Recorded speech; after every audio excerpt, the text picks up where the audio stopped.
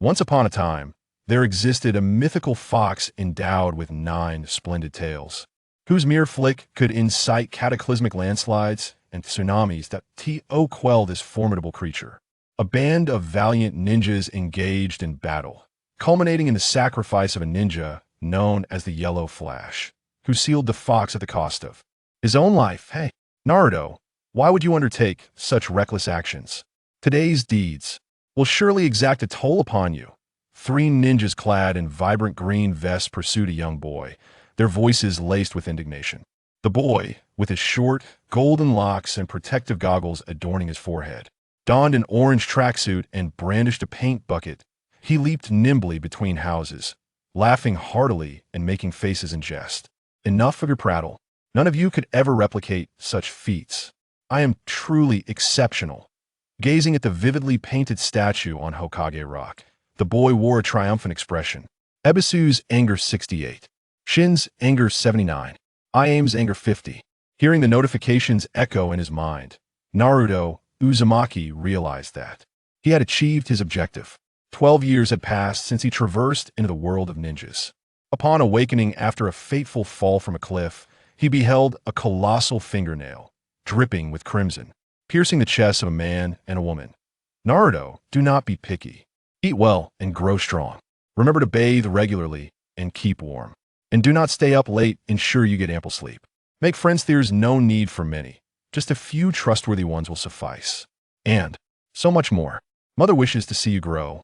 Naruto, as the woman spoke, tears streamed down her cheeks, a scene that remained etched in Chen Yang's heart. Over these 12 years, Chen Yang endured the cold glares and disdain of those around him. Much like the original Naruto Uzumaki, in retaliation to their insults, monster in full Chen Yang would retort in kind, for he knew that the Umbu shadowed him, and the adults dared not act against him. His existence was marked by profound solitude, subsisting on meager allowances bestowed by the 3rd Hokage, devoid of companionship. However, in recent days, Chen Yang experienced an awakening of a system known as the anger value system, which generated anger through inciting others. This anger could be transformed into rewards through a lottery system, prompting a transformation in his demeanor as he embraced the role of the mischief maker, Naruto Uzumaki. Name: Naruto Uzumaki. Age: 12.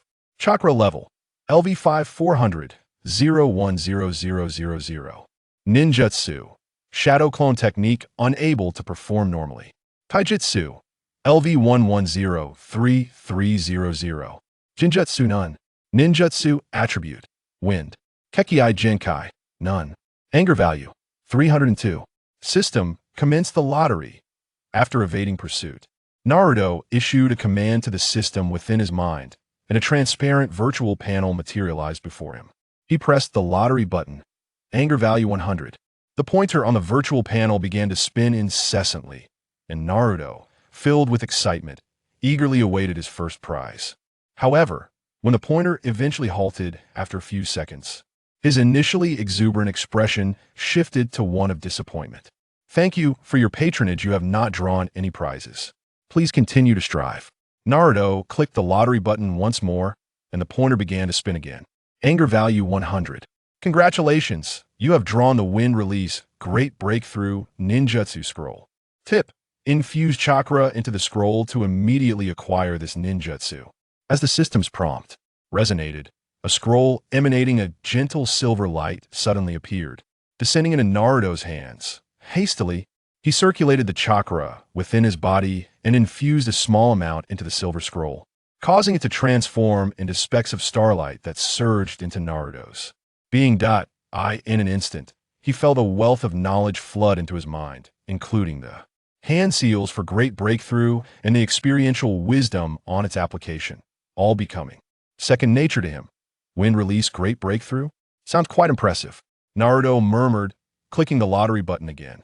Anger value 100. Congratulations. You have gained the ability to fully master your own chakra. As the system's voice faded, a burst of silver light emerged from the virtual interface, enveloping Naruto's lower abdomen in a swirling embrace. A special mark subtly inscribed itself upon the 8 trigram seal, transforming the previously overflowing red chakra into a soft blue hue. Subsequently, the silver light swept through Naruto's entire network of chakra pathways, leaving him with an exhilarating sensation that coursed from his head to his toes, prompting an involuntary shiver of pleasure. This feels amazing. However, it seemed the mood had shifted somewhat. The ability to fully master one's chakra was undoubtedly a remarkable gift. Techniques such as the shadow clone technique, transformation technique, body replacement technique, and the ability to walk on water and trees all required meticulous control over chakra. Yet, Naruto's mastery over chakra had always been a chaotic mess. His chakra volume was 100 times that of Kakashi's, and the only ones comparable to him were likely the rogue, ninja, Kisame Hashigaki from the Mist Village, and legendary figures like Hashirama Senju and Madara Uchiha. Despite this, Naruto had consistently ranked at the bottom of his class. The reason was simple. His body, influenced by the Nine-Tails chakra, rendered his control over chakra exceedingly erratic, preventing any fine-tuned manipulation. Now, possessing the ability to fully master his chakra was akin to exponentially enhancing his strength. Naruto was likely on the verge of transforming from the lowest performer into a top student. Oh no, today is the ninja graduation exam. If I don't hurry, I'll miss it. Suddenly recalling this, Naruto dashed towards the ninja academy. Inside the academy, Irika Yumino and Mizuki were seated at the desk, holding a form. Next, Uchiha Sasuke, accompanied by Irika's voice, a boy with long black hair, ascended the podium. His expression icy as he deftly maneuvered his fingers, forming a simple hand seal. Before him, boom, with a burst of white smoke, a clone of Uchiha Sasuke materialized beside him, mirroring his demeanor and movements almost perfectly. 95 points, quite impressive, Irika remarked. This spectacle elicited a chorus of gasps and squeals from the female students in the classroom, not only due to the successful execution of shadow clone technique, but also because Uchiha Sasuke's striking good looks placed him among the most handsome in the class. That jerk, how infuriating. I just want to give him a good beating. But you can't overpower him. Shut up. The boys, led by Inuzuka Kiba, watched below with clenched jaws, their frustration palpable as Uchiha Sasuke effortlessly stole the limelight, leaving them decidedly disgruntled. Uchiha Sasuke remained indifferent to the reactions of the students below, returning to his seat with an expression of cold detachment. His prowess was sufficient to instill a sense of pride in him before all the students. However, in his heart, he regarded them merely as the green leaves that accentuate the flowers, unworthy of sharing the same stage with him. There was only one man he aspired to surpass, a man he was also destined to eliminate. Next, Uzumaki Naruto. Irika called out repeatedly, but the silence from the audience persisted. Scanning the students below, a flicker of irritation crossed his face. To miss the graduation exam suggested that Naruto truly did not value his aspiration to become a ninja. He decided to mark Naruto's name as absent on the form. Just then, Mizuki seized Irika's arm, halting his action. Wait, Irika-sensei, perhaps Naruto had something that delayed him. Let us wait a moment longer. Irika, perplexed, failed to comprehend Mizuki's intervention. What is it, Mizuki? Are you truly going to plead on his behalf? Suddenly, the classroom door was thrust open with great force, slamming against the wall with a resounding thud. Apologies for my tardiness. I hope I haven't missed the examination. Naruto strode into the classroom, offering an awkward smile to the two teachers. Irika's anger level 60, Mizuki's anger level 20, Sakura's anger level 10, Sasuke's anger level 20. Naruto's presence now diverged significantly from the original narrative. Since enrolling in the Ninja Academy, he had always been an inconspicuous figure, not only ranking last in academics, but also seldom engaging in conversation. Even less so than the reticent Sasuke. Yet, his audacious entrance now left everyone slightly taken aback. Naruto, you actually dared to arrive late for the graduation exam, Irika exclaimed, rising from his desk to unleash a tirade upon him. Irika-sensei, I apologize for my delay. I was helping an elderly lady cross the street, Naruto replied sheepishly, scratching the back of his head and fabricating a reason. Had Irika known that Naruto had been busy painting the Hokage rock, he might have contemplated throttling him. TCH. Indeed, a chorus of boos erupted from the students below, as few believed such a trite excuse. Observing Irika's growing frustration, Mizuki quickly intervened. Naruto, it's all right. It's your turn for the exam now. Please proceed. Noticing Mizuki's amiable demeanor, Naruto felt no surprise. This was not the first instance of Mizuki showing him special consideration. Having lived 2 lives, Naruto's maturity belied his 12 years. As a time traveler who has perused the original work, Naruto naturally discerned the ulterior motives behind Mizuki's unusual approach towards him. Aside from the desire to enlist Naruto's aid in pilfering the Forbidden Scroll, there seemed to be no other purpose. Whether that fellow participated in the exam or not, the outcome would undoubtedly be the same. Failure was inevitable. Indeed, I have heard whispers that he cannot even execute the shadow clone technique. What is the point of his efforts? This year's list of repeat students at the Ninja Academy likely includes his name. The students in the classroom chattered incessantly, their disdain for Naruto unabashedly evident in their eyes. The boys, in particular, raised their voices, relishing the arrival of someone to occupy the bottom rung after Uchiha Sasuke had stolen the spotlight. This provided them with a semblance of balance.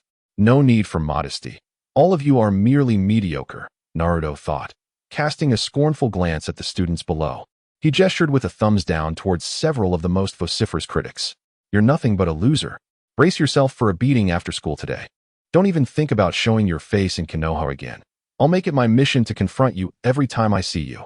Naruto's provocative words ignited a blaze of fury among the students. They were seething, itching to rush forward and teach him a lesson. Yet, as Naruto listened to the notifications of rising anger in his mind, he felt an immense sense of joy. The more furious they were, the more anger points he could accumulate. However, to avoid inciting a full-scale riot, Naruto wisely chose to withdraw, slowly making his way to the front of the classroom. With a series of swift hand movements, he formed a simple seal. With a resounding poof, 3 clones materialized beside him. One of these clones bore an exact likeness to Naruto, while the other 2 resembled Iruka and Mizuki respectively. Iruka-sensei, Mizuki-sensei, has my shadow clone technique passed? The 3 clones approached the podium, each inquiring with distinct voices about the teacher's assessments. This shadow clone technique is indistinguishable from the real thing. Iruka gasped, his eyes wide with astonishment as he beheld Naruto's 3 clones. Naruto, how could you? Mizuki echoed, equally incredulous. He had been covertly observing Naruto, hoping that the young ninja would falter in this examination, thus compelling him to assist in the theft of the Forbidden Scroll. Yet, he had never anticipated that Naruto would display such remarkable prowess. It is widely known that the shadow clone technique is merely a fundamental ninjutsu. Unlike true elemental clones, the basic version generates mere illusions, serving only to confuse adversaries without any lethal capability. However, Naruto astonishingly managed to execute the technique to create 3 clones at once, all appearing remarkably tangible. This was nothing short of extraordinary. Even the previously outstanding Sakura Haruno and Sasuke Uchiha found themselves overshadowed in Naruto's presence. Kiba Inuzuka rubbed his eyes vigorously. Incredulous, is this for real? Naruto is actually this formidable. Shikamaru Nara, leisurely resting his chin on his desk, remarked, now this is interesting. Naruto has publicly humiliated everyone. Sakura's mouth fell agape, disbelief etched across her face.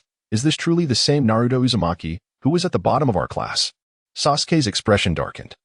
A flicker of enmity in his gaze toward Naruto. Has he been pretending to be a fool all along? In truth, Naruto's achievements were largely attributed to his relentless training. Although the chakra within him was influenced by the 9 tails, preventing him from mastering it with precision, he never succumbed to defeat, persistently experimenting with various methods in hopes of finding a breakthrough. While it could be said that Naruto's current success was aided by the system, it was also a testament to his diligent efforts. Success is seldom instantaneous. Behind every triumph lies an abundance of hard work and perseverance. Uzumaki Naruto. Perfect score, 100 points. Iruka announced a score that astonished everyone. Since the establishment of the Ninja Academy, no student had ever utilized the shadow clone technique to such an extent, making this high score truly well-deserved. Naruto returned to his seat with a sense of detachment as the graduation exam continued. Students in the class murmured amongst themselves, the focus of their discussion shifting from Sasuke Uchiha to the now dominant Uzumaki Naruto.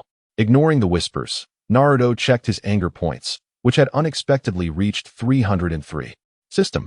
Commenced the lottery, he commanded in his mind, and a virtual panel materialized before him.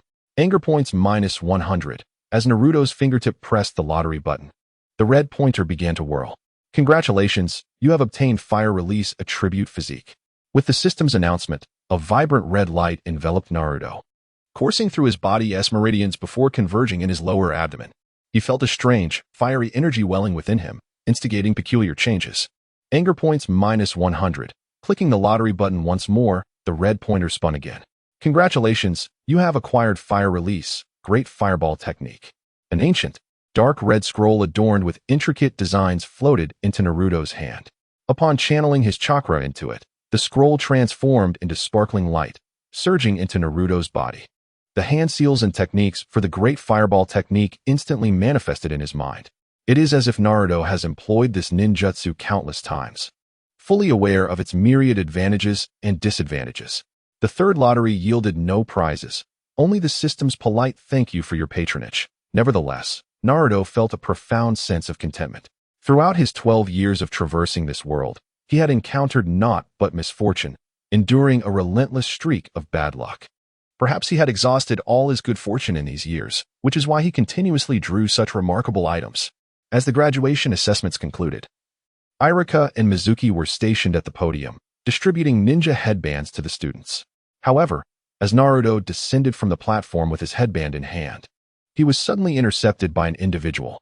Uzumaki Naruto, I wish to challenge you. Are you willing to accept? Uchiha Sasuke's piercing gaze fixated on Naruto, his expression dark with anticipation for a response. A challenge? Why should I accept your challenge? Naruto remarked nonchalantly, casting a casual glance at him. Uchiha Sasuke's anger level 20. Sasuke was deeply vexed. Issuing a challenge signified an acknowledgement of the other's prowess. Yet, Naruto's question implied that he regarded Sasuke with indifference. Are you afraid to face me? Sasuke seethed with frustration, feeling powerless against Naruto. As the atmosphere between the two grew tense, their classmates began to gather around, intrigued by the unfolding drama. What is going on? The underdog is clashing with Uchiha Sasuke? You better watch out. Naruto isn't the underdog anymore. The students chattered animatedly, and the examination hall descended into chaos. What are you all doing?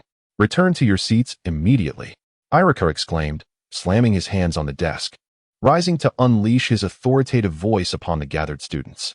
Report, Irika-sensei. It was Uchiha Sasuke who instigated, claiming he would challenge me to a duel once the headbands were distributed. Naruto raised his hand innocently, earning exasperated glares from Sasuke and his female admirers. Akimichi Chuji's anger level 20, Yamanaka Ino's anger level 20, Haruno Sakura's anger level 60. The sudden enhancement of Naruto's abilities left not only the students baffled but also Irika, who felt a profound sense of confusion. Over the 6 years at the Ninja Academy, Naruto had never exhibited remarkable achievements. His transformation into someone so formidable seemed almost otherworldly, casting doubt in Irika's mind. At that moment, Irika conceived an idea to test Naruto's true capabilities. Clearing his throat, he said slowly, "Well then, Naruto, it is entirely normal for ninjas to engage in friendly sparring matches. Such encounters can enhance your skills and help you identify your weaknesses." Irika rambled on, ultimately encouraging Naruto to agree to a duel with Sasuke. "Very well, I accept Uchiha Sasuke's challenge." Naruto pondered for a moment, his gaze sweeping across the other students in the classroom, and with a mischievous smile, he declared, "If anyone among you wishes to challenge me, I am always ready." This audacious proclamation incited a wave of anger among the students, who yearned to rush at Naruto and teach him a lesson. How could someone be so arrogant? So brazenly ostentatious in front of everyone? Was there anyone more shameless than this guy? Once the ninja headbands were distributed and the students donned their new symbols, Irika and Mizuki organized them on the school playground. The purpose was clear, a duel between Naruto and Sasuke. Sasuke, go for it. Defeat the conceited Naruto. Sasuke-kun, you are the coolest. You must do your best. As Naruto and Sasuke stood opposing each other in the center of the playground, numerous female voices rallied in support of Sasuke. Sasuke, brimming with confidence, believed he would soon overcome this irritating opponent. Yet, he remained oblivious to the fact that Naruto had transcended their previous levels of competition. With both wind and fire chakra attributes, and an immense reservoir of chakra, Naruto's capabilities far surpassed those of even many of Konoha's Ch-nin. I hereby declare the friendship duel between Uchiha Sasuke and Uzumaki Naruto to commence. With Irika's words, Sasuke charged towards Naruto, swiftly retrieving shurikens from his person and hurling them at Naruto. The shurikens sliced through the air, creating a sharp whistling sound as they flew towards him at an incredible speed. A smile graced Naruto's lips. He remained unperturbed. Since freeing himself from the tumult of the Nine Tails chakra, he had experienced a profound transformation in his abilities. His physical coordination and precise control over chakra had reached an entirely new realm. Even the shurikens flying towards him seemed to slow down in his perception. As a transmigrator familiar with the original narrative, he understood how to manipulate chakra at his feet. With 2 layers of pale blue light emanating from the soles of his shoes, he effortlessly dodged every shuriken with fluid movements. Each shuriken grazed past him, embedding itself into the ground, yet not a single one touched the hem of his clothing. Sasuke, is that all you've got? Completely inadequate. Sasuke's anger surged as he glared at Naruto, unable to comprehend how effortlessly Naruto had evaded all his attacks. Autumn Path, Sukahana's anger level increased by 19, Yamanaka Ino's by 26, and Haruno Sakura's by 15. Sasuke-kun, go for it. We support you. Sasuke-kun, defeat that underachiever and make him aware of your prowess. The fervent fans of Uchiha Sasuke erupted in a frenzy, waving their small fists in encouragement. Naruto, however, paid no heed to their words. Instead, he felt a surge of delight at their anger as he heard the notification chime of escalating fury in his mind. Yet, apart from Sasuke's infatuated female admirers, the majority present were filled with astonishment. They had come to realize that Naruto possessed genuine strength, not mere boastful claims. The ease with which he dodged numerous shurikens prompted them to introspect. None could achieve what he did. With a sudden movement, Naruto lowered his crossed arms and beckoned Sasuke with a finger, challenging him to unleash his strongest technique. Enough of these childish tricks. They are utterly inadequate. Damn you. Uchiha Sasuke seethed, perceiving the disdain in Naruto's eyes. It was a look he had encountered before, years ago, when Uchiha Itachi had decimated their clan, leaving him alone in the aftermath. Memories of his fallen consurged in his mind, igniting a deep-seated hatred for Itachi. Die, you bastard. Sasuke's gaze burned with fury as he fixated on Naruto, the embodiment of his suppressed rage. In a swift motion, Sasuke leaped into the air, shuriken cascading from his sleeves as he executed a 360-degree spin, launching the weapons with precision. To everyone's astonishment, the first target of his shuriken was not Naruto, but a point in midair. The blades clashed, sending sparks flying. As the last shuriken left Sasuke's hand, several others collided midair, hurtling towards Naruto from various angles, effectively sealing off every potential escape route and targeting his vital points. Stop. This is merely a spar. Do not attempt to kill your opponent. Iruka sensed Sasuke's escalating emotions, having intended merely to gauge Naruto's abilities without risking harm to either student. It's fine, Iruka-sensei, Naruto interjected, drawing a shuriken from his tool pouch. As he evaded the incoming projectiles, he skillfully deflected them with his own weapon, the clashing shurikens ringing out in a series of sharp, metallic sounds. As Naruto had yet to catch his breath, Sasuke swiftly surged forward, his hands deftly weaving a series of fire-style hand seals. Fire-style, great fireball technique. Sasuke's cheeks puffed up, and a stream of fire erupted from his mouth. The flame extended outward, its intensity rapidly expanding, forming a colossal fireball before him. The heat radiating from the fireball was exceptionally searing, swiftly withering the grass beneath. As the fireball rolled towards Naruto, it even carved a shallow trench into the ground of the playground. Truly, Sasuke's mastery of the fire-style ninjutsu was remarkable. Goodness, is this really a technique that a mere newly graduated genin can wield? The prowess of the Uchiha clan is indeed formidable. The students gazed in awe at the fireball not far away, their eyes wide with disbelief. They could hardly fathom that at the tender age of 12, while they were still engaged in games of hide and seek, Sasuke could unleash such a powerful fire technique. As the students marveled, Naruto was already mirroring Sasuke's hand seals with fervor. Fire-style, great fireball technique. Naruto's cheeks swelled, and a torrent of flame burst forth from his mouth. Yet the ferocity of his blaze surpassed that of Sasuke's by a considerable margin. Even the fireball he conjured was significantly larger than Sasuke's. When the two fireballs collided, a tremendous wave of fire surged skyward, showering the area with countless sparks and creating shallow craters in the ground. However, Sasuke's fireball began to falter, unable to withstand the onslaught of Naruto's massive inferno. Darn it! Sasuke felt his mind go blank, staring in shock at the approaching fireball, his body trembling uncontrollably. If that colossal fireball were to roll over him, he would undoubtedly suffer grievous harm.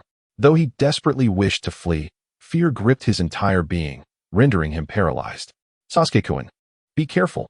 Sakura, Sasuke's devoted fan, cried out in alarm as she witnessed his perilous predicament. Yet, there was little she could do to assist him. Just as the fireball was about to make contact with Sasuke, a figure swiftly appeared at his side, lifting him away from danger. After carrying Sasuke to the other end of the playground, the onlookers finally discerned the identity of the savior. Sasuke, didn't we agree this was a spar? Why did you resort to such a technique? Irika's voice rang out in anger, his gaze directed at Sasuke, filled with reproach. The one who had just rescued Sasuke was indeed Irika himself. Teacher, I'm sorry, Sasuke stammered, having regained his composure, though his eyes were fixed on Naruto in the distance. This guy truly is a formidable opponent. He shall be my first target to defeat. Sasuke mused inwardly, fully acknowledging Naruto's strength. The recent confrontation was devoid of any falsehood. Indeed, he was definitively defeated. My heavens! Naruto has actually triumphed over the top student, Uchiha Sasuke? Am I dreaming? Is this all truly real? The students, still reeling from the earlier battle, chattered excitedly, pointing at Naruto. However, the tone of their discussions had shifted. No longer were they questioning him, but rather expressing astonishment and a hint of admiration. At the tender age of 12, he was capable of unleashing such formidable fire-style ninjutsu, demonstrating a level of mastery akin to that of a seasoned practitioner. To the onlookers, what Naruto accomplished seemed utterly unattainable. If Uchiha Sasuke is deemed a prodigy of the Ninja Academy, then Naruto is a veritable monster among geniuses. For only a being of such caliber could wield techniques of such extraordinary prowess. Naruto stood quietly in the center of the playground, and although this display of strength was undoubtedly ostentatious, he remained unfazed by the moment's brilliance after 12 years of endurance. This was merely the beginning. More astonishing feats would undoubtedly unfold in Naruto's journey. Irika approached the center of the playground, his gaze toward Naruto laced with complexity. Indeed, possessing such strength at this age is a rarity. I hope you will find your path and dedicate yourself to protecting Konoha. With that, Irika grasped Naruto's arm and raised it high, proclaiming, in this friendly match, Uzumaki Naruto emerges victorious. Yet, let it be noted that Sasuke's prowess is equally commendable. May you both serve as examples, inspiring your peers to diligently hone their ninjutsu and aspire to become outstanding ninjas of Konoha. At that moment, a ninja clad in a green vest sprinted towards them. Wearing a headband and sunglasses, he scanned the gathering students with keen eyes. Sensing impending trouble, Naruto instinctively moved toward the crowd, hoping to evade the approaching Hibiki. However, Hibiki's gaze was sharp. After a mere glance, he had already spotted Naruto. Irika, it's this brat. He has defaced the Hokage rock. The statues of all previous Hokage have been sullied by his reckless vandalism. You must hold him accountable. Hibiki's anger level 26, Irika's anger level 15. Naruto, what on earth are you doing? Irika advanced swiftly, seizing Naruto and unleashing a thunderous reprimand exceeding 100 decibels. Heh. Irika-sensei, I acknowledge my mistake. Naruto chuckled awkwardly, rubbing his buzzing ears. Goodness, it seems Irika has trained in the art of the lion's roar. He rivals even the most formidable of landlords. Is it truly useful to acknowledge one's mistakes? Now, immediately, go and clean the statues of the Hokage. Irika's voice thundered again, reverberating through the air and causing the surrounding students to wince in sympathy for Naruto. Thus, the graduation examination concluded amidst this farce, with the students forming small groups of 3, each assigned a leading teacher. Upon learning that their instructor would be a jonin, excitement and anticipation surfaced among the students. However, Naruto was acutely aware that each class was allocated based on familial ties or other underlying factors. Naturally, Naruto's Class 7 was to be led by Kakashi Hatake, the copy ninja with the Sharingan. This class contained 2 potential time bombs, Naruto Uzumaki, the Nine-Tails Jinchuriki, and Sasuke Uchiha, the last scion of the Uchiha clan. Kakashi guiding these 2 was undoubtedly the most fitting choice, a decision personally orchestrated by Hiruzen Sarutobi. As the sun sank slowly behind the mountains, the warmth of Konohagakure gradually diminished, replaced by a cooling breeze as night approached. A small suspension bridge hung at the Hokage rock, where a young boy clad in an orange tracksuit stood, his face etched with frustration as he scrubbed the paint from the Hokage statue. Naruto, you must clean it all today, otherwise you won't be returning home tonight. Irika, arms crossed, stood above on the Hokage rock, directing Naruto below. Irika, perhaps I should descend and assist him. The darkness is nearing, and we shouldn't waste time. Suddenly, Mizuki leaped down, landing next to Naruto, seizing a cloth from a nearby bucket to help him scrub. Hey, Mizuki, what are you doing? Irika was perplexed by Mizuki's actions. He had intended for Naruto to clean the paint himself, as a lesson in taking responsibility for one's own mistakes. Since he had made a mess of the Hokage statues, it was only right that he should rectify it. Yet, Mizuki's intervention seemed to undermine Irika's intentions, compelling Naruto to undertake tasks he should manage alone. Well, let him be. Irika sighed, leaping down from the small bridge to assist Naruto in his task. Thank you so much, teachers. If you hadn't helped, I'd probably still be scrubbing until nightfall. Naruto chuckled, expressing his gratitude. Irika, with earnestness, replied, Naruto, I want you to clean this paint to impart the lesson of considering the consequences before acting. Don't always rush into things without thought. Yes, Irika-sensei, I understand. Naruto responded, a hint of impatience in his tone. Although it is understood that Irika acts out of goodwill, is it not the age of playfulness for a child around 10? Engaging in such harmless pranks is not excessively inappropriate. With the assistance of Irika and Mizuki, the monumental task of cleaning the statues of the Hokage was finally completed just before dusk. Naruto, remember to arrive at school on time tomorrow.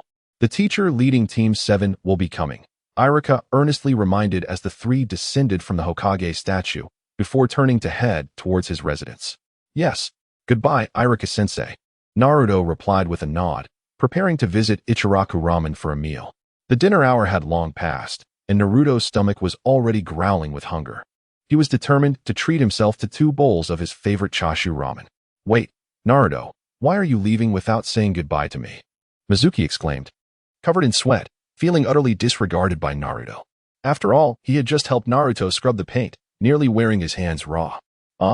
Mizuki-sensei. I didn't realize you were still here. Naruto feigned surprise, as if just now noticing his presence. It was not Naruto's intention to distance himself. Rather, Mizuki's ill intentions made Naruto reluctant to engage with him. Mizuki's anger level 16. A flicker of irritation passed through Mizuki's eyes, but he quickly donned a smile and laughed. Naruto, since I haven't had dinner yet, how about I treat you to ramen? Naruto nodded enthusiastically. Sure, thank you very much, Mizuki-sensei. A treat of ramen? What a delightful surprise. With the end of the month approaching, the living expenses provided by the third Hokage had dwindled significantly. Initially, Naruto planned to have just 2 bowls of chashu ramen, but considering his appetite, that would scarcely suffice. Since Mizuki was willing to be the benefactor, Naruto readily agreed. Uncle, I'll have 6 bowls of chashu ramen and 6 bowls of beef ramen, he called out as he lifted the curtain at the entrance of Ichiraku Ramen. Mizuki's anger level 36. Not a problem. Naruto, you are truly extravagant today. The ramen chef greeted him with a warm smile, always welcoming Naruto with enthusiasm. Perhaps Naruto's fondness for Ichiraku's ramen brought satisfaction to the chef, who, alongside his daughter Ayam, were among the few in Konoha who treated Naruto kindly. Naruto, I can't eat that much. You might want to order less, Mizuki said, sitting on a stool beside Naruto. He was concerned for his wallet, as 1 bowl of ramen costs 60 ryo, totaling 720 ryo for 12 bowls. Mizuki-sensei, you misunderstand. I didn't order that for you just now. If you want anything, feel free to order for yourself. Naruto smiled innocently, resembling a naive child, entirely oblivious to the pained expression on Shimoku's face. Well, all right then. I shall have a bowl of beef noodles as well. Shimoku felt a surge of frustration within, mentally lamenting the situation. No wonder Naruto struggled with interpersonal relationships. Whenever someone offered a meal, he would indulge to the extreme. Initially, Shimoku merely intended to treat Naruto to a bowl of noodles to foster their relationship. Yet Naruto had the audacity to request 10 bowls, nearly consuming a fifth of his salary. Naruto, 1 bowl of chashu ramen and 1 bowl of beef noodles for you. Please enjoy. The ramen shop owner cheerfully set 2 bowls of steaming noodles before them. The bowls emanated a fragrant steam, complemented by the shop's secret broth and tender meat. Just the aroma alone made one's mouth water. Thank you, sir. I'm diving in. Naruto wasted no time, eagerly grasping his chopsticks and slurping the noodles voraciously. By the way, Naruto, congratulations on your graduation from the Ninja Academy. Shimoku's thoughts were far from the noodles. He had meticulously devised a strategy to approach Naruto. aiming to persuade him to help steal the Book of Seals. Thank you, Shimoku-sensei.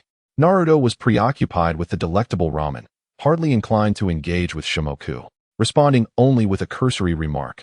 However, Shimoku remained unfazed by Naruto's indifference, continuing to weave a narrative to strengthen their bond. Naruto, I understand that you have had a difficult time in Konoha over the years.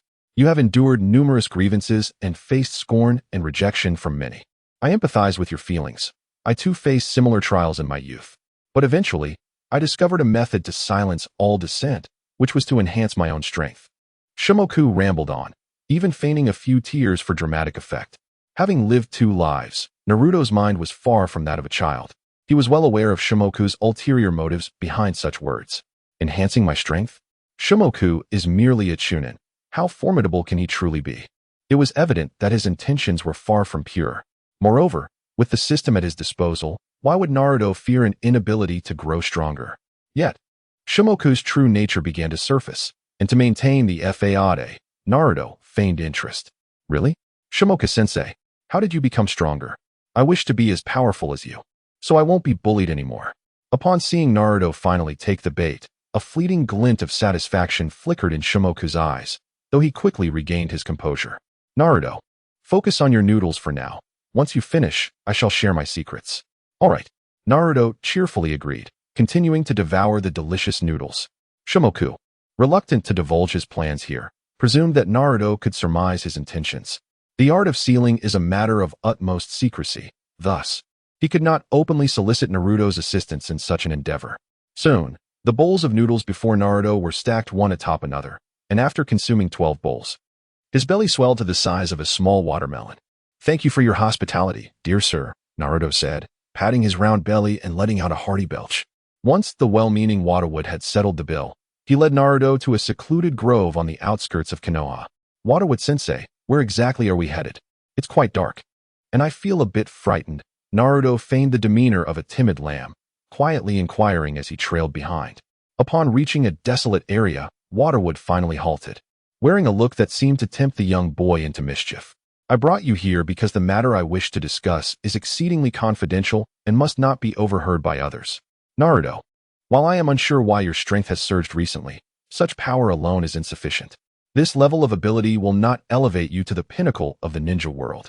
Within the forbidden section of Konoha's library lies a tome of universal sealing techniques, a book containing powerful jutsu left behind by generations of Hokage.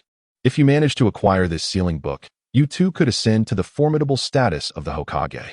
No one would dare to treat you as they once did. You would be regarded with newfound respect, perhaps even becoming Hokage yourself one day. Watawood rambled on, convinced that his words would be a tremendous temptation for Naruto. The sealing book? But Watawood-sensei, I've heard that stealing confidential documents from Konoha is a grave crime, Naruto replied, his face a mask of hesitation, though a flicker of intrigue was evident as he eagerly played along with Watawood's charade. Watawood's anger level 12, do not fret about that, Watawood urged.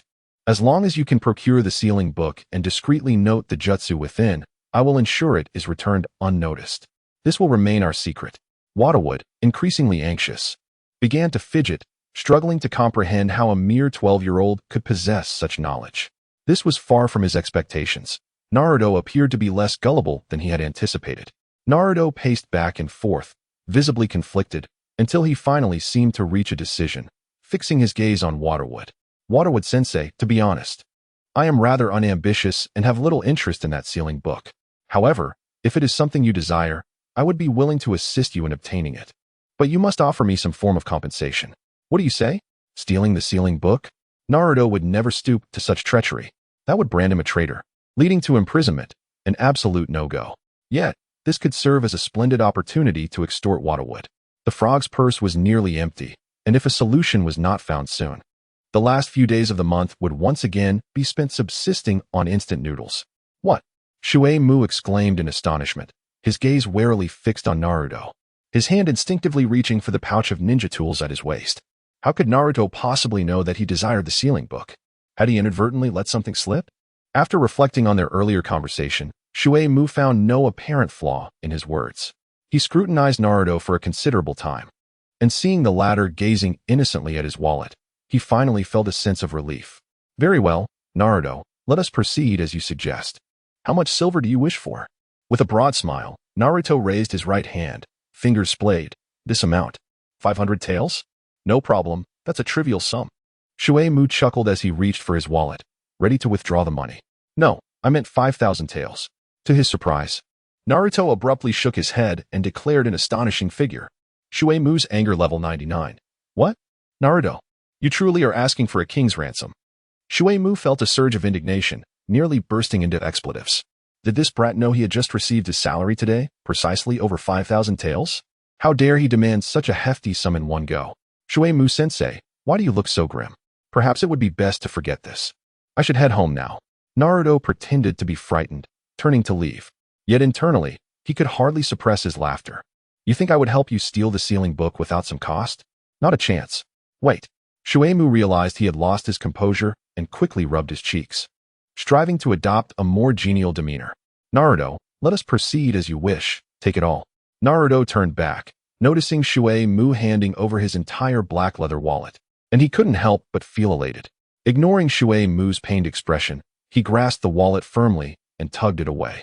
Thank you, Shuei-sensei. It's quite late. We should return home to rest. Tomorrow, I will certainly help you acquire the sealing book. Shuei anger level 99. Wait. Shuei could no longer contain his fury, his expression darkening to an extreme. He truly began to doubt whether he was being toyed with by this 12-year-old brat. Right now, immediately. If not, I want all that money back, and I will make sure to give you a beating. Understood, Shuei-sensei. Naruto recoiled in feigned terror, panic evident on his face. Yet in his mind, he scoffed. You think I'll return the money now that it's in my hands? Not a chance. Besides, with my current strength, whether you could catch me is still debatable. In the Hokage's office, Sarutobi Hiruzen, pipe in mouth, gazed with bleary old eyes at the crystal ball on his desk. The entire conversation between Naruto and Shuei was displayed within the orb. Come in. Sarutobi Hiruzen called softly, stowing away the crystal ball. With a swift motion, a masked figure emerged from the void. Third Hokage, what is your command? Sarutobi Hiruzen added a pinch of tobacco to his pipe, lifting his eyelids to issue a directive. Withdraw all guards and barriers from the library. The masked figure paused for a brief moment, yet remained motionless. Third Hokage, the library is a vital stronghold of Konoha.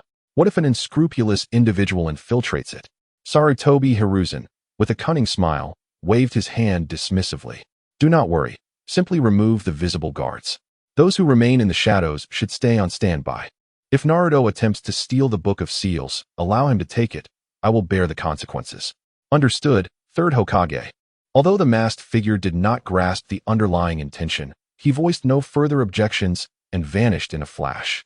Naruto, what choice will you ultimately make? Though you have endured these years, behaving more maturely than a child should, I still hope you harbor no darkness within, lest you become a pawn for others. Sarutobi Hiruzen murmured to himself, suddenly retrieving a crystal ball from his robe, channeling his chakra into it. The once transparent orb displayed the scene of the women's bathhouse in Konoha. The playful antics of the young maidens unfolded like a film before him. Sarutobi's previously stern demeanor softened, his gaze fixated on the crystal ball, unwilling to blink lest he miss any detail. Ah, this one is quite nice, ample in size, and this one, even better, fairer still. The location of the Konoha library was in close proximity to the Hokage's office. In his youth, Naruto had often passed by it. The place was typically heavily guarded, with Umbu ninjas stationed at various levels. At this moment, Naruto found himself on the streets surrounding the library, surveying his surroundings. This district primarily housed the offices of ninjas, with relatively few villagers, rendering the area somewhat desolate. A tall wall enclosed the library, obscuring the interior from view.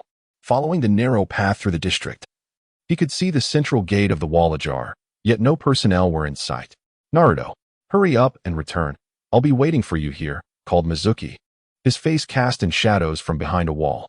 Got it, Naruto replied somewhat impatiently, yet internally he wrestled with uncertainty.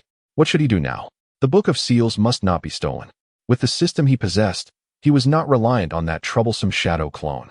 However, Mizuki was right behind him, observing. If he chose not to enter, a confrontation would surely ensue. After much contemplation, Naruto finally took a step towards the library. His intention was not to pilfer the forbidden book, but rather to acquire a counterfeit version to deceive Shimizu. When the situation escalated, Shimizu, The traitor who had led him astray would undoubtedly be apprehended and imprisoned. Meanwhile, Naruto would manage to extricate himself from the predicament, successfully pocketing the 5,000 ryo. Who could truly fathom the hardships of a child without parents? To deceive for a meager living expense, he found himself embroiled in such perilous circumstances. Naruto lamented inwardly, attributing his plight to the meager living allowance bestowed by the third Hokage. With a monthly stipend of merely 800 ryo, how could one sustain themselves when a bowl of ramen costs 60 ryo? Employing his body flicker technique, Naruto swiftly approached the library. Although the entrance was unguarded, he remained cautious and chose to scale the wall instead. Channeling chakra to his feet, a faint blue glow enveloped the soles of his shoes, allowing him to ascend the towering wall with ease. Standing atop the 5-meter-high barrier, the scene within came into view. Below lay a crystal-clear pond, at the center of which arched a spacious bridge. Crossing the bridge would lead to a quaint cluster of European-style buildings behind. Naruto leapt down from the wall, his feet landing firmly upon the water's surface without sinking. As he walked across the clear pond towards the cluster of buildings, the gentle sound of flowing water accompanied his steps. Noticing the absence of any guards, Naruto's confidence swelled. He casually pushed open the wooden door and stepped inside. To his surprise, the place was devoid of any occupants, yet the lights were aglow. Unbeknownst to him, masked Umbu members were lurking in the concealed corners of the beams, closely monitoring his actions, though Naruto's current abilities prevented him from detecting their presence. As he surveyed the interior, a look of astonishment crossed Naruto's face. He was taken aback to discover that this elongated structure was an interconnected expanse, devoid of any partitions. Standing at the central entrance, he turned to glance at either end, where the space stretched nearly 100 meters. Within this vast area, there was nothing but rows upon rows of bookshelves, each adorned with clear signage indicating the sections. There were areas designated for detailed mission briefings from Konoha, maps of the ninja continent, records of past powerful ninjas, and a repository for various ninjutsu types. Naruto was utterly astonished by the sheer volume of information housed within this library, which he realized was not merely a repository of books, but rather Konoha's treasure trove of knowledge. As he glanced around, he ultimately gravitated towards a section labeled for storing blank scrolls. Retrieving a large scroll from the shelf, he unfurled it on the ground and then reached into his bag to procure a pen. Commencing to inscribe upon the blank scroll, Naruto fervently scribbled away. The Great Wind Technique, an A-rank ninjutsu, requires the seals of rat, horse, snake, dragon, mouse, ox, and tiger. The technique involves channeling wind attribute chakra within the body, melding it with the prescribed seals, while simultaneously circulating the chakra through all the meridians.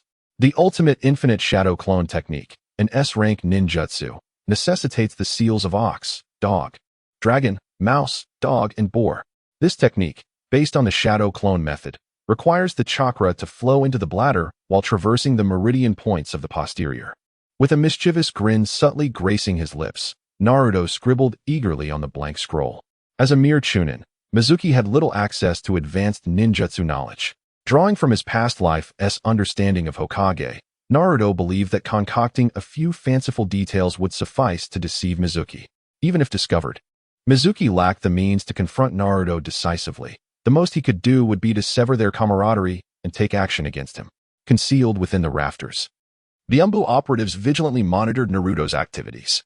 The third Hokage had issued orders permitting Naruto to retrieve the Forbidden Scroll.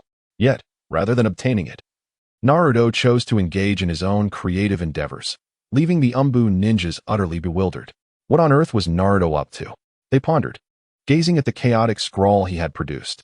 Approximately 20 minutes later, Naruto triumphantly completed his task, the lengthy scroll now brimming with his haphazard writing. He lifted the scroll from the ground, cradling it in his hands as he dashed towards the door. Upon witnessing Naruto emerge with the expansive scroll, a flicker of delight crossed Mizuki's eyes, and he eagerly snatched the scroll from Naruto's grasp. "Well done, Naruto. I owe you one," Mizuki exclaimed. "Teacher Mizuki, I'll take my leave now." "Don't forget to return that scroll later," Naruto replied, lacking confidence in his own creation and prepared to make a hasty exit. Mizuki, now unfastening the scroll's tie, sought to discern its authenticity. Initially filled with joy upon surveying the ninjutsu inscribed upon it, his expression swiftly darkened as he continued to read. "Wait, Naruto, why does the writing on this scroll appear so atrocious? Moreover, the ink hasn't even dried." A pang of anxiety struck Naruto.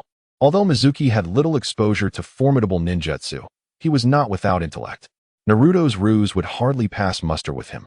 Teacher Mizuki, I'm not aware of the quality of the writing. I've never seen the contents inside. As for the wet ink, it must be due to the recent rainfall, causing the scroll to become damp, Naruto stammered, his steps hastening significantly, almost resorting to the body flicker technique to flee. Stop right there, Naruto. Do you truly take me for a fool? Shuemu, filled with rage, gritted his teeth and hastily drew a kunai from his waist pouch, pursuing Naruto with fervor. It was only now that he realized that he, a dignified instructor at the Ninja Academy, had been toyed with by a mere student. Shuemu-sensei, let us have a civil discussion. There is no need for violence. Naruto, catching a glimpse of Shuemu in his peripheral vision, swiftly employed the body flicker technique to flee the scene. Whoosh, whoosh. The tall and short figures darted between the buildings in the district. The taller one, seething with anger, hurled threats as he chased the smaller figure. He occasionally retrieved shurikens from his pouch, aiming to strike the diminutive target. Yet, the smaller figure seemed to possess an uncanny awareness, deftly evading the shurikens with perfect timing. Thus, the chase continued until they crossed the district and entered a wooded area to the east of Konohagakure. Stop right there, you foolish fox. You wretched creature born without a mother.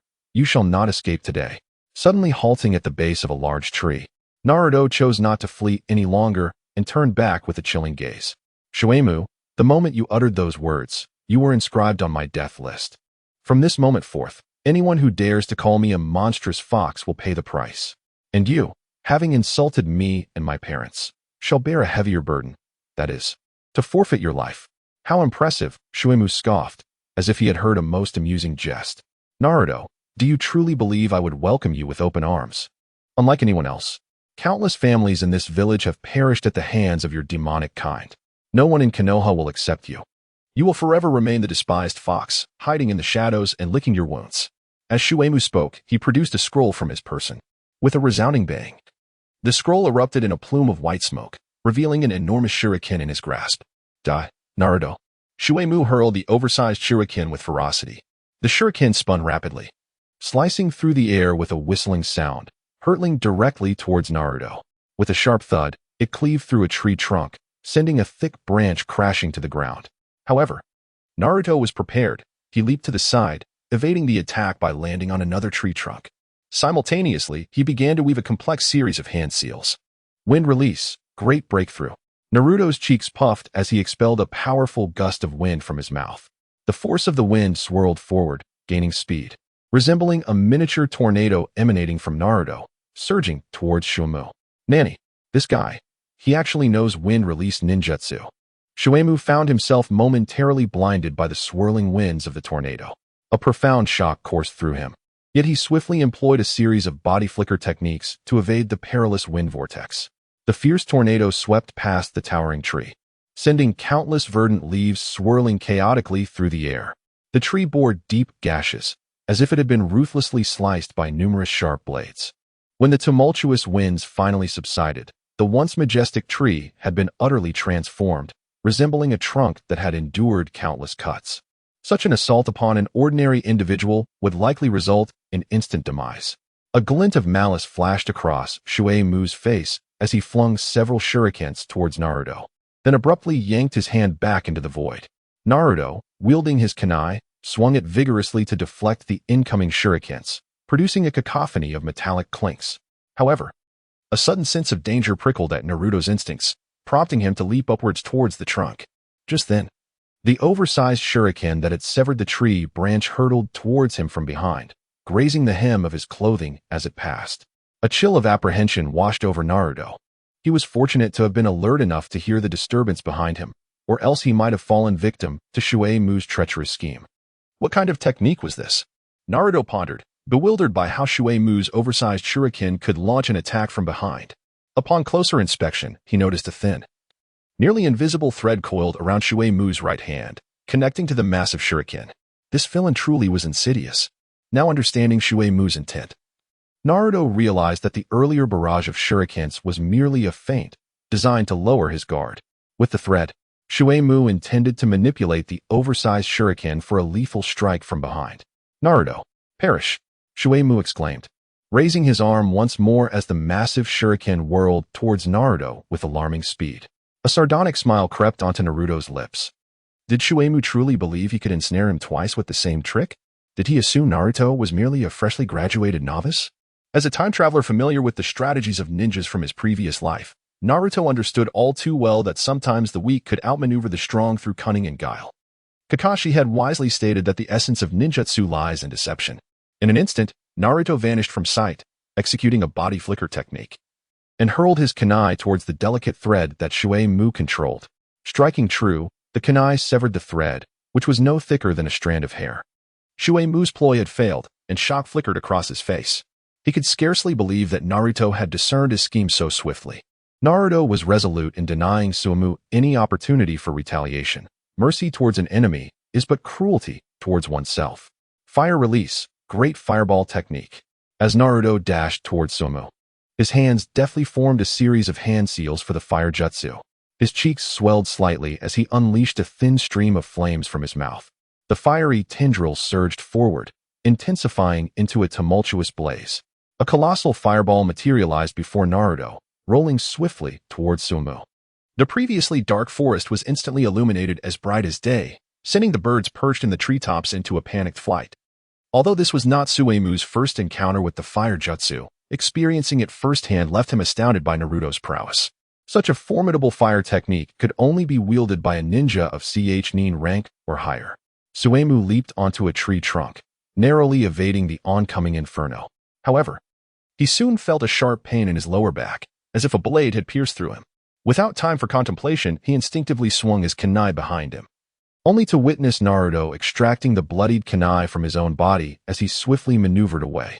When did this guy appear behind me? Shueimou pressed his hand against the wound at his back, but the blood gushing forth was far too much for a single hand to contain. Soon, the loss of blood rendered his face pale. I warned you, you have been marked for death. Today, you shall perish. Naruto gazed at Shueimou with contempt.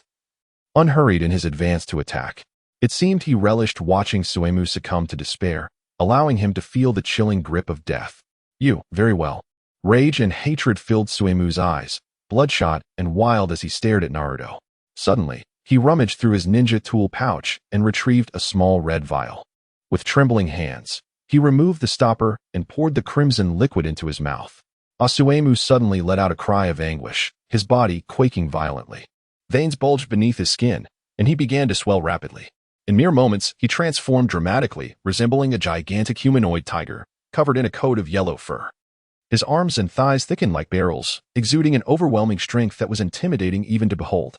Naruto, you have forced my hand, Shueimou roared, his form blurring into a shadow as he charged towards Naruto. This is bad. A sense of dread washed over Naruto. He regretted his earlier bravado the moment Shueimou had retrieved that red vial. It was likely an imprint potion left behind by Orochimaru.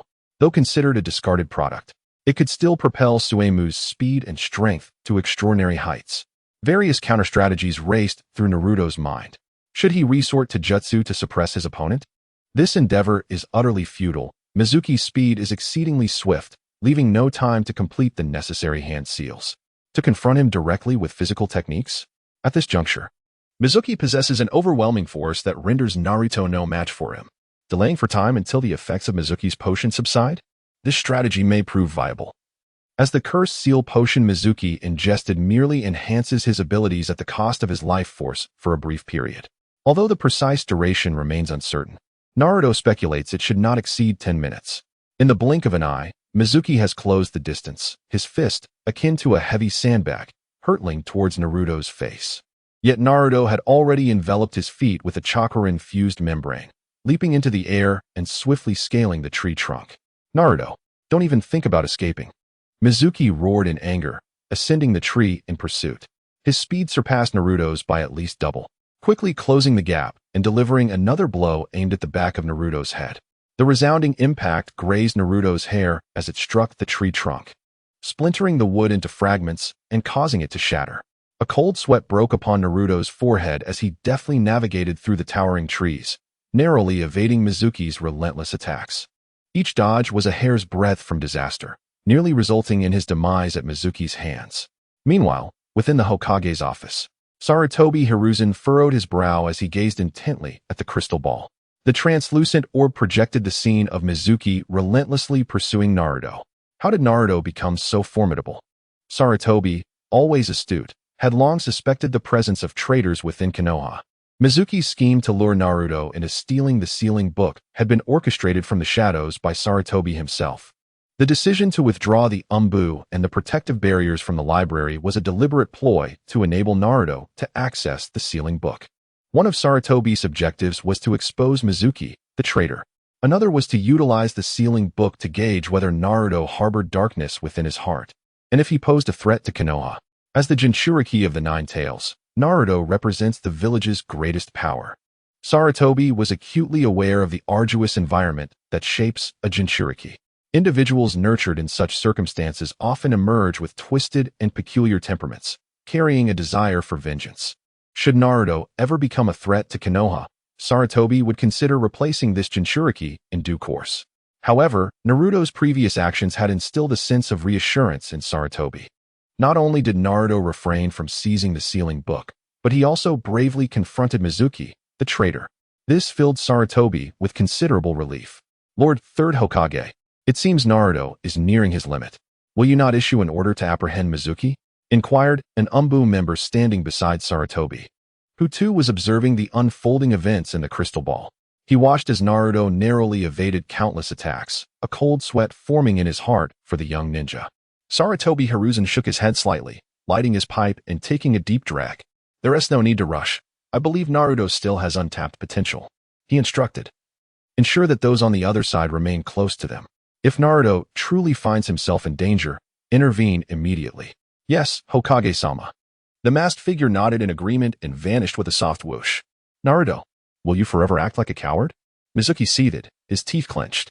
The relentless barrage of powerful strikes had taken a toll on his own body, and he now felt a wave of weakness wash over him. Suddenly, Mizuki found an opening and delivered a crushing blow to Naruto's abdomen. Naruto felt a fierce impact, a tearing pain blossoming in his gut. His body was propelled uncontrollably backward, flying over 10 meters before crashing into a large tree, his back colliding violently against the trunk. Slumped against the tree, Naruto fell to the ground, his head drooping as though he had lost consciousness entirely. Upon closer inspection, a deep dent marred the sturdy tree where he had struck, a testament to the sheer force of Mizuki's punch. Hey, Naruto, you foolish fox monster. Mizuki taunted as he approached, resembling a towering brown bear, each step resonating with a booming thud, leaving shallow craters in the earth beneath him. He slowly bent down, grasping Naruto's collar with one hand, intent on ending his life. Suddenly, with a loud puff, Naruto erupted into a cloud of white smoke, dissipating into the air. What? When did this happen? Mizuki's smug expression vanished, replaced by sheer horror. Fire release, great fireball technique. He heard Naruto's voice emanate from behind a nearby tree. Before he could turn to look, a surging wave of flames crashed upon him. Humph.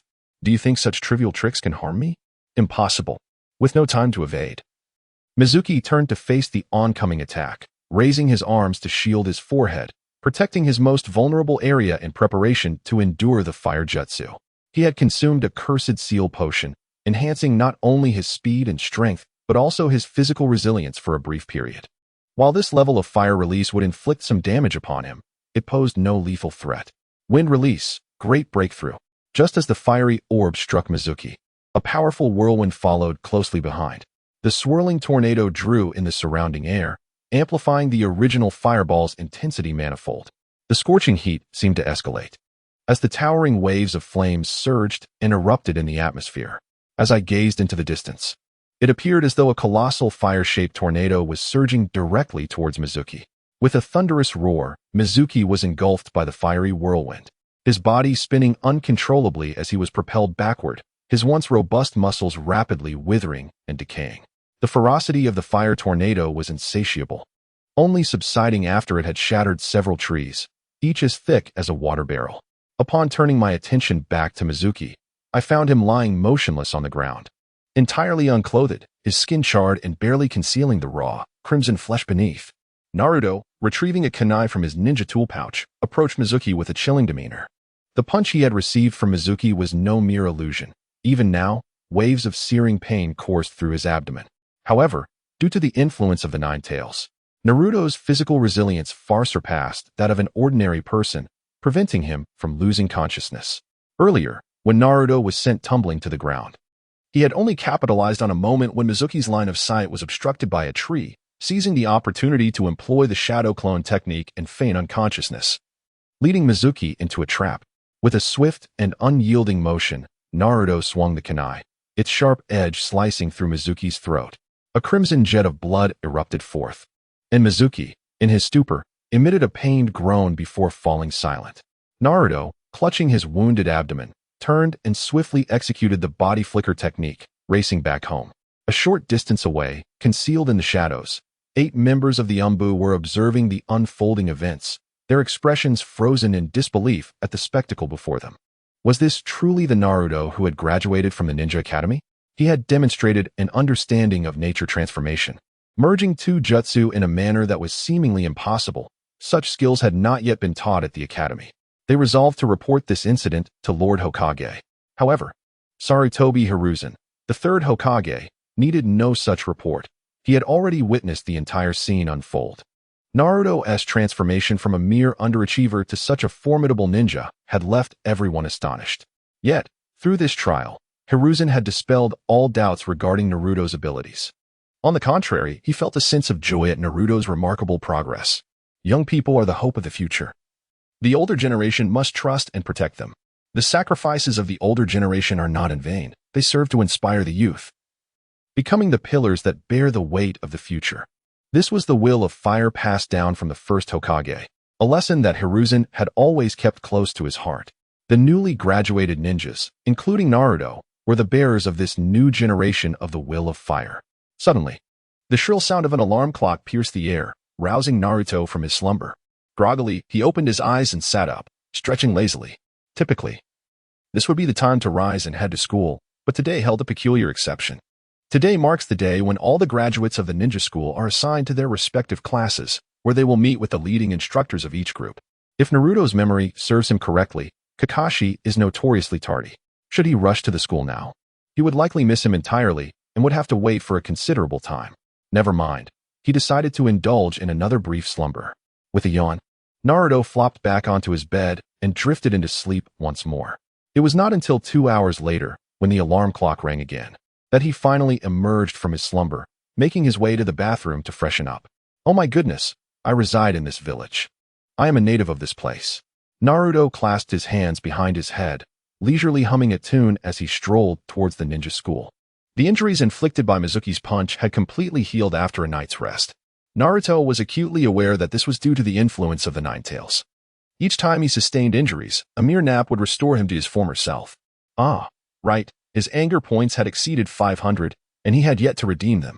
Suddenly remembering the points he had earned yesterday, Naruto eagerly opened the virtual system panel and clicked on the lottery button.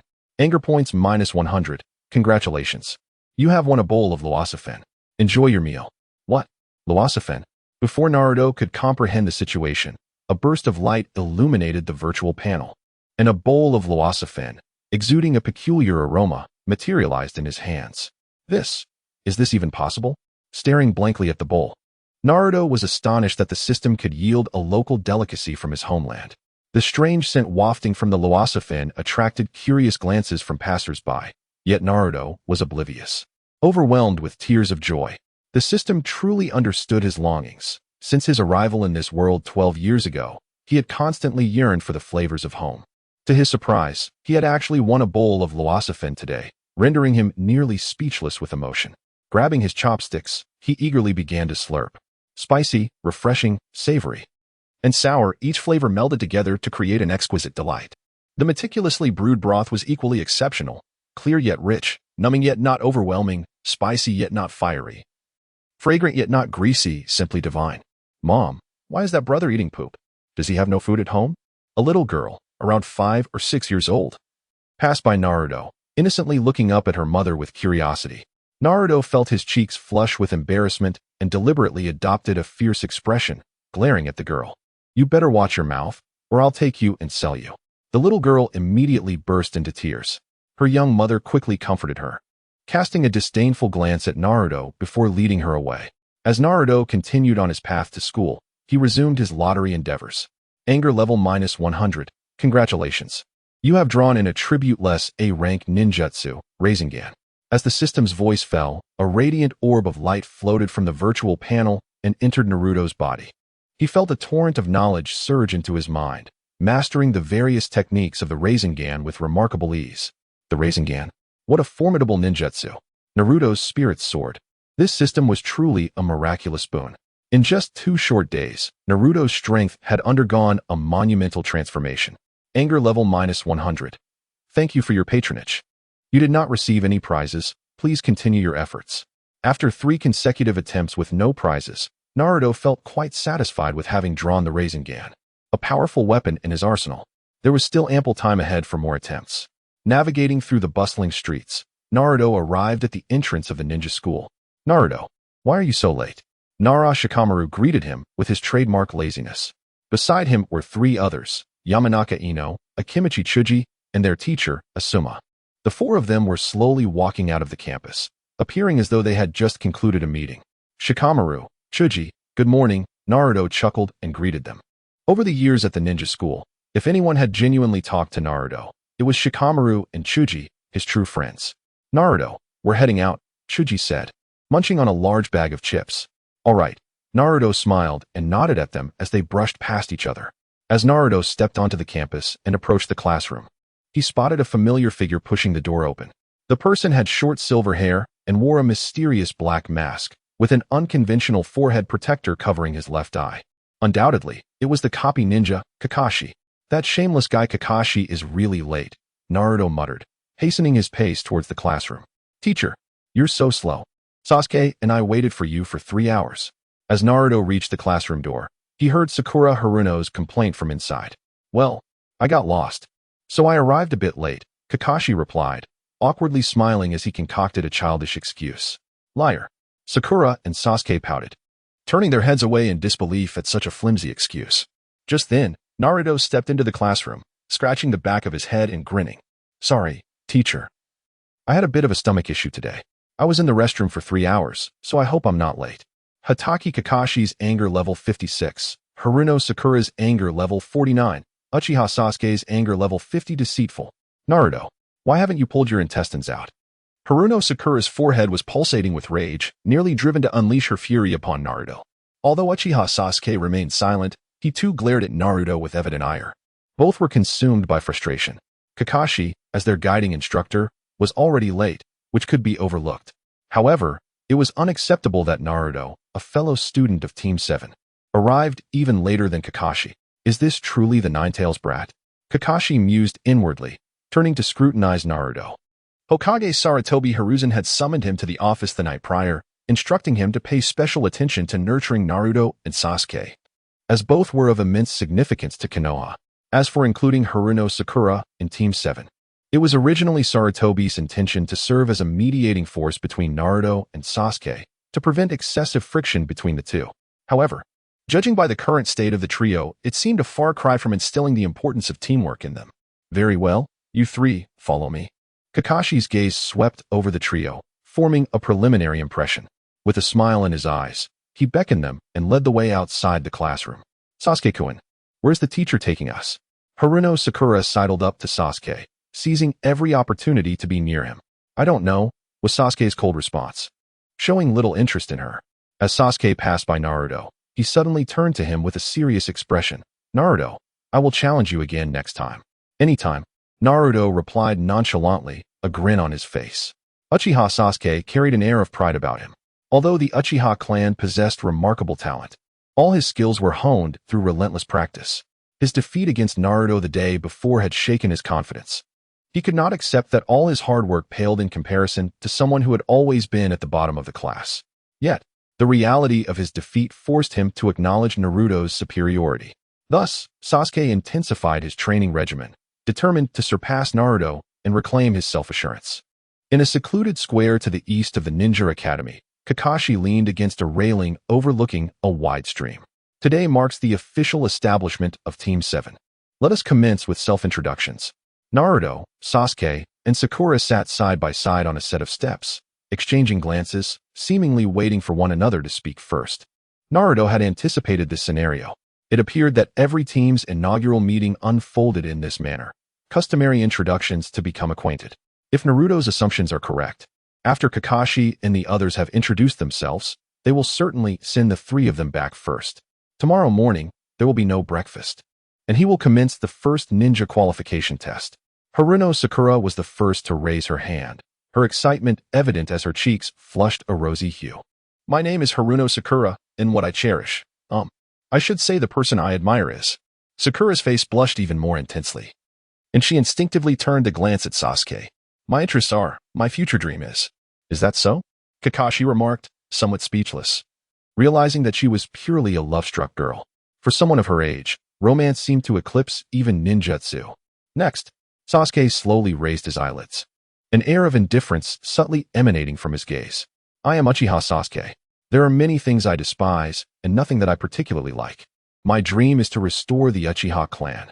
Furthermore, I must personally avenge my family by eliminating that man.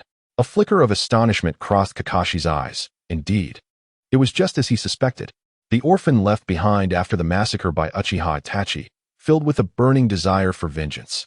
Next, Naruto cleared his throat lightly, pausing for a moment before stating, I am Uzumaki Naruto.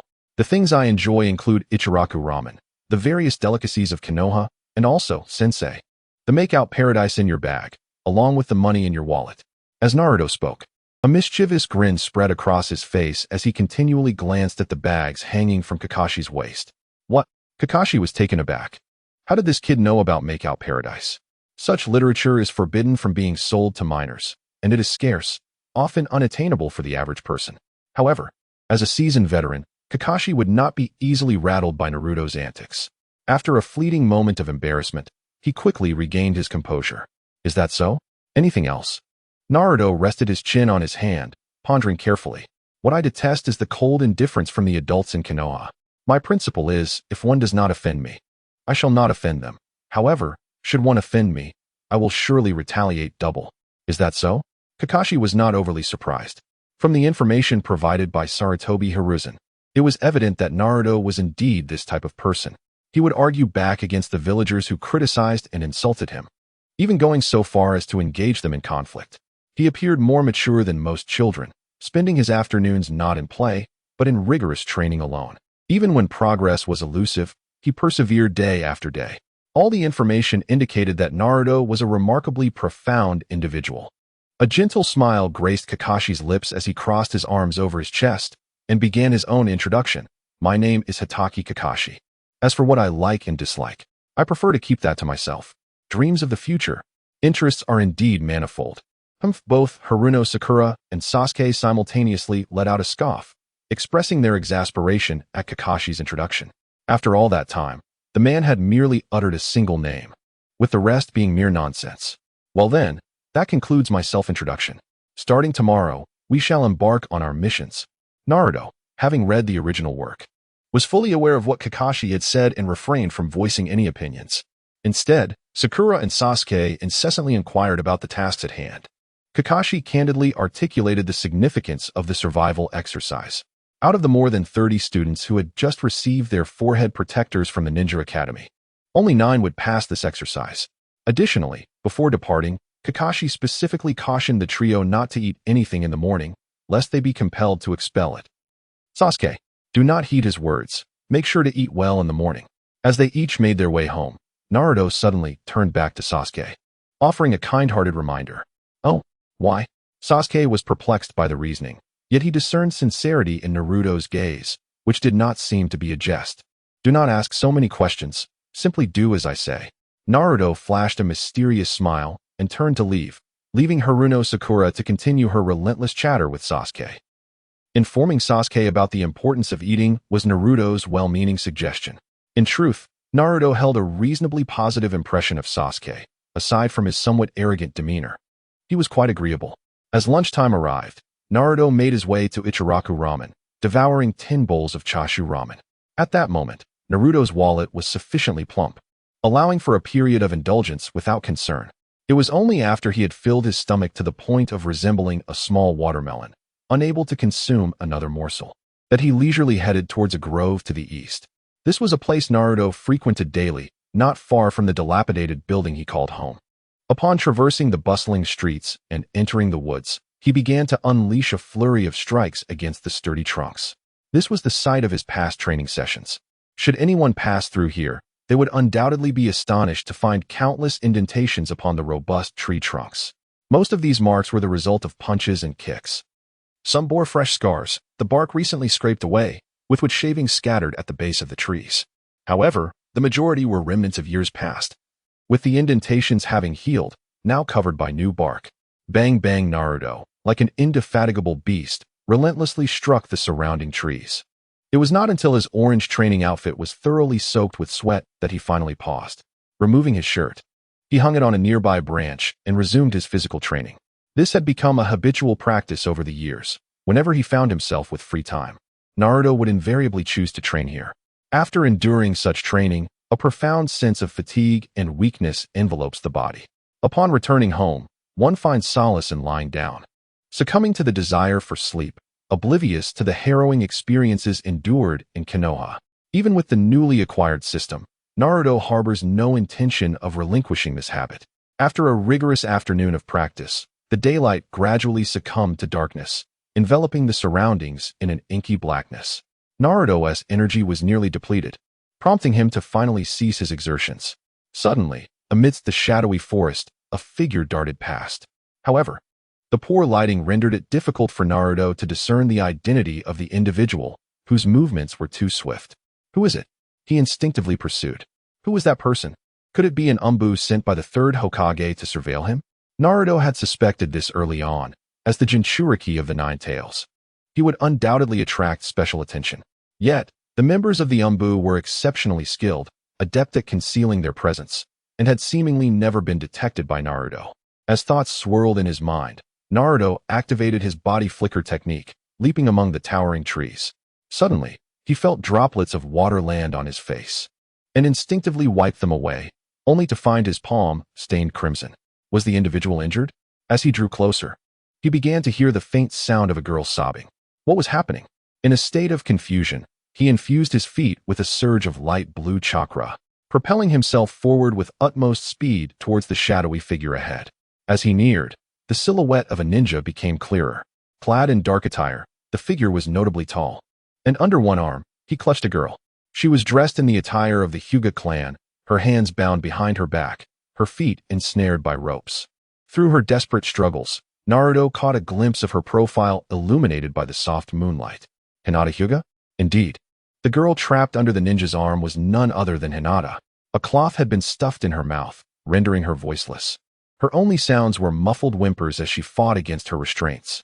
Realizing the gravity of the situation, Naruto understood that this was clearly not the work of the umbu. The person who had taken Hinata was undoubtedly a ninja from an enemy nation. He recalled that about 7 or 8 years ago, Hinata had been kidnapped by the Cloud Village once before. This incident had occurred shortly after the conclusion of the Third Great Ninja War, when Hinata was merely 4 years old.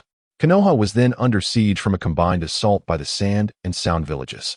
Seizing the opportunity, the Cloud Village dispatched a cadre of elite ninjas to stealthily abduct the Hyuga clan's heiress, Hinata. The motives of the Cloud Village were unmistakable. They sought to acquire Konoha's Byakugan and conduct research on the ocular techniques of this ancient clan. At that time, the event had caused a significant uproar throughout Konoha. Although Naruto was only 4 years old then, as a traveler from another world, he retained vivid memories of those events. Unexpectedly, Hinata Hyuga has once again caught the attention of enemy ninjas who attempt to abduct her. Hey, stop! Naruto shouted, simultaneously drawing shurikens from his ninja tool pouch. Whoosh! Several shurikens, accompanied by a whistling sound, shot directly towards the back of the towering ninja. A flash of anger crossed the tall ninja's face as he wielded his kunai, deflecting the incoming projectiles. The sound of clanging echoed as the shurikens fell to the ground. This momentary delay allowed Naruto to gain an advantage, though the towering ninja grimaced as he clutched his chest, blood seeping through his fingers and dripping to the earth below. His breath was heavy, his chakra pathways obstructed due to the Hyuga clan's techniques. The flow of chakra within him was severely hindered, accompanied by sharp pangs of pain.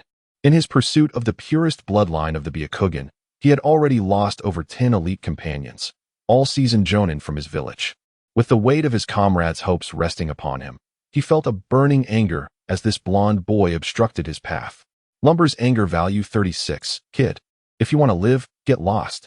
The towering ninja assessed Naruto's age, recognizing him as a freshly graduated genin, dismissing him as a threat. With potential pursuers behind him, he was unwilling to waste time on this boy. Who are you calling an old beast? Naruto retorted.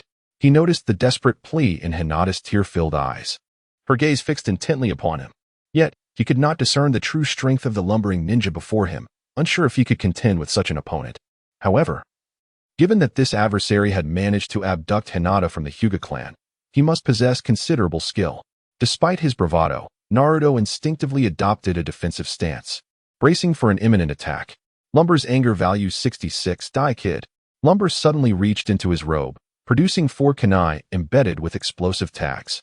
He swiftly raised his hand, sending the kunai hurtling towards Naruto with a sharp breeze. Boom! The sound of consecutive explosions erupted, engulfing the forest in a surge of flames. The ground where Naruto had stood moments before was now consumed by the inferno. A sinister grin spread across Lumber's face as he turned and dashed forward. The positions of the explosive tags had been cunningly chosen, effectively sealing off Naruto's escape routes. It was likely that the young boy had been obliterated by the blasts. Lumber had barely sprinted a short distance when he spotted flickering lights ahead, resembling moonlight filtering through the trees. It seemed he was nearing the edge of the forest. The flowing wood leaped forth, hastening out of the forest, where a gently meandering stream came into view. If memory served correctly, following this stream would lead to a concealed location, providing an escape from the confines of Konoha. Suddenly, the wood noticed a shadow looming ahead, gradually expanding and eclipsing its own. What was happening?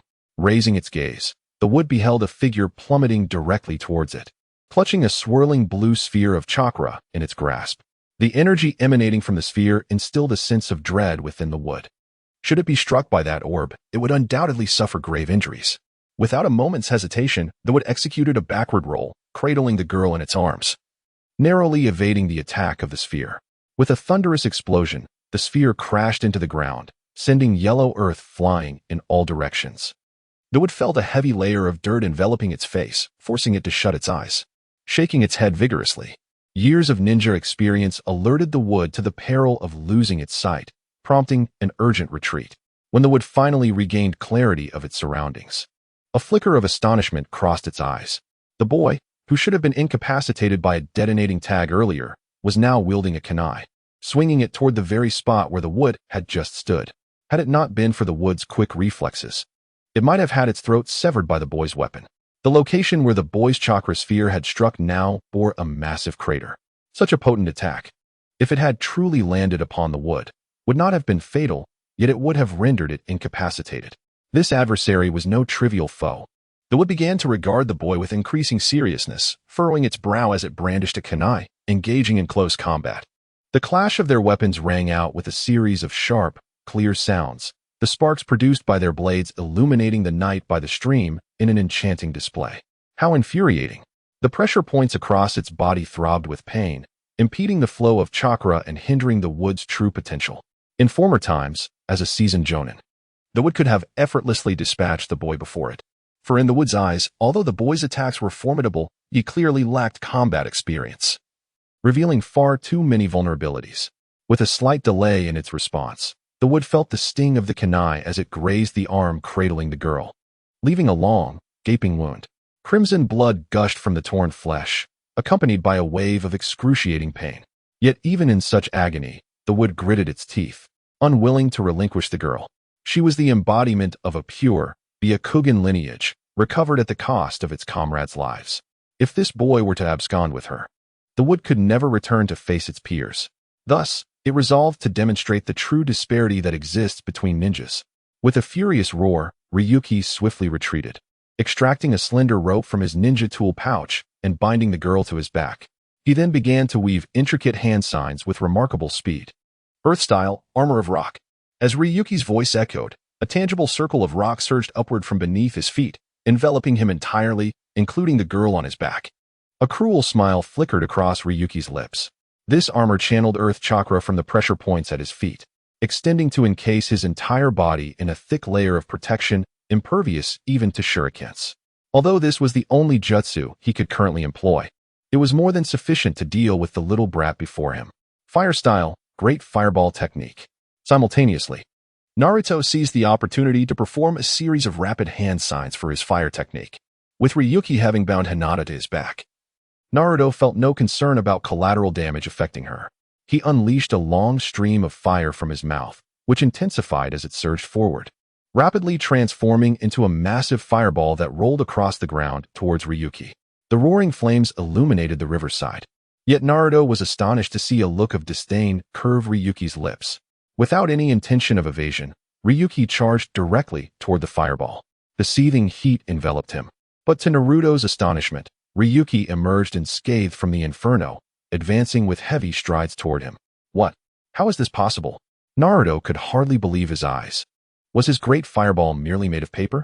How could it have inflicted no damage at all, allowing Ryuki to stride through it so effortlessly? This was utterly bizarre. Brat, perish. Before Naruto could fully grasp the situation, Ryuki was upon him. Ryuki swung his colossal fists with ferocity toward Naruto. As Naruto attempted to retreat and block with a kunai, he felt a powerful force as the kunai struck Ryuki's earthy fist, producing a resounding clang.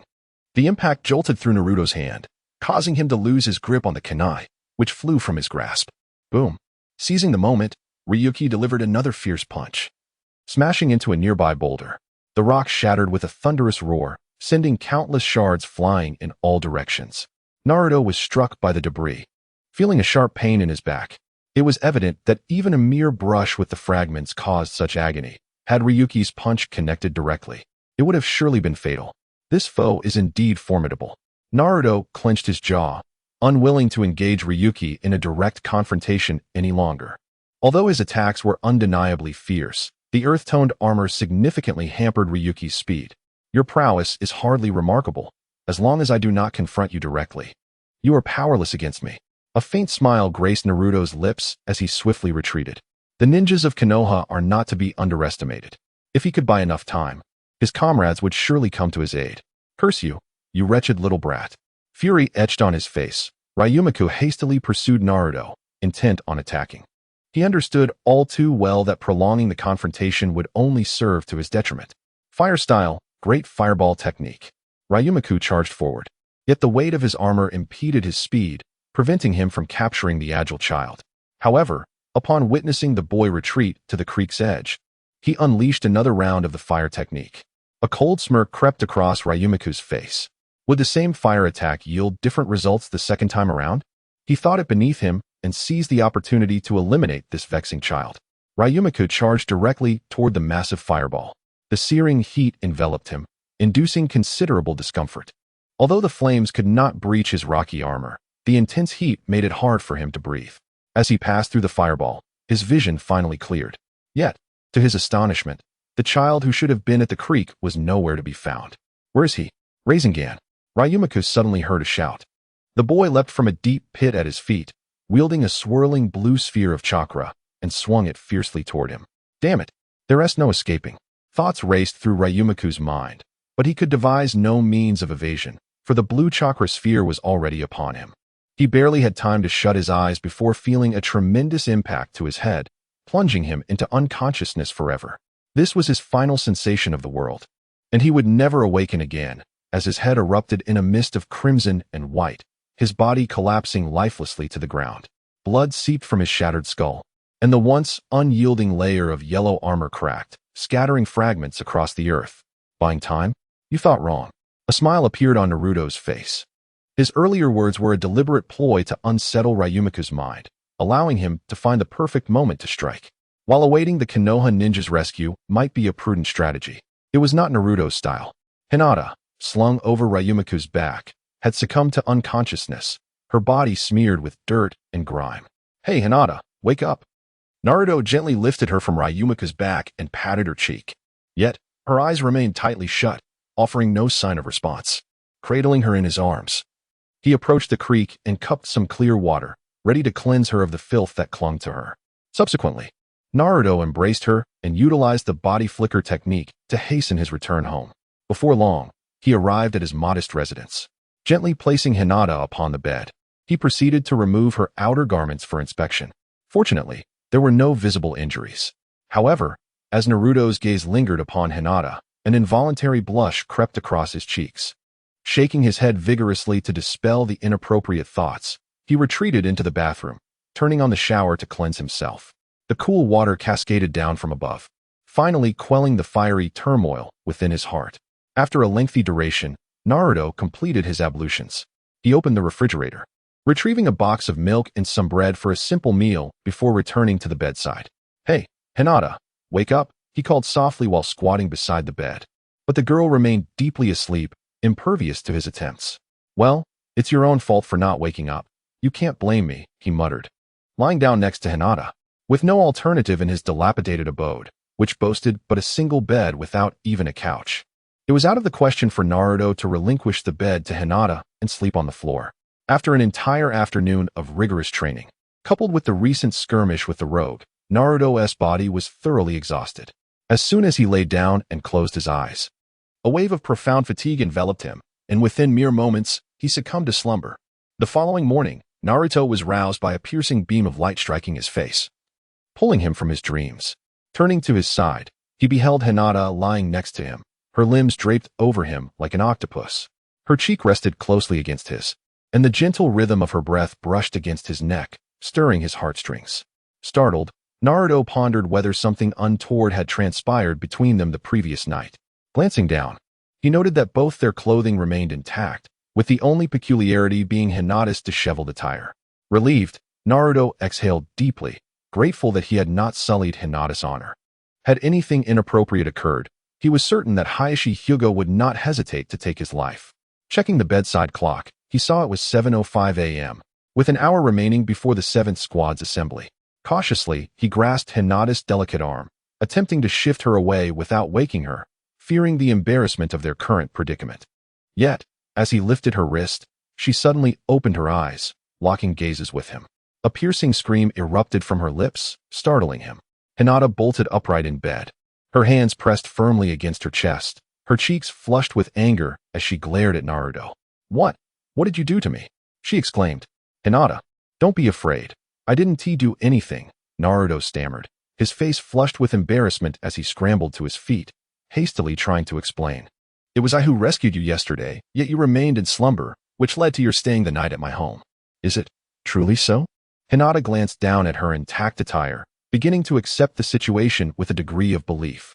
However, the intimate embrace the two had shared moments ago filled her with a profound sense of embarrassment.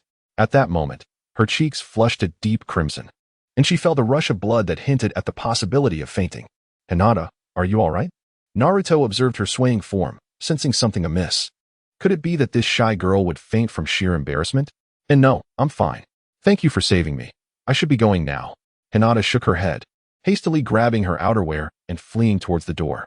Watching her timid retreat, Naruto couldn't help but smile. This girl truly is adorable. Strictly speaking, this was their first intimate contact. Although they had been classmates, their interactions had been minimal, limited to casual greetings when they crossed paths at school. Hinata, with her bashful demeanor, treated everyone similarly. Meanwhile, Naruto harbored a fondness for this little girl, yet due to his notorious reputation, he refrained from engaging with her too closely. Regaining his composure, Naruto went downstairs to enjoy a breakfast before heading towards a forest on the eastern outskirts of Konohagakure. "Hey, Naruto, you're late again," Sakura exclaimed, clenching her fists and glaring at the tardy Naruto. Kakashi had clearly stated a gathering time of 6 a.m., yet Naruto had chosen to arrive at 8. "Naruto, did you conspire with Kakashi?" Sasuke also expressed his annoyance at Naruto's habitual lateness, suspecting some clandestine arrangement between the two regarding their perpetual delays. "What are you talking about?" "Sasuke, I just helped an elderly lady cross the street." Naruto scratched the back of his head, offering an awkward smile. He was well aware of Kakashi's tendencies. There was no way he would truly arrive at 6 a.m. Why waste time when he could enjoy a bit more sleep? "That's a lie. Does helping an old lady across the street take 2 hours?" Sakura roared in anger, her demeanor reminiscent of Irika's teachings. "Of course, helping an elderly woman wouldn't take that long. However, that lady had feigned a fall, attempting to swindle me out of my money, and I certainly had to confront her about it." Naruto's excuse left both of them speechless, though they remained skeptical of its authenticity. Naruto then leaned against a large stone and activated his system's virtual interface. As Naruto clicked the lottery button, the crimson pointer began to spin rapidly in a clockwise direction. Congratulations, you have drawn an S-rank ninjutsu, Shadow Clone Technique. Shadow Clone. Naruto was taken aback, astonished that he had not seen this in the sealing book. Yet the system had granted him this powerful ability directly.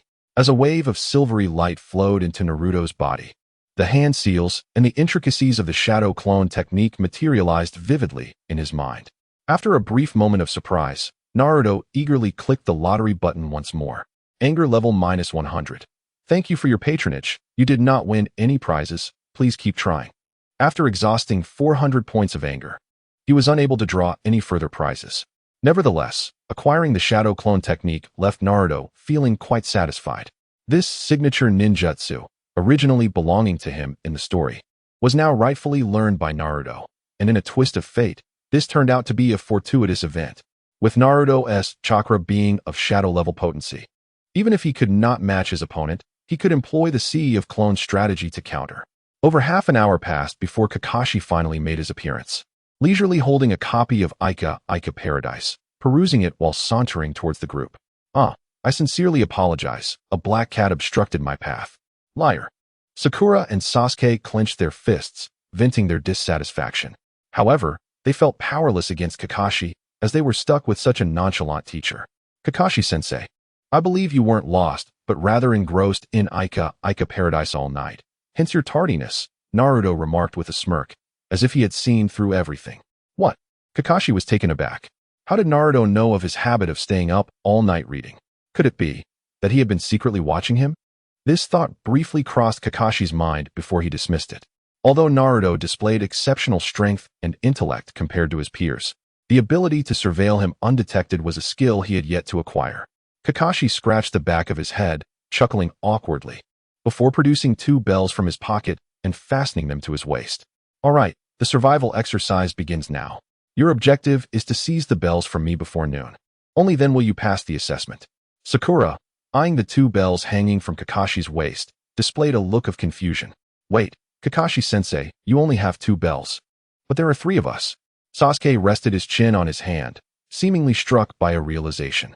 Are you implying that one of us will inevitably be eliminated and sent back to the Ninja Academy? Kakashi nodded, gesturing towards 3 large tree stumps not far away. Indeed, those who fail to obtain a bell will miss lunch today and be tied to the stumps while we enjoy our meal. So that was the case. Sakura clutched her growling stomach. Yesterday, she disregarded Naruto's counsel, placing her trust in Kakashi's words, to the extent that she skipped dinner. Deep down, her greatest concern was the possibility of being sent back to the Ninja Academy, a prospect that would be utterly humiliating. Presently, both Naruto and Sasuke possessed strength that vastly surpassed her own, diminishing her chances of securing a bell. Now, the survival exercise is about to commence. At Kakashi's command, Naruto and his companions leaped into the foliage, concealing themselves. Sasuke, Sakura, follow my lead. Naruto called back as he noticed them veering off in different directions and quickly urged them to regroup. Why? Sakura queried, puzzled by Naruto's intentions. Naruto, although your strength currently exceeds mine, I have no intention of following your orders.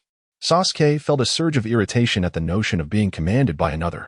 If you wish to pass the test, then heed my words, Naruto asserted, pausing atop a tree trunk. Had he not been aware that Kakashi's assessment revolved around teamwork, he would have been disinclined to engage with the two. As anticipated, upon hearing Naruto's declaration, both Sakura and Sasuke halted their movements. What is your plan? Sasuke inquired, leaping to Naruto's side. Following closely behind, Sakura arrived as well. Listen to me. Naruto whispered his strategy to them before dashing towards a densely wooded area. Meanwhile, Sakura and Sasuke headed in another direction, gradually approaching Kakashi's position until they concealed themselves behind a large tree, situated over 30 meters away. Kakashi glanced back, catching the rustling of the foliage in his keen perception. For a seasoned jonin, his sensory acuity was beyond comprehension. With Sasuke and Sakura's abilities, evading his notice was impossible. Where's the other one? Kakashi pondered, though he displayed no urgency, remaining stationary.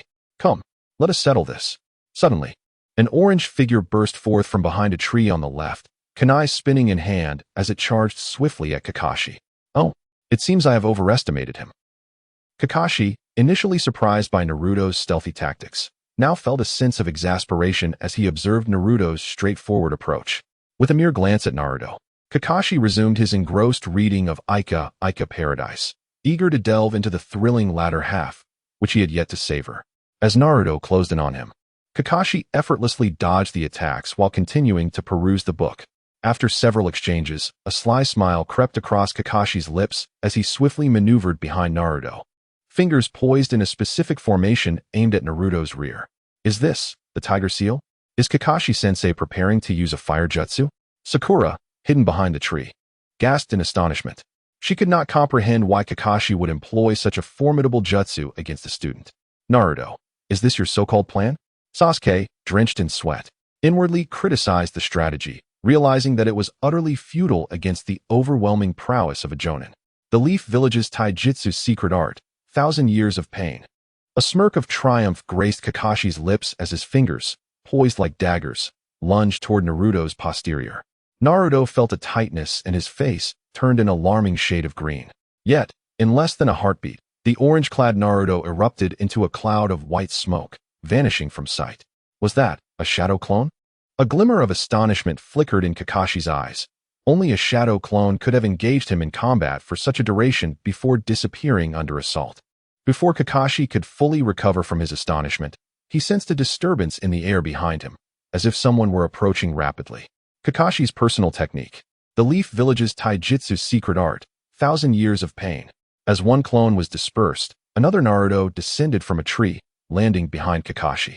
Seizing the fleeting moment of Kakashi's hesitation, Naruto executed the same Tiger Seal, aimed at Kakashi's rear. What? Kakashi's heart raced in surprise. He had never anticipated that this little brat would prove so formidable. With a sudden leap into the air, Kakashi narrowly evaded Naruto's assault, just 5 centimeters away from being struck. Sasuke, Sakura, now's our chance, Naruto shouted without looking back. Propelling himself after Kakashi, arms outstretched to immobilize his mentor. Are these two complete fools? Sakura thought, exasperated. She had assumed Kakashi was preparing to unleash a powerful jutsu with the Tiger Seal, only to witness her teacher create such a blunder.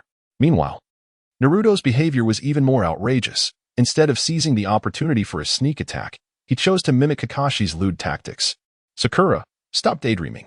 Sasuke's voice broke through her thoughts as he dashed toward Kakashi. Oh, these kids actually understand teamwork. A smile crept onto Kakashi's face, by this measure alone. The trio had reached a standard of cooperation, essentially passing their survival exercise. With a swift kick, Kakashi aimed at the charging Naruto, but once again, Naruto erupted into a burst of white smoke, dissipating into the air. Another shadow clone. Kakashi was slightly taken aback. Yet he utilized the momentum from his kick against the clone to leap higher into the air. Fire style, great fireball technique. While Kakashi found himself airborne and without leverage, Sasuke's fingers danced rapidly as he formed a series of hand seals for his fire jutsu. A massive fireball, radiating intense heat, hurtled toward Kakashi's face. Impressive indeed. Recognizing the opportune moment to unleash such an assault rendered me unable to evade. A faint smile grazed Kakashi's lips as his fingers moved with the swiftness of lightning. With the successive appearance of phantasmal afterimages, a series of hand seals for water release was completed. Water release, water wall. Kakashi exhaled forcefully, summoning a thick wall of water before him. The water release, countering fire release, ensured his safety even when he could not maneuver in midair. But that was not the end. Suddenly, Naruto burst forth from behind a great tree, his fingers dancing rapidly as he formed a set of hand seals. Wind release, great breakthrough. A powerful wave of air surged before Naruto, coalescing into a small, rotating tornado that sped toward the great fireball. Upon their convergence, the spherical fireball instantaneously transformed, morphing into a spiraling inferno. The overwhelming heat crashed against the water wall, and the flames, now bolstered by the wind release, were not deterred. The water at the center of the wall began to boil, emitting wisps of scalding steam, and soon a significant breach was torn open, hurtling toward Kakashi. Is this the nature transformation of the combination ninjutsu Naruto excels at? As a seasoned jonin, Kakashi displayed no sign of panic in the face of such an onslaught. With a swift gesture, he sent forth a fine thread from his sleeve, ensnaring a nearby tree. With a powerful tug, he evaded the fiery tornado, descending toward the ground below. Watch this. Sakura had somehow maneuvered to Kakashi's flank, launching several shuriken toward him. Just as Kakashi landed, he faced another ambush from Sakura, forcing him to execute a series of agile backflips to evade the projectiles. Yet, before he could regain his footing, he noticed three shadows looming before him, growing larger and eclipsing the sunlight above.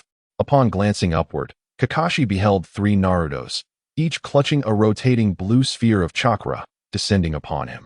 Could this be the Rasengan? Kakashi never anticipated the series of surprises Naruto would deliver. This technique, originally conceived by his mentor, Minato Namikaze, was now wielded only by one of the legendary Sannin, Jiraiya. To his astonishment, Naruto had mastered this formidable jutsu as well. Kakashi moved with remarkable agility, evading the three Rasengans while simultaneously dodging the shuriken thrown by Sakura and Sasuke. Boom! The three Rasengans struck the ground, creating three deep craters in the grassy terrain, yet not a speck of dirt clung to Kakashi. This clearly illustrated the vast disparity in strength between Kakashi and the trio. The elite shinobi, after all, is not someone easily dealt with by a trio of freshly graduated youths. It seems the time has come to show them the true depth of his prowess. One cannot allow a few juniors to underestimate him. With a swift whoosh, Kakashi's figure flickered and vanished from sight. Naruto, to what extent have you truly grown in strength? Sasuke remained transfixed, staring at the three deep craters on the ground.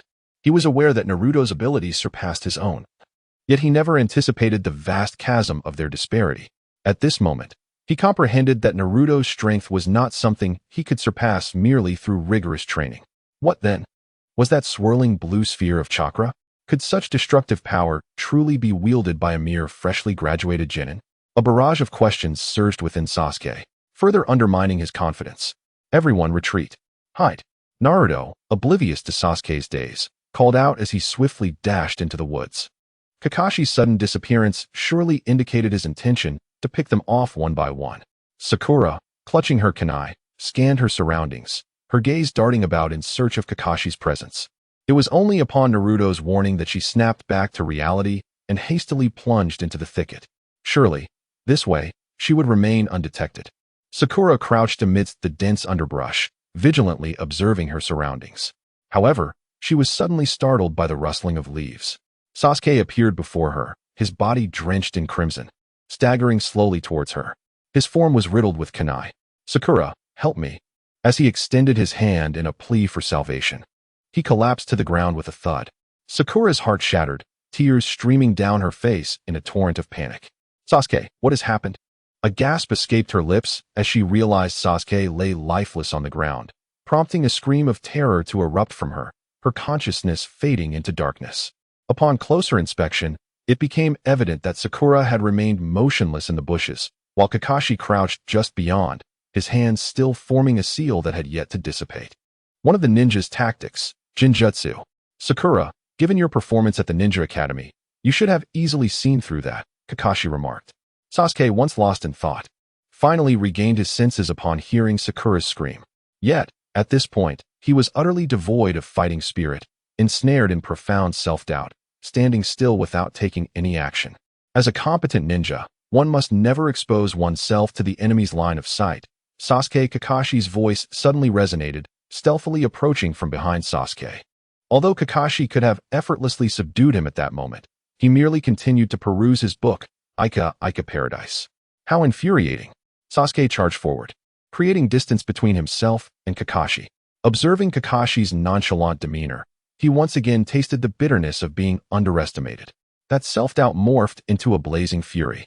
Sasuke no longer chose to hide, charging forward with unwavering determination, unleashing a flurry of punches and kicks towards Kakashi. Such a chaotic assault, devoid of strategy, could never secure the bells nor fulfill the survival exercise's requirements. Kakashi effortlessly parried Sasuke's strikes, but suddenly accelerated his movements several-fold, executing a sweeping kick that sent Sasuke sprawling to the ground. Although Sasuke intended to rise and resist, he found himself pinned down by Kakashi, utterly immobilized. The second ninja tactic, Taijutsu. "Sasuke, your mind is in disarray. Confronting an adversary in such a manner leads only to defeat." Observing Sasuke's emotional turmoil, Kakashi surmised the underlying issue. For someone like Sasuke, driven by vengeance, the enhancement of strength was his sole conviction. Yet, Witnessing Naruto's remarkable growth while he remained stagnant shattered Sasuke's confidence completely. Kakashi-sensei, allow me to demonstrate Naruto's barrage. Naruto's voice suddenly echoed, prompting Kakashi to scan the surroundings, where he was met with a sea of orange silhouettes. Countless Narutos either perched upon the surrounding trees or encircled him from a distance of several meters, forming a formidable barrier. The sheer density of these clones was staggering, numbering perhaps 500 or 600, leaving Kakashi momentarily astonished. Minato-sensei, you have truly raised an extraordinary son, Kakashi mused internally, reflecting on Naruto's previous Rasengan executed with shadow clones, and now this overwhelming multitude of clones, alongside the coordinated assault strategy devised for Sasuke and Sakura. Each detail underscored that Naruto's prowess transcended that of a mere genin. Kakashi even sensed that Naruto exhibited a potential that could surpass his own in his prime. Kakashi-sensei, here I come. Countless Narutos grouped in threes, two grasping the arms of one, propelling him forward with great force. The sight was akin to innumerable human cannonballs hurtling towards Kakashi, intent on overwhelming him with sheer numbers. Ninjutsu, water style, water barrier. Kakashi's hands moved with remarkable speed, forming a series of hand seals with lightning reflexes. As the final seal was completed, he secured Sasuke between his legs and leaped into the air. There, suspended aloft, he expelled a torrent of water while executing a full 360-degree spin. A formidable wall of surging waves formed before him, crashing and roaring, then erupting outward in a circular fashion. Boom boom, the first Naruto clone to be struck by the deluge was instantly dispersed. More clones were swept into the tumultuous waters, quickly engulfed by the churning waves. Countless Narutos, unable to withstand the suffocating agony, erupted into clouds of white smoke, vanishing into thin air. In mere moments, the number of Naruto clones had diminished by more than half. The remaining survivors emerged from the water, gasping for breath in frantic desperation. Soon, the water surged across the flat terrain, flowing further away, and the rolling waves finally subsided. Kakashi-sensei is indeed impressive. Naruto wiped the water from his face and rose from the ground. Initially, he had intended to employ a strategy of overwhelming numbers to snatch the bell from Kakashi's waist, but it became evident that he had underestimated Kakashi's prowess. The third ninja tactic, ninjutsu. Naruto, the survival exercise is nearly concluded. Kakashi set Sasuke down and leaped gracefully to stand before Naruto. Observing this remarkably talented student brought him a sense of joy. Sasuke, I thought you were dead.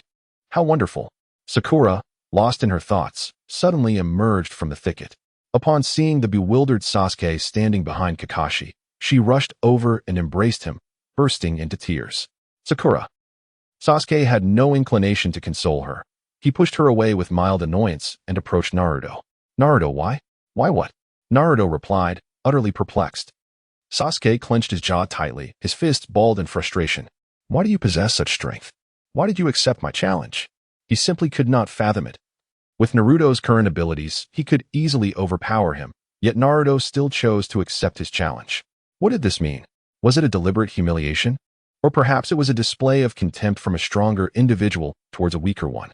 Sasuke was incredibly sensitive at that moment, akin to a powder keg on the verge of explosion, ready to ignite with the slightest provocation. Ever since the day his clan was annihilated, his demeanor had grown increasingly reclusive. The sole belief that sustained him was the desire for vengeance against Itachi Uchiha. Having consistently ranked first at the Ninja Academy, Sasuke was confident in his strength and talent, convinced that with enough effort, he would ultimately defeat Itachi. Yet now, Naruto's emergence had instilled a seed of self-doubt within him, leading him to question whether he was, in fact, useless. At the same age of 12, how could Naruto's abilities have reached such heights? Sensing the aggressive expression on Sasuke's face, Naruto could surmise his thoughts. Sasuke, your strength is indeed remarkable among our peers. I accepted your challenge simply because I believe you are a decent person and a friend worth having. I hope you refrain from conflating personal emotions with this comparison of strength. If you feel inadequate, then dedicate yourself tirelessly to training and become stronger. Naruto refrained from elaborating excessively. After all, he had the advantage of a system. What was there to compare? He certainly could not divulge that his jutsu were acquired through a lottery. No one would believe such a claim. Tireless training, huh? Sasuke's eyes suddenly lit up, as if he had gleaned some understanding from Naruto's words. All right, you two, perhaps it's time to conclude this discussion on strength. Kakashi's gaze swept over the two individuals, and he felt a sense of exasperation regarding their peculiar relationship. Grasping one of them firmly, he forcibly separated the pair and cast a sidelong glance at Sakura, a hint of amusement playing at the corners of his mouth. "Congratulations," he announced. "The entire Team 7 has successfully passed the assessment. From this moment forth, you are all ninjas of Konoha." Naruto, having read the original story, was unsurprised by Kakashi's words. He was already aware that Kakashi's antics with the bells were merely a ruse to emphasize the significance of teamwork in combat. As soon as the assessment commenced, Naruto orchestrated an ambush against Kakashi alongside his companions. Regardless of whether they succeeded in snatching the bells, the three of them would undoubtedly pass. "Oh, really?" Sakura appeared somewhat exhilarated, having previously harbored concerns about being sent back to the academy.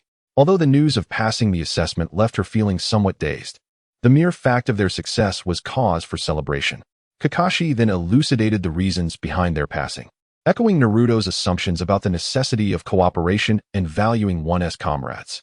After conveying the crux of the matter, Kakashi instructed the trio to return to their respective tasks, reminding them to gather at 6 o'clock the following morning at their usual meeting spot to commence their genuine ninja mission. Not long after the members of Team 7 departed, two masked ninjas materialized from the shadows of the forest. "I never anticipated that the Jinchuriki of the Nine Tails would possess such strength," one remarked. "Enough talk. We must swiftly report this matter to Lord Danzo." Within the Hokage's office, the ever-busy Sarutobi Hiruzen was engrossed in his duties. With a whoosh, a ninja clad in a black mask appeared at the doorway, silver hair cascading down as he clutched a copy of Ika Paradise. "Kakashi, how are matters progressing?" Sarutobi inquired, setting aside his documents with a smile directed at the figure in the entrance. "As you predicted, Naruto has indeed surprised me greatly," Kakashi responded, closing the book and revealing a look of confusion in his eyes. "Lord Third, given his capabilities, why is he still assigned to Team 7? Wouldn't it be more beneficial for him to join other divisions within Konoha?" Sarutobi picked up a large pipe from his desk, filled it with tobacco, and took a deep puff. Placing Naruto in Team 7, starting with fundamental ninja tasks, is a form of invaluable training for him. Furthermore, you are well aware of Naruto's unique identity. Many eyes are watching him from the shadows. The Jinchuriki of the Nine Tails is a vital asset to Konoha, and I can only feel secure if he remains close to you. Kakashi nodded and approached the desk with measured steps. "I understand your perspective, but Sasuke constantly compares himself to Naruto. I fear that if this continues, it may ruin that child." Sarutobi exhaled a thick cloud of smoke, a cunning smile gracing his lips. "Kakashi, I have faith that you will handle this minor issue adeptly." "Indeed." Kakashi sighed, feeling helpless. That old man truly had a knack for shifting burdens onto others, leaving the most challenging tasks for himself. Such troublesome matters were hardly simple to resolve. However, since the old fellow had spoken, Kakashi had no choice but to acquiesce. Sarutobi Hiruzen suddenly ceased his smile and handed a document from the table to Kakashi. The investigation into the assailants from the Hyuga clan had been completed, as reported by the Umbu personnel on patrol. Kakashi took the scroll and opened it, his previously calm demeanor now marred by a flicker of shock. "From the Hidden Cloud Village?" Hiruzen nodded, a glint of severity crossing his face. "Indeed. The only individuals who had recently traversed the borders of the Land of Fire were those from the Hidden Cloud. Although they had dispatched Earth-released ninjas and made considerable efforts to disguise themselves, their intentions were unmistakable. They aimed to frame the Hidden Stone Village." Kakashi placed the document back on the table and inquired, "Lord Third, how do you intend to handle this?" Sighing deeply, Hiruzen took a couple of puffs from his pipe. "What else can be done? Without evidence, we are powerless to act against them. Konoha has endured the Nine Tails incident, and only a few years ago, the Uchiha clan faced annihilation. Our ninja reserves are insufficient, and we require time to recuperate. Is that so?" Kakashi nodded, recognizing the familiar indecisiveness of the old man.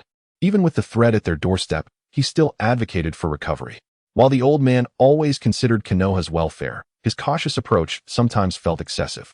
However, Kakashi kept these thoughts to himself, harboring a sincere respect for Hiruzen as a competent Hokage. "Hey, uncle, 5 bowls of char siu ramen and 5 bowls of beef ramen." Outside the Ichiraka ramen shop, the ramen vendor heard Naruto's voice from afar. "Naruto, you've been coming around quite often lately. Have you struck it rich?" The ramen vendor greeted Naruto with a warm smile as he entered, lifting the curtain. "Heh, I'm already a ninja now.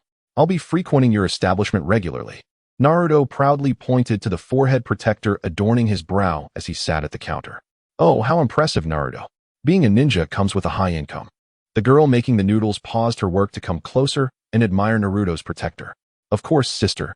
This girl, a familiar face to Naruto, was the ramen vendor's daughter. Not only was she beautiful, but her personality was also exceedingly warm, making her and her father both well-liked by Naruto. After enduring years of cold indifference, it was here that Naruto could finally feel a semblance of genuine care. Burp after consuming 10 bowls of ramen, Naruto let out a satisfied belch, feeling utterly full. Before bidding farewell to the vendor and his daughter, it was now past noon, the hottest time of day. Yet, in Konoha's spring-like climate, the sunlight felt rather pleasant on his skin.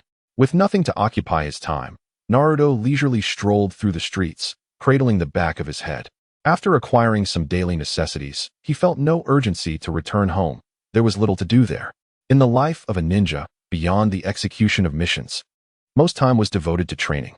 Naruto had reached a commendable level of proficiency in ninjutsu, comparable to that of AJ Nin. However, his taijutsu skills remained somewhat lacking, still residing at the level of a genin. Habitually, he found himself in the familiar training grove. Thud, thud. The sound of his strikes against the trees echoed through the air as a figure clad in an orange tracksuit relentlessly attacked the unfortunate trees.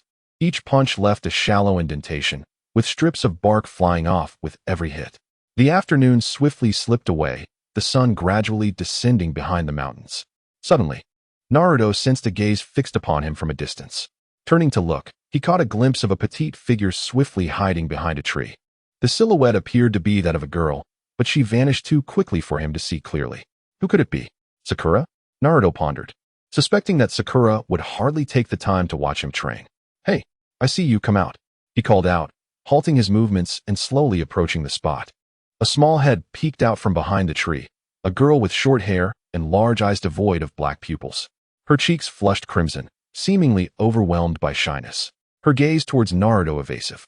Naruto-kun Hinata? Upon recognizing Hinata Hyuga, a wave of surprise washed over Naruto. He held a genuine fondness for this shy yet beautiful girl. Naruto-kun, I actually came to thank you. Hinata stepped out from behind the tree, her head bowed, appearing somewhat flustered. After returning home, she had heard her father mention that the person who had kidnapped her was AJ Nin. It must have been quite a feat for Naruto to rescue her single-handedly. No need to thank me. We are all part of the same community. It was only right to save you, Naruto replied, scratching the back of his head with an awkward smile. My father has also expressed his gratitude for your actions. He said that if you have time in the future, you are welcome to visit our home. Hinata's face had turned a deep shade of red. Her hands clasped together, her fingers fidgeting nervously.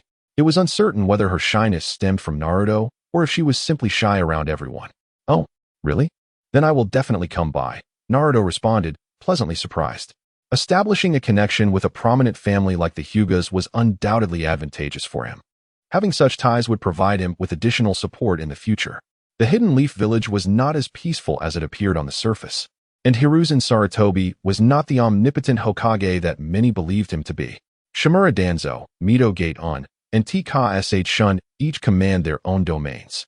Although Naruto harbors no ambition for supremacy, the peculiar status of the Nine Tails may inevitably stir suspicion among others.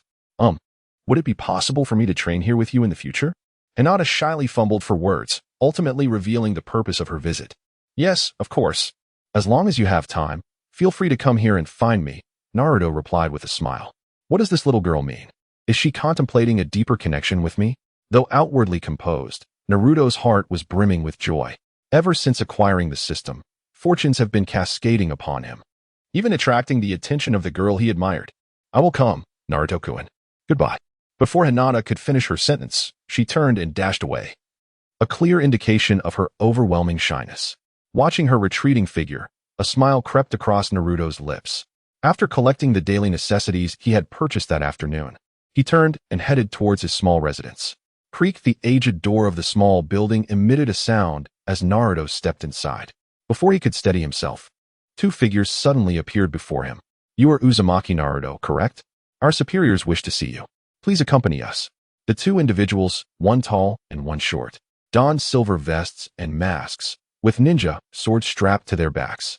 Their attire suggested they were members of the Umbu. Who are your superiors? What do they want with me? While Naruto felt anger at their unwarranted intrusion, he sensed their formidable presence and refrained from immediate confrontation. The taller, silver-haired ninja exchanged glances with his companion before speaking slowly. Our superiors are members of the Konoha Elder Council, under Lord Shimura Danzo. Uzumaki Naruto, please come with us. Stunned into silence, Naruto stood motionless, his mind racing. Shimura Danzo? What could that old man possibly want with me? Could it be that my recent prominence has drawn his attention? Please wait a moment. I need to use the restroom. I will be right back. Rather than outright refusing, Naruto sought refuge under the pretense of needing to relieve himself. Shadow clone technique. As Naruto completed the hand signs, a plume of white smoke erupted beside him, and an identical Naruto emerged. Nonchalantly, the clone opened the door and rejoined the two ninjas. All right, let us go. The two ninjas glanced towards the restroom. But seeing the open door empty, they thought nothing of it and turned to exit the house. Approximately 2 minutes later, the real Naruto, having perched atop the restroom ceilings, dropped down with a smile. Let us see what my clone discovers about what that old coot Danzo is up to. The shadow clone was indistinguishable from the original, capable of utilizing ninjutsu as well. For Naruto, a person endowed with an abundant amount of chakra, it is nearly impossible to be easily detected. Within the confines of the Root's main base, Shimura Danzo sat upright in a sealed room, propped by a cane. A medical attendant beside him held a syringe, administering a certain serum. Upon closer inspection, Danzo's upper body was exposed, revealing a stark contrast in skin tone on either side. The left side bore a sun-kissed hue, while the right exhibited a pallid complexion. Danzo's appearance was somewhat unsettling, as his right arm was covered in a multitude of Sharingan eyes, each vivid red orb wide open, adorned with 3 black tomo surrounding the pupils. Lord Danzo, the injection is complete. You should not experience any side effects for the time being, the medical attendant said. Withdrawing the syringe and bowing slightly, Danzo slowly opened his eyes, his sharp gaze sweeping over the attendant, whose heart quaked at the indifference reflected in those eyes. Was this sensation the intent to kill? Danzo averted his gaze, raising his right arm to signal the attendant to proceed with the bandaging. How much longer does Orochimaru require? Inform him to expedite the solution. I have no desire to be consumed by the cells of Hashirama. Long before the extermination of the Uchiha clan was set into motion, Danzo had clandestinely contacted Orochimaru. Through a covert transaction with Orochimaru, Danzo successfully underwent the transplantation of Hashirama's cells. However, the vitality of Hashirama's cells was overwhelmingly potent, posing a risk of immediate consumption of his own body if not carefully managed. It was imperative to utilize the medication developed by Orochimaru to suppress these cells, granting Danzo the ability to control them effectively. In the plan to annihilate the Uchiha, Sarutobi Hiruzen belonged to the faction advocating for peace and did not support the execution of such a scheme. Firstly, it was due to the prior instructions given by Senju Hashirama before his demise, emphasizing the necessity to treat the Uchiha descendants with kindness. Secondly, the Uchiha had undeniably contributed significantly to the establishment of Konoha. Although this clan had gradually declined, it remained a valuable asset to the village. Yet, Sarutobi Hiruzen's indecisiveness was no match for Danzo's coercive tactics. Moreover, with Danzo having secured the allegiance of Mito Tsubasa and Kurenai Yui, who stood on his side, Hiruzen ultimately had no choice but to acquiesce. Danzo's ulterior motives regarding the Uchiha's obliteration remained unknown to others. His primary intention was to successfully transplant Hashirama's cells and subsequently the Uchiha's Sharingan, ultimately designating himself as the Jinchuriki of the Nine Tails. His approach was characteristically resolute. As a man of decisive action, he was reluctant to entrust such formidable power to another. It was only fitting that he himself assumed the role of the Nine Tails Jinchuriki. Lord Danzo, Orochimaru has responded that the research is still ongoing and may require some time, reported the attendant. Is that so? Danzo nodded, retrieving a roll of bandage to wrap around his right eye. The prospect of serving as the Nine Tails Jinchuriki seems to be postponed for a while longer. Shimura Danzo mused to himself, having already prepared a sturdy cell for Naruto. The array to unravel the 8-trigram seal had also been meticulously arranged. Alas, his current physical condition prevented him from proceeding with this endeavor. Suddenly, a knock echoed through the dark door of the secret chamber, accompanied by a male voice from beyond. Lord Danzo, I bring Uzumaki Naruto. Understood, Danzo replied, affirmatively, as he leaned on his cane and slowly made his way towards the secret chamber's exit. As he traversed the corridor and entered the reception hall, he beheld the golden-haired youth casually lounging with his legs crossed, leisurely cracking sunflower seeds on the table before him. Even as Danzo passed by, the youth remained unfazed, merely glancing up to acknowledge him. Danzo's anger level 32, humph. Danzo huffed, irked by the boy's blatant disrespect. How audacious. Do you not kneel and pay your respects upon seeing Lord Danzo? One of the ninjas beside Danzo reprimanded Naruto with indignation. Naruto set down the seeds, taking a sip from the tea before him. Kneel? Why would I kneel? I, Uzumaki Naruto, only bow to the heavens, the earth, and my parents. Pray tell, is Lord Danzo the heavens, the earth, or perhaps the emperor? Danzo's anger level 58, Ishikawa Ruto's anger level 32. What is an emperor? The two present were bewildered by the term, yet they clearly understood Naruto's sentiment. He had no intention of bowing. Danzo maintained a facade of calmness, though internally he was seething. Ever since the passing of teacher Hashirama, no one had dared to speak to him in such a manner. Uzumaki Naruto. Let us discuss your recent circumstances, Danzo stated as he took his seat at the head of the table, resting his cane against its edge. What recent circumstances? What do you mean? Naruto replied, utterly perplexed, unable to comprehend his words. Danzo squinted his eyes in a feigned smile and slowly articulated, do I need to remind you? Your performance at the Ninja Academy has been rather mediocre, yet recently your strength has surged remarkably. What could be the reason for this? Shouldn't you provide an explanation? Suddenly enlightened, Naruto realized this old man had come to scrutinize that very matter. But did he need to disclose the existence of his system? Contemplating various ways to evade the inquiry, Naruto weighed his options. Although this visit was merely a shadow clone, as a member of Konoha's Elder Council, Danzo would undoubtedly return to harass Naruto if he did not receive a satisfactory answer. Well, it's undoubtedly due to the Nine Tails. Nanny? This answer momentarily stunned Danzo. Though he had suspected as much, hearing Naruto articulate it still took him aback. Why?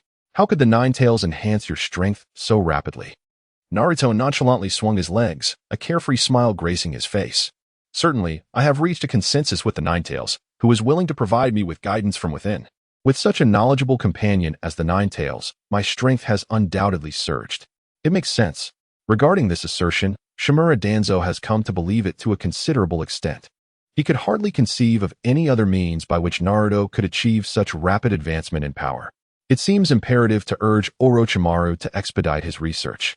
The matter of becoming the Nine Tails Jinchuriki must be prioritized. Danzo, in his heart, has already begun to calculate. And an insidious glimmer of greed unconsciously flickers in his gaze as he observes Naruto. Mr. Danzo, why are you looking at me like that?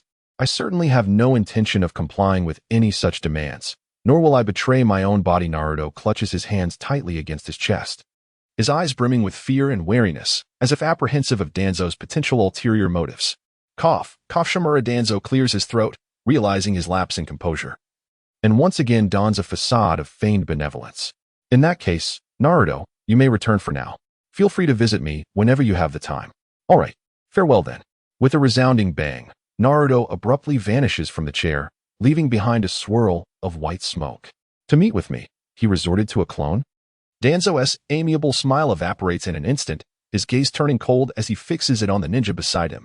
This, my Lord Danzo, it is my failure. I hope for your forgiveness. It is only that the boy is too cunning. The ninja, trembling, kneels and implores repeatedly. Receiving no response from Danzo, the ninja dares to glance up out of the corner of his eye. Noticing Danzo's icy glare still fixed upon him, the ninja grits his teeth, seemingly resolute. Understood. Lord Danzo. He withdraws a kunai from his tool pouch with his right hand, while placing his left hand on the floor, extending his pinky outward. Thud. With a fierce swing of the kunai, the pinky severs from the ninja's hand, and a pool of crimson blood stains the ground. Danzo's eyes narrow slightly. He appears unfazed by such a gruesome display. Keita, mistakes must be punished. This is how you learn. Do not repeat the same errors in the future. Understood, Lord Danzo. The ninja nods, trembling, yet still does not dare to rise. Even as the sharp pain radiates from the severed finger, he remains silent, demonstrating the extent of Danzo's oppressive authority over the members of Root. Now, hurry to the medical team for treatment. Upon receiving Danzo's reprieve, the ninja hastily retrieves his severed pinky, bows in respect, and swiftly exits the room. During the time that the clone conversed with Danzo, Naruto's original self had already completed his evening routine and taken a moment to enjoy dinner. As the clone dissipates, Naruto's true form lies down in bed, ready to extinguish the light and rest. Visiting your root? I fear this old fellow harbors ulterior motives, and I doubt his intentions are pure. All the experiences of the clones flooded into Naruto's mind, along with the dialogue with Danzo, instilling a sense of vigilance within him. It seemed that those who were surveilling him were not limited to the Umbu, but also included Danzo's roots.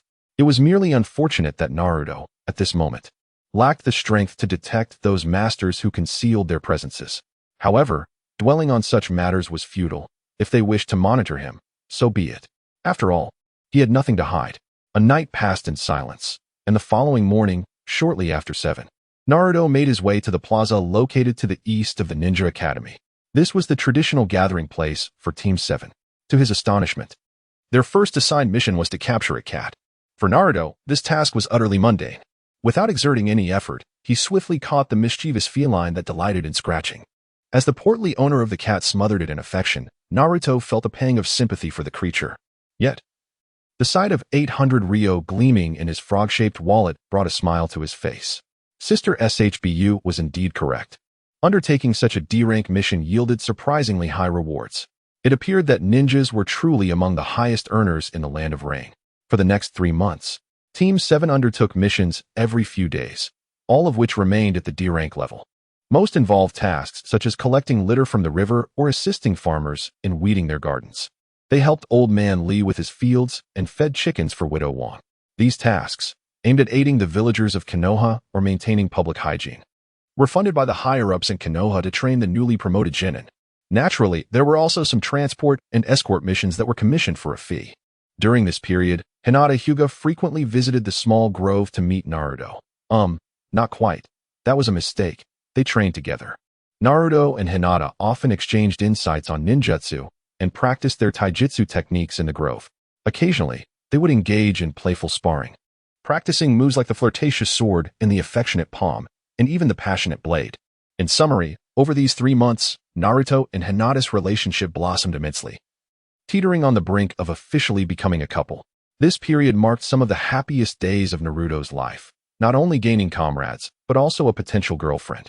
As another dawn broke, Naruto donned his signature orange tracksuit representing the Uzumaki clan and arrived at the Hokage's office building. Naruto, it's rare for you to be on time today, Sakura remarked, surprised by his punctuality. Haha, I went to bed early last night and felt quite refreshed this morning, so I arrived early, Naruto replied, scratching his head and plopping down on the nearby sofa. Wait a minute, you weren't tired this morning? Does that mean all your previous excuses were fabricated? Naruto. Sakura clenched her small fists, veins protruding on her forehead, filled with a burning desire to unleash a torrent of violence upon Naruto.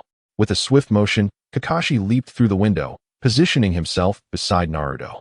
Sakura, there's no need to be so furious. Naruto's habitual tardiness indeed warrants correction. Sakura raised her chin defiantly, employing the roaring technique taught by Irika. Kakashi-sensei, how can you scold him when you were just as guilty of being late? Kakashi awkwardly scratched the back of his head, at a loss for words. He and Naruto were cut from the same cloth, both adept at concocting a plethora of flimsy excuses for their lateness. Well, Kakashi, it appears even you can be stumped by your students, Saratobi Hiruzen chuckled, puffing on his pipe as he observed the banter among Team 7. These kids are something else. Sasuke, arms crossed, stood silently to the side, casting a bemused glance at Naruto and the others. Suddenly, the office door creaked open, revealing a bespectacled old man with a white beard. A straw hat dangled from his neck, and he staggered in, clutching a bottle of sake, clearly inebriated. Burp, are those kids really ninjas at such a young age? The old man hiccuped, leaning against the doorframe with bleary eyes surveying Naruto and his companions. Is that Tazuna? Naruto was taken aback upon recognizing the old man. This was the very individual he was tasked with protecting during his first mission outside the village. A covert B-rank assignment centered on safeguarding this elderly man. Tazuna, fully aware of the mission's perilous nature and high difficulty, had deliberately misrepresented the task's severity, having only enough funds for a low-level job. Hey, old man, what nonsense are you spouting? Sakura retorted, visibly displeased at being questioned about their abilities. Mr. Tazuna, I assure you, these individuals are all graduates from our ninja academy. You can rest assured. Sarutobi Hiruzen, sensing the situation escalating, stepped in to mediate. Tazuna squinted his bleary eyes at the members of Team 7, finally nodding in acknowledgement. Oh, I am the renowned bridge builder, Tazuna. Until I return to my homeland to complete my bridge, I implore you to protect my life with your very own. Naruto merely smiled at Tazuna, refraining from voicing an opinion. While the old man had intentionally obscured the mission's difficulty, it was not out of malice.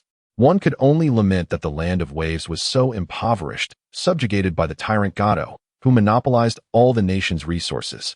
Rest assured, Mr. Tazuna. Kakashi nodded respectfully at Tazuna, then turned his gaze toward Naruto and the others. Now, you three should return and prepare your belongings. We will convene at the entrance of Konoha in 2 hours. Do take care not to be late. Sakura, with an expression of exasperation, remarked, Isn't it you and Naruto who should not be late? All right, dismissed. Kakashi felt a twinge of awkwardness and vanished in a flash. See you all shortly. Naruto waved goodbye to the two and exited the Hokage office, heading towards his residence. For 12 long years, Naruto had never ventured beyond the confines of Konoha. Now, embarking on his first mission, he could hardly contain his excitement. Upon arriving home, he grabbed his backpack, packed 2 sets of clean clothes, and made his way to a nearby shop to purchase some provisions.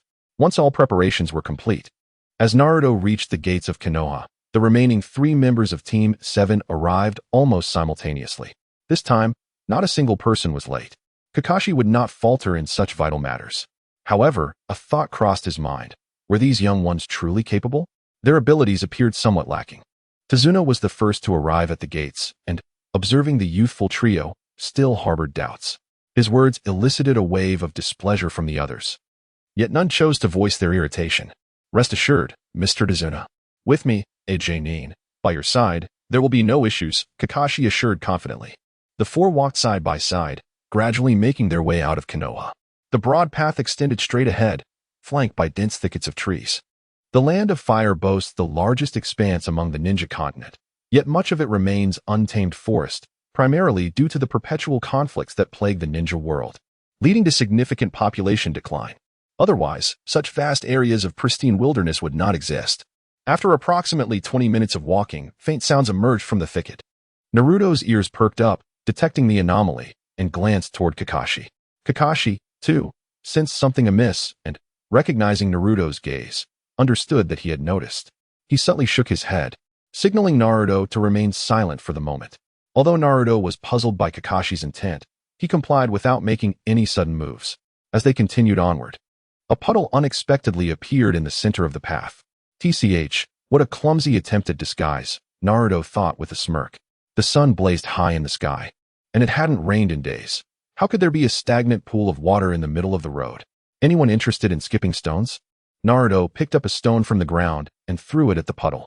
Plop, the stone struck the water's surface without causing a single splash, rebounding straight forward. The surface of the water quivered slightly. Ueda Keita's anger level 26. Fukada Taichi's anger level 35. Oh, so you dare to play transformation tricks with me? Let us see how much it hurts. Naruto, with a mischievous smile concealed within, feigned ignorance and bent down once more to pick up a stone. Naruto, can we please focus on our journey instead of fooling around? Sakura admonished him, oblivious to the peculiar stillness of the stagnant water behind her. According to basic principles of physics, a stone striking the surface of water should undoubtedly create splashes. Yet, the lifeless pool remained undisturbed, with the stone gliding away unimpeded, clearly a ruse of transformation jutsu. All right, let's continue our journey. I shall refrain from playing. However, my shoes are rather soiled. I wish to clean them. Naruto glanced at the muddy soles of his shoes, a sly grin spreading across his face as he ambled towards the stagnant water. Ueda Kuta's anger level 99. Fukada Taichi's anger level 99. Bakayaru. Go to hell, you brat. As Naruto's foot was about to tread upon the water's surface, it suddenly erupted into 2 plumes of white smoke, revealing 2 masked ninjas before him. Clad in tightly fitted black cloaks, their furious glares fixated on Naruto. They wielded a long, serrated chain that connected their palms. With a swift motion, they lashed out, ensnaring Naruto in a firm bind. Naruto, be careful, Sakura exclaimed, her eyes filled with panic as she witnessed Naruto's confinement. With a sharp tug, the ninjas pulled the serrated chain, its spikes piercing deeply into Naruto's flesh. Crimson blood oozing forth. Humph. To toy with us is to court death.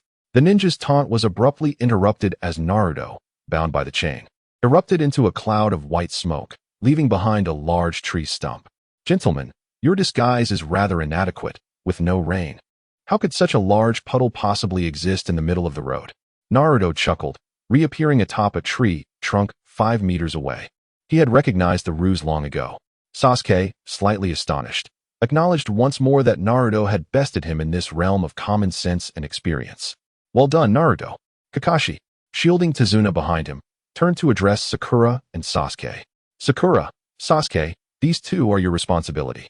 Kakashi had previously refrained from alerting Naruto about the suspicious situation, intending to provide Sakura and Sasuke with a chance to hone their skills. Unfortunately, they were still somewhat lacking in their ability to anticipate danger.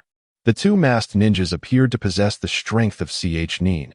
Entrusting them to Sakura and Sasuke, though somewhat challenging, would serve as valuable training. With Kakashi, a Jonin, and Naruto by their side, Sakura and Sasuke were unlikely to encounter any grave issues. Eliminate that old man. One of the masked ninjas bellowed, swinging his arm violently.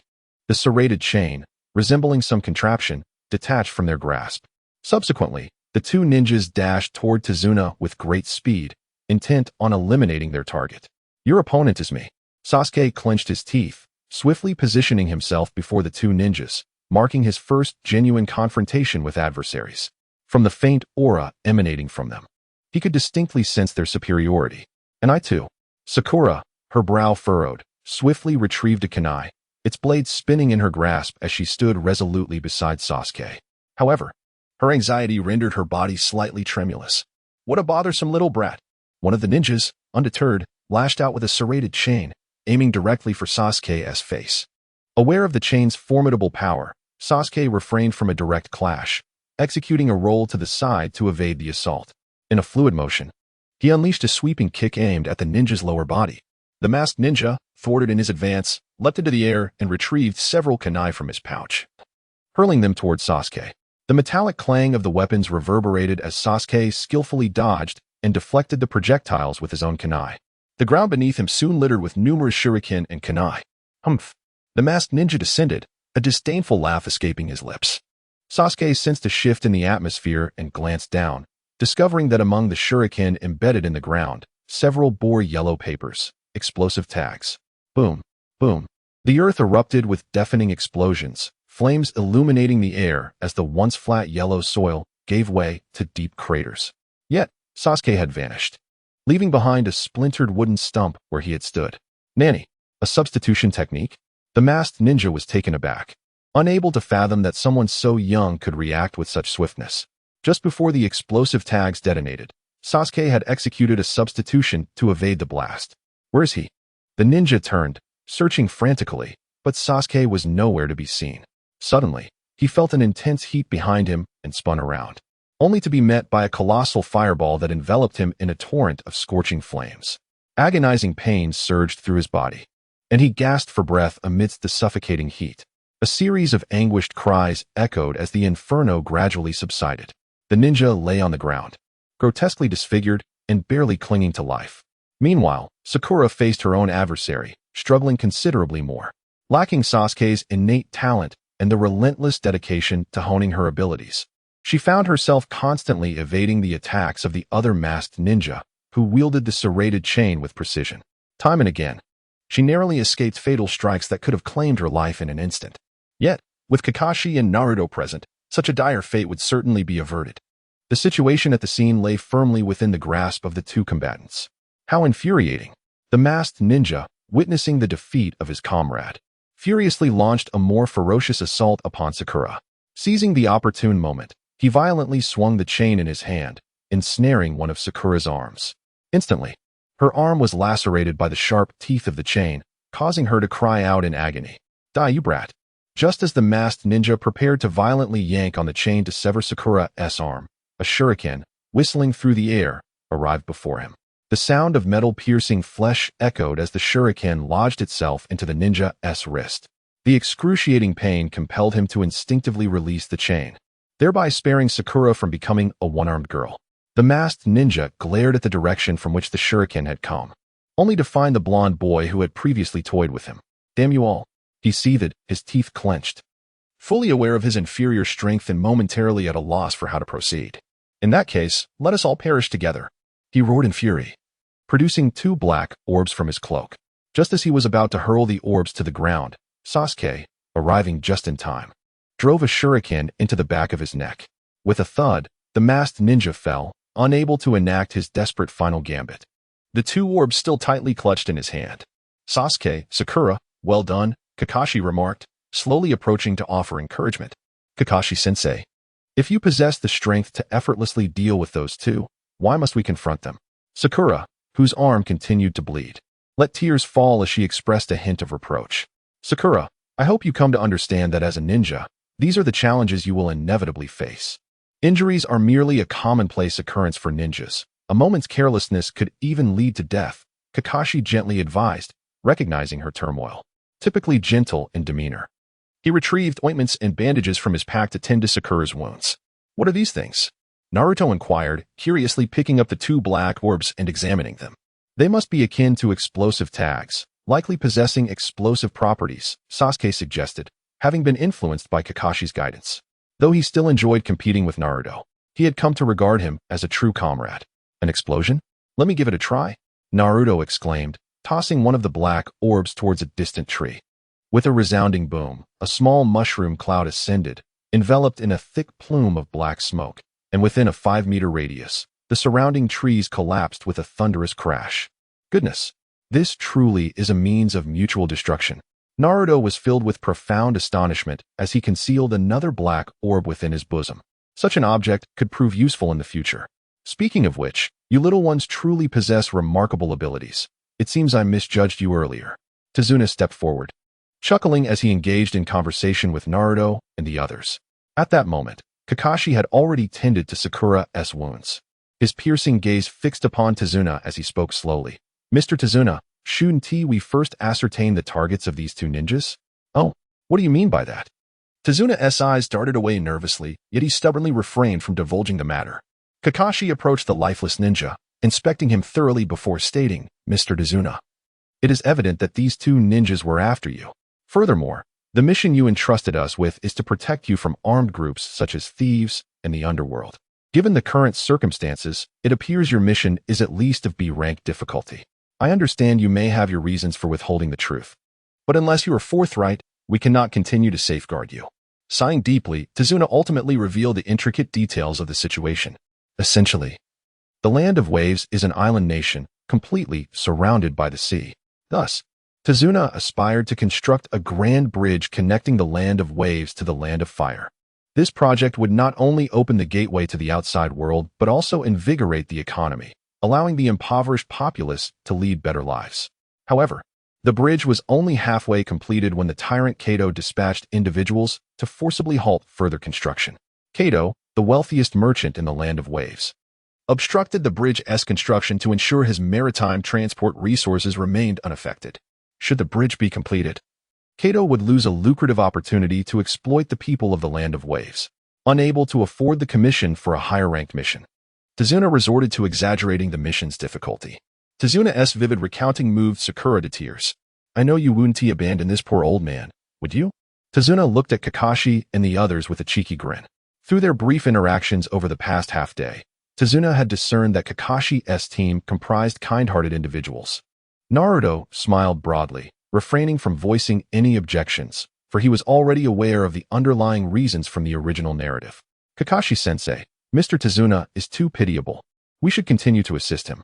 Sakura, touched by Tazuna's selflessness for the people of the Land of Waves, gazed at Kakashi with pleading eyes. Kakashi turned to Naruto and Sasuke, inquiring, what are your thoughts? I'm indifferent. I'll follow your lead. Naruto waved his hand dismissively, noting that protecting Tazuna would likely only involve encountering Nin, Zabuza, which should not pose a significant challenge, as it was their rare first departure from Konoha. Naruto had no desire to return so soon. I feel the same way, Sasuke said, arms crossed, offering no dissent. In light of this, let us press onward. A trace of a smile appeared at the corner of Kakashi's eye, and his gaze toward Naruto and his companions grew more appreciative. For a ninja, possessing a heart filled with kindness and empathy is indeed a virtue. A cold demeanor that merely seeks profit and conducts business for monetary gain would surely prevent one from cherishing their comrades. Along the journey through the Land of Fire, they encountered no further obstacles. After walking for over 3 hours, they finally reached the coastal entrance to the Land of Waves. Team Kakashi, accompanied by Tazuna, hired a small rowing boat to navigate the waters toward their destination. The boatman stood at the bow, tirelessly paddling as the tranquil surface of the water rippled gently, with fish occasionally leaping from below to catch a breath of fresh air, engaged in conversation to alleviate their boredom. The team found a sense of delightful serenity amidst the stunning scenery. Soon, after approximately 3 hours of rowing, a vast bridge emerged in the distance. Although the bridge appeared grand, its center bore a gaping chasm several meters wide, suggesting it had been deliberately destroyed by explosives. After Tazuna paid the boat rental fee, Team Kakashi finally disembarked, entering the territory of the Land of Waves. Once the boatman returned to shore, the group followed a narrow path through the forest, setting out toward the town of the Land of Waves. What is happening? Why is there suddenly such thick fog? Sasuke questioned, his eyes scanning the surroundings with vigilance as they proceeded. Tazuna chuckled lightly and explained, some areas in the Land of Waves are like this, with dense fog. Naruto shook his head dismissively. The increasing thickness of the fog suggested it was not as simple as Tazuna implied. The Mist Village's rogue ninja, Zabuza Momochi, has likely arrived. Everyone, be cautious. There may be an ambush nearby. As if to confirm Naruto's words, a massive blade, slicing through the air with a whistling sound, hurtled towards them in a spinning arc. Everyone watch out, Kakashi shouted, swiftly grabbing Tazuna's arm and leaping away from their previous position. Sasuke followed suit, rolling to the side just in time to evade the enormous blade. Only Sakura lagged a moment too long, frozen in shock as she gazed at the incoming weapon with terror in her eyes. Sakura, be careful. Naruto, quick on his feet, was initially ready to dodge aside but, seeing Sakura rooted in place, turned back to pull her to safety. Thud! The blade embedded itself deeply into a large tree behind them, and a man stood atop the hilt, casting a sidelong glance at the group. The man stood bare-chested, his sculpted muscles gleaming under the light, his face obscured by a white mask and a Mist Village ninja headband tied diagonally across his forehead. To my astonishment, the Sharingan-wielding Kakashi was also present. Would you kindly surrender that old man to me? I inquired. What? The Sharingan? A jolt of surprise coursed through Sasuke. Was it not a bloodline limit exclusive to the Uchiha clan? Could it be that Kakashi was also of Uchiha descent? Kakashi regarded the newcomer with an unusually grave expression, lifting his forehead protector to reveal a vivid crimson eye. You three must refrain from engaging. Ensure Mr. Tazuna's safety. This individual is formidable. Sakura and Sasuke unsheathed their kunai, positioning themselves protectively beside Tazuna. Kakashi-sensei, I wish to confront this adversary as well. What should I do? Naruto's face brightened with excitement as he gazed at Zabuza, who was striking a dramatic pose in the center of the great tree, a surge of battle fervor igniting within him. Since his last encounter with the rogue ninja, Naruto had not had the opportunity to face an elite shinobi. Recently, his strength had been further enhanced through systematic training, making this the perfect moment to test his prowess. You may fight alongside me, but exercise utmost caution, Kakashi advised, casting a glance at Naruto, who had earned his approval. Since the last graduation examination, Kakashi had gained a fair understanding of Naruto's capabilities. In terms of ninjutsu, combat experience, and strategy, Naruto was nearing the level of AJ Nin. Oh, Kakashi Hitaki. What abilities does this little brat possess that leads you to believe he can contend with me? Zabuza's laughter echoed ominously, his body trembling with amusement. He seemed to find Kakashi's words utterly ludicrous, dismissing the notion that this inexperienced youth could be his match. From the executioner's blade you wield, you must be the rogue ninja Zabuza Momochi of the Mist, Kakashi asserted, his gaze fixed intently upon Zabuza, who evidently instilled in him a sense of pressure. Allow me to offer a word of caution. Underestimating Naruto could lead to your downfall. Zabuza remained skeptical, his fingers dancing as he formed a series of hand seals. Oh, now I find myself intrigued. The chatter has gone on long enough. I must eliminate that old man at once. Ninja art, hidden mist technique. A gentle breeze swept through, carrying with it a dense fog. In an instant, the entire forest by the sea was shrouded in a thick white mist, visibility reduced to barely a meter. Kakashi, your Sharingan will prove to be of little use against me. Zabuza's voice echoed from all directions, as if he had employed some special technique to cloak his position. Wind release, gale palm. Naruto, observing the swirling mist around him, quickly devised a countermeasure, hastily forming a series of hand seals. As the final hand sign of the wind release technique was completed, a mournful sound echoed from the sky. Looking up, a massive swirling hurricane descended, dispersing the surrounding dense fog while sending the branches and leaves of nearby trees flying in all directions. Well done, Naruto. Sakura applauded from behind, her previous anxiety shrouded by the thick mist, dissipating with the unveiling of the troublesome jutsu. This wind release technique was one of the ninjutsu Naruto had drawn from the system's lottery over the past 3 months. This kid truly possesses remarkable talent. Zabuza was momentarily taken aback. He had not anticipated that his signature move would be countered so swiftly. Yet, as a seasoned warrior of the ninja world, Zabuza showed no hesitation. The moment the hurricane manifested, he unleashed his own signature technique. Water release, water dragon bullet technique. Standing atop the water's surface, the previously tranquil waters began to churn violently, bubbling incessantly. Soon, a dragon-shaped head emerged from the depths, transforming in an instant into a colossal water dragon that coiled before him. The dragon's eyes glowed ominously as it surged toward Tazuna with great speed. Earth release, earth wall. Kakashi's hands danced in swift motions, completing the final hand sign before slamming his palms onto the ground. The earth trembled as a formidable wall, 3 meters wide, burst forth, standing protectively before Tazuna and his companions. The water dragon collided with the earthen barrier, instantly shattering upon impact, sending torrents of water spraying outward and saturating the forest floor. The earth technique countered the water technique. It was an inevitable outcome. Shadow clone technique. Naruto formed the hand signs for his signature move, and one after another, clones of himself appeared, rapidly multiplying until there were 500 in total. What? This number of shadow clones. What kind of monster is he? Zabuza's astonishment was unmistakable, his eyes wide with disbelief. Each clone represented a division of his chakra, and to create 500 mint Naruto's chakra reserves were staggering. Mr. Zabuza, would you care to experience the strategy of overwhelming numbers? Before Zabuza could respond, the 500 Narutos charged forth in unison. Victory in ninja battles is not merely determined by numbers. Zabuza remained unfazed, standing upon the water's surface, a domain where he thrived as a water release specialist. Water release, great waterfall technique. The water beneath him surged once more, erupting into a towering wave that climbed to heights exceeding 10 meters. As I gaze into the distance, the formidable figure of Zabuza has vanished, or perhaps been obstructed by the tumultuous torrent of water that soars skyward. This deluge cascades forth like a waterfall, rushing towards Naruto's clone numbered 500. Bang! Bang! The water, infused with Zabuza's immense chakra, exudes an astonishing force, overwhelming the clone and transforming it into wisps of white smoke that dissipate into the air. Yet, the torrent remains relentless, continuing its advance towards Tazuna and others behind.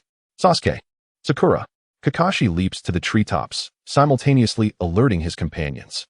Understood, Sasuke responds, grasping Tazuna's arms alongside Sakura, propelling him away from danger and landing a short distance behind Kakashi. Witnessing his powerful assault merely erase the clones, Zabuza is engulfed in frustration. These nuisances are indeed a challenge. Just as he prepares to unleash another jutsu, the surface of the water nearby suddenly erupts with a clamor, and 6 Naruto clones emerge in a circular formation from beneath the surface, each wielding a swirling blue chakra orb. Water release, water clone technique. Zabuza is momentarily taken aback, yet swiftly forms a series of hand seals, causing 6 water-shaped figures to materialize on the surface, instantly transforming into 6 replicas of himself. Water release, water prison jutsu. The 6 Zabuza clones rapidly perform hand seals, bending forward to strike the water's surface. Before a dozen Naruto clones can unleash their blue chakra orbs upon Zabuza, they are ensnared within a spherical water bubble. As the bubble forms, the chakra orbs in the clones' hands vanish in an instant. The Naruto clones thrash within the confines of the water prison, desperately attempting to break free. But their efforts are in vain, soon leading them to clutch their throats, gasping for air. I must admit, young one, your strength is commendable. Yet you are still far from my level. Zabuza's words are abruptly interrupted as he senses a dangerous aura above. He hastily looks up to see another wave of Naruto clones descending from the sky, still clutching their spinning blue orbs. Mr. Zabuza, be careful. A voice calls out, as a figure clad in a green kimono leaps from a distant tree. The figure, masked and indistinguishable, swiftly moves her hands, sending forth a flurry of long silver needles from her sleeves, aimed directly at the airborne Naruto clones. Caught in midair, the Naruto clones are unable to evade the onslaught and are struck by the needles, exploding into clouds of white smoke that dissipate into the atmosphere. Weren't you supposed to be covertly observing their abilities? I can still manage this brat. Zabuza's gaze sharpens, a hint of reproach directed at the sudden appearance of Haku. Yet, deep within his heart, he harbored uncertainty. He wondered if he could evade the onslaught of attacks that had descended upon him. After all, the swirling blue chakra orbs exuded an aura of profound terror. Zabuza, the situation has shifted. Perhaps we should reconsider our strategy. These adversaries appear formidable. Bai gracefully assumed a defensive stance before Zabuza, casting her gaze toward Naruto, who had silently materialized 10 meters away. Naruto, leave Zabuza to me. You confront the other one. At that moment, Kakashi swiftly arrived beside Naruto, his eyes vigilant as they regarded Zabuza. All right, no problem. Naruto had a vivid recollection of the figure clad in a green kimono before him. This individual was Bai, a companion of Zabuza, whom he had taken in as a weapon. Observing her appearance and voice, it was evident she was a girl. Yet, why was her gender identified as male? This conundrum lingered in Naruto's mind, creating a sense of internal conflict. As Naruto pondered, Bai suddenly dashed across the water's surface, her form spinning like a top, leaving behind fleeting afterimages as she closed in on Naruto. Clang! The sound of clashing weapons resonated as Naruto's kunai met the shuriken in Bai's grasp. Give up. You would be wise to retreat. I have no desire to kill you, Bai said, her voice unexpectedly gentle as she pressed down with her wrist. How fortuitous. I share your sentiment, Naruto replied with a chuckle, performing a backflip to create some distance. Nanny, how do you know my name? Bai exclaimed, bewildered by the fact that this boy, who had concealed his identity, was familiar with her. Well, that's a long story. Naruto scratched his head, uncertain of how to explain. Surely, he couldn't confess that he recognized her from the original narrative. If memory served correctly, Bai's backstory was quite tragic. She had lived with her mother in a village that despised bloodline limits due to the ravages of war. Bai's mother possessed a bloodline limit but kept this secret hidden. Tragedy struck when Bai began to demonstrate the inherited abilities from her mother. The enraged villagers killed her mother, and in fear, Bai awakened her bloodline limit, resulting in the slaughter of all the villagers. Later, the destitute Bai was discovered by Zabuza, who trained her as a weapon. However, she proved to be an inadequate weapon, for the trauma of killing villagers in her childhood rendered her unable to take a life thereafter. This, perhaps, was why she urged Naruto to leave at the outset. Although I do not understand why you recognize me, I will still endeavor to make you retreat in my own way. Bai removed the mask from her face, revealing a visage more beautiful than that of countless girls. Secret technique, 1,000 killing water surge. With a swift motion, Bai formed several hand seals, causing large splashes of water to soar into the air above the sea. Those droplets coalesced into numerous sharp needles that hurtled toward Naruto's back. Such an attack is futile against me, Naruto chuckled confidently. He leapt into the sky, evading the onslaught of needles while his fingers danced rapidly. Wind release, vacuum sphere. With his cheeks puffed, Naruto expelled a barrage of wind spheres from his mouth, each resembling a razor-sharp blade of wind, creating a whistling sound as they sliced through the air toward Bai's position. Bai once again executed his enigmatic movement technique, spinning like a top to evade the multitude of wind blades while closing the distance to Naruto. Secret technique, crystal ice mirror. Bai halted 3 meters away from Naruto, pressing his palms together. A series of blue chakra lines erupted from his back, swirling like ribbons in the air. These lines shot upward, forming a massive square ice mirror, encasing Naruto within. Is this Bai's bloodline limit? Naruto observed in astonishment as even the seawater beneath his feet crystallized into ice. It seemed this bloodline limit possessed remarkable power, capable of conjuring such an expansive prison of ice. With a sudden leap, Bai entered the ice mirror, immediately manifesting multiple illusory figures of himself within, creating a disorienting spectacle. I admit, your techniques are indeed varied and quite troublesome to deal with, but I remain confident that I can compel you to retreat, Bai declared. As he spoke, the figures within the ice mirror began to flicker and move, launching simultaneous attacks at Naruto. Yet, Naruto remained unfazed, a smile gracing his lips as a torrent of blue chakra energy erupted around him. The winds howled within the ice mirror, repelling the shadowy figures attempting to breach his defenses. Wind release, Cyclone Fist.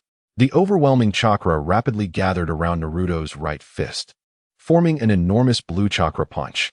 With a thunderous boom, Naruto struck the ground fiercely, causing a violent explosion that sent cracks sprawling across the smooth, thick ice surface. In an instant, a large hole was created, and as the ice shattered, fissures radiated outward, crumbling and cascading into the sea below. Although the destruction of the ice did not harm Bai, he was still propelled by the force of the shockwave, rolling across the surface of the water before being launched several meters away, ultimately submerging beneath the waves. That guy. Naruto's strength has significantly improved lately, Kakashi observed, wielding a kunai as he engaged in a fierce struggle against Zabuza on the surface of the sea. Initially, there was concern for Naruto, ensnared within the confines of his adversary's secret technique barrier. However, witnessing Naruto unleash such a formidable assault filled him with joy. Even as he pondered the alarming rate at which Naruto's power was escalating. What? That young lad actually shattered Haku's bloodline limit? Impossible. Zabuza was left utterly dumbfounded. He had never before witnessed anyone escape from Haku's icy prison. Yet, Naruto, with overwhelming strength, obliterated the mirror-like ice with a single punch. Just how formidable had this boy become? There's nothing truly impossible. Even at Naruto's age, his prowess surpassed anything I ever achieved. Kakashi delivered a kick aimed at Zabuza's chest. Though blocked by the executioner's blade, he successfully extricated himself from the fray.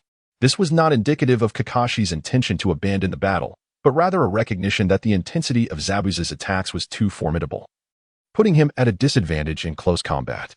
Kakashi's gaze instinctively drifted towards Naruto. It was hardly surprising that such a prodigious talent could sire a son of equal caliber. After being struck by an overwhelming surge of energy, Haku skidded across the water's surface for over 10 meters before gradually submerging beneath the waves, leaving his fate uncertain. Naruto paid him no further heed. His whirlwind punch had merely struck the ice, and Haku was likely unharmed. Zabuza, it appears we are now set for a 2-on-1 confrontation. Do you still believe you can withstand our combined assault? Naruto declared, his feet enveloped in a copious chakra-infused aura, swiftly appearing beside Kakashi after a series of rapid movements across the water's surface. Curse you lot. Zabuza's gaze inadvertently shifted towards the direction where Haku had fallen, a flicker of desperation in his eyes, which Naruto keenly observed. Zabuza attempted to rush to Haku's aid, but was intercepted by Naruto and Kakashi, forcing him to lash out in fury with his executioner's blade against the two. Clang! Clang! Naruto and Kakashi, positioned on either side, engaged Zabuza in a relentless struggle, wielding kunai as they fought. It must be said, Zabuza's impressive physique was no mere effete. Even while exchanging blows with both opponents, he held his ground, refusing to falter. The executioner's blade danced with ferocity, narrowly missing Naruto on several occasions. Thankfully, Kakashi's timely assistance ensured Naruto's safety. Indeed, Naruto mused. His proficiency in taijutsu still required refinement. Perhaps the scarcity of taijutsu styles within the ninja world contributed to this deficiency. In the months past, his accumulated anger points had failed to yield even a single taijutsu scroll. Die brat. Zabuza, his eyes bloodshot, was consumed by a mix of concern for Haku's safety and the rage incited by the 2-on-1 assault. He resembled a feral beast, relentlessly attacking Naruto with his executioner's blade. Perhaps through this continuous combat, he had also discerned Naruto's vulnerabilities. After narrowly evading the lethal swing of the beheading sword, Naruto leapt backward in a series of agile jumps, distancing himself from the immediate danger. Shadow clone technique. Naruto formed the necessary hand seals, and in an instant, numerous figures of himself began to materialize, culminating in 100 Narutos standing before him. A sudden realization dawned upon Naruto. Why should he rely on his weaknesses when he could exploit the strengths of others? The abundance of chakra was his greatest asset. Everyone, let that muscle-bound man know our prowess. With a sweeping gesture, Naruto commanded. Oh, the 100 clones responded in unison, dashing forward in a circular formation to encircle Zabuza. Are these infernal clones back again? Zabuza furrowed his brow. He had already found himself overwhelmed by Kakashi, and now faced with this multitude of clones, the odds seemed increasingly dire. The clones surged forth, a relentless tide of bodies charging at Zabuza, brandishing kunai as they aimed for him with precision. What a bothersome swarm. While Zabuza deftly dodged, He furiously swung his beheading sword, cleaving through the clones. Thud! Thud! The surface of the sea erupted with a cacophony of white smoke as one after another, Naruto's clones were dispersed. With his back turned to Naruto, Kakashi suddenly grasped his wrist with his left hand, and the air around him crackled with lightning, illuminating the surroundings with a brilliant glow. Seizing the opportunity while Zabuza was preoccupied with the clones, Kakashi made a beeline for Zabuza's rear, his radiant lightning aimed directly at the vulnerable spot between Zabuza's shoulder blades. Raikiri. Zabuza, sensing the imminent threat from behind, realized the danger too late. The lightning was now less than half a meter away, leaving him no chance to evade. Is this truly the end?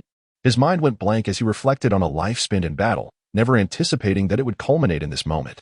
Just as Zabuza closed his eyes, resigning himself to death, a surge of water erupted beneath him, and a green figure emerged from the depths, arms outstretched to shield him. The figure was none other than Haku, whom Zabuza had once used as a weapon. Contrary to the anticipated scene of bloodshed, Naruto had appeared out of nowhere, colliding with Kakashi and redirecting the lightning strike away from Haku, preventing it from piercing his body. Haku, who had prepared for death with eyes shut, reopened them upon feeling no pain, witnessing Naruto's intervention. Naruto, why did you do this? Kakashi, having cancelled the Raikiri, gazed at Naruto with a look of confusion. Naruto offered an awkward smile, uncertain of how to explain his actions. Perhaps it was due to his knowledge of the original story that he felt a sense of regret regarding Haku and Zabuza's potential demise. Instinctively, he had sought to save them, unwilling to allow them to perish here. Haku, you. Zabuza had turned to look at Haku with a complex expression. Recalling the moment when Kakashi's lightning had nearly reached him, a palpable sense of death looming over him. He could not fathom why Bai, whom he had always regarded merely as a tool, would willingly sacrifice his life for him. Zabujan, I will not allow you to perish before me. If you die, my existence as a tool would hold no meaning. Bai gazed at Zabujan with gentle eyes, a hint of a smile gracing his lips. Yet, his words conveyed an air of humility and deep sorrow. Bai harbored an indelible affection for Zabujan. Despite being treated as a weapon, a mere instrument of death, he felt an overwhelming urge to protect him.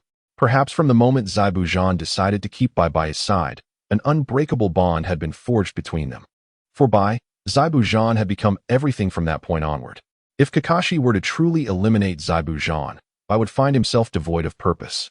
Thus he willingly embraced death for Zabujan. Zabujan, am I truly just your tool? I would gladly die for you. Does that not stir something within your heart? Naruto did not rush to explain to Kakashi. Instead, he turned his gaze towards Zabujan. He had already discerned that when Bai was submerged in water, Zabujan's anxious expression revealed the significant place Bai occupied in his heart. Humans are not mere wood or grass, who can be devoid of feelings, having spent countless days and nights together. Even if Zabujan's heart was forged of cold steel, it had been thoroughly warmed by Bai's meticulous care and concern. You little rascal, what do you know?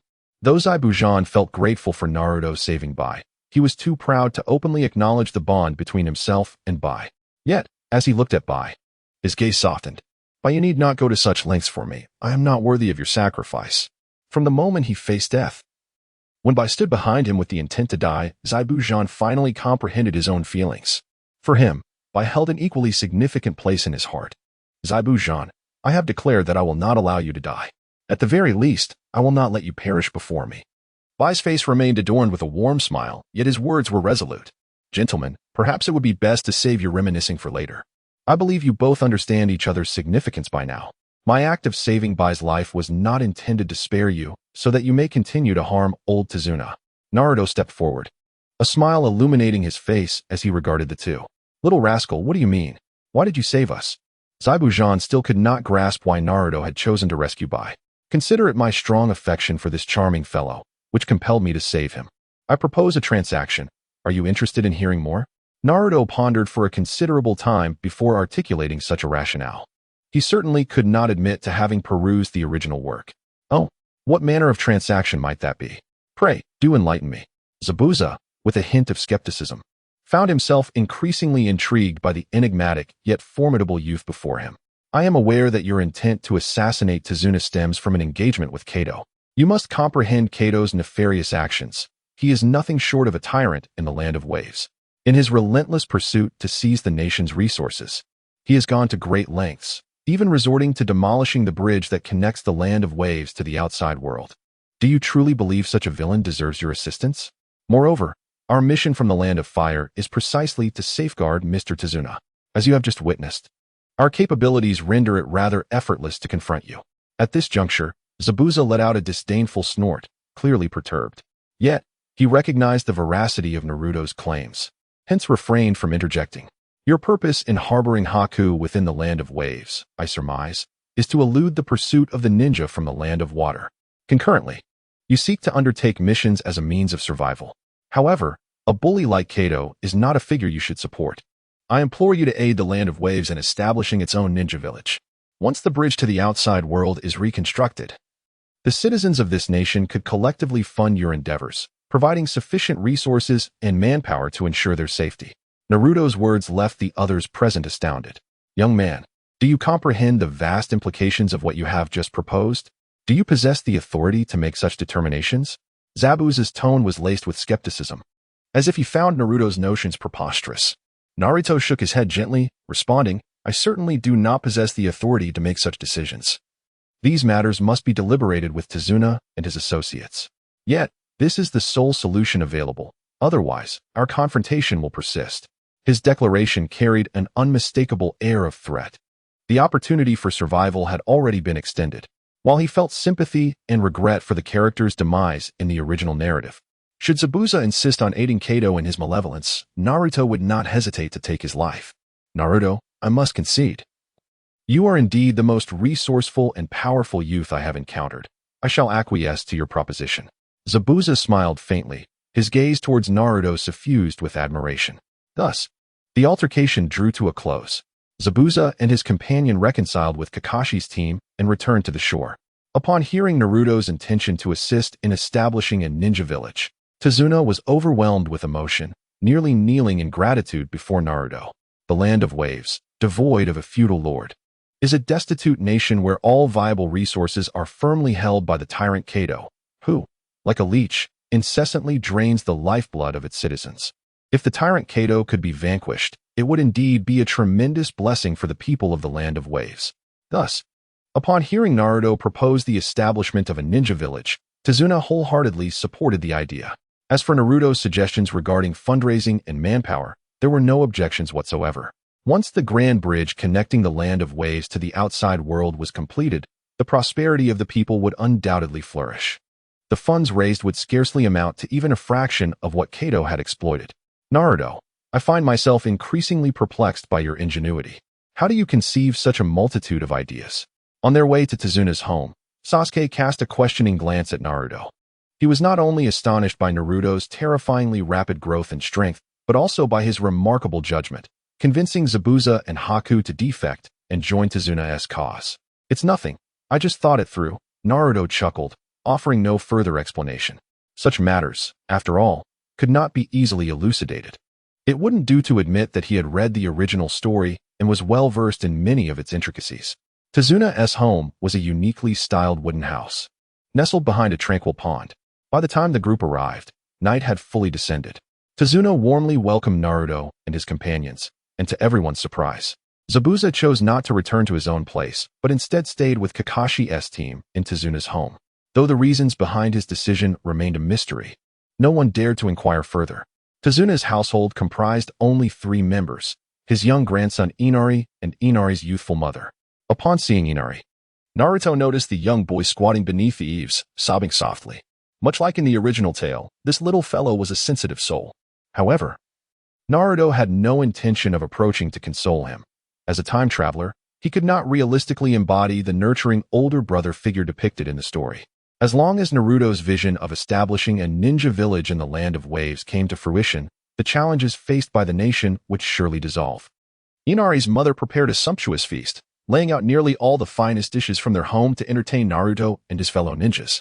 This marked the first occasion Naruto had savored what one might call a home-cooked meal. Observing the lively gathering, where everyone shared food and conversation, a warm feeling enveloped his heart. Reflecting on the tumultuous 12 years he had endured, where nearly every aspect of life, be it dining or schooling, was faced in solitude, he felt a profound sense of gratitude. Recently, Naruto's life had taken a turn for the better, not only did he have companions, but he also found a confidant in Hinata. Though he still encountered the disdainful glares of numerous adults while traversing Konoha, he had long since grown accustomed to it and no longer let it weigh heavily on his mind. You look down on me? I look down on you as well. In the future, I shall be someone you cannot hope to reach. After finishing their meal, the group gradually began to wash up in preparation for the evening's rest. Only Zabuza and Kakashi remained in the living room, engaged in casual conversation. Kakashi, according to the plan you mentioned earlier, we are to eliminate Kato, correct? Zabuza suddenly interjected. Ah, yes, that seems to be the case. What else on your mind? Kakashi replied with a slight nod. Although the entire strategy originated from Naruto, he had tacitly accepted it after hearing about the plight of the Land of Waves. Kato, however, was not to be trifled with. He commanded a considerable number of underworld figures and ninjas. While their individual prowess was not particularly remarkable, the sheer quantity posed a significant challenge. Having just finished his meal, Zabuza had removed his mask, revealing a long scar on his left cheek that extended to the corner of his mouth, giving him a fearsome appearance. This very visage had frightened Inari into tears once again. Is that so? You need not worry about numbers, especially with Naruto around. Kakashi chuckled wryly. Although it was true that a multitude of ants could indeed take down an elephant, in terms of sheer numbers, they were at a disadvantage. But with Naruto on their side, he had confidence.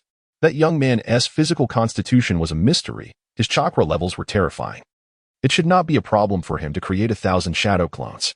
Indeed, that young rascal Naruto is quite extraordinary. You Konoha folks really have an abundance of talent. Zabuza laughed heartily. In his heart, he felt a flicker of gratitude towards Naruto. Had it not been for Naruto rescuing Haku, he would still be resorting to his old methods of handling problems and would not have realized how much his heart had changed after years of wandering. He was no longer the Zabuza who viewed human life as trivial, at least not when it came to Haku. This was merely the beginning of Zabuza opening his heart. Despite having known each other for just a day, the two conversed as if they were longtime friends, discussing their perspectives on events that had transpired in the ninja world over the years and the peculiar happenings around them. Through their dialogue, Kakashi discerned that Zabuza was not as cold-hearted as the rumors suggested. The following morning, after breakfast, Tazuna led a large construction crew towards the bridge to commence the rebuilding project.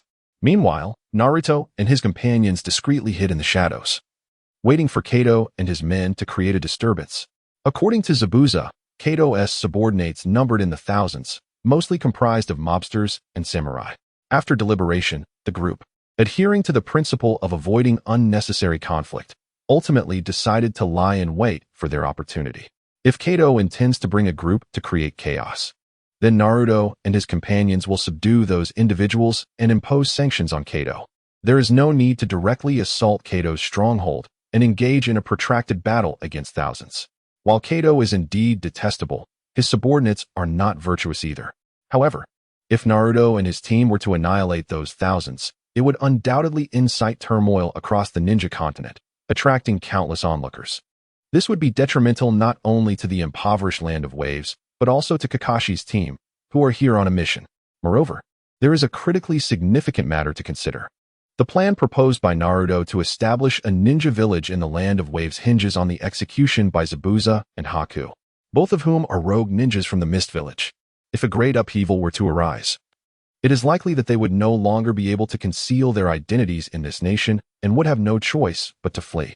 At that point, even the most meticulously crafted plans would amount to naught. As the rhythmic clang of the great hammer echoed, the construction workers diligently toiled, pouring their sweat into the building of the fateful bridge for the Land of Waves.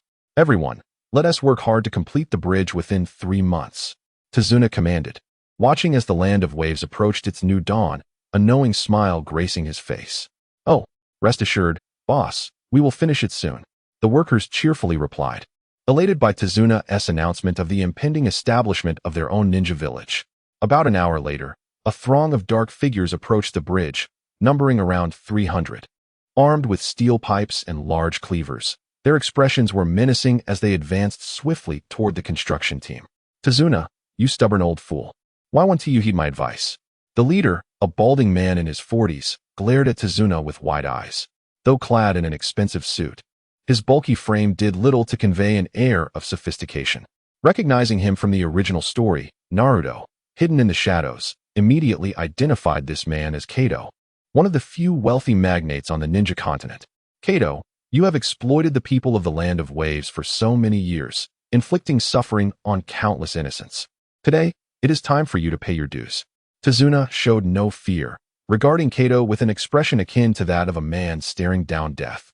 At that moment, Naruto and his companions emerged from the shadows, standing resolutely beside Tazuna. Having witnessed their strength the previous day, Tazuna was confident. Even if Kato brought 300 men, he knew that not even 10 times that number would be a match for these ninjas. Zabuza? So you're still alive after all. Having collected such a considerable commission, yet failing to accomplish the task, are you truly as inept as you appear? What nonsense about being a top assassin.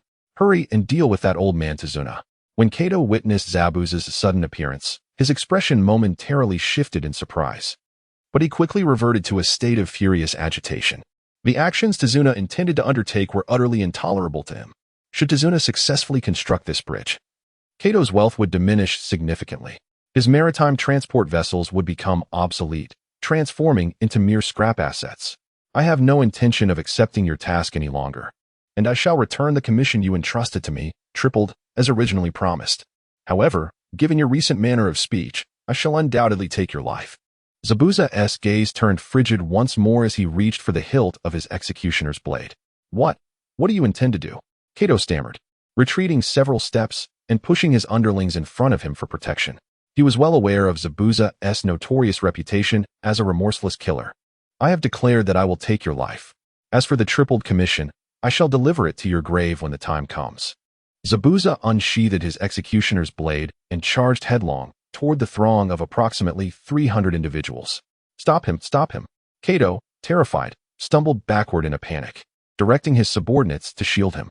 Zabuza surged forward like a ferocious tiger among a flock of sheep, and wherever his blade passed, crimson streams of liquid would undoubtedly follow. Some members of the mafia found their limbs severed, while others had their heads cleaved from their bodies. Though Zabuza's advance was temporarily hindered, few could stand against his might.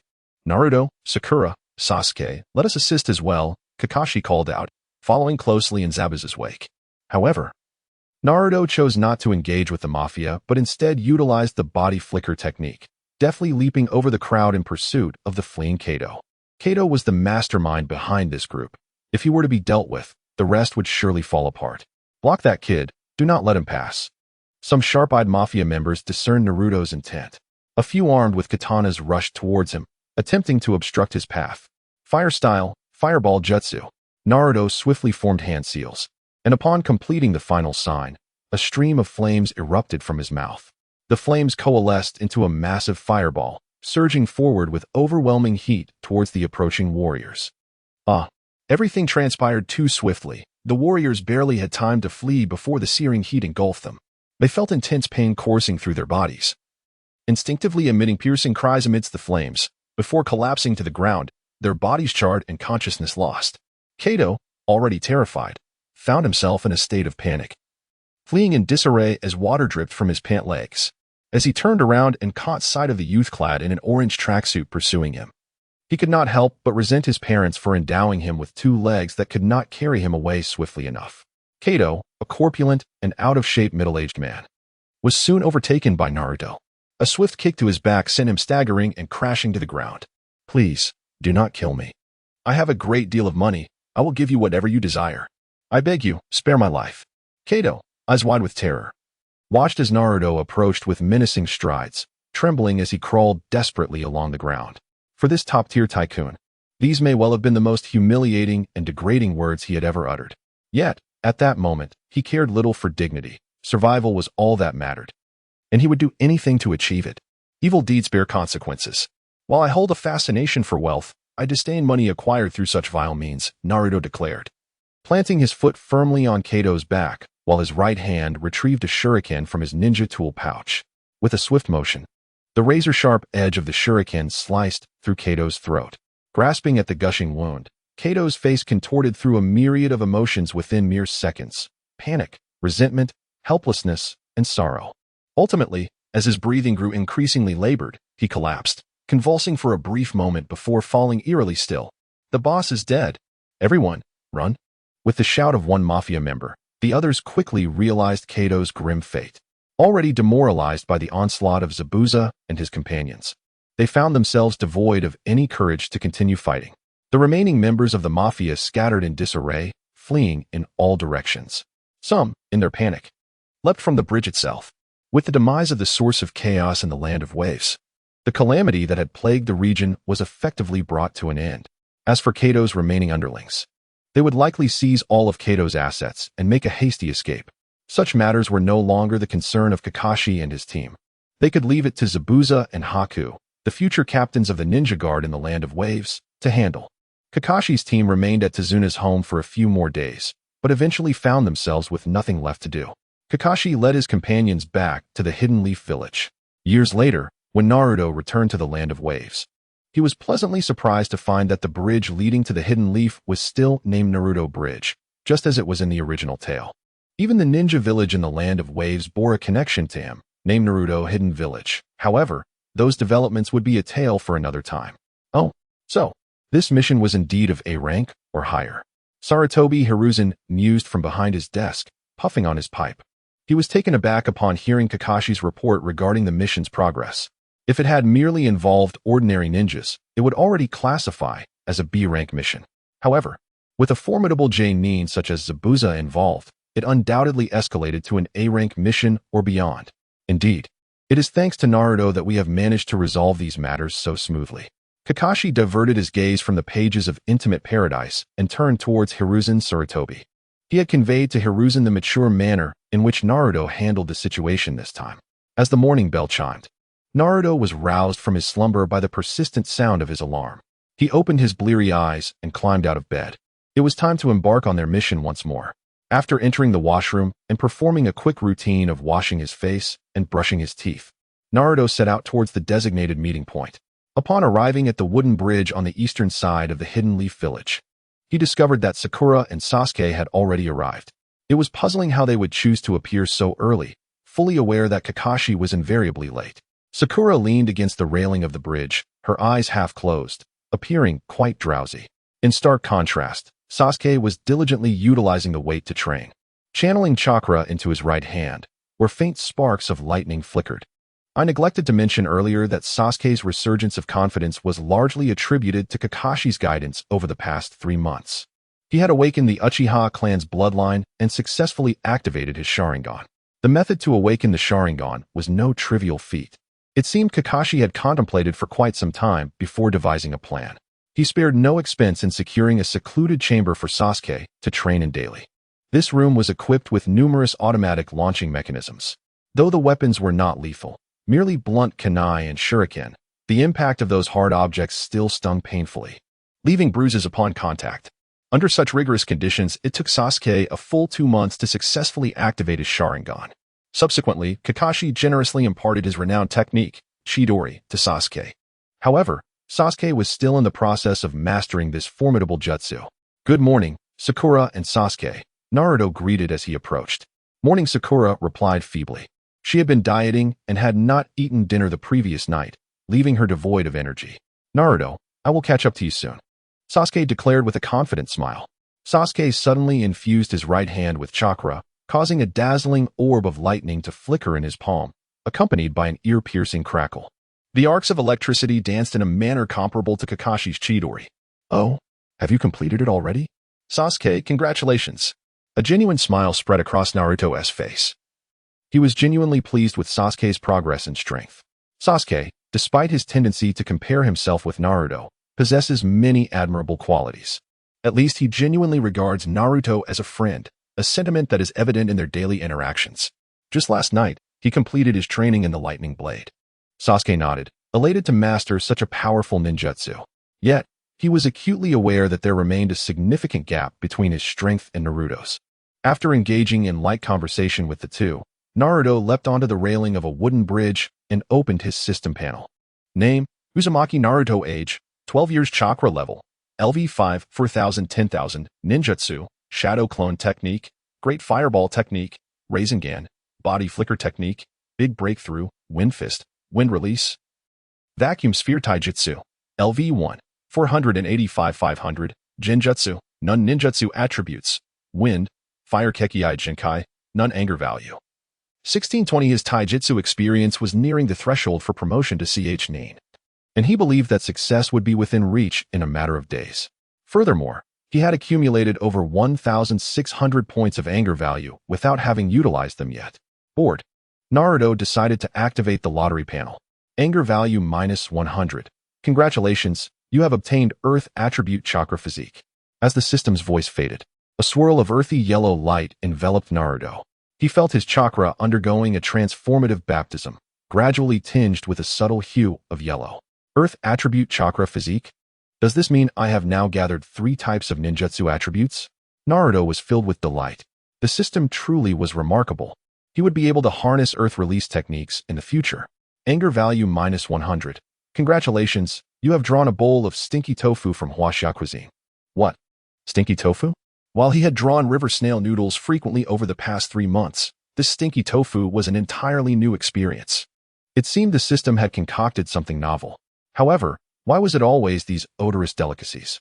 Couldn't he offer something like Lanzhou ramen, Beijing braised dishes, or Xinjiang big plate chicken instead? Just as Naruto lamented internally, a small bowl materialized on the virtual panel, descending before him. He reached out to take the bowl, which contained about 10 square pieces of black tofu, garnished with scallions, ginger, garlic, and cilantro. It appeared utterly delectable, causing Naruto's saliva to slip from his mouth. Naruto, where on earth did you acquire this foul-smelling dish? Sakura exclaimed, wrinkling her nose at the peculiar odor of the stinky tofu, instinctively stepping back from him. This is quite pungent. You're not actually planning to eat that, are you? Sasuke likewise covered his nose, his expression one of disdain. You don't understand. This delicacy is exquisite. Although it may smell terrible, the taste is absolutely divine. Naruto chuckled lightly, seemingly unbothered by the gazes of the 2 onlookers. He picked up the chopsticks resting on the bowl of noodles and deftly lifted a piece of stinky tofu to his mouth. The long-missed taste of his hometown cuisine. The long-awaited stinky tofu enveloped his senses. As he savored the unique texture, crispy yet tender, soft with a hint of spiciness, and a subtle sweetness, he relished every bite. This stinky tofu is simply delightful. Observing Naruto's blissful chewing, Sakura furrowed her brows even tighter. Yet, hunger gnawed at her, and seeing Naruto's enjoyment ignited a flicker of curiosity within her. Naruto, is it really that delicious? Of course it is. Would I deceive you? Come. Give it a try, he urged, offering a piece of stinky tofu towards Sakura. Sakura swallowed hard, wrestling with her hesitation for a moment before reaching out to take the dark block of tofu, placing it in her mouth. After just a few chews, her expression softened, and joy radiated from her face. This is incredible. How can something be this delicious? I told you, I wouldn't lie to you. It's all yours, Naruto said, passing the bowl directly to Sakura. Come on, with the rich culinary heritage of Huaxia spanning so many years, could it possibly be anything less than exquisite? The flavors have been perfected over generations. Sakura, could I have a taste too? I haven't had breakfast yet, Sasuke said, awkwardly inching towards Sakura, eager to experience the stinky tofu himself. Seeing the two enjoying the dish brought happiness to Naruto, prompting him to press the lottery button once more. Anger value -100. Congratulations. You have drawn a bowl of Huaxia cuisine, stinky tofu. Another bowl of stinky tofu? Sasuke, this one is for you. You don't need to share, Naruto said as he handed over the small bowl. Oh, really? Sasuke's eyes lit up as he eagerly accepted the bowl from Naruto, not questioning how it had come to be, and began to eat heartily. Earlier, Sakura had only offered him a small taste, and he was now ravenous. Anger value -100. Congratulations, you have drawn a bowl of Huaxia cuisine, stinky tofu. Another one? Are you kidding me?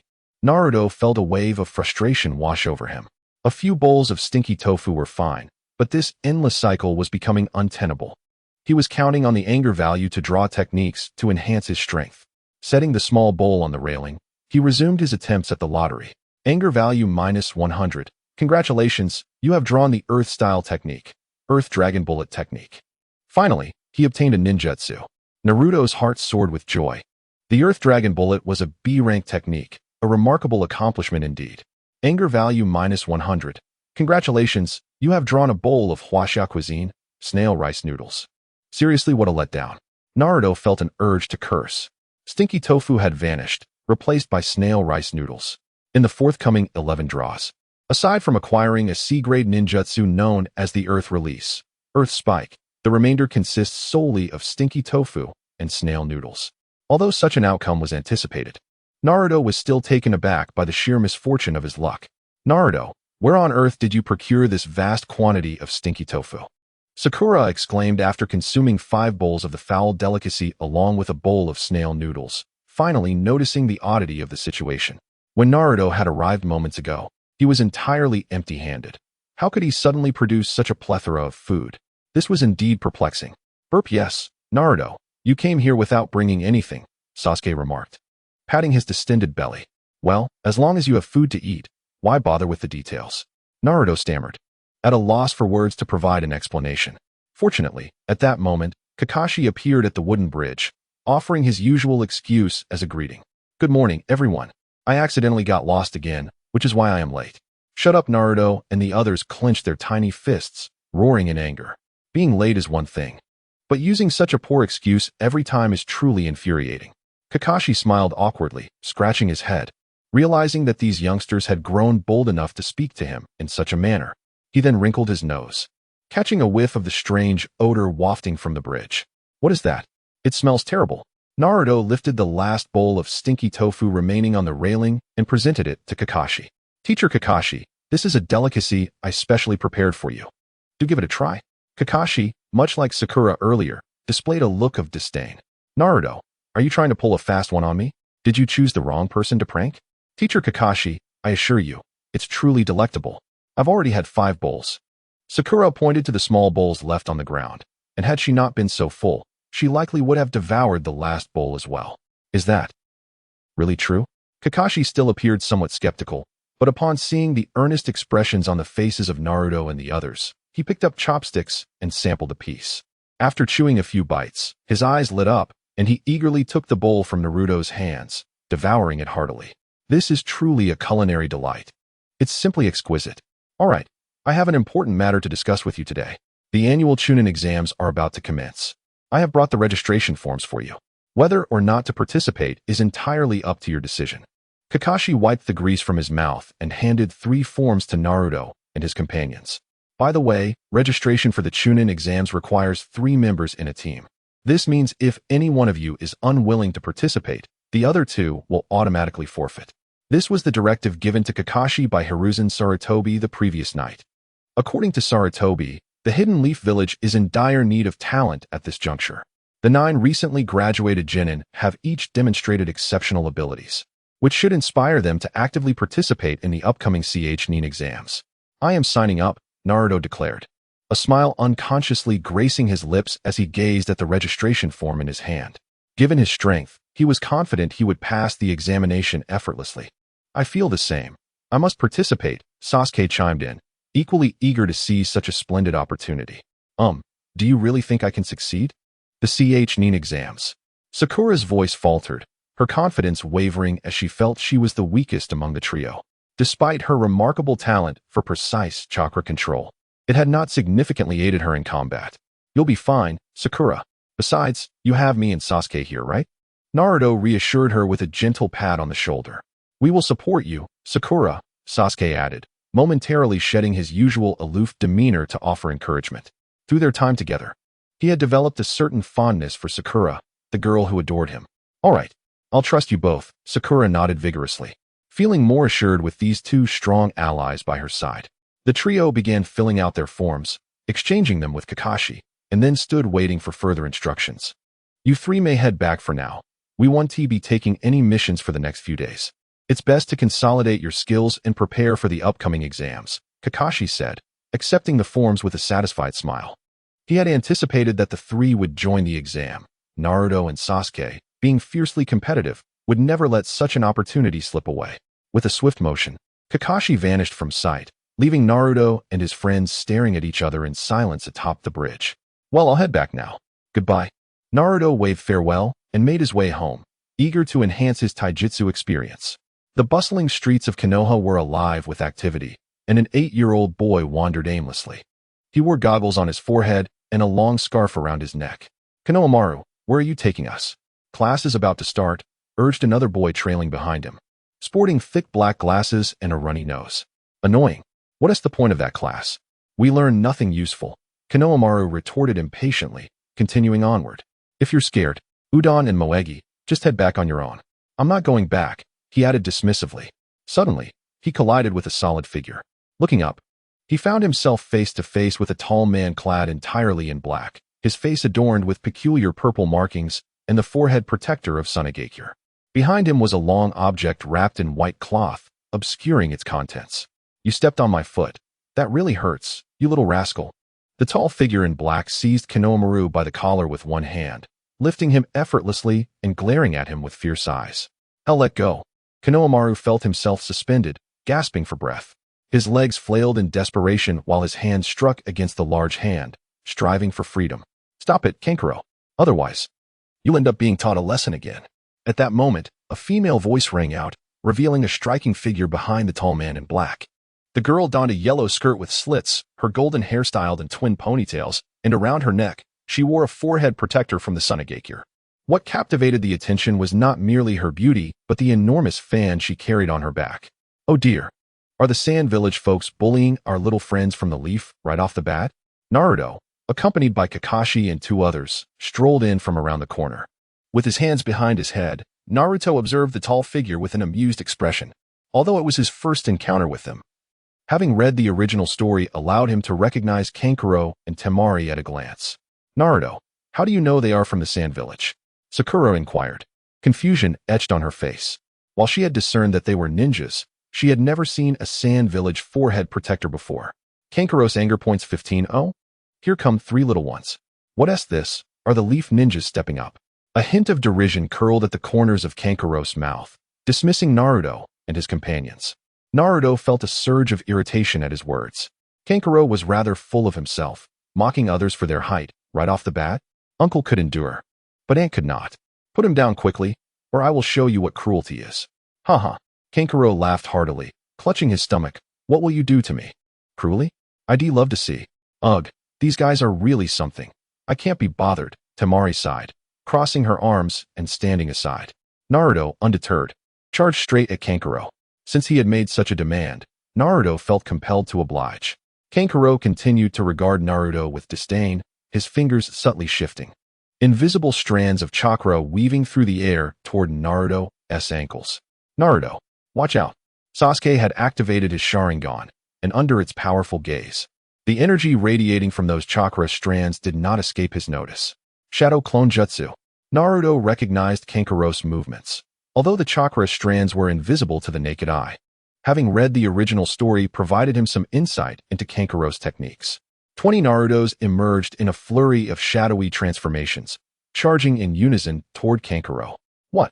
The smile at the corners of Kanjuro's mouth vanished in an instant as he furrowed his brow, gazing at the 20 Narutos charging towards him. At that moment, he could not ascertain which one was the true body, and the fine threads emanating from his fingertips became utterly futile. Shadow clone technique. How could this individual possess so many duplicates? Was it an illusion? Standing beside him, Temari also lost her composure, her eyes widening as she scanned the 20 Narutos, desperately seeking a flaw among them. Kanjuro's anger level 26. How infuriating. The crow cannot be exposed just yet. Gritting his teeth, Kanjuro released Konohamaru and instinctively reached for the long package strapped to his back. However, he quickly withdrew his hand and retrieved a kunai from his ninja tool pouch, preparing to engage in taijutsu. Yet, for a ninja accustomed to using puppets, physical combat was not his forte. Could he really hold his ground against 21 opponents? Before long, the 20 clones descended upon him. Relying on their numerical advantage, they disregarded any semblance of strategy and unleashed a flurry of wild punches towards Kanjuro. Just a freshly graduated rookie, such an assault is easily countered with my taijutsu. Kanjuro deftly evaded the barrage of fists and feet, thrusting the kunai in his hand to deliver counterattacks. Bang, bang. One by one, the shadow clones met their demise, erupting in puffs of white smoke that dissipated into the air. This further confirmed Kanjuro's belief that his opponent was merely a novice, despite their numerical superiority. They failed to seize the opportunity. Kanjuro, be careful. Just as he shattered another clone, a sudden sense of danger surged from behind him, accompanied by Temari's urgent warning. Kanjuro barely had time to turn his head, catching a glimpse of a Naruto standing behind him, fingers poised in a peculiar hand seal. as if crafting some form of ninjutsu. Nanny? When did this guy? The essence of Konoha's taijutsu, the 1,000 years of pain. Naruto sported a mischievous grin. Not invoking any ninjutsu, but rather thrusting his hand sharply towards Kanjiro's rear. Kanjiro felt an intense pressure at the back, followed by an excruciating pain. His complexion shifted from red to green as he collapsed to the ground, clutching his backside in agony. Temari, who had been rushing forward, abruptly halted, her anxious expression evaporating as she witnessed Kanjiro writhe on the ground, a chuckle escaping her lips. What on earth is this guy doing? Is he an idiot? Sakura gazed at Naruto in disbelief. I should have seen this coming. Sasuke shook his head in exasperation. Naruto, you never change. Konohamaru's eyes sparkled with excitement as he danced with glee. That was amazing. I must learn this technique. It will definitely come in handy against the old man next time. How ruthless do you think that was? Naruto crossed his arms, wearing a wicked grin as he looked down at the writhing Kanjiro. To confront such a brazen individual, striking him may not be the most effective approach. Rather, a more prudent method would be to humiliate him. You wretched fool. Having been thoroughly bested, Kanjiro rose from the ground, hastily unbuckling the crow from his back, intent on unleashing the wrapped cloth upon Naruto in a fierce battle to the death. At this moment, Kanjiro was genuinely enraged. He had never felt such humiliation before an audience of this magnitude. Cease this, Kanjiro, a voice interjected. A red-haired youth, burdened with a large gourd, emerged from behind a grand tree and slowly approached Kanjiro. This boy bore no eyebrows and prominently displayed the character for love upon his forehead. I am Gaara.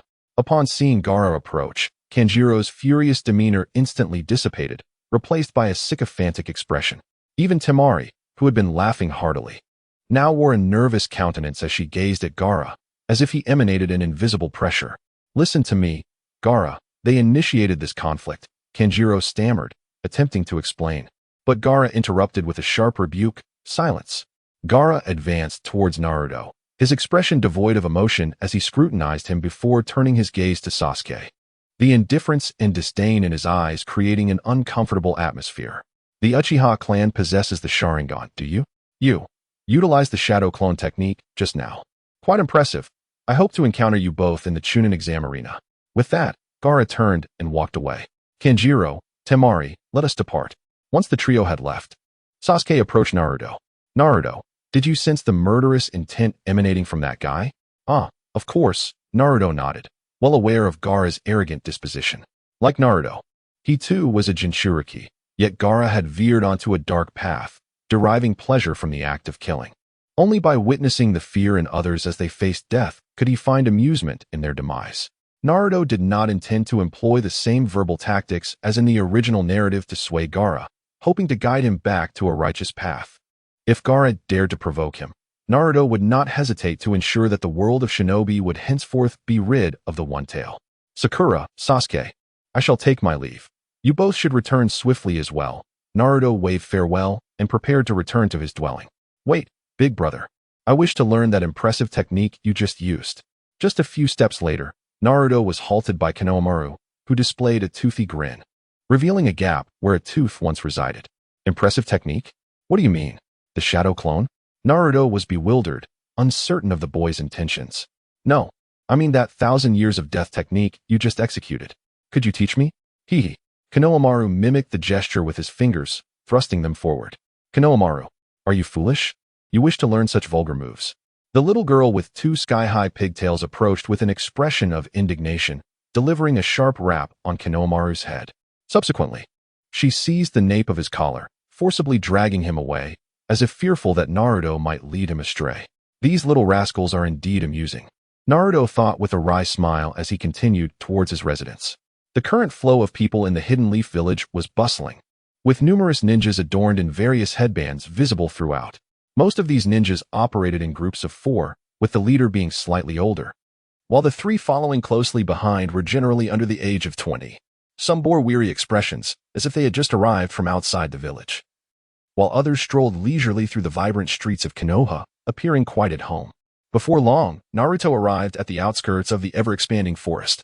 As he drew near, he noticed a short-haired girl clad in a kimono pacing back and forth among the trees, seemingly waiting for someone. Hinata, what brings you here? Naruto called out from a distance. Naruto-kun, Hinata exclaimed, turning to him.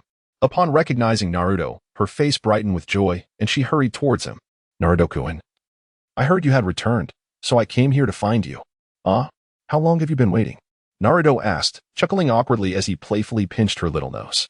Despite having spent 3 months together, their familiarity had not dulled Hinata's bashfulness in response to Naruto's affectionate gesture, causing her cheeks to flush. I haven't waited long, just 3 hours, she replied shyly. 3 hours? Oh, you little dear, like a devoted stone, Naruto said, opening his arms to embrace Hinata. Inhaling the fragrant scent of her hair, he felt a warm sense of comfort and unconsciously held her tighter. Naruto-kun, please don't do this, others will talk. Hinata's face deepened in color. Instinctively, she wanted to resist, yet feared hurting Naruto's feelings, so she only offered a token struggle. Just hold on a bit longer. It's fine to say what you want. Let them talk, Naruto insisted, refusing to release her. It was only after a considerable time that he finally let her go and inquired about her recent circumstances. Meanwhile, in the root headquarters, Shimura Danzo stood in a dimly lit chamber, leaning on his cane. Lord Danzo, the person has arrived, announced a masked ninja clad in silver armor as he entered through a creaking secret door, bowing respectfully. Yes, let him in, Danzo replied, slowly opening his half-closed eyes and turning to take his seat at the main position. Understood, Lord Danzo. The silver-armored ninja snapped his fingers, and shortly thereafter, 2 figures slowly entered the chamber. One was similarly clad in silver armor and mask, identifiable as a member of Root, while the other wore a gray kimono, adorned with a Sound Village headband. This individual was a pale-skinned woman with long hair. She extended her long tongue to lick the corner of her mouth, her eyes sparkling with mirth as she gazed at Shimura Danzo seated at the head. Without uttering a word, she awaited his response. Orochimaru, it has been a long time. Please, take a seat, Danzo said, maintaining his composure as he gestured toward the chair below him, inviting her to sit. Mr. Danzo, how effective has the transplantation of the Sharingan been? It should be quite satisfactory, I presume. Orochimaru chuckled slyly, her gaze scrutinizing Danzo's right arm, seemingly imbued with unwavering confidence in the transplantation technique she had provided. For someone as obsessed with research as she, achieving such a remarkable breakthrough brought forth a perverse sense of satisfaction. Initially, Orochimaru had contemplated undergoing the Sharingan transplantation herself, but she ultimately found the allure of the Edo Tensei technique far more compelling. After all, mastering such a forbidden jutsu equated to achieving immortality. Orochimaru, I wish for you to comprehend that our relationship is purely transactional. Do not harbor any ulterior motives towards me. Danzo's brow furrowed slightly, displeased by Orochimaru's mention of the Sharingan in front of his subordinates. Despite having placed the members of the Root under the tongue-binding curse, ensuring their loyalty, he remained irked by her audacity. Oh, Mr. Danzo, you truly are unyielding. Had it not been for my assistance in providing the transplantation scheme for the Hashirama cells, you would not have been able to study Uchiha Suzunaji. Orochimaru dismissively chuckled, disregarding Danzo's warning entirely. Perhaps, to Orochimaru, Danzo was no more than a decrepit old man like Sarutobi Hiruzen, unworthy of her respect. How much longer must we wait for the completion of the drug to suppress the Hashirama cells? What exactly is your purpose for infiltrating Konoha? Danzo huffed softly. If it were anyone else daring to disrespect him in such a manner, he would have likely resolved the matter with swift violence. However, the extent of Orochimaru's strength left Danzo uncertain. He could not ascertain whether she was a match for him. Moreover, he needed Orochimaru's assistance in procuring the suppressive drug, making it unwise to sever ties with her. Haha, Mr. Danzo, you remained ever so impatient. As he inquired about her motives for infiltrating Konoha, Orochimaru's mind wandered back to her past. During the tumult of the ninja world, when she was still a child, her parents fell victim to Konoha's persecution. It was from that point onward that Sarutobi Hiruzen brought her to Konoha. However, it was also then that Orochimaru's disposition began to shift towards solitude. The true purpose behind her obsession with forbidden techniques may remain unknown to outsiders, yet within her heart, she understood it well. It was to resurrect her parents. Later, when her research into forbidden techniques was exposed, Orochimaru was left with no choice but to defect from Konoha. She recalled that although Sarutobi Hiruzen had the power to kill her, he ultimately chose to spare her, allowing her to flee. In her heart, Orochimaru felt little gratitude for this act. She recognized that Hiruzen's leniency stemmed from a sense of guilt over the persecution her parents had faced at the hands of Konoha, rather than a deep-seated affection. After years of fleeing, Orochimaru inadvertently joined the Akatsuki and was assigned to a team with Itachi Uchiha. During a mission, Orochimaru attempted to seize Itachi's Sharingan, but was swiftly eliminated by Itachi's Genjutsu, resulting in the severance of one of his arms. Although he managed to escape, it was then that he truly comprehended the formidable power of the Uchiha clan's bloodline limits. Simultaneously, he was filled with regret for having assisted Danzo in devising the plan to transplant Sharingan, yet failing to partake in its benefits himself. His purpose for returning was twofold. First, to exact revenge on Hiruzen Sarutobi and Konoha. Second, to abduct the last Uchiha heir, Sasuke Uchiha, and successfully usurp his Sharingan. Mr. Danzo, I have already prepared the drug to control the cells of Hashirama. I am fully equipped for this endeavor and will execute my plan to annihilate Konoha. It is time to take revenge on the old man Sarutobi. I hope that you and your associates will refrain from participating in this obliteration of Konoha. Orochimaru candidly expressed his intentions. Having spent a considerable amount of time in Konoha, he was acutely aware of its true strength. For a village that single-handedly resisted the other 4 great ninja villages during the Third Great Ninja War, relying solely on the manpower of Tsunegekure and Otogekure was utterly insufficient to achieve the goal of destroying Konoha. The strength of Konoha's ninja forces was primarily composed of 3 factions, the Konoha Guard, the Umbu, and Root. Of these 3 powers, 2 were loyal to Hiruzen Sarutobi. Yet Danzo's Root operated independently, reporting only to Danzo himself. The main reason Orochimaru sought an audience with Danzo was to persuade him not to partake in this operation. As long as Danzo abstained, Orochimaru felt confident in his ability to contend with Konoha. I understand, Orochimaru. I shall accept your proposal. This time, even if Konoha were to face its downfall, not a single member of Root will intervene. Shimura Danzo nodded slightly. While he appeared calm on the surface, internally he was elated. Once Hiruzen Sarutobi was eliminated, no one would stand in his way. The position of Hokage would undoubtedly be his for the taking. Although Mido Kamen and Tenten might pose obstacles, he was confident in his ability to silence them. Once Orochimaru acquired the serum to control Hashirama's cells, Danzo could also take action against the Jinchuriki of the Nine Tails. In a nearby grove, Naruto and Hinata were fervently practicing their taijutsu. Through their recent training sessions, Naruto's proficiency in taijutsu had advanced remarkably. As dusk approached, the system's upgrade notification echoed in Naruto's mind. Evolve now. Your taijutsu has been upgraded to the level of Chunin. Taijutsu, LV2-03-2000. After a full day of rigorous training, Naruto's body was utterly exhausted. As the system notification sound subsided, Naruto felt an overwhelming surge of power within him, a significant increase compared to before, doubling in strength. The weariness that had previously enveloped him dissipated entirely. Naruto-kun, let us continue our training another time. I am simply too exhausted to move, Hinata said, wiping the beads of sweat from her forehead. Her rapid breathing caused her chest to rise and fall dramatically. Naruto gazed at this beautiful sight, momentarily lost in thought, unable to react for a long while. Naruto-kun, what are you staring at, you pervert? Hinata, noticing Naruto's gaze, turned away quickly, her cheeks flushed with embarrassment. Hee, I was just admiring my future bride. What is the harm in that?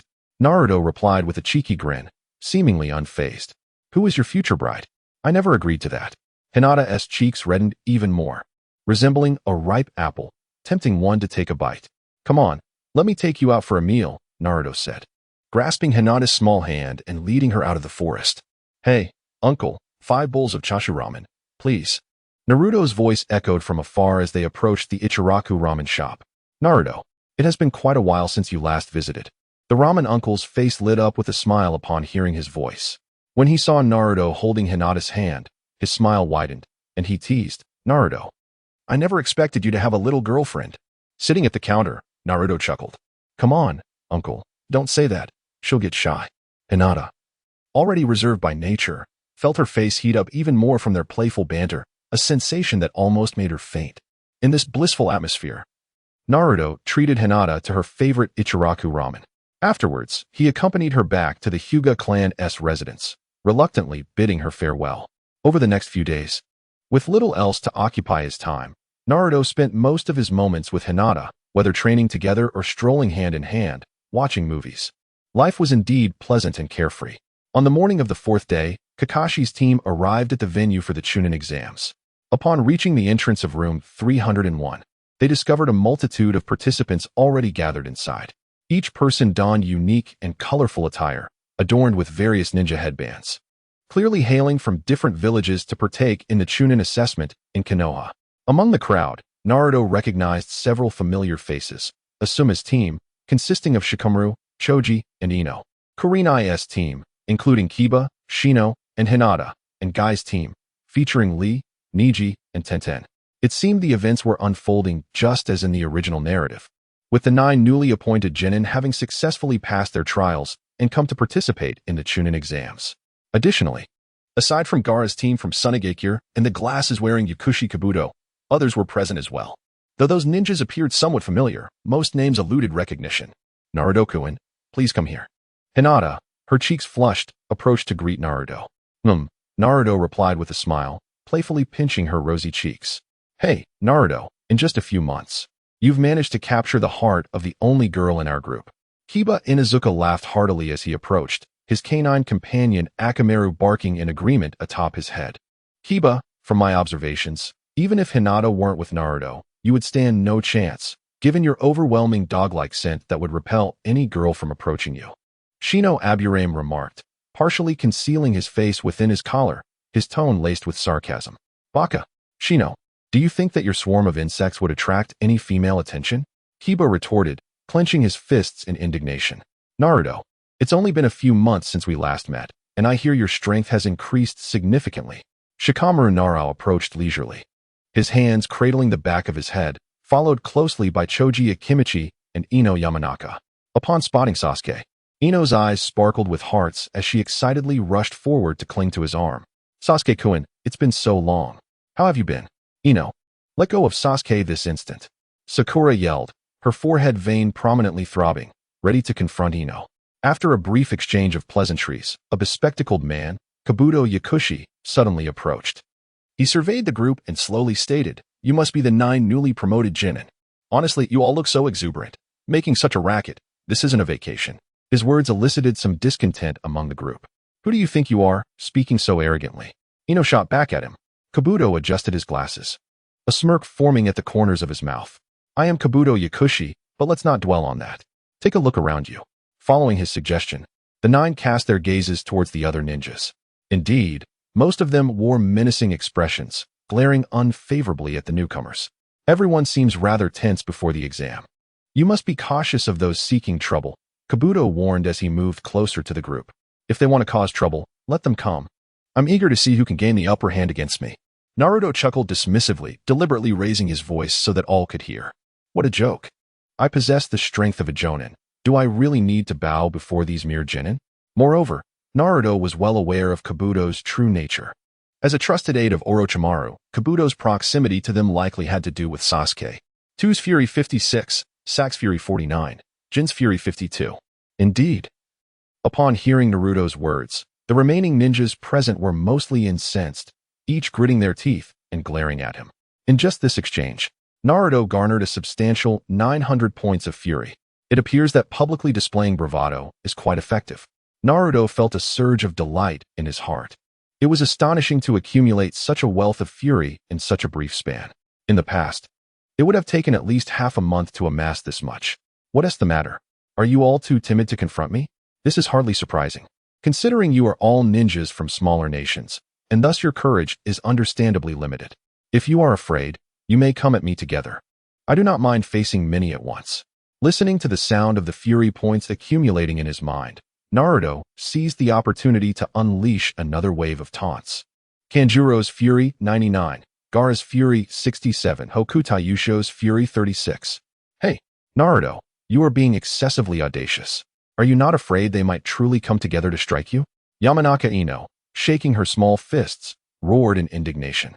The exam had yet to commence, and she certainly did not wish to be mistaken for Naruto's accomplice, becoming a target herself. My apologies, everyone. He is a bit delirious today, speaking nonsense. Please do not take offense. Sakura approached awkwardly, bowing repeatedly in apology to the others. Subsequently, she pulled Naruto to the side. Her eyes filled with reproach as she gazed at him. Naruto, your strength is undeniable, but must you drag others down with you? Standing alongside you. We may all be resented by them. Ahem. My apologies, I didn't consider that earlier. Naruto coughed awkwardly, having momentarily overlooked this aspect of their relationship. The newly graduated 9-man team was close to him, and they too might be subject to the same resentment. However, if those individuals trouble you, you may certainly seek my assistance. I shall not refuse to help. Naruto patted his chest, earnestly assuring them. Inuzuka Akiba's Fury 26, Yamanaka Ino's Fury 31. Although Naruto spoke the truth, possessing the capability to ensure their safety, the expressions of those present remained displeased. They had never realized before how much Naruto relished showing off. Oh, the little brat from Konoha truly is audacious. Let us entertain them a bit. Indeed, it does seem as though he regards us as second-rate ninjas, lesser than even a mere child. The three ninjas from the Sound Village advanced toward Naruto with malevolent expressions. The leader among them was a figure whose head was entirely wrapped in bandages, revealing only one eye. This individual resembled a hunchbacked old man, bearing a grotesque turtle shell wrapped in bandages on his back. The three individuals appeared familiar to Naruto, yet their names eluded him. They were three discarded Nin under Orochimaru's command. Under normal circumstances, these three would meet their demise in this Nin exam. Suddenly, the hunchback accelerated, transforming into a shadow as he darted across the desks of the examination hall, heading straight for Naruto. When he was about 3 meters away, he leapt into the air, rolling up the wide sleeve of his right arm to reveal a peculiar metallic appendage. This arm, altered beyond recognition, was no longer a human limb, but rather a silvery metal adorned with numerous circular apertures. If Naruto recalled correctly, this hunchback's attacks were executed through sound waves emitted from those very holes. Die, brat, he bellowed, swinging his metallic fist towards Naruto's face. Naruto slightly raised his right hand, the blue chakra swirling between his palms. In the blink of an eye, a spinning blue chakra sphere materialized. Rasengan. The Rasengan collided with the metallic fist, producing a thunderous roar. Following this, the hunchback let out a shriek as his metallic arm shattered into fragments, scattering debris everywhere. The hunchback himself was caught by the aftermath of the Rasengan, his body spiraling backward like a kite severed from its string until he crashed into several desks, finally collapsing to the ground, barely clinging to life. Did you see that kid's attack? It's incredible. Impossible. Is that guy truly just a Nin? In an instant, the previously furious foreign ninjas stood in stunned silence, mouths agape. Many no longer dared to meet Naruto's gaze, their eyes darting elsewhere. Could a mere Nin possess such strength? They found it hard to believe. Zin, are you alright? A female ninja among the three from the Sound Village exclaimed, rushing forward to assess the hunchback's injuries. At that moment, the hunchback's eyes rolled back, seemingly unconscious, as the silvery metal encasing his right arm shattered. The twisted limb beneath began to bleed profusely. Sack anger level 49. Damn it. You actually went that hard on him. Where are the Leaf Ninjas? Shouldn't they intervene? Another Sound Ninja glared furiously at Naruto, pushing his palms outward as if to guard against a sudden attack. Naruto observed the palms closely, noticing 2 dark holes in the center. He recalled that this individual likely utilized his hands to launch some gaseous substance. However, with his rising strength, such rudimentary modifications no longer held any significance in Naruto's eyes. Hey, why are you twisting my words? It appears that your companion was the one who intended to initiate hostilities against me, and I was merely acting in self-defense. Naruto chuckled dismissively, not taking the other's words to heart. As anticipated, with the commotion escalating within the examination hall, the Konoha ninja guard stationed nearby approached. One ninja, burdened with 2 massive shurikens slung over his back, crouched down to examine the hunchbacked elder's injuries and spoke slowly. That individual speaks the truth. He was merely defending himself and cannot be deemed as having inflicted harm intentionally. He then pointed at the injured elder on the ground and continued. He will not regain consciousness anytime soon and requires immediate transport to the Konoha hospital for treatment. Does the Sound Village have any other participants present to substitute? Otherwise, both of you will have to withdraw from this Nin exam alongside him. Sakuto glared angrily at the ninja guards, clearly dissatisfied with such an outcome. How outrageous. Is Konoha so blatantly biased? To Sakuto, the manner in which Konoha's ninja handled the situation evidently favored Naruto. Should those from the Sound Village be subjected to such maltreatment simply because they hail from a different village? Indeed, to injure someone and then compel them to forfeit the examination is truly excessive. Konoha, being a major nation, has the audacity to arrange matters this way. Would anyone dare voice dissent? Other ninjas from various villages present began to murmur among themselves, expressing their discontent on behalf of the Sound Village participants. Suddenly, the main door of the examination hall was kicked open with a resounding bang, and a tall man clad in a black cloak strode in. His fierce countenance bore 2 long scars on either cheek, and a black cloth was wrapped around his head, with the Konoha forehead protector prominently displayed on his forehead. His entrance captured the attention of all, rendering the hall silent. Apologies for the wait, everyone. I am Marino Ibiki, the instructor for the first round of the CH-NIN selection exam. I witnessed the recent incident from outside, regardless of who is at fault. The stringent requirement of the CH-NIN exam mandates that participants must compete in groups of 3. If the individuals from the Sound Village cannot provide substitutes, they will inevitably be disqualified from the exam. Ibiki's declaration carried an implicit authority, and no one dared to challenge him. Moreover, I advise you all to refrain from causing further disturbances in my territory. Without the examiner's permission, no bouts or skirmishes are permitted. Even with permission, one must not seek to endanger the life of their opponent. Those who dare defy my orders will be promptly disqualified from the examination. Do you understand? Ibiki's piercing gaze swept across all present, and not a single soul dared to utter a sound. Very well. Take the injured individual and the 2 from the Sound Village away. We shall commence the first round of the CH-NIN selection exam immediately. The few guards from Konoha nodded in agreement, lifting the hunchbacked man and escorting him outside the examination venue. Meanwhile, 2 ninjas from the Sound Village were also taken along. With a word from Ibiki, everyone found their designated seats according to their examination numbers.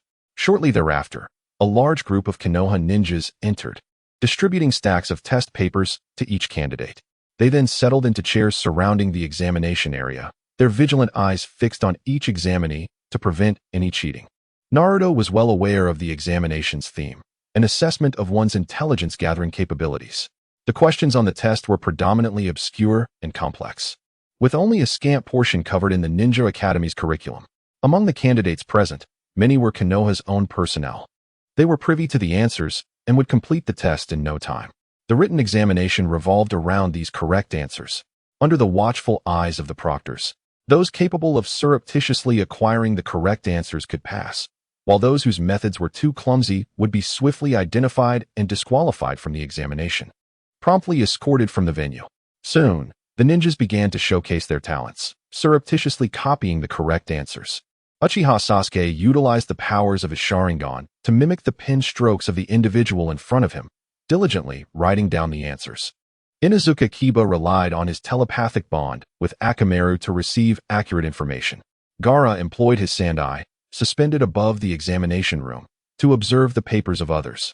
Oil Girl Shino relied on his parasitic insects to provide him with the correct answers. In summary, most of the candidates in the examination room began to employ various methods to acquire the correct answers. Naturally, several individuals with inadequate skills were swiftly detected by the proctors and removed from the classroom, along with their partners, who also faced disqualification.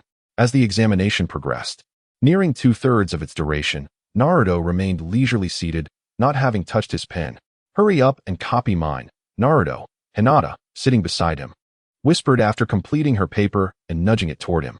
Naruto had already noticed that Hinata had not copied anyone's answers. She had answered the entire paper herself. Similarly, Sakura, not far away, had also finished all the questions independently.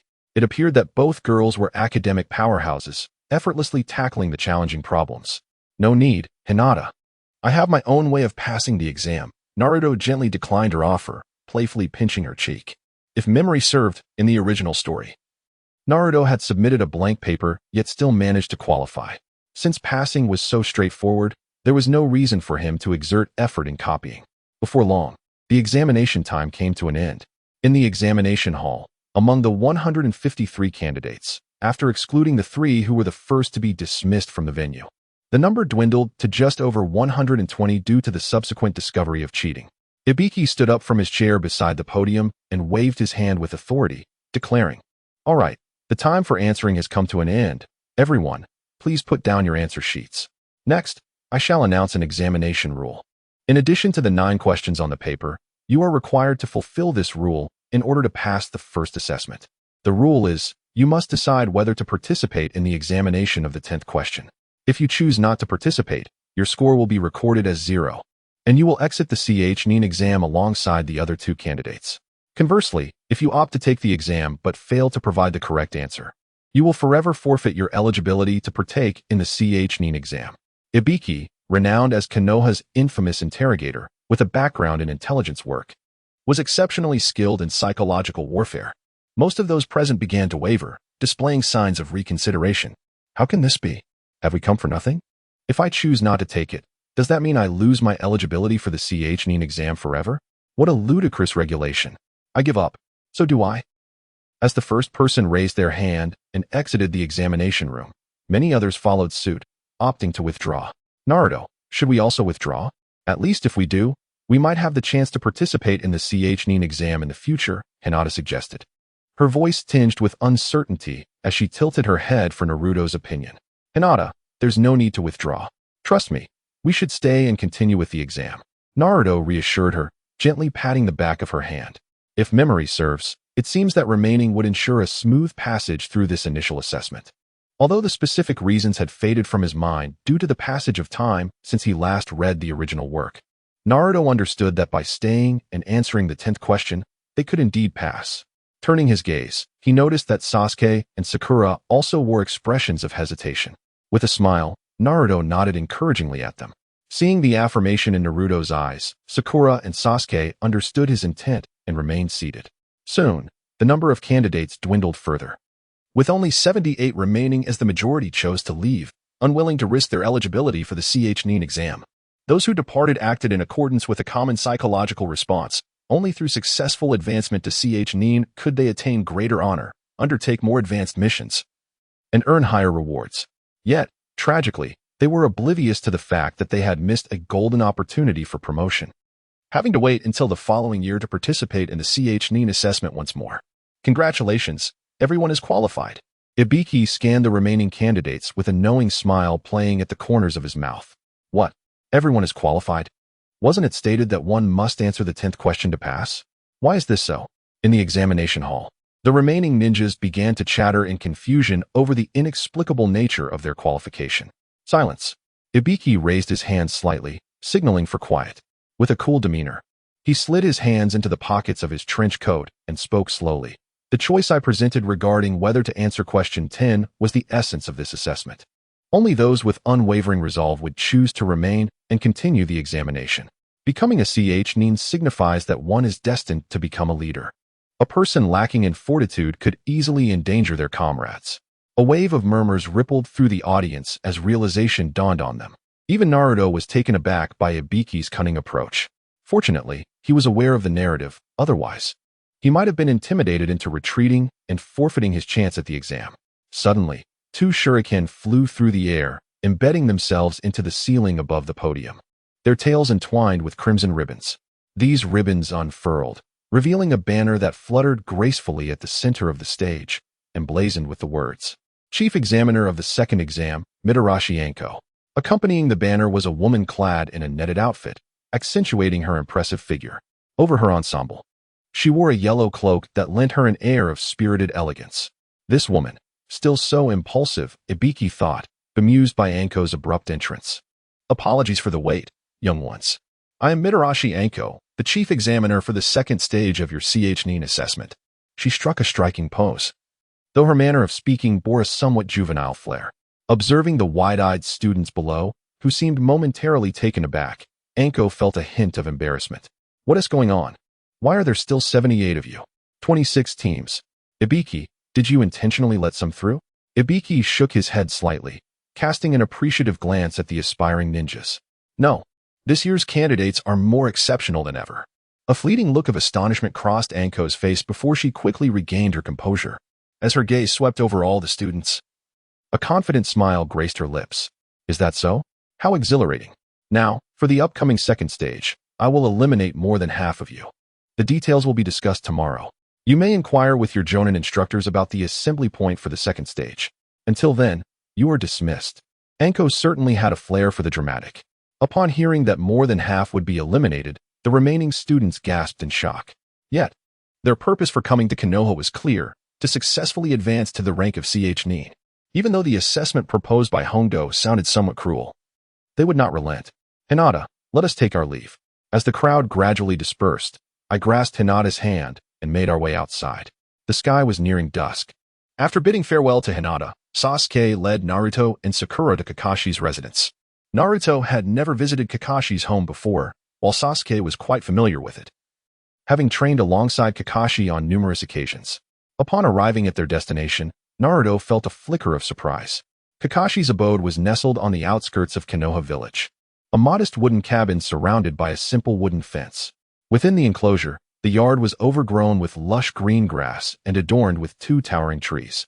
Though the location was somewhat remote, the air was refreshingly crisp, imparting a most pleasant ambience. One would assume that a ninja of Kakashi's caliber would reside in opulence. Yet he had chosen such an unassuming place to live. Knock, knock, knock. The 3 entered the yard, and Sasuke raised his hand to rap on the cabin door. Shortly after, Kakashi appeared, dressed casually, a copy of his beloved intimate paradise clutched in his hands. It seemed this fellow was quite diligent indeed. The site of the second assessment is the Forest of Death, located a kilometer east of the Chunin exam venue, Kakashi clarified, having grasped their intentions. At Naruto's suggestion, the trio stayed for dinner at Kakashi's home. When Kakashi emerged from the kitchen with an array of delectable dishes, they realized that this seemingly reclusive man had quite the culinary talent. Each dish served was visually appealing and delightful to the palate. By the time they finished dinner, night had already deepened. The 3 bid farewell to Kakashi and returned to their respective homes. Reflecting on the day's events, Naruto found that the most significant takeaway was his rapidly increasing anger level. Opening the system panel, he was astonished to find that, in just one day, his anger points had soared to 2,168. Anger minus 100. Congratulations, you have acquired water chakra attribute. As the system's voice faded, a swirl of azure light emerged from the virtual panel, enveloping Naruto entirely, making him feel as though his body was undergoing a baptism. A layer of azure chakra also manifested at his lower abdomen. Water chakra?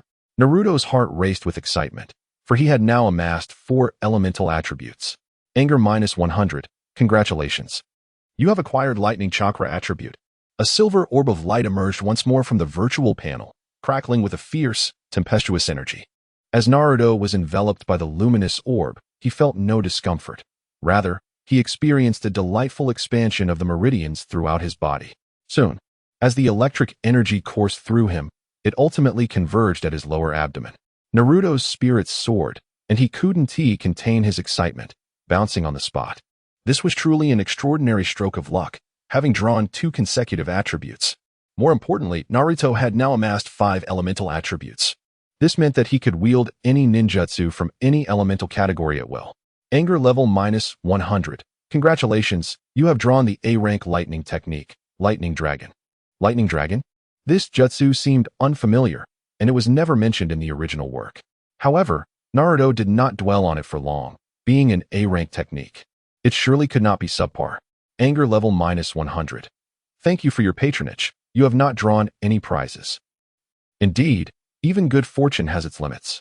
After the initial draw of 2 elemental techniques, the subsequent attempts yielded nothing but a water technique and a series of disappointing results, ranging from the system's polite rejection to the peculiar acquisition of stinky tofu, a local delicacy that Naruto had grown weary of. Just the scent was enough to make him feel nauseated. Disposing of the stinky tofu in the trash below, Naruto returned to his room to access his attribute panel. Name, Uzumaki Naruto. Age, 12 chakra amount.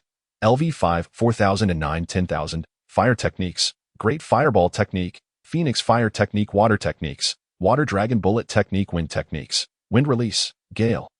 Vacuum Sphere, Great Breakthrough, Whirlwind Fist Earth techniques, Earth Release, Earth Spear, Earth Dragon Bullet technique, Lightning techniques, Lightning Dragon non-elemental techniques, Shadow Clone technique.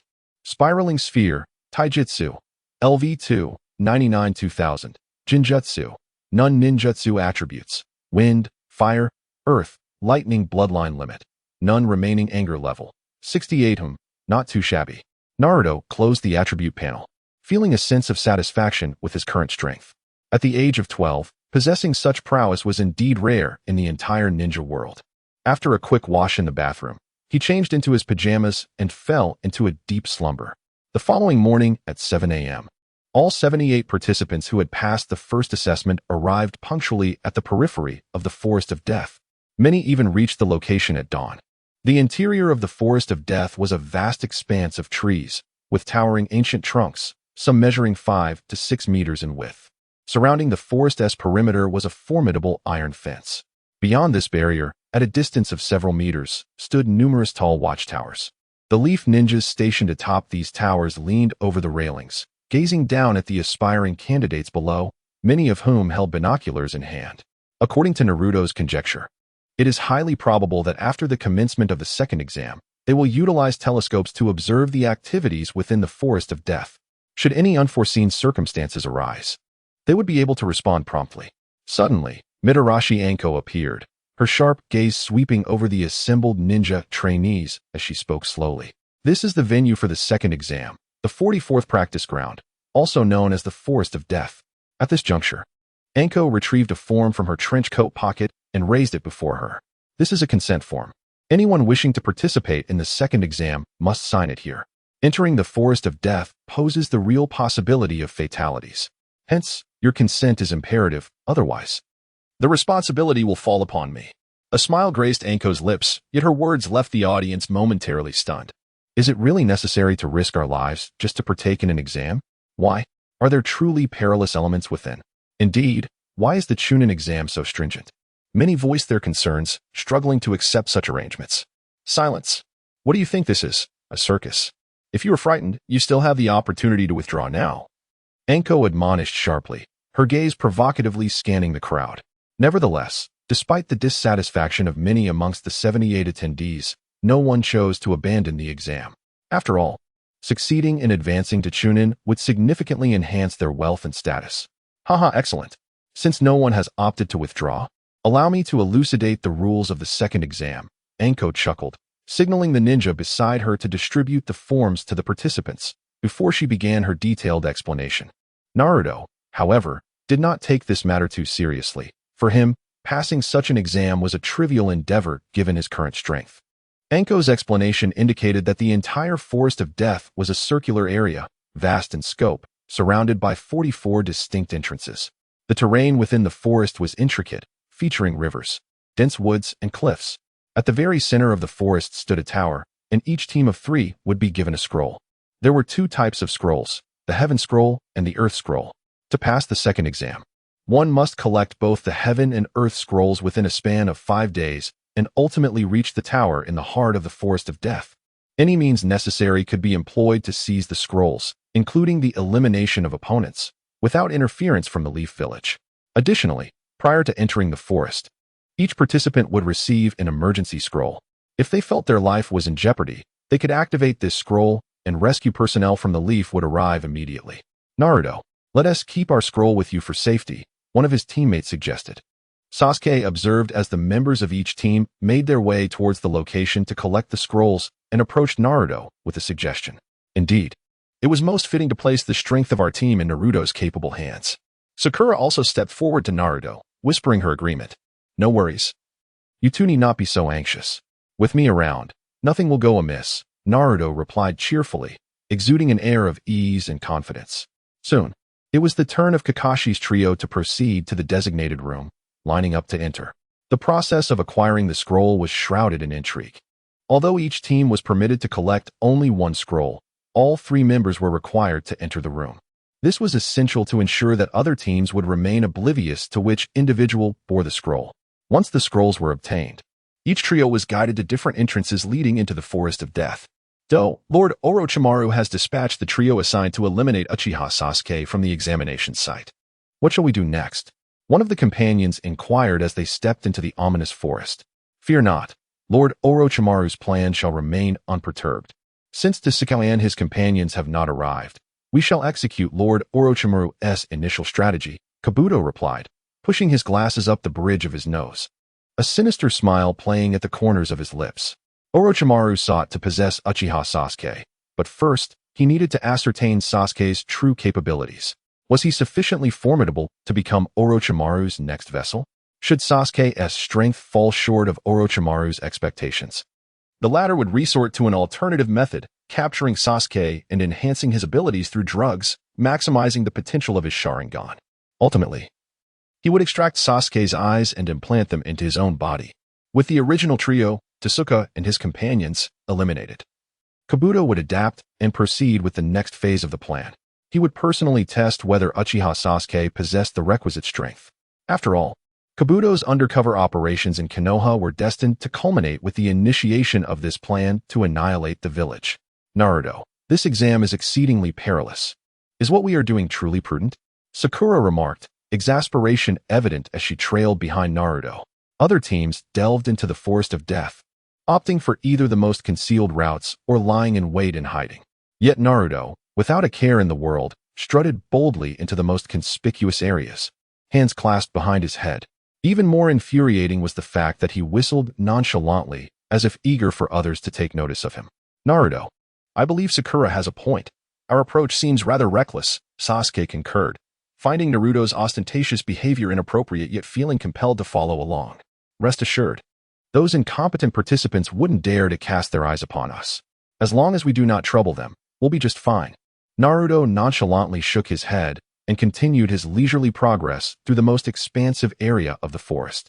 The trio of Kakashi's team strolled casually towards the center of the tower. The occasional rustling sounds emanating from the forest did not escape Naruto's keen ears.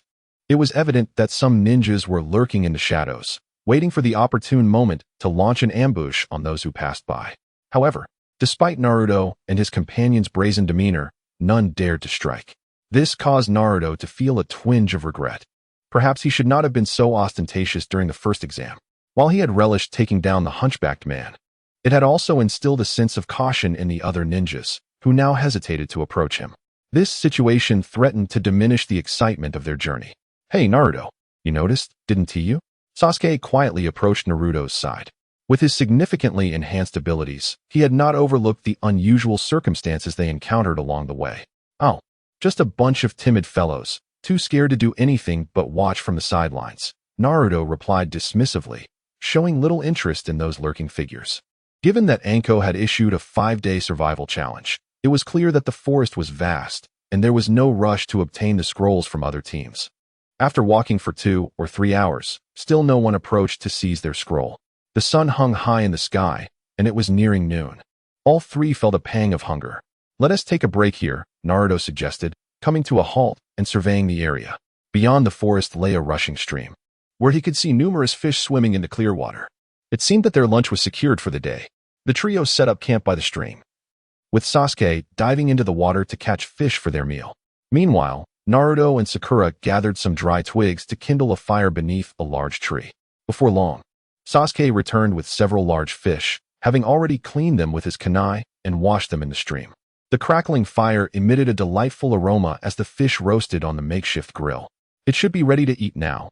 I'm diving in, Naruto declared, his hunger overwhelming him. As he saw the fish turn golden brown, he could no longer wait, picked one up, blew on it, and began to devour it mouthful by mouthful. Though devoid of any seasoning and slightly bland, the cooking was executed to perfection, and the flavor was undeniably delightful. The Chunin exam being treated like a picnic. It seems only you guys would do such a thing, Naruto remarked after chewing a couple of bites when suddenly a woman's voice interrupted him. Turning his head, he spotted a middle-aged woman clad in a yellow qipao, perched atop a tree trunk, gazing at the trio with a broad smile. The woman excitedly extended her long tongue to lick her lips, her eyes fixed intently on Sasuke. Who is that? Sasuke thought, feeling a shiver run down his spine as the woman regarded him with an almost predatory gaze.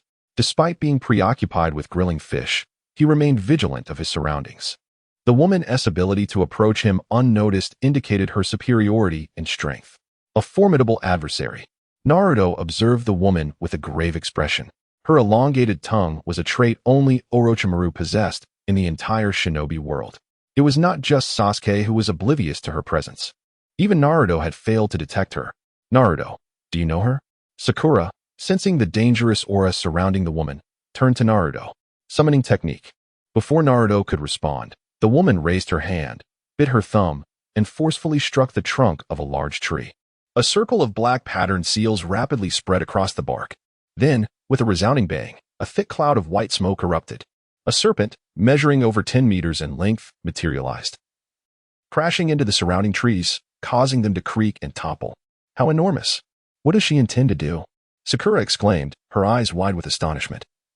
This was her first encounter with such a colossal summoning beast. It appears we are about to engage in a battle for the scroll, risking our lives, Orochimaru cackled ominously, suddenly pinching his lower eyelid, causing his eye to flood with crimson veins. With a piercing gaze, Orochimaru directed his attention toward the three of them. A low hum resonated as Sasuke and Sakura felt their souls tremble, akin to being struck by a heavy object, their bodies shaking uncontrollably. Thud, unable to withstand the overwhelming pressure, Sakura's head drooped, and she collapsed into unconsciousness. Damn, this feeling. Is it Jinjutsu? Sasuke gasped heavily. The oppressive aura felt like countless needles piercing his body, rendering him immobile, helplessly watching as the woman approached with deliberate steps. Hey, Sasuke, wake up! Naruto too sensed Orochimaru's suffocating presence. Though initially affected, he quickly regained his composure. Shadow clone technique. Naruto formed the hand seals, and multiple figures emerged from his shadow. In the blink of an eye, 20 Narutos appeared. 2 clones carried Sakura and retreated to a large tree several dozen meters away. Observing quietly. Oh, Orochimaru chuckled darkly, a glint of appreciation flashing in his eyes as he regarded Naruto. Is that the Nine-Tails brat? Quite unexpected indeed. Thank you, Naruto. Sasuke finally regained his senses, his gaze now filled with resolve as he looked at the woman. As a seeker of vengeance, how could he allow fear to immobilize him in the face of an enemy? How could he revive the Uchiha clan or avenge his entire family? Sharingan. Sasuke's eyes sharpened, transforming into a brilliant red, the tomo of the Sharingan manifesting prominently. Come forth, let us see who truly prevails in this life and death struggle. At this moment, Sasuke was engulfed in a fierce battle spirit. He grasped his right wrist with his left hand, channeling chakra into his palm, which soon crackled with electric currents, coalescing into a dazzling orb of lightning. With a swift motion, Sasuke dashed towards Orochimaru, leaving a deep ravine in the ground carved by the lightning emanating from his right hand. Chidori. With a piercing sound, Sasuke's right hand penetrated Orochimaru's body, even piercing through a large tree behind him, sending splinters flying in all directions. However, no blood flowed from Orochimaru's pierced form, and in the blink of an eye, he vanished into thin air. What? Sasuke's eyes widened in disbelief, unable to comprehend that his full-force strike had merely struck an illusion. Ha ha ha ha. Orochimaru reappeared atop a nearby tree, gazing at Sasuke with a sinister grin. Was that Kakashi's Raikiri? How intriguing. Well then, let the games continue. As Naruto was about to step forward to assist, he was obstructed by the colossal serpent summoned by Orochimaru. The serpent opened its gaping maw and let out a thunderous roar, the foul stench emanating from it rendering Naruto momentarily unable to keep his eyes open. Did you grow up on dung? He thought, covering his mouth and nose as he swiftly retreated, creating a considerable distance. Only after escaping the noxious yellow gas did he finally breathe in the fresh air. Out of the 20 shadow clones, aside from the 2 stationed in the distance to protect Sakura, the remaining 18 had leapt onto a nearby tree, poised for action. The massive serpent continued to slither forward, pursuing Naruto relentlessly. Suddenly, all 18 clones sprang from the branches simultaneously, each wielding a blue chakra sphere aimed at the serpent's head. With a hiss, the serpent flicked its forked tongue and opened its vast mouth, unleashing a torrent of green acidic liquid. The clones, unable to maneuver in midair, were splattered with the corrosive substance. Almost immediately, they began to emit wisps of steam, the acid eating away at them with a series of hissing sounds. Boom, boom. The clones erupted into clouds of white smoke, dissipating into the air, unable to even approach the massive serpent. This behemoth is indeed a formidable opponent, Naruto thought. In that case, it's the perfect opportunity to test my new jutsu. He glanced at Sasuke, who, despite his fierce assaults, seemed utterly helpless against Orochimaru. The entire battle felt like a cruel game, with Sasuke being tossed about and sustaining wounds. Naruto understood that he could not afford to delay any longer. Sasuke could be in grave danger. Even though he harbored doubts about his ability to stand against Orochimaru, he knew he had to rescue Sasuke at all costs. With his fingers moving in a rapid dance, he completed the final hand sign, and in an instant, a flash of lightning erupted before him. Crackling electricity coalesced into the form of a massive dragon's head, followed swiftly by its body and tail. An 8-meter-long lightning dragon coiled before Naruto, its eyes glowing with a menacing crimson light. Lightning release, lightning dragon. The dragon roared, its electric arcs emitting a piercing crackle as it surged toward the colossal serpent. The serpent's eyes reflected a flicker of apprehension, yet its immense size left it with no avenue for escape. It could only lash its tail in a desperate attempt to strike the lightning dragon. Boom! The two titanic forces collided, and the serpent could not withstand the overwhelming surge of electricity. It was obliterated in an explosive display. In an instant, chunks of flesh were sent flying, and a torrential rain of blood mist descended upon the area. Observing the aftermath, Naruto noted that the rear half of the serpent had vanished, leaving only a massive snake bone writhing on the ground. Despite having been severely damaged, the serpent remained alive, writhing in agony as it howled for what felt like an eternity. With a sudden bang, it erupted into a cloud of white smoke, which then dissipated into the air. The tremendous commotion stirred here caused both Sasuke and Orochimaru, who were previously engaged in battle, to momentarily freeze. Sasuke leaped back, creating distance between himself and his opponent, his eyes wide with incredulity as he gazed at Naruto. Naruto, what level of power have you attained? He could not fathom how Naruto's strength had surged so rapidly, now wielding such formidable lightning-style jutsu. This young lad is quite impressive. Orochimaru, exhilarated, extended his long tongue to lick his lips.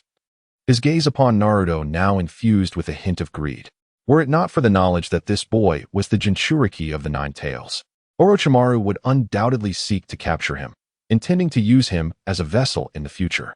Alas, such aspirations were merely fanciful. It was impossible, for the host would perish alongside the tailed beast upon separation. He had no desire to coexist with the Nine Tails within the same body. Sasuke stepped back. You are no match for him. Take Sakura and seek a safe place to hide. I shall join you shortly. Naruto's expression was grave as he regarded Orochimaru, his mind racing to devise a strategy against this monstrous adversary. Although Naruto possessed 5 elemental natures, the likelihood of defeating Orochimaru with such limited strength seemed exceedingly slim. No, Naruto, you must flee with Sakura. This fiend clearly seeks me. I cannot allow you to jeopardize yourself for my sake. Sasuke shook his head slightly. He too recognized that while Naruto was undeniably powerful, he still fell significantly short compared to the woman before them, who was akin to a monster. Oh, the bond between comrades, is it? How nostalgic indeed. A wider smile crept across Orochimaru's lips as memories of the legendary Sannin battling together flickered through his mind. Sasuke, heed my words. If he truly engages you, you will not withstand even a single clash. Shadow Clone Jutsu. Naruto ceased further explanation, swiftly forming the hand signs for the technique. Shadows of himself began to materialize, and before long, a staggering 2,000 Naruto clones filled the space. Scanning the surroundings, the multitude of Narutos formed a circle, encircling Orochimaru. On the treetops, on the branches, and on the ground, the clones were densely packed everywhere. Nani? This multitude of shadow clones. Orochimaru's previously relaxed demeanor dissipated, replaced by a look of disbelief. Hey, you long-tongued witch, prepare to face my 2,000 Rasengan. The 2,000 Narutos shouted in unison as a swirling vortex of energy began to coalesce in their right palms. In no time, 2,000 Rasengan had been gathered. Rasengan! Rasengan! Rasengan! The 2,000 clones surged forward simultaneously, charging directly at Orochimaru. Although the latter's expression was grave, he possessed numerous powerful jutsu capable of countering the imminent threat. However, now was not the time for premature exposure. Wind-style, great breakthrough. Orochimaru swiftly formed several hand seals, his cheeks puffing out as he leaped into the air, executing a 360-degree rotation while unleashing a flurry of sharp wind blades. With a series of explosive sounds, many of the shadow clones were disintegrated before even nearing Orochimaru, dissipating into clouds of white smoke. However, the sheer number of 2,000 clones was not so easily vanquished. As more of them surged towards Orochimaru, he deftly dodged their attacks while retaliating with his own strikes, dispersing the clones one by one. Numerous clones launched their Rasengan, crashing into the nearby trees, which either splintered under the assault or were left with gaping holes. The scene descended into utter chaos.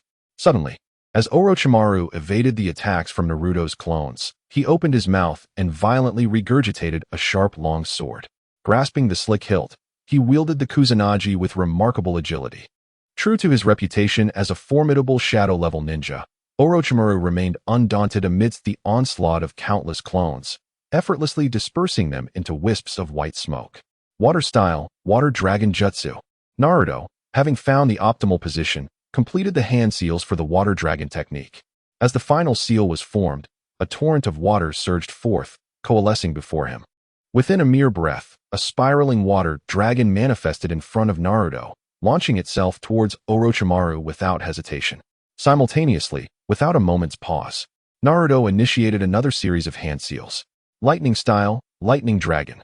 A crackling surge of electricity erupted in front of him, coalescing into an 8-meter-long lightning dragon that followed closely behind the water dragon as it charged at Orochimaru. It became clear that Naruto intended to combine the properties of water and lightning to deliver a devastating blow to his adversary. Sasuke, observing from a distance, was taken aback. Realizing that Naruto had achieved such a profound understanding of ninjutsu combinations, he felt compelled to intensify his own training to keep pace with Naruto's prowess. The water dragon surged fiercely towards Orochimaru's position, sweeping away the remaining clones that were still engaged in combat. Orochimaru, entangled by the multitude of clones, found himself momentarily unable to escape. Though he did not face the water dragon directly, the overwhelming force of the water caused him to drift backward. The lightning dragon followed closely behind, plunging into the water, causing the surface to erupt with sizzling currents. Countless Naruto clones succumbed to the assault, vanishing into white smoke. Orochimaru was not spared either. Struck by the powerful current, he let out a series of anguished cries in the water. Oh, it seems that even one of the legendary 3 ninjas, Orochimaru, is not invincible, easily falling to such an onslaught. Naruto's lips curled into a faint smile, thoroughly pleased with his ambush technique.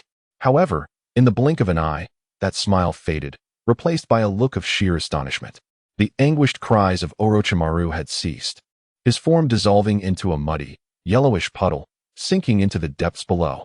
What a pity, the legendary Sannin, Orochimaru, was not so easily vanquished. Shadow Snake Hands.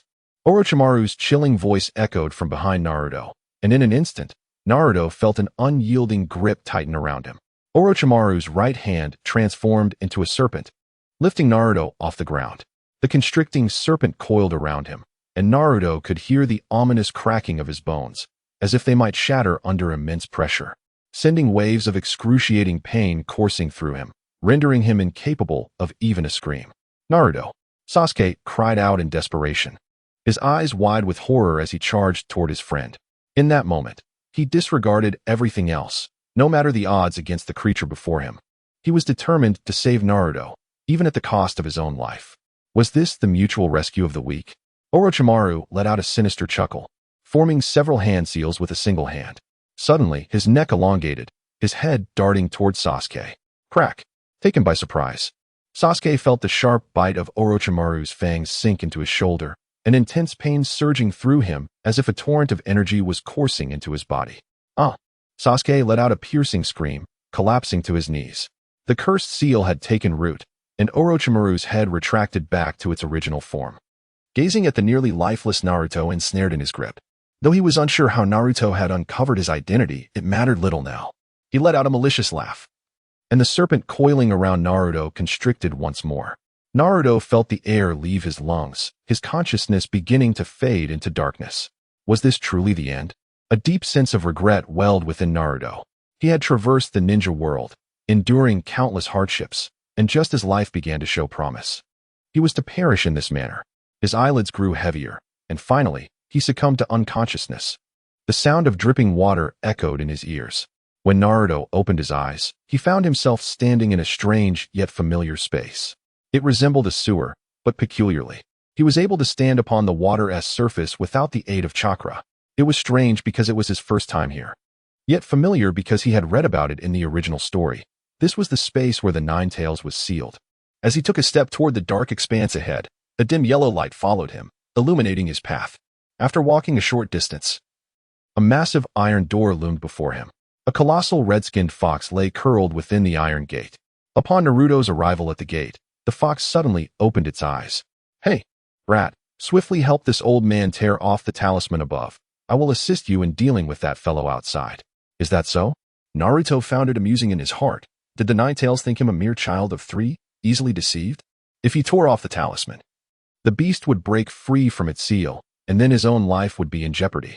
However, he was unwilling to obey its commands. What should he do? The Nine-Tails likely brought Naruto into this space, knowing full well that his life was at stake. If the Jinchuriki perished, the tailed beast within would also die and dissipate. Thus, the Nine-Tails was clearly intent on bestowing chakra upon Naruto. Moreover, the flow of time in this space differed from that outside, so Naruto was not overly concerned about his physical body meeting an immediate demise. Nine-Tails Fury 99, what did you say? You audacious little brat. How dare you speak to this old man in such a manner? The Nine-Tails roared in anger, its massive jaws unleashing a powerful gust that pushed Naruto back several steps. It thrust its foreleg toward the great iron gate, its sharp claws aimed directly at Naruto's face. Mere centimeters from Naruto's cheek, the Nine-Tails halted its force, glaring furiously at him. Nine-tailed fox, look at yourself. I was merely jesting with you. Why so angry? Naruto scratched the back of his head, awkwardly chuckling. This creature was indeed a volatile powder keg, igniting with the slightest provocation. What did you say? How do you know my name? The Nine-Tails' furious gaze shifted to one of astonishment. This name had only ever been uttered by Yu-E, and he alone knew it. How could this little brat possibly know his name? Nine-tailed fox, let us discuss the details when we have the chance. If I were truly to be slain by that Orochimaru, would you not also face demise? Naruto's expression returned to calm, his gaze earnest as he awaited the fox's response. Ha ha ha, I see. What an interesting little brat you are. The Nine-Tails, taken aback by the young one's wisdom, offered no further words. A vast expanse of crimson liquid spread forth from beneath it, surging toward Naruto and enveloping him entirely. Gurgle gurgle as Naruto fell into unconsciousness. A few red bubbles emerged around his body. With each sound, the bubbles multiplied. Soon, a cocoon of red chakra enveloped Naruto completely, even prying open the constricting serpent that had ensnared him. Nani Orochimaru felt a searing pain emanating from the serpent that was his right arm. He swiftly withdrew his hand, staring in shock at Naruto, now shrouded in red chakra. Orochimaru, now it is my turn to play with you. Naruto opened his eyes. His black pupils transformed into a vivid red, and his upper teeth had sprouted 2 sharp fangs. With both hands pressed against the ground, he bared his teeth at Orochimaru. At that moment, he felt a surge of violent energy coursing through his body, enveloping every cell in chakra, as if it were about to burst forth. With a swift motion, Naruto extended his hand forward, conjuring a red chakra claw that lunged fiercely at Orochimaru. Orochimaru, taken aback, dared not confront him head-on and leaped aside to a nearby tree. Though the chakra claw missed its target, it seized a large tree behind her, leaving a massive gaping hole, with only a thin layer of bark connecting the remnants. The upper half of the trunk, deprived of support, snapped with a creak and toppled backward. Is this the chakra of the Nine-Tails? Orochimaru's expression turned grave. She no longer dared to be reckless. 2 tails had now emerged behind Naruto. With a slight crouch, Naruto exerted force through his limbs, transforming into a fleeting shadow that vanished from sight. So fast. Where is he?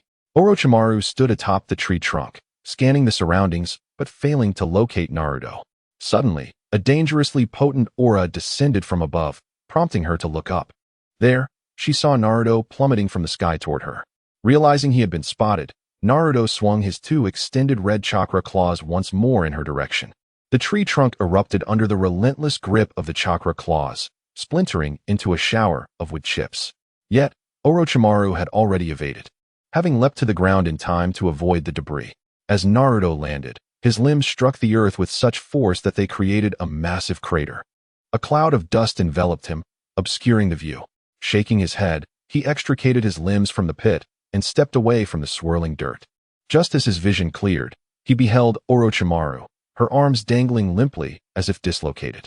Then, her entire body contorted grotesquely, elongating into a serpentine form. She lay prostrate on the ground, resembling a humanoid snake, her long tongue flicking out as she fixed a cold gaze upon Naruto. The tails behind Naruto continued to grow, and the third had materialized. With each additional tail, He felt the violent energy within him surging towards his mind, threatening to overpower his thoughts. Soon, his entire being was enveloped in the red chakra, resembling a diminutive fox. "Hey, kid, this is about as much as you can handle," spoke the Nine-Tails voice within Naruto's mind. "If you absorb any more of my chakra, you might end up a fool." It was surprisingly benevolent of the Nine-Tails to offer such a warning. Though the reason behind it remained unclear, Naruto chose not to dwell on it further. The foremost priority now is to confront Orochimaru. "Thank you, Kurama." In his heart, Naruto expressed his gratitude to the Nine-Tails, relying on his dwindling consciousness as he charged directly at Orochimaru. 10,000 Snakes Formation. Orochimaru's head lifted slightly as he suddenly opened his mouth, spewing forth numerous dark serpents. His mouth resembled a serpent's den, continuously birthing long snakes.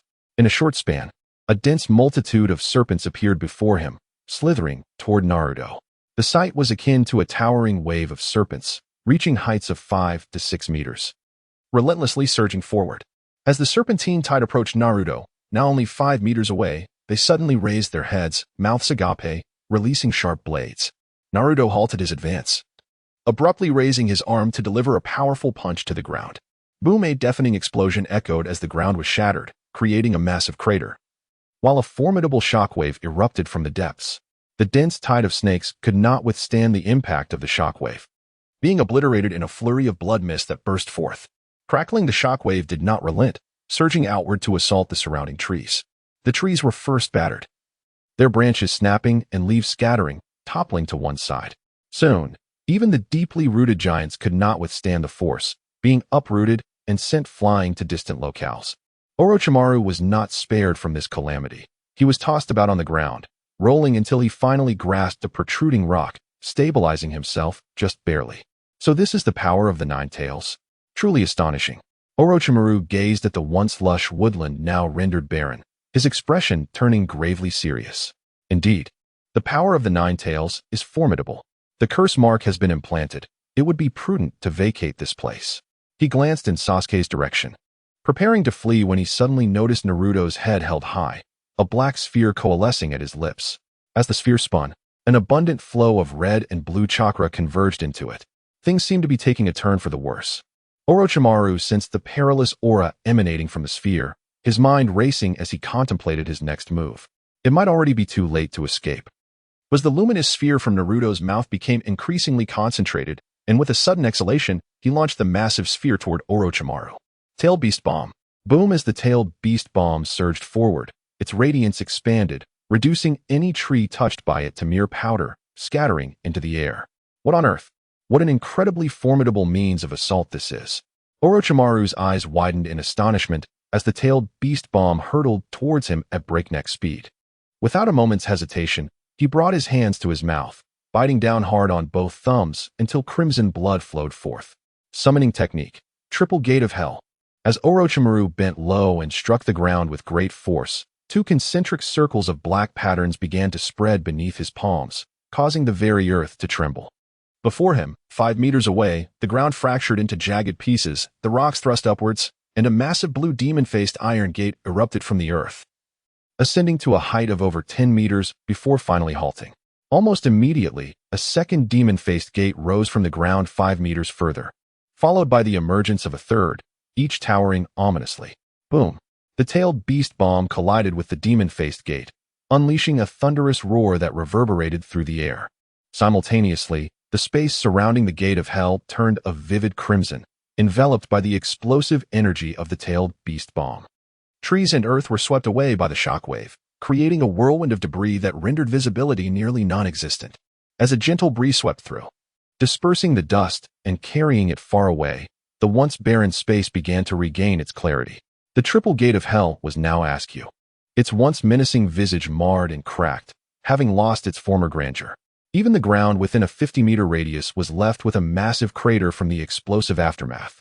Orochimaru himself had been flung over 10 meters away by the force of the explosion, his head buried in the dirt, utterly motionless. Suddenly, his limbs stirred, and he struggled to extract his head from the soil. That wretched little brat has forced me into this predicament. Orochimaru gasped heavily, his body marred and ravaged, his facial skin grotesquely decayed, presenting a nightmarish sight. Ugh! Orochimaru opened his mouth wide, dislocating it as he did so, and from within emerged a pale hand. Following closely was his head, body, and legs, until a gooey version of Orochimaru crawled forth from that broken mouth, which was now utterly shattered. This viscous incarnation of Orochimaru continued to gasp for breath, compelled to utilize the reanimation jutsu, urgently seeking a new vessel. For this frail body could not endure much longer.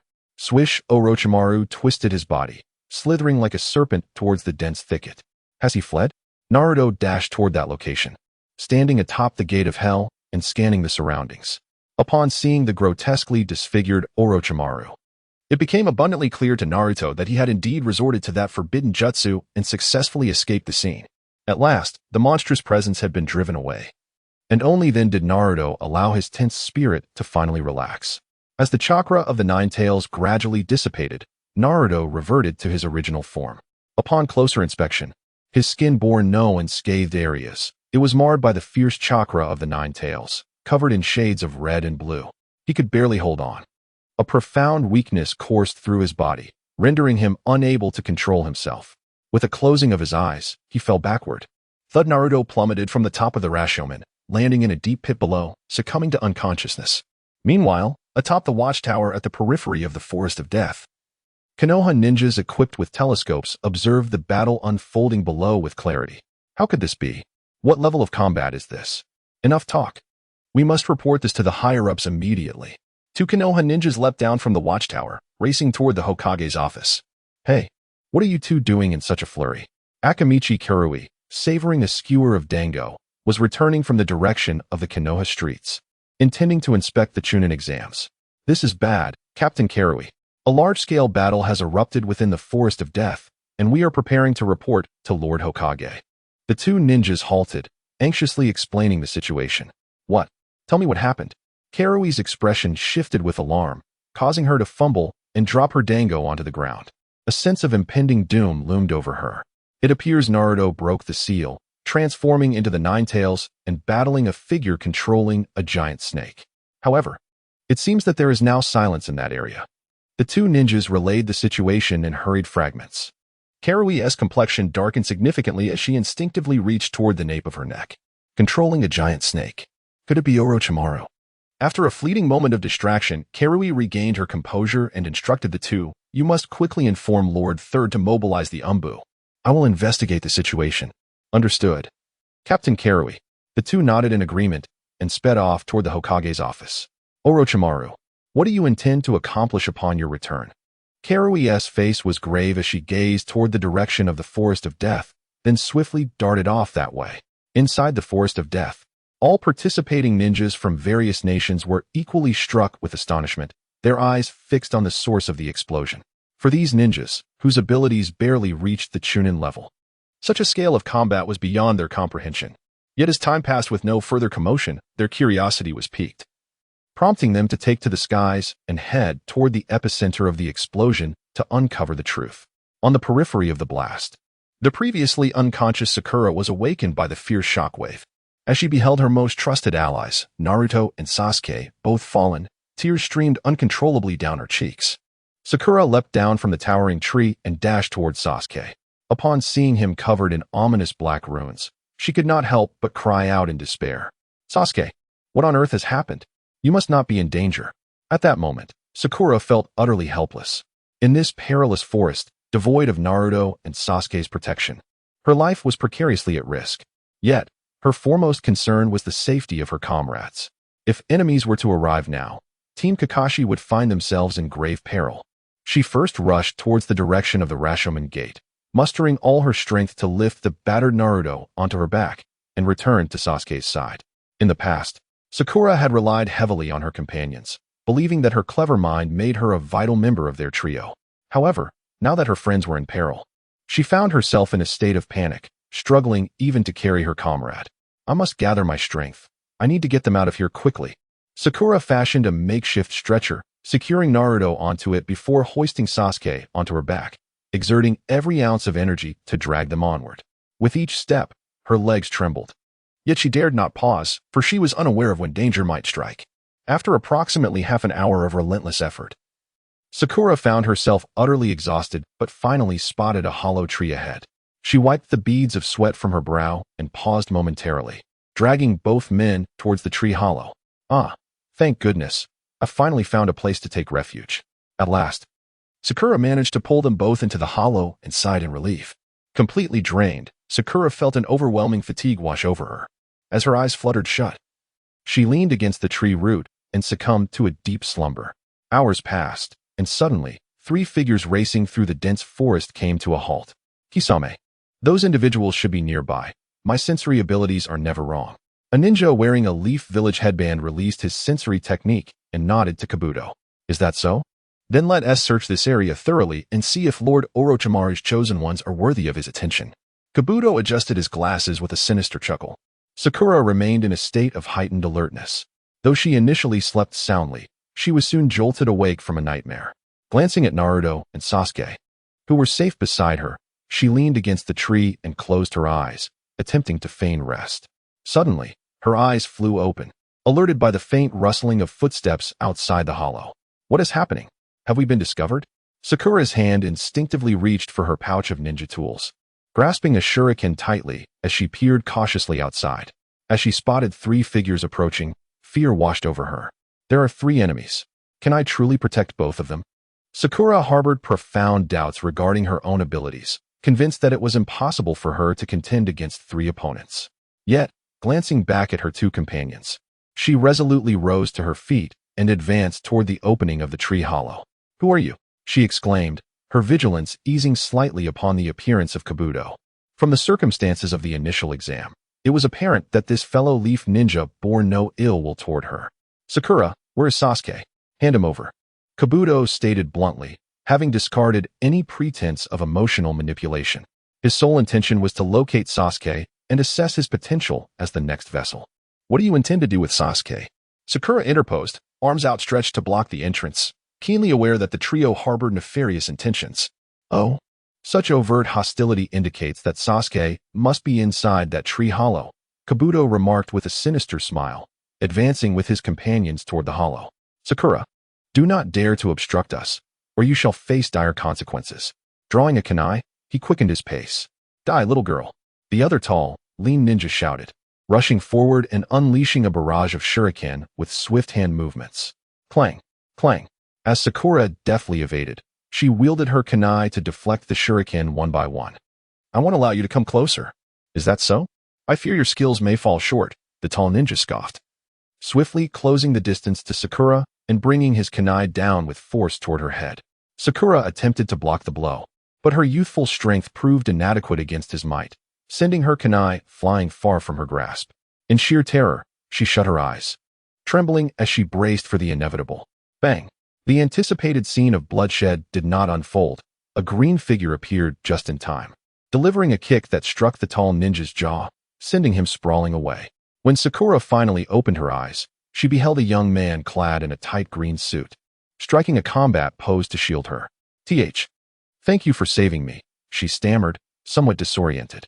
She recognized him from the first exam, his watermelon-inspired hairstyle and prominent eyebrows leaving a lasting impression.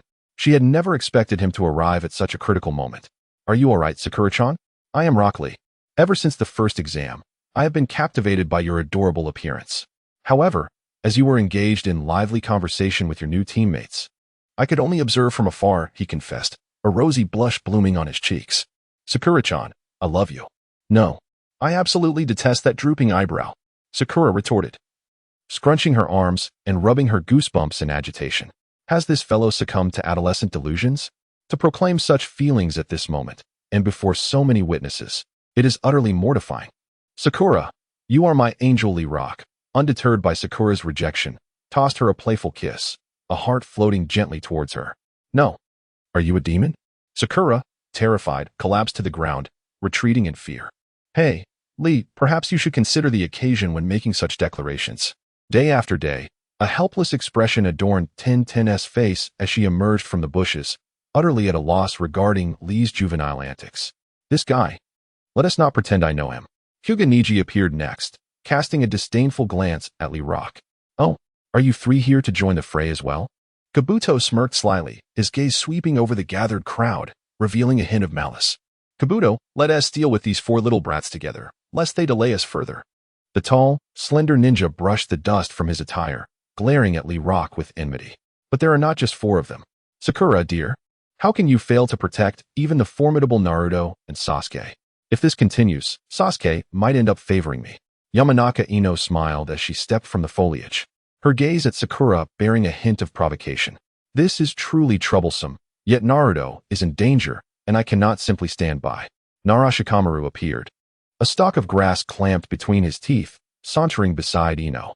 Following him was a Kimichi Chuji, munching on a bag of chips with gusto. Indeed, we must assist Naruto. Everyone. Thank you. Sakura gazed gratefully at her approaching companions, her eyes glistening with tears. Whoosh whoosh subsequently, three figures emerged from the distance, halting at a towering tree a dozen meters away. Sakura, where is Naruto? Hinata's eyes were wide with anxiety, her Byakugan activated, revealing her urgency as she had been tracking Naruto's movements from several kilometers away during his battle with Orochimaru.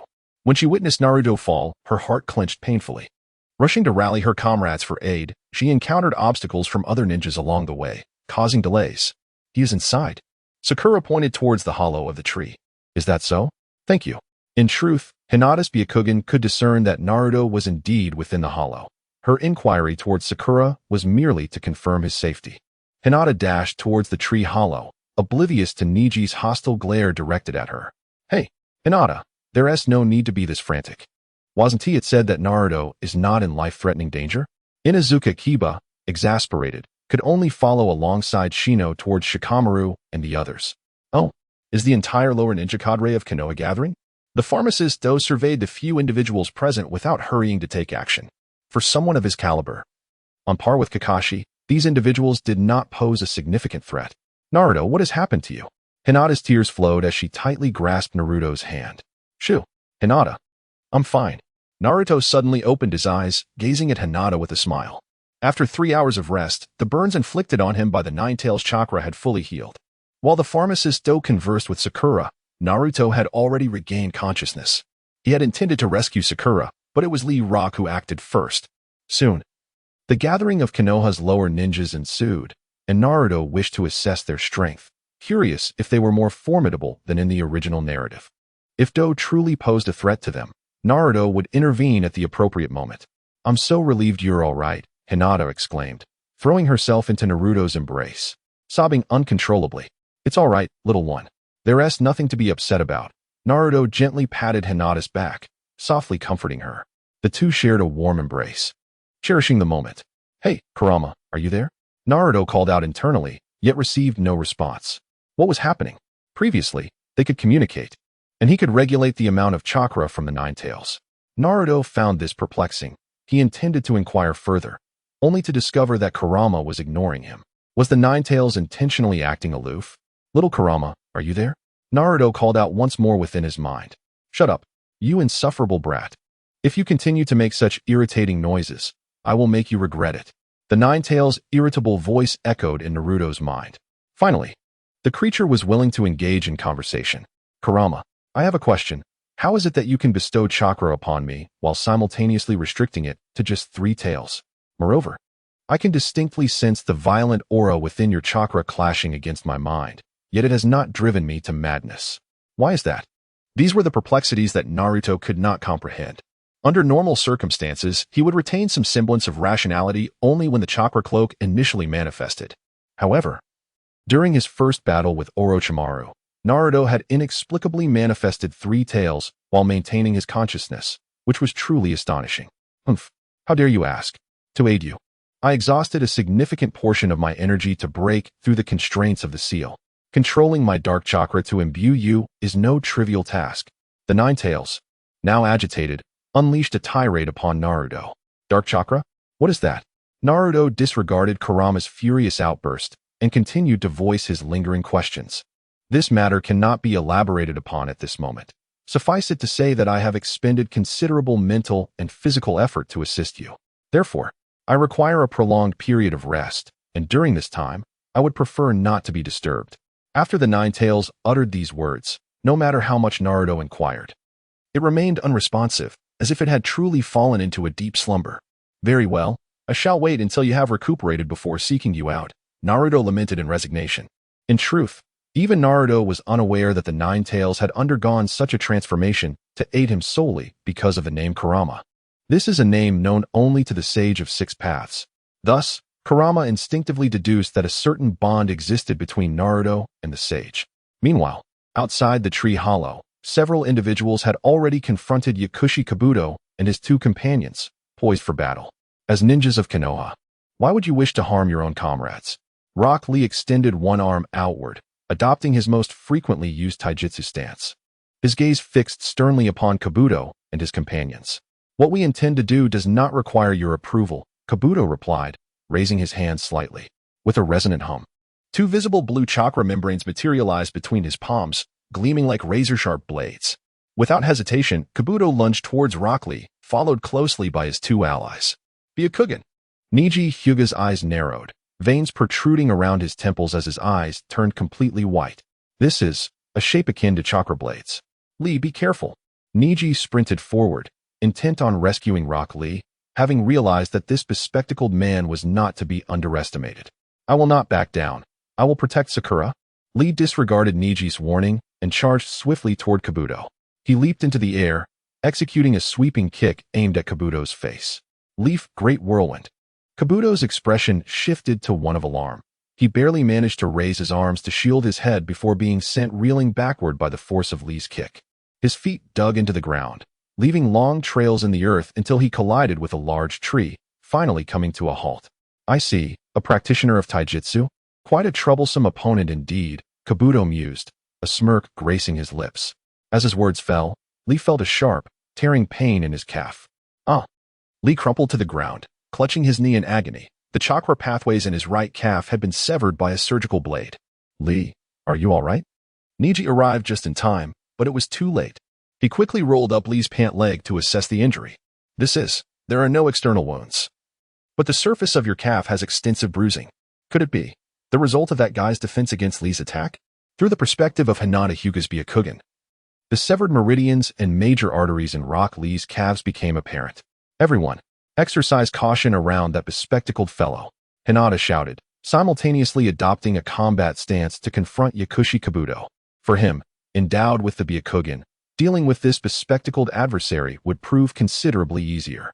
Meanwhile, Nara Shikamaru and Inazuka Kiba had already engaged in battle with two other ninjas.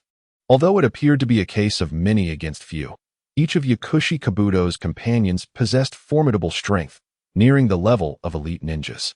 This was undeniably a lopsided encounter. Hinata, the foes outside are nearing their limit. We should make our exit, Naruto gently urged as he nudged Hinata away from his embrace.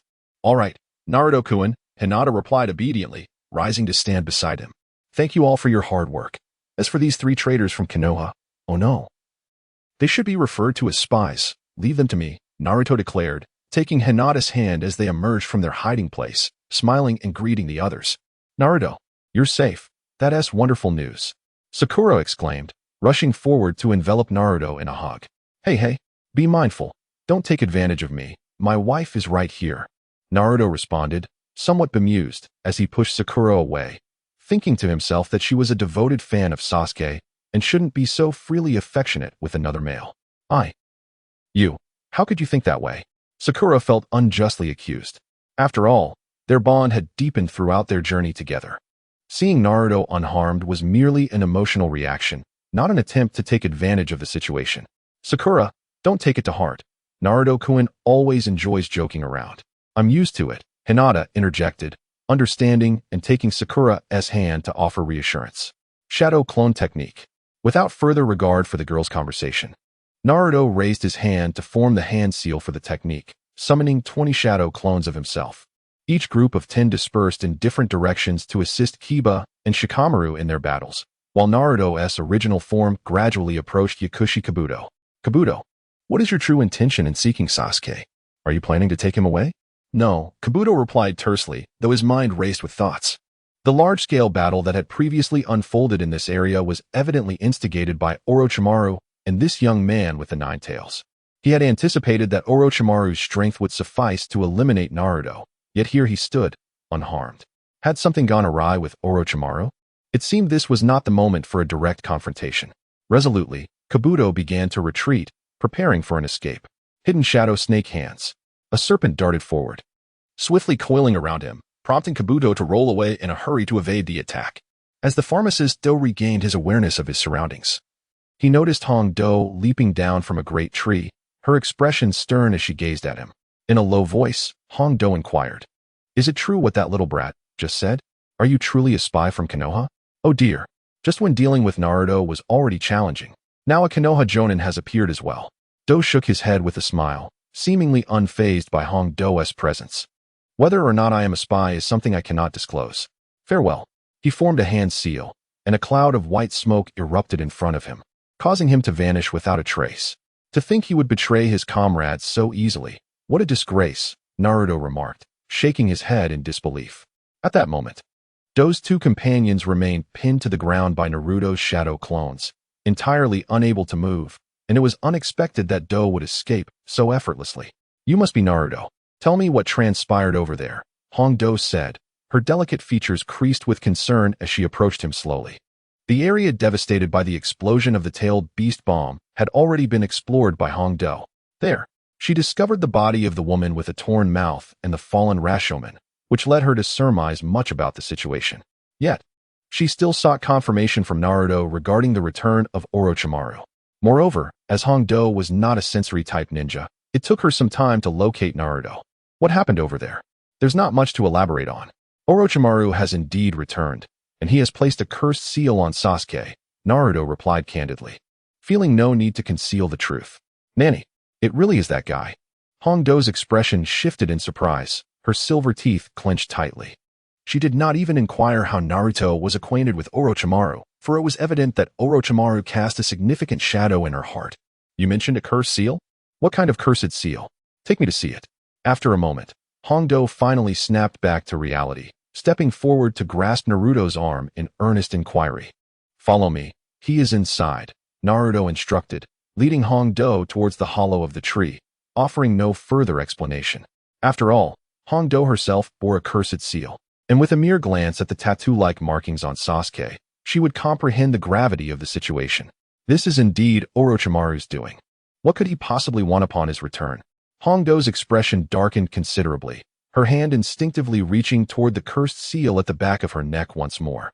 Naruto opened his mouth, intending to reveal the purpose of Orochimaru's infiltration of Konoha.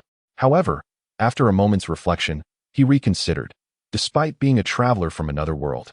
Disclosing too much might invite scrutiny. Should he be captured and have his memories extracted, it would spell disaster. He felt it necessary to advise Sasuke and Rock Lee to temporarily withdraw from the Chunin exams. Given their current condition, they likely could not continue. Naruto voiced his concern. Akamaru nodded slightly, responding, "I understand. However, I still have some questions for you.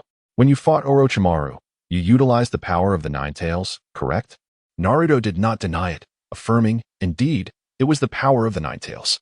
Otherwise, do you think I could have stood a chance against Orochimaru?" Although she had suspected it, Akamaru was still somewhat taken aback. "Why? Are you now able to wield the Nine Tails power at will?" Naruto nodded, "I suppose so. It's the Nine Tails that provides me with chakra, although I'm not entirely clear on the details. What's happening here?" At that moment, two masked Anbu ninjas appeared, arriving at the entrance of the tree hollow. No, it was Naruto and his companions who had encountered 3 spy ninjas from Konoha. As Akamaru spoke, she pulled a list from her pocket. "Let me see. The guy with glasses has already fled. His name is Kabuto Yakushi. I will check the rest of the details later at the archives. The 2 individuals detained outside are Kabuto's accomplices. Take them back to the interrogation room and let the Yamanaka clan handle them." Akamaru briefly explained the situation before lifting the unconscious Sasuke and heading toward the exit of the tree hollow. "I see." The ANBU personnel nodded and approached the 2 ninjas pinned to the ground by Naruto's shadow clones, binding them securely and pushing them toward the woods. "Naruto, for safety's sake, you must also cease participation in the Chunin exams. If you encounter that individual again, it could be disastrous." Akamaru turned back and issued the command. "Is that so?" "No problem," Naruto replied with a nod, refraining from further comment. For Naruto at this moment, the title of Chunin was of little consequence. As long as he could preserve his life and protect Hinata and his friends, nothing else mattered. What about me?" Sakura asked, somewhat confused. As she approached Akamaru, "You will accompany Naruto and cease the examination," Akamaru responded, then turned her gaze to Rock Lee. "And you? Your leg injury is severe. You must be taken to the Konoha hospital for treatment immediately." Lee grimaced in pain but stubbornly shook his head. "No, I cannot miss the opportunity to participate in the Chunin exams. I can endure." Akamaru frowned slightly, admonishing, "If you continue to be obstinate, you may lose that right leg. Follow the directives of your superiors. I do not have time to waste here with you." "Lee, stop being so stubborn." Niji Hyuga helped Lee to his feet and then carried him on his back. "Hinata, I will see you later." Naruto waved goodbye to Hinata, then turned his attention to Nara, Shikamaru, and the others. "Shikamaru, Choji, Ino, remember that guy with the gourd. Don't provoke those individuals from Sunagakure. They are not to be trifled with." Thus, the trio from Team Guy, along with Kakashi's squad, followed Akatsuki as they rushed towards the outskirts of the Forest of Death. Meanwhile, the remaining members of Asuma's team and Kurenai's group adhered to their original plan, continuing with the Chunin exams as scheduled. Through his prior conversation with Hinata in the hollow of the tree, Naruto had gained a fundamental understanding of their group's situation. They had already acquired the scrolls of heaven and earth and needed to head to the central tower without delay. It is worth noting that the Forest of Death indeed resembled what Akatsuki had described. Completing tasks within it bore a sense of adventure and survival. On their return journey, they unexpectedly encountered beasts such as tigers and lions, the kings of the wild. Numerous other animals were also spotted. However, with the presence of Umbu members accompanying them, they exited the forest without incident. "Take him to Kakashi. He excels in sealing techniques," Akatsuki instructed as she handed Sasuke over to two Umbu operatives. This implied that Kakashi would devise a method to seal Sasuke's cursed mark. Akatsuki then turned to Naruto and said solemnly, "Naruto, you'll need to explain the details of your encounter with Orochimaru to Lord Third.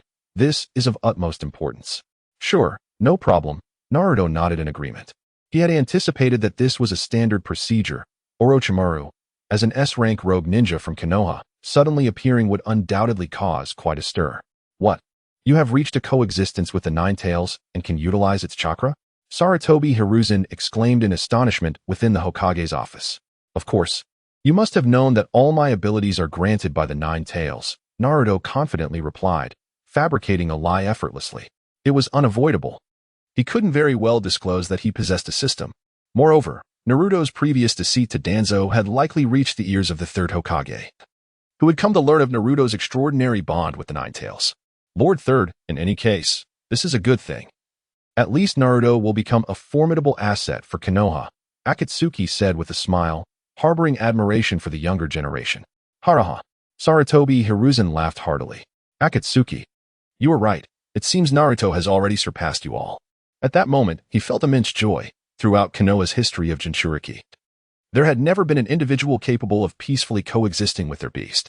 Now, Naruto could harness the power of the Nine Tails for himself, and his ability to contend with a shadow-level powerhouse like Orochimaru indicated that Naruto had indeed surpassed these veteran jonin. "Old man, please don't say that. I feel a bit embarrassed," Naruto said, scratching his head and smiling awkwardly.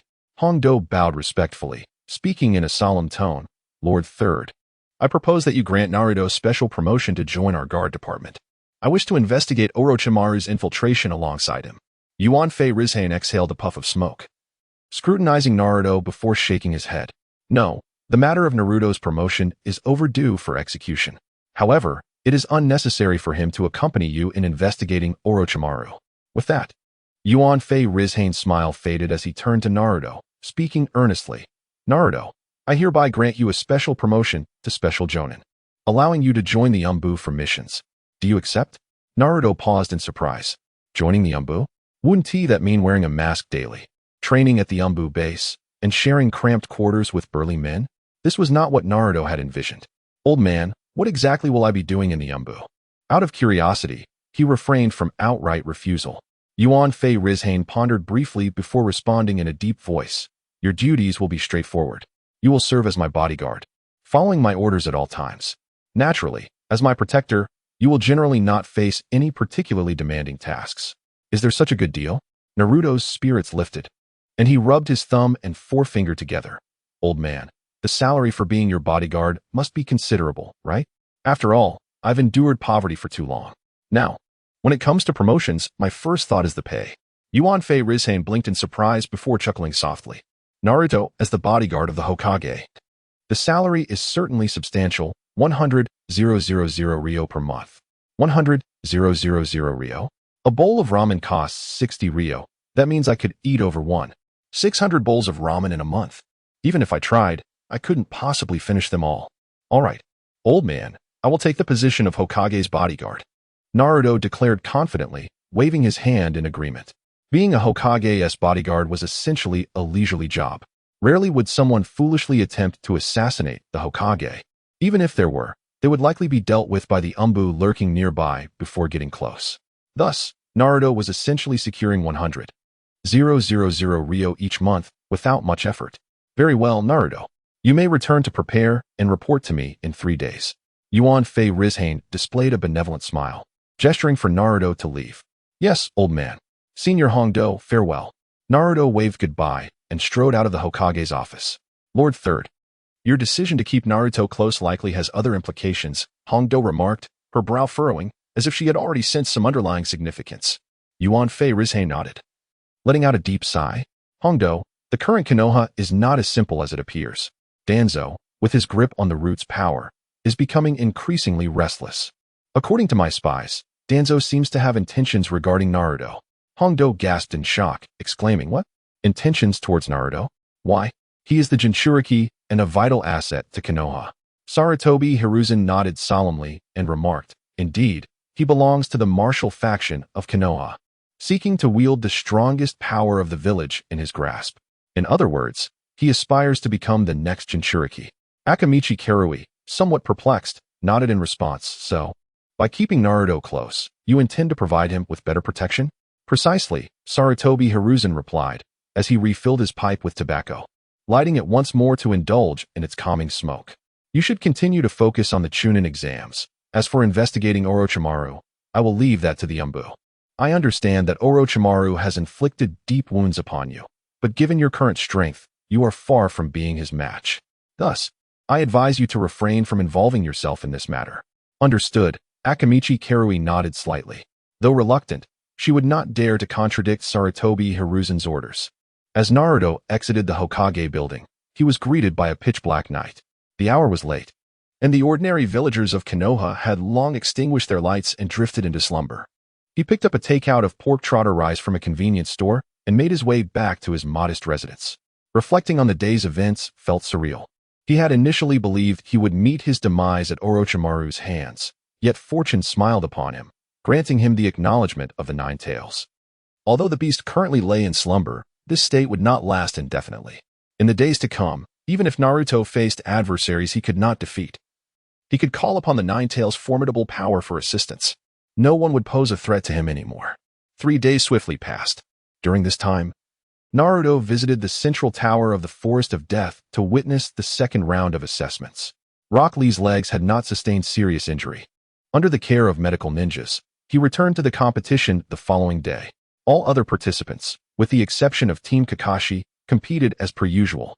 Naruto's reason for attending the match was partly due to concern for Hinata, fearing she might suffer at the hands of Neji Hyuga, who harbored a deep resentment towards the Hyuga clan.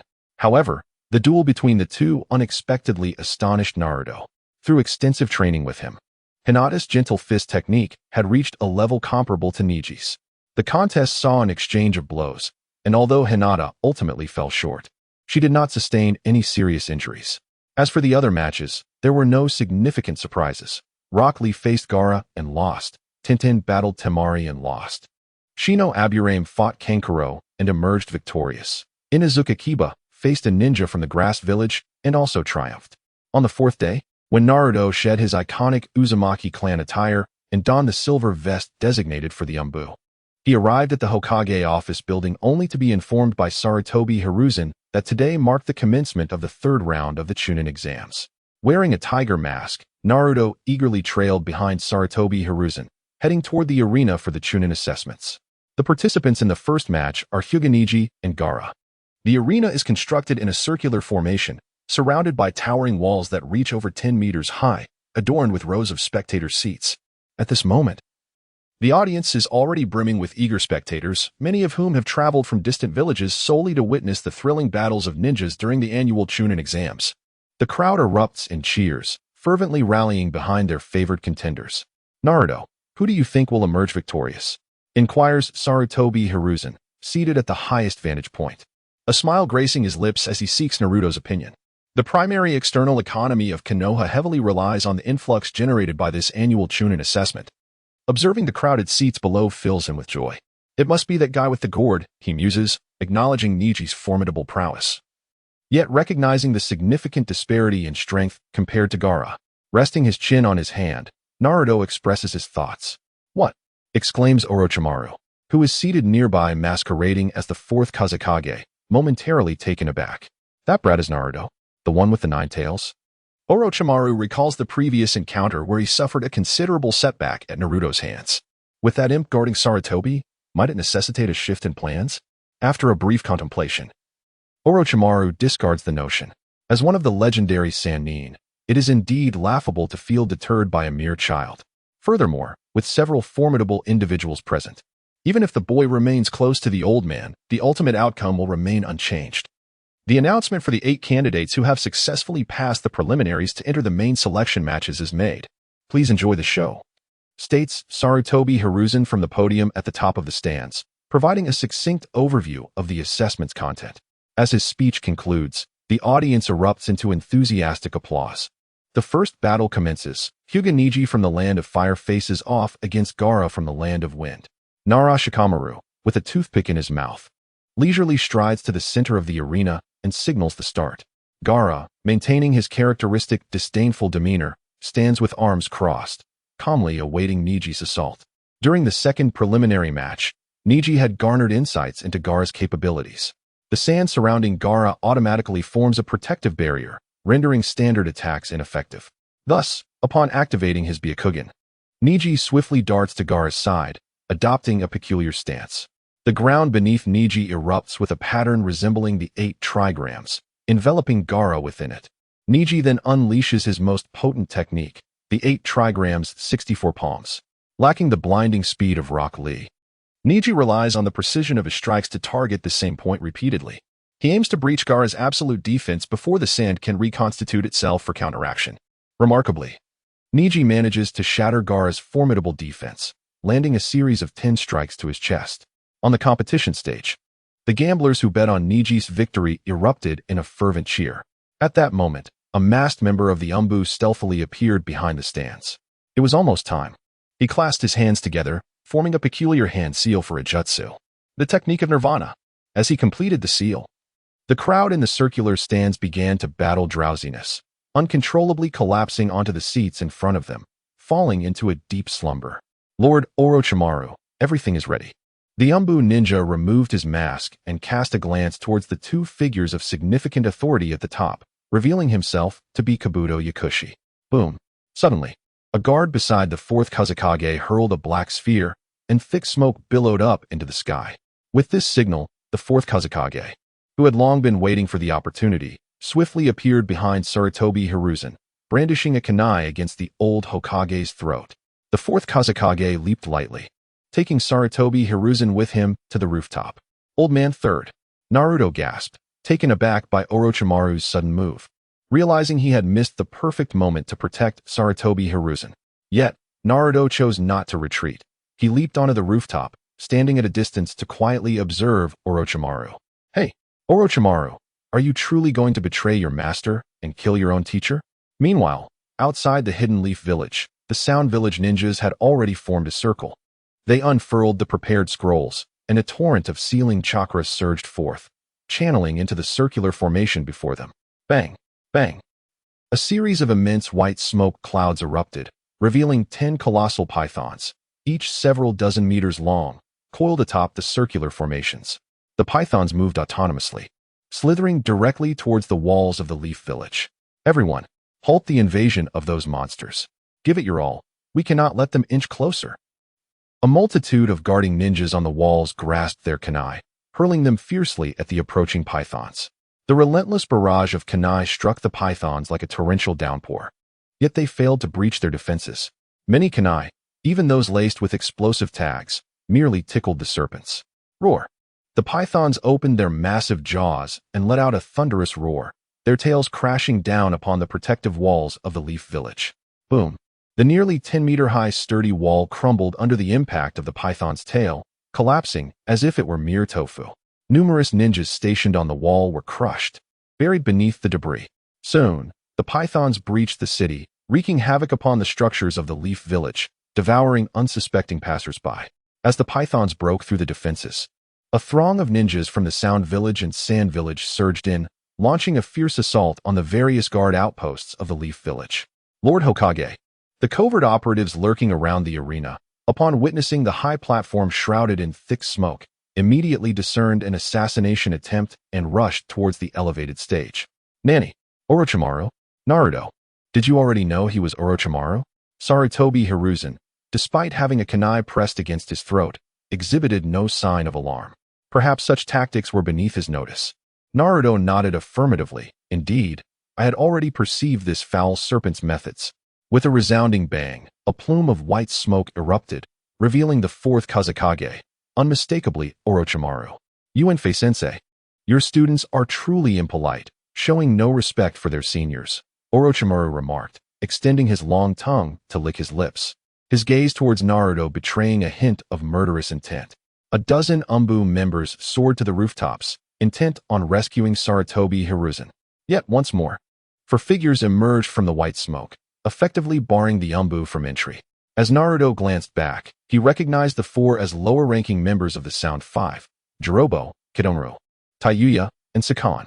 Though the Umbu were formidable, they were no match for the peculiar assault tactics of these four, all of whom fell to the ground lifeless. It's about to commence.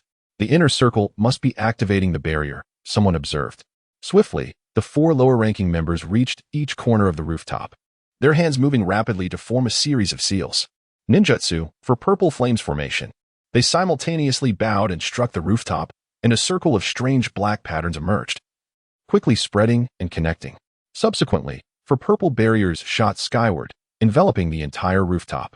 An inner circle barrier was also formed before the four, safeguarding them within. Naruto, come over here. Sarutobi Hiruzen's voice resonated from behind Naruto. The third Hokage, previously held captive by Orochimaru, had transformed into a black mud figure, scattered across the ground. Old man, truly remarkable, Naruto thought as he leaped back to Hiruzen's side, slightly astonished by the old man's adept use of earth release, body switch technique. It seemed escaping would not be easy. Sarutobi Hiruzen, pipe in mouth, silently observed Orochimaru. The latter chuckled ominously, taunting hypocrisy. Allowing those burdens to enter merely hinders your battle. Haraha. Sarutobi Hiruzen removed the pipe and laughed heartily. Orochimaru, you always have a tendency to view matters too one-dimensionally. The ninjas of Konoha can stand their ground. Moreover, with Naruto by my side, you ought to tread carefully, for I have heard you suffered greatly at his hands. Humph. Orochimaru scoffed, casting a sinister glance at Naruto. Infiltration, I concede your words hold truth. That little brat indeed caught me off guard. However, after today, Konoha will not only lose you, the third Hokage, but also a Jinchuriki. As the words faded, both combatants exerted their strength, causing the tiles beneath their feet to fracture in several locations. Ninjutsu, tile shuriken. While running, Sarutobi Hiruzen swiftly formed hand seals, and the large expanse of glazed tiles beneath him defied the laws of physics, soaring into the air toward Orochimaru. So naive. A hint of disdain curled at the corners of Orochimaru's mouth as he leapt gracefully, evading the barrage of tiles, and joined his hands to form a seal. Hidden shadow snake hands. With his head thrown back, Orochimaru opened his mouth wide, unleashing a vivid red tongue that morphed into a python, aimed directly at Sarutobi Hiruzen's neck. With a sickening sound, Sarutobi Hiruzen found himself caught off guard, the serpent sinking its fangs into his throat. Gripping the python tightly, he struggled with all his might. Is this all you can muster? You truly are getting old, Teacher Hiruzen. Orochimaru reveled for a moment. But then Sarutobi Hiruzen's skin turned a dull yellow before he transformed into a puddle of mud, collapsing lifelessly to the ground. Another substitution jutsu, you crafty old man. Just as Orochimaru landed, still unsteady, he suddenly sensed danger from behind. Have you forgotten about me, Orochimaru? Naruto's palm struck toward Orochimaru's lower back. but the latter twisted away just in time, the blow only grazing his cloak. Orochimaru's rage 66, "You damned brat, die?" Enraged, Orochimaru swung his right arm, which transformed into a serpent, lunging toward Naruto. Oh my, why does the great Orochimaru, one of the legendary Sannin, get so easily angered? Naruto quickly rolled aside in a series of acrobatic maneuvers, avoiding Orochimaru's attack while mocking him. "Since you seem so keen on courting death, allow me to oblige." Orochimaru hastily formed hand seals, seemingly preparing to unleash a devastating secret technique against Naruto. "You won't succeed, Orochimaru." Having been lying in wait, Sarutobi Hiruzen completed his own series of hand seals. Earth Release, Earth Dragon Bullet. A vast, swirling mire appeared beside him, coalescing into the head of a colossal dragon. As the dragon's mouth opened wide, numerous spherical clumps of mud were launched toward Orochimaru. Fire Release, Fire Dragon Bullet. True to his status as a Hokage-level ninja, Sarutobi Hiruzen executed the first technique even as the hand seals for the second were already complete. He thrust his body forward, unleashing a torrent of flames that surged toward Orochimaru. The mud clump struck Orochimaru, enveloping him in soft earth that, rather than causing harm, immobilized him entirely. What? Panic flickered in Orochimaru's eyes as the roaring flames surged closer. The searing waves of heat engulfed him, and he writhed in agony, screaming amidst the clods of mud. Enough with this tedious performance, Orochimaru. Sarutobi Hiruzen's gaze sharpened, having already discerned Orochimaru's ruse. Truly impressive, teacher Yuanfei. Orochimaru slowly emerged from the ground, a smile gracing his face as he gazed at Sarutobi Hiruzen. Now is the moment. Whoosh. Naruto seized the opportunity, vanishing from sight with a swift motion. In the next instant, he appeared behind Orochimaru, a blue sphere of chakra in his hand, and struck fiercely at his back. Boom. Orochimaru had no time to evade. He merely sensed a terrifying surge of energy before a sharp pain struck his back. In an instant, his body was sent tumbling like a kite severed from its string, rolling across the ground for over 10 meters. Orochimaru-sama. The four from the Sound Village exclaimed in shock, their hearts sinking as they beheld the gaping wound on Orochimaru's back. This is dreadful. That little brat, he hasn't just incapacitated Orochimaru-sama, has he? Derby, focus. Maintain the formation. Orochimaru-sama is not so easily defeated. Is that the Flying Thunder God? Sarutobi Hiruzen felt an overwhelming sense of familiarity with the technique Naruto had just employed. This extraordinary speed, transcending time and space, was reminiscent of a certain ninja from Konoha, known as the Yellow Flash of the Fourth Hokage. Naruto, you. Hiruzen stared at Naruto in disbelief, struggling to comprehend what had just transpired. Old man, you're not mistaken. What I just used was indeed the Flying Thunder God. Naruto removed his mask, a smile illuminating his face as he looked at Hiruzen. This was yet another monumental gain from his recent lottery, a technique of the Flying Thunder God. The earlier strike against Orochimaru was deliberately not aimed to hit.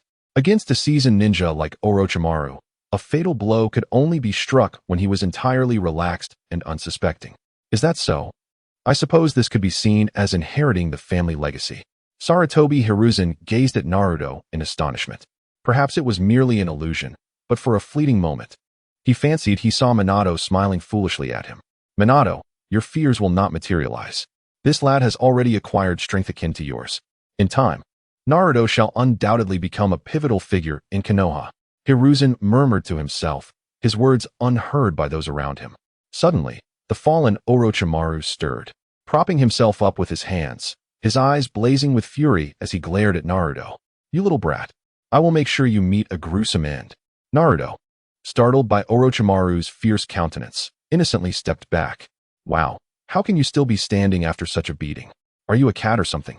Wait, no, you must be a snake. Orochimaru tore off the Kazekage's cloak draped over him and tossed it carelessly aside.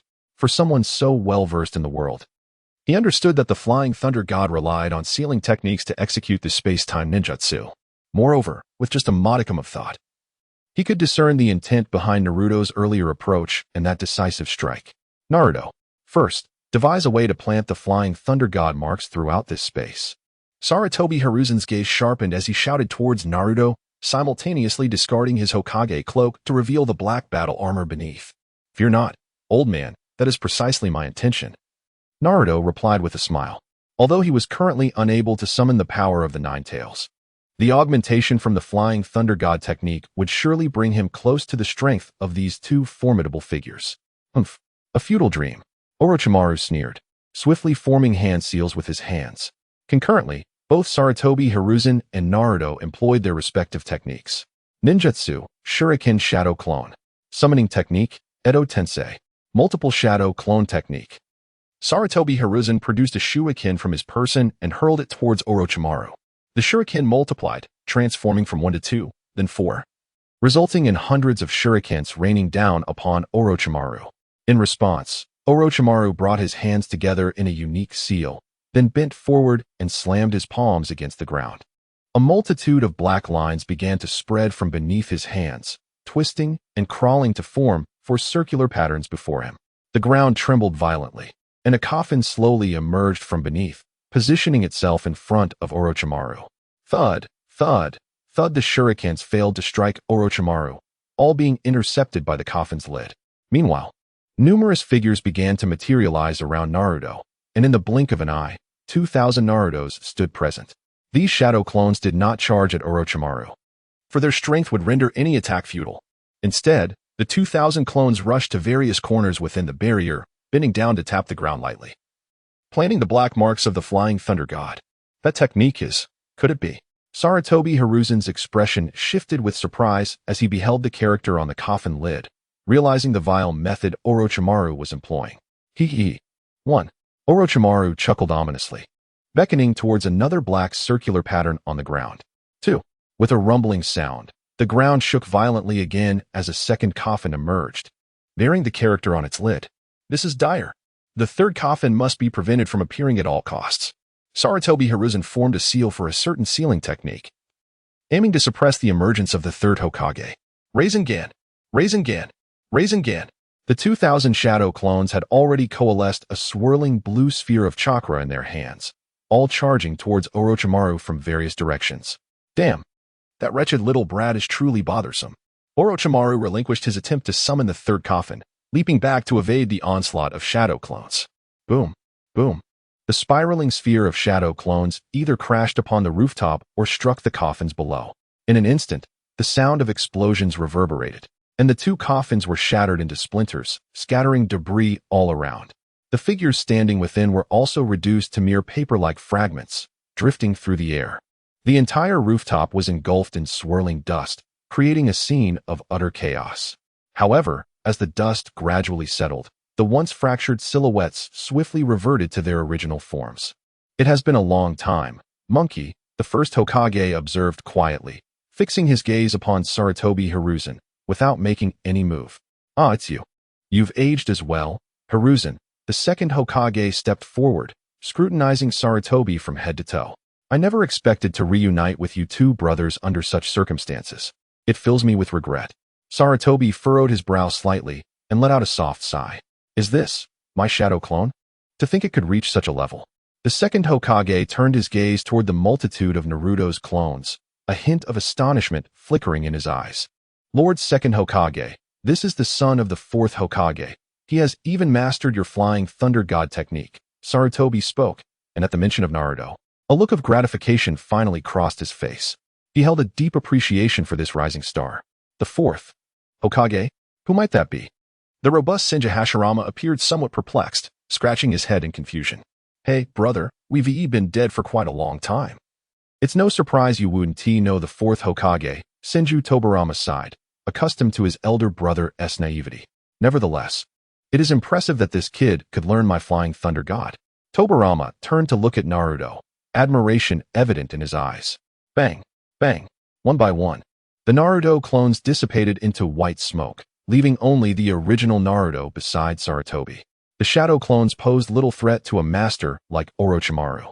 Moreover, utilizing the Flying Thunder God, a high-level space-time ninjutsu, demanded a colossal amount of chakra.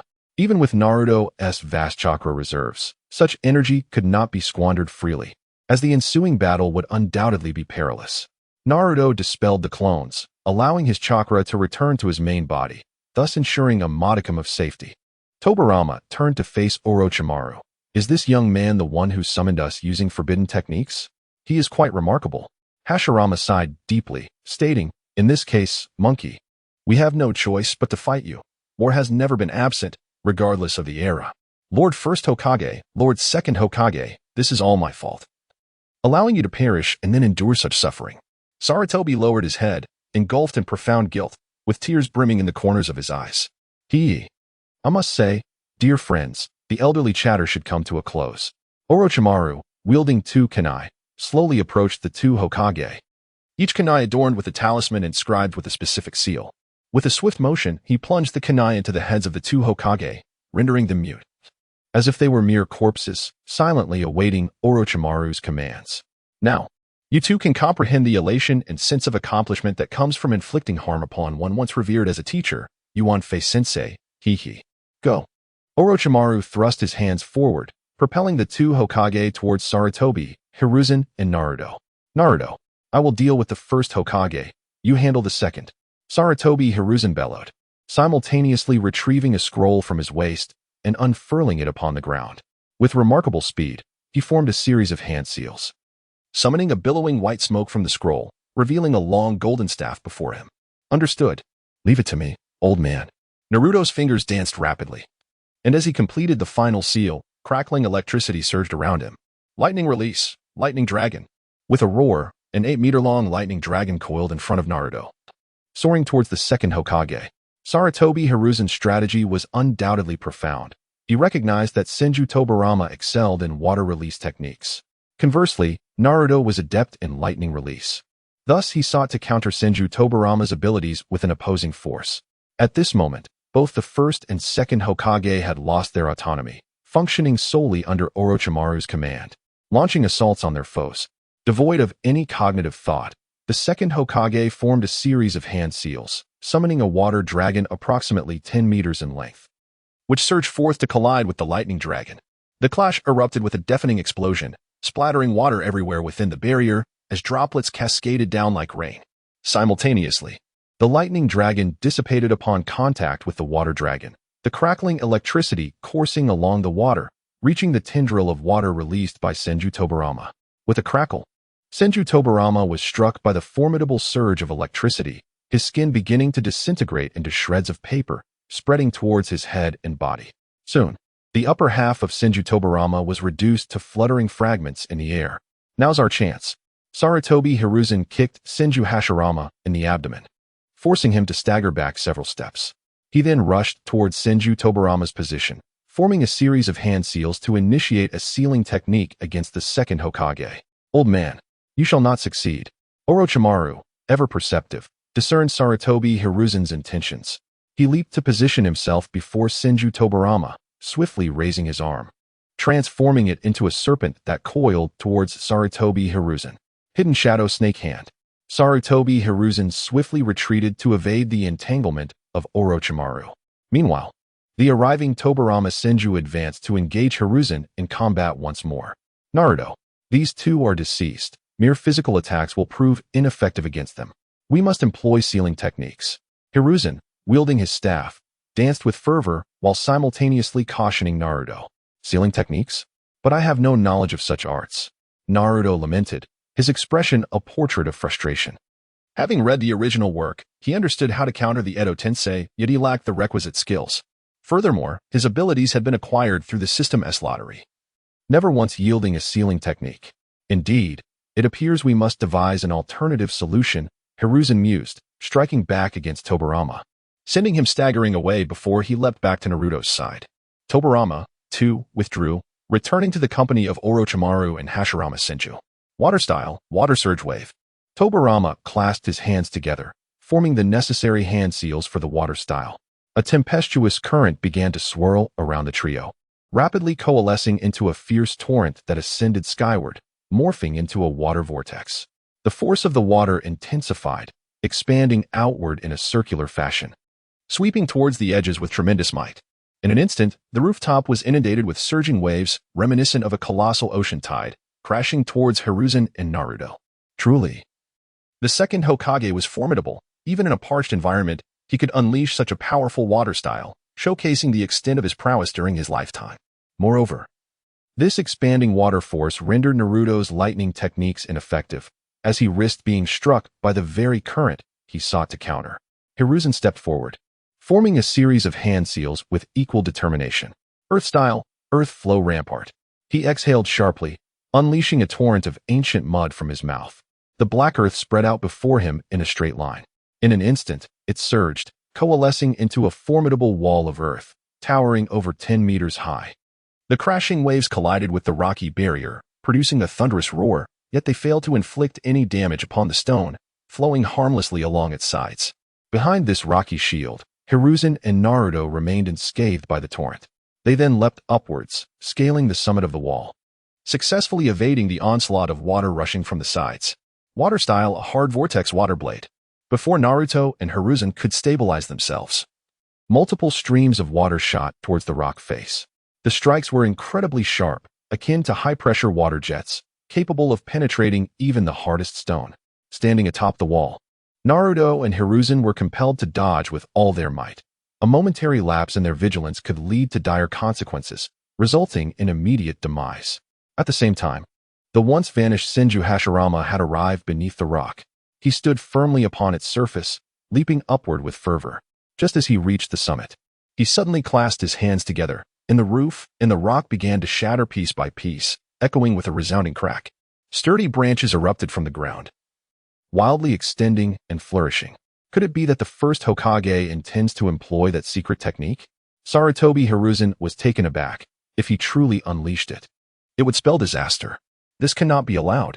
Hiruzen bit his thumb and formed several hand seals before bowing and striking the ground. Summoning technique, arise, Monkey King.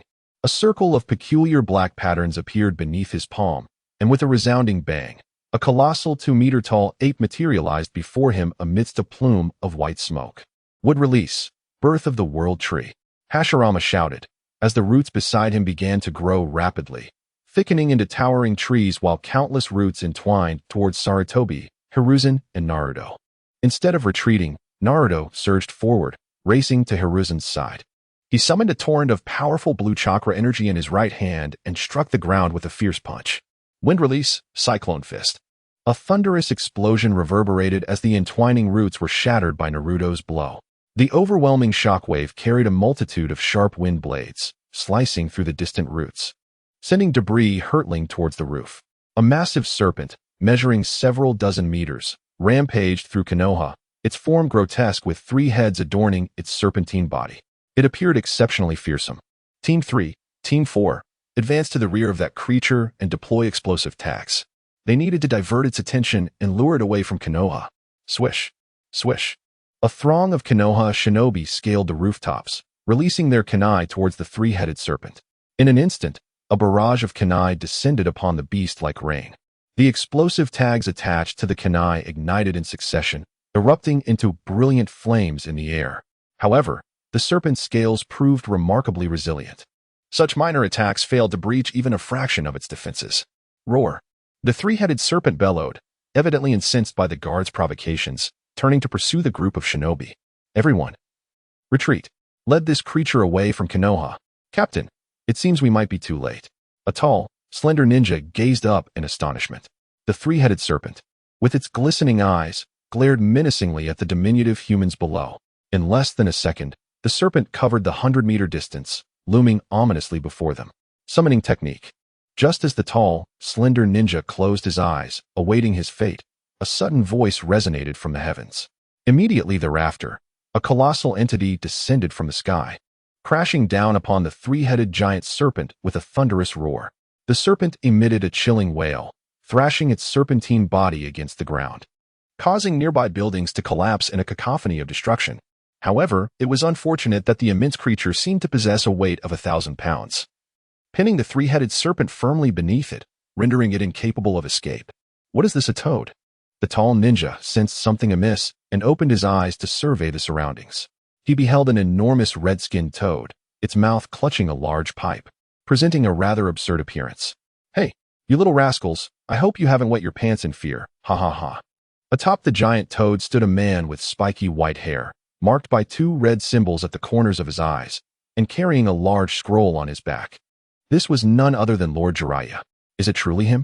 It really is Lord Jiraiya. How splendid. The guards of the security division rubbed their eyes in disbelief. astonished by the unfolding events.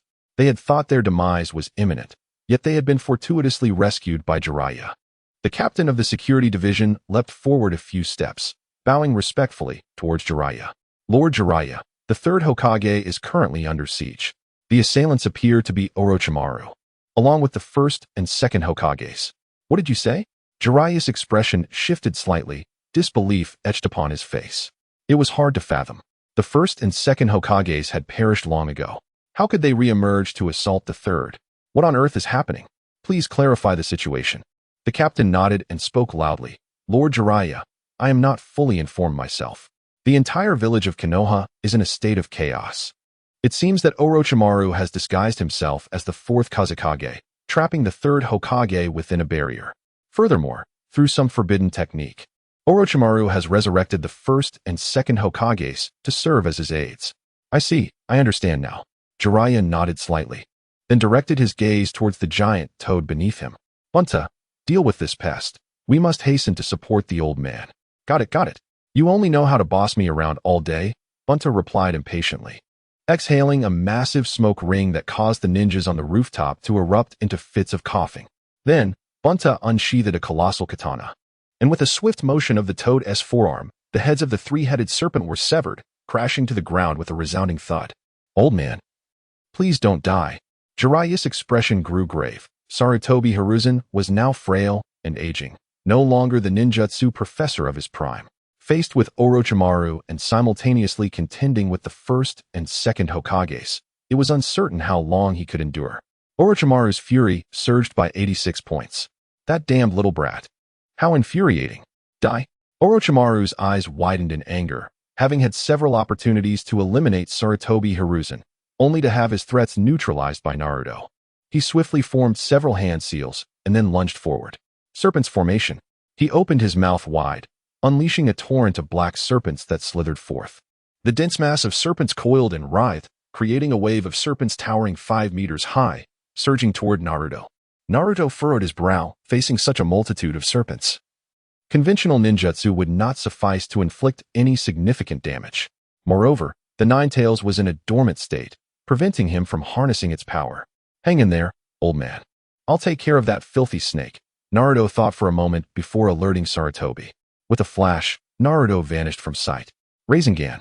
In the next instant, he reappeared behind Orochimaru, wielding a blue, spinning sphere of chakra, and struck fiercely at Orochimaru's head.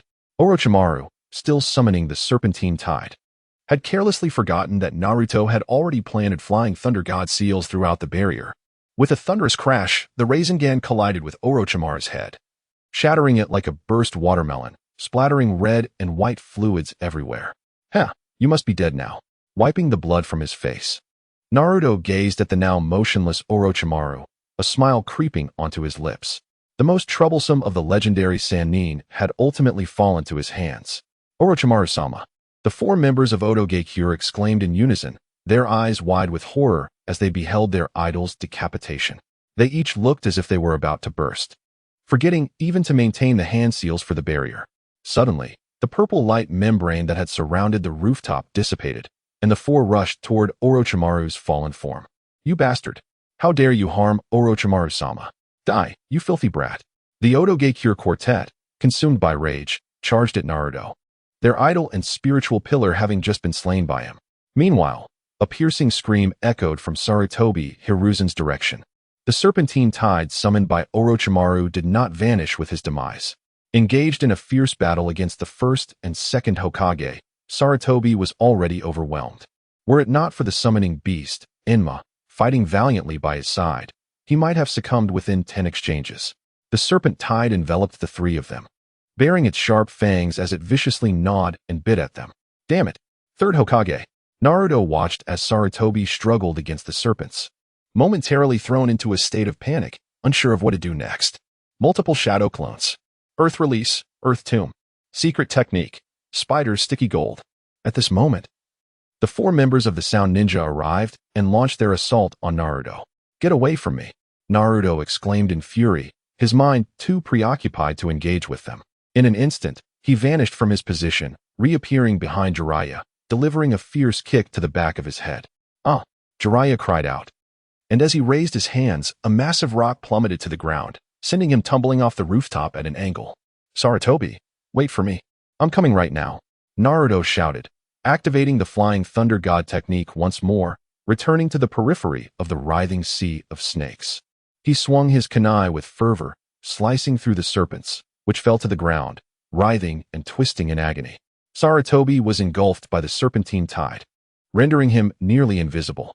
Yet Naruto could not directly employ ninjutsu against the accursed black snakes, for it would inevitably harm Sarutobi. With every ounce of strength, he wielded the kunai, resorting to the most rudimentary methods to eliminate the serpents.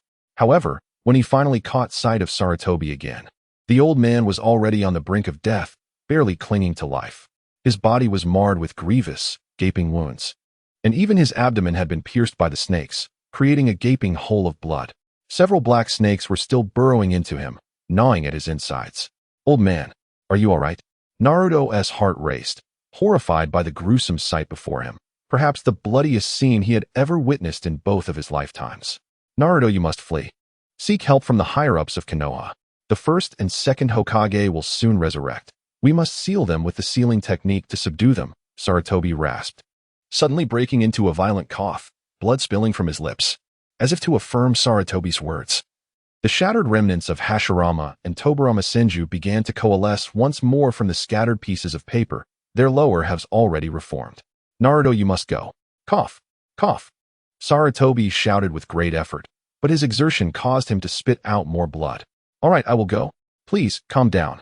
Naruto, now thoroughly panicked, recognized the urgency of Sarutobi's words. Given his current state, the old man could perish at any moment. Moreover, Naruto was entirely inexperienced with sealing techniques, rendering him powerless against these immortal Hokage. Just as he prepared to turn and flee, Orochimaru, who had previously fallen silent, began to stir once more. The skin on Orochimaru's back began to writhe in a peculiar manner, and then his headless corpse stood upright, its entire form convulsing with increasing intensity. A sudden explosion reverberated through the air as Orochimaru's body erupted into a mist of blood, putrid flesh splattering across the ceiling. In an instant, a colossal white serpent's head emerged from the remains, letting out a deafening roar. Following closely were a second, a third, and so forth, until the eighth white serpent's head appeared. An immense eight-headed serpent materialized atop the roof, its terrifying presence accentuated by the protruding heads, all of which flicked their tongues menacingly in Naruto's direction. This was Orochimaru's true form. Naruto stood frozen in shock, momentarily forgetting the directive from Hiruzen Sarutobi to flee. Having read the original tale, he realized how easily he had overlooked the fact that Orochimaru was a being seemingly impervious to death.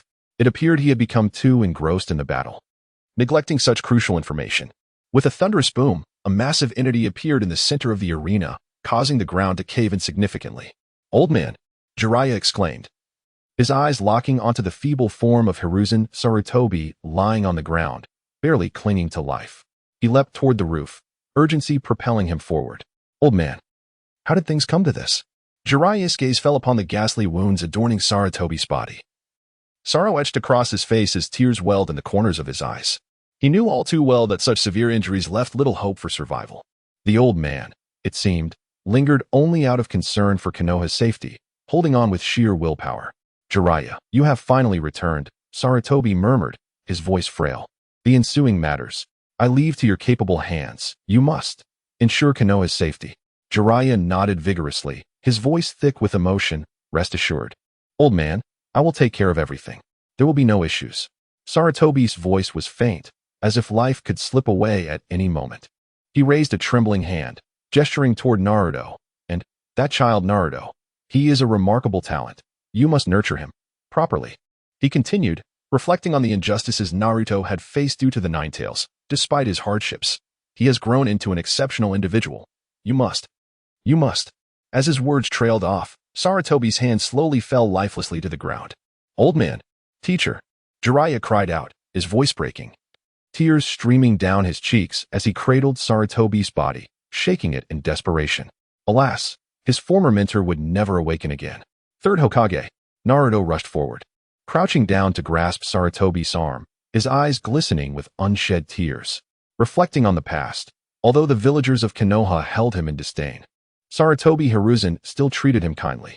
While Hiruzen did not overtly display affection, Naruto could discern the benevolent glimmer in the old man's eyes, an expression that could not be feigned. He genuinely regarded Naruto as a grandchild. The colossal form of the eight-headed serpent slithered forward, approaching Naruto and his companions. Suddenly, the central white phosphorus serpent gaped wide, revealing a vibrant crimson tongue that twisted grotesquely. Following that, Orochimaru's head emerged from the surface of the tongue until the upper half of his bare body became visible, at which point the writhing of the tongue ceased. Ah, what a touching display of master-apprentice affection. It truly tugs at the heartstrings. It has been quite a while, Jiraiya. Orochimaru's chilling laughter echoed, seemingly pleased with the spectacle he had orchestrated, his gaze filled with mockery as he scrutinized Jiraiya. Orochimaru, you scoundrel. Why would you commit such an atrocity? Jiraiya slowly set Hiruzen down, glaring at Orochimaru with fury in his eyes. Orochimaru let out another sinister chuckle. Not hastening to attack, you must know that I do not believe you were unaware of the events from back then. To ask me why now is to feign ignorance. Jiraiya, still seething with anger, rebuked Orochimaru. I am aware that you have harbored resentment towards the old man for passing the Hokage position to Minato. Moreover, your parents perished at the hands of Konoha's ninjas, but that is not Sarutobi's fault, nor is it Konoha's. All of this can only be attributed to the ceaseless wars of the ninja world. Orochimaru, I truly did not foresee that you would lead an attack on Konoha. Look at what you have wrought upon this peaceful sanctuary, built by our forebears. Silence. Jiraiya, mentioning such matters struck a nerve, and Orochimaru's demeanor turned volatile. What I should or should not do is not for you to instruct. Indeed, from the moment you departed Konoha, I should have anticipated such a situation. Jiraiya took several deep breaths, forcing himself to regain composure. He then turned his gaze towards Naruto and spoke earnestly. Young one, you are Naruto, correct? I now require your assistance in transporting the old man's body to a safe location. Naruto hesitated briefly as Senju Hashirama and Senju Tobirama advanced slowly. Pervy Sage, are you certain you do not need my help? The two former Hokages are formidable opponents. Jiraiya, taken aback by this new moniker, quickly regained his composure and glared at Naruto, rebuking him sternly. What did you just say? Pervy Sage, I am the unrivaled Sannin, the white-haired Toad Sage. Ahem. My apologies, that was merely a slip of the tongue. Naruto scratched the back of his head awkwardly, having read the original work too many times. He inadvertently referred to Jiraiya with that familiar title. Humph, good to know, Jiraiya responded with a light grunt, though he quickly lost interest in bantering with Naruto as Orochimaru, controlling the first and second Hokage, launched an attack. 10,000 snakes emerge. Orochimaru clasped his hands and performed a series of seals. Aside from the central white phosphorus serpent, the remaining 7 began to writhe and swell ominously. Soon after, their massive mouths opened wide, releasing a continuous stream of black snakes that slithered forth. The gaping maws of the 7 white serpents resembled vast nests, from which countless black snakes emerged. In mere moments, the entire rooftop was teeming with black snakes, their sheer number and ferocity surpassing that of the previous 10,000 snakes formation by at least tenfold, sending chills down one's spine at just a glance. Frog Wenta, I need your help, Jiraiya shouted, realizing he was out of time. Understood, Frog Wenta replied, promptly extending its long, red tongue to wrap around the corpse of Hiruzen Sarutobi, hoisting it onto its head. Wind release, Cyclone Fist. A surge of blue chakra enveloped Naruto as he concentrated all the excess chakra into his right fist, delivering a powerful blow to the ground. A thunderous explosion erupted, sending a massive, arcing shockwave radiating outward. Before the black snakes could reach an attacking distance, they were obliterated by the force of the shockwave, producing a series of ear-piercing pop sounds. The scene was extraordinary. The area where Naruto and Jiraiya stood transformed into a clear zone, while the black snakes that previously occupied the space were either shredded or blown away by the fierce gust. However, on the side of the 8-headed serpent, the remaining black snakes continued to crawl defiantly toward Naruto. This is an S-rank wind release technique.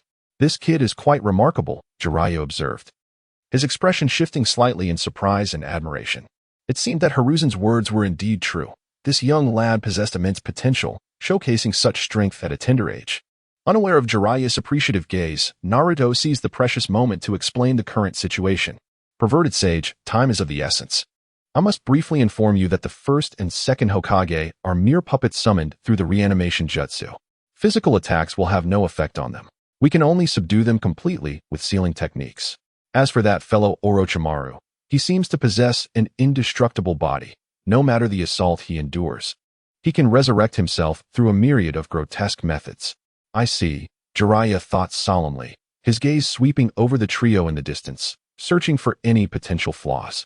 Each of these individuals possesses an extraordinary level of power, making the endeavor to seal the first and second Hokage far from straightforward. Jiraiya furrowed his brow, contemplating a strategy.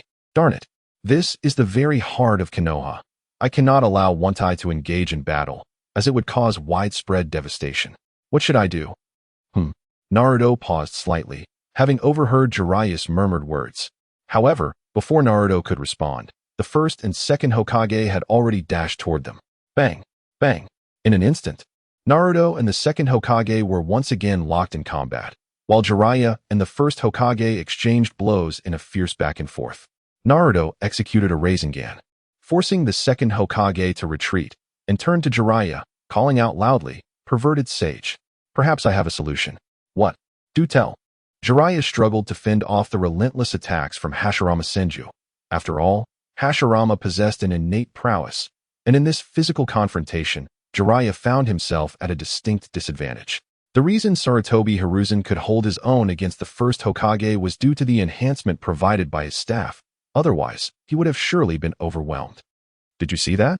You should be familiar with this. Naruto pointed to the myriad of Flying Thunder God marks adorning the roof. Nanny? That is the mark of the Flying Thunder God. Are you implying that? Before Jiraiya could finish his thought, he inadvertently took a powerful punch from Hashirama due to his distraction. Blood trickled from the corner of his mouth as his body uncontrollably slid across the roof for over 10 meters. Naruto continued to engage in battle with the second Hokage while loudly proclaiming, "Indeed, just as you surmise, have that giant toad lend a hand and remove this rooftop, allowing me to devise a plan." Ninja art, Lion's main technique. Jiraiya rose, his hands clasped together as he formed a hand seal. Instantly, his spiky white hair began to grow and extend rapidly, ensnaring toward Hashirama. Hashirama reacted swiftly, leaping backward and dodging, avoiding being ensnared by the hair-like needles. One Tai. Jiraiya finally seized a moment to breathe, calling out to One Tai. Understood. The giant toad, who had been observing the battle, heard their exchange. It brandished a massive sword, swinging it forcefully at the rooftop. Boom! The entire roof quaked violently, and the material of One Tai's sword was a mystery. This concrete and steel structure was astonishingly cleaved in two by a single stroke. At that moment, the entire roof creaked ominously, tilting dangerously downward. Now is the time. Naruto delivered a powerful kick to the face of Senju Tobirama, forcing him back several steps. Immediately, Naruto bent down and struck the roof with force, activating the Flying Thunder God technique. A resounding hum echoed as the space distorted violently. In the blink of an eye, half of the collapsing house had vanished. Boom. The next instant, a deafening roar resonated through the forest of death, as what should have fallen onto the Chunin exam combat arena instead crushed a vast expanse of trees, causing branches to snap and crack. Impossible. That brat actually managed to transfer an entire half of a house. Orochimaru, transformed into the embodiment of the eight-headed serpent, stared in shock at the unfolding scene. He had overheard Naruto and Jiraiya's plan, but he was currently immobilized, executing the Thousand Snakes Emerge technique. Moreover, he could hardly believe that Naruto, at such a young age, could wield the Flying Thunder God to this extent. Nothing is impossible, Orochimaru. Let's unleash our full might in this area. Naruto flashed a smug smile, taunting Orochimaru. However, deep within, he felt far from elated, as the recent use of the Flying Thunder God had drained nearly a third of his chakra. It was unfathomable to think of how much chakra his father, Minato, must have expended to move the nine-tailed beast bomb to the seaside. Ha! Well done, Naruto. Jiraiya laughed heartily.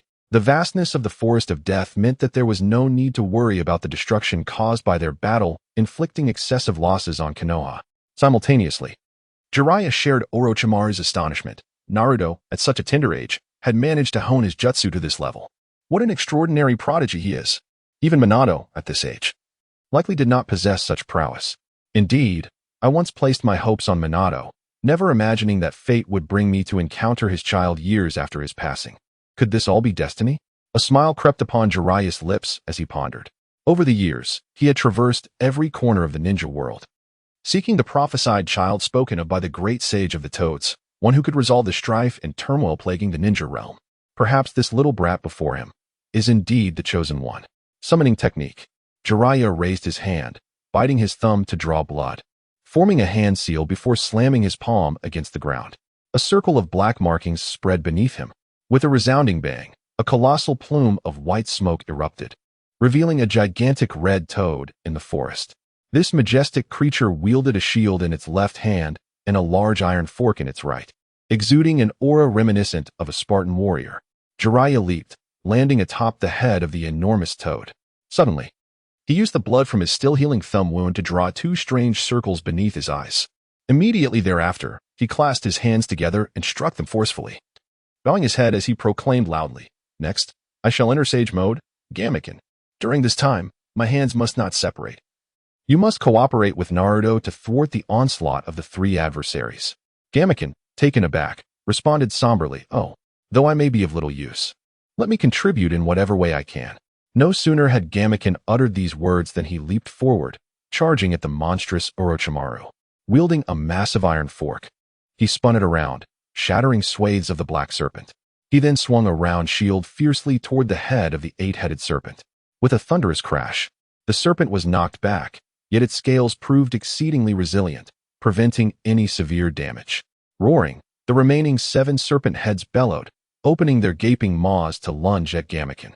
"Be careful, Gamaken, do not engage them directly. Their strength is formidable, and we will be at a disadvantage," Jiraiya shouted in warning. Unfortunately, at that moment, his hands were bound, preventing him from using ninjutsu to signal assistance to Gamaken.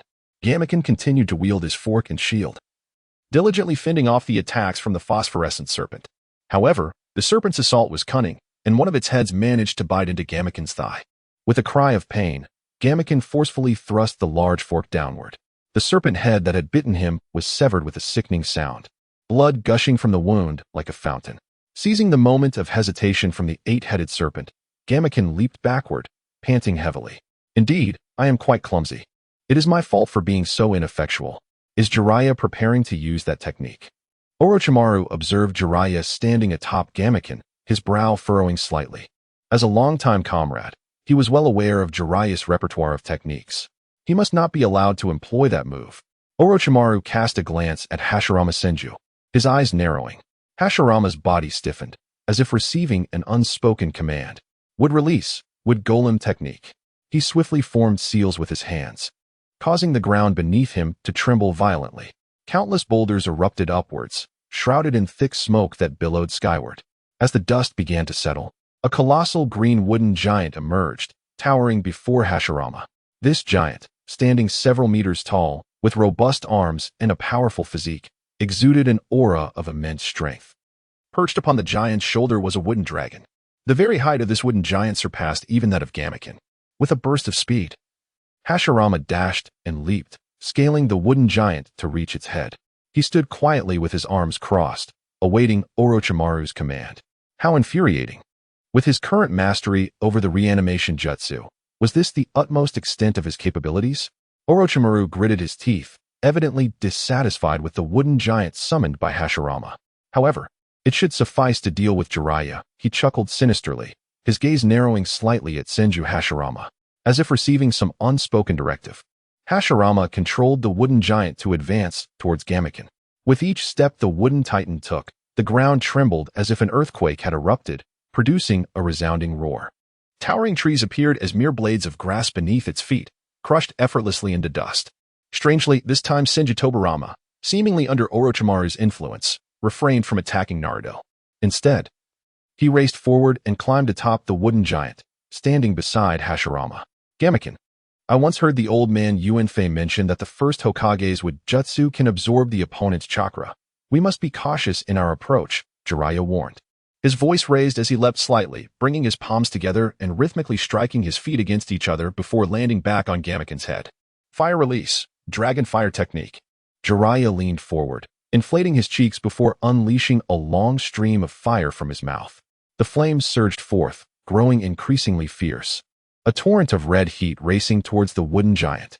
Acknowledging the cue, Gamaken swung his massive fork downwards. He then lifted his amphibious arm and struck his belly with a resounding slap. A colossal jet of black oil erupted from Gamaken's mouth, aimed directly at the wooden giant. As the fire met the oil, the flames instantly intensified, swelling to an unimaginable size, directed at the giant's face. Hashirama raised a hand, and the wooden dragon coiled around the giant's shoulders, sprang into action. Twisting and turning, it positioned itself before the wooden giant, charging headlong into the roaring flames. The explosive heat surged skyward, and with the addition of the oil, the temperature became unbearably scorching. The wooden dragon, initially aimed at Gamaken, unfortunately perished in the flames before reaching him, reduced to ashes that scattered into the air. Although Jiraiya's fire release technique had concluded, the oil stored within Gamaken seemed abundant. Fire meeting oil would only exacerbate the inferno. The relentless wave of heat continued its advance towards the wooden giant. Senju Tobarama pressed his palms outward, forming a hand seal. Water release, water barrier technique. As he completed the seal, he expelled a stream of water from his inflated cheeks. As the water line expanded outward, it formed a towering wave. With a resounding crash, the wave poured down, directly confronting the oncoming heat. The clash of water and fire produced a series of explosive sounds, releasing plumes of white smoke that soared into the sky. According to the principle of opposing attributes, while water techniques typically counter fire techniques, the addition of toad oil transformed the flames into something extraordinary. Even the powerful water technique of the Thousand Hands could not completely extinguish the fire. For several seconds, water and fire remained in a stalemate in midair until the water gradually subsided, with the wave no longer obstructing its path. The flames surged once more towards the wooden giant's face. The red heat enveloped the giant's head, charring it black under the searing temperature. Before long, much of the exterior wood had been incinerated. Both the first and second Hokage were reduced to ashes by the relentless flames. The wooden giant, now lacking control, toppled backward, collapsing a swath of trees behind it with a tremendous crash. Although I felt utterly powerless, it seemed they had already been eliminated. Toad Sage lifted his arm, withdrawing the large fork embedded in the ground, gazing quietly at the motionless wooden giant. No, the impure world reincarnation technique is a forbidden jutsu that cannot be undone unless sealed away. Jiraiya gently shook his head, countering Toad Sage's statement. To corroborate Jiraiya's words, the first and second Hokage once again shattered into countless paper fragments, their bodies slowly converging once more. Hey, Kurama, are you there? Naruto, witnessing such a high-level battle, felt anxious, realizing he could not intervene. It wasn't that he was overly eager to fight. Rather, the three opponents were far too formidable, and he wished to assist Jiraiya in any way he could. Little Ninetales, are you there? Come out. After a long wait, with no response from the Ninetales, Naruto called out again from within. Shut up, you insufferable brat. If you dare to call me that again, the next time I lend you my chakra, I'll ensure you lose your autonomy and become a mindless beast. The furious voice of the Ninetales echoed in Naruto's mind. All right, I won't call you that anymore. Look at you, why are you so angry? I was just trying to get your attention because you were ignoring me. Naruto awkwardly chuckled, realizing that this time the Ninetales was not merely expressing impotent rage, but issuing a blatant threat. Humph, don't think you can outsmart me. I told you I need to rest for a while. Unless your life is in danger, I will not lend you my chakra again. The Ninetales, in a haughty display of petulance, pierced through Naruto's thoughts. If you won't lend it, then fine. I'll find my own way. Naruto shook his head in resignation, realizing he had to seek alternatives. Meanwhile, the duo of Senju Hashirama and Senju Tobarama once again restored themselves from fragments. With swift movements, Hashirama formed hand seals and struck the wooden giant with force. The giant's previously scorched head began to rapidly regenerate. Soon, the wooden behemoth was revived, supporting itself with its hands as it gradually rose. The brothers, Hashirama and Tobarama, leaped into action, scaling the giant's form to stand on its broad shoulders. Meanwhile, Orochimaru chose not to observe from the sidelines any longer, directing the monstrous Yamato Naroki towards Jiraiya. Jiraiya, your techniques are indeed commendable. However, it's unfortunate that the first and second Hokage are immortal. You stand no chance against them, do you? Jiraiya slowly lifted his lowered head, his features subtly altered. With a ruddy nose reminiscent of a drunkard and eyes resembling those of a frog, It was evident that he had completed his sage mode. He spread his palms apart, unleashing 2 puffs of white smoke from his shoulders, revealing 2 small, cloaked toads perched upon them. Kid, why summon us just when I was about to cook? No wonder Bunta is always angry with you, lamented the toad named Shima with a hint of impatience. Ah, don't say that, mother of the child.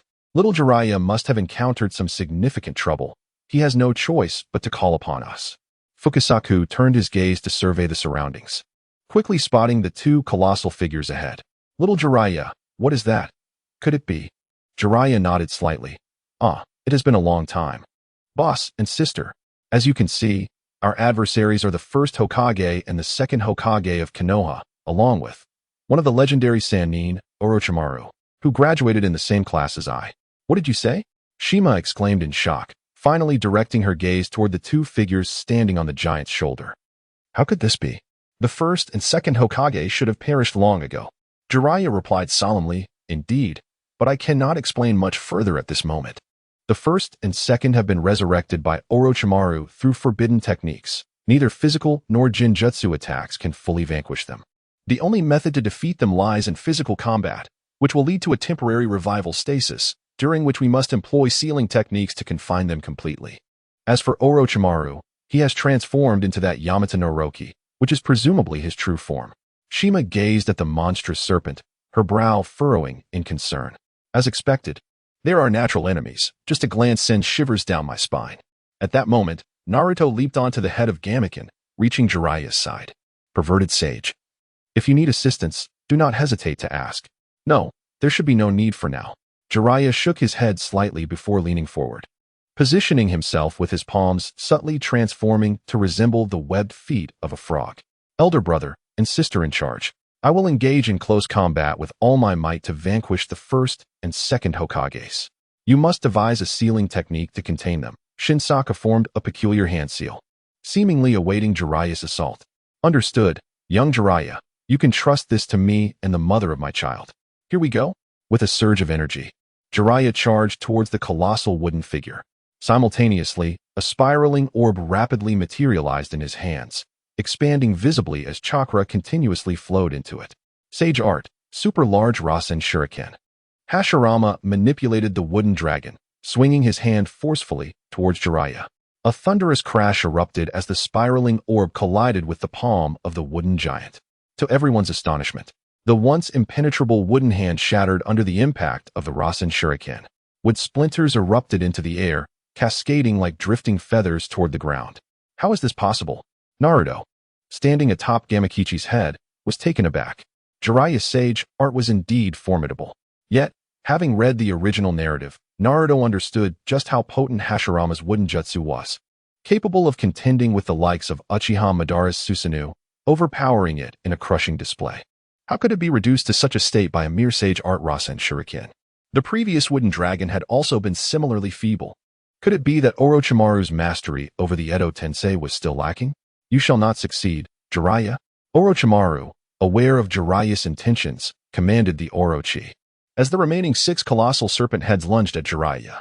Do not interfere. Shinsaka raised its head slightly, its cheeks puffing out as it unleashed a lengthy jet of water towards the white phosphor serpent heads. The water stream sliced through like a razor, severing one of the serpent heads. In an instant, the once 8-headed Orochi was reduced to a mere 3-headed serpent. Ah! Orochimaru cried out in pain. Losing a serpent head evidently affected him. Seizing the moment, Naruto hurled a kunai towards Orochimaru, who was positioned in the open mouth of the central white phosphorus serpent. Humph! Orochimaru scoffed disdainfully at the feeble attempt, too lethargic to block it. He merely directed the white phosphorus serpent to tilt its head slightly, causing the kunai to veer off course and sail harmlessly away. Heh! A smirk crept across Naruto's face. In a flash, he vanished from his position. The next instant, Naruto reappeared beside the head of the white phosphorus serpent. Wind release, tornado fist. Naruto's right hand surged with a formidable blue chakra energy, and he struck fiercely at the head of the white phosphorus serpent. A resounding boom echoed through the air. The serpent's head was shattered, unleashing a torrent of crimson mist, as the overwhelming chakra obliterated it into fragments. The Orochi emitted a piercing shriek, and its colossal body collapsed, falling silent. It was imperative to ascertain whether the creature was truly vanquished. Naruto furrowed his brow. He had already suffered a similar fate once before, and this time he could not afford to grant Orochimaru the opportunity to resurrect. Shadow Clone Jutsu. While still suspended in midair, Naruto formed the hand seals for the technique.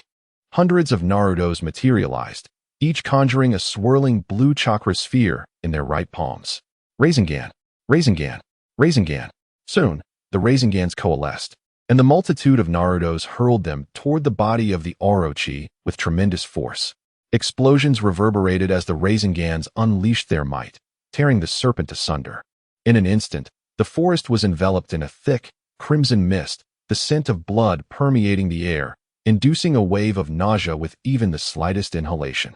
That should suffice, Naruto remarked, clapping his hands together, gazing down at the disintegrated remains of the Orochi with satisfaction. However, he remained oblivious to the fact that, even as Orochimaru was attacked, a small white serpent had emerged from beneath the great serpent, burrowing into the earth and vanishing from sight. Meanwhile, Senju Hashirama and Senju Tobirama abruptly ceased their assault, leaping far backward. The ground trembled slightly as two black wooden coffins emerged from the depths, enveloping the two in their confines. With a creaking sound, the lids of the coffins closed, and they sank once more into the earth, disappearing from view. What is happening? Have they fled? Shinsaku inquired, bewildered by the sudden disappearance of the first and second Hokage. It appears I have misjudged the crux of the matter. It must be that Naruto has slain Orochimaru, thus compelling the first and second Hokage to withdraw from the battle. Jiraiya felt somewhat embarrassed. After exerting great effort to summon Shinsaku and Shima, the situation had devolved into such a chaotic affair. Shima bore no resentment toward Jiraiya, instead turning her gaze toward Naruto. Is that child Naruto?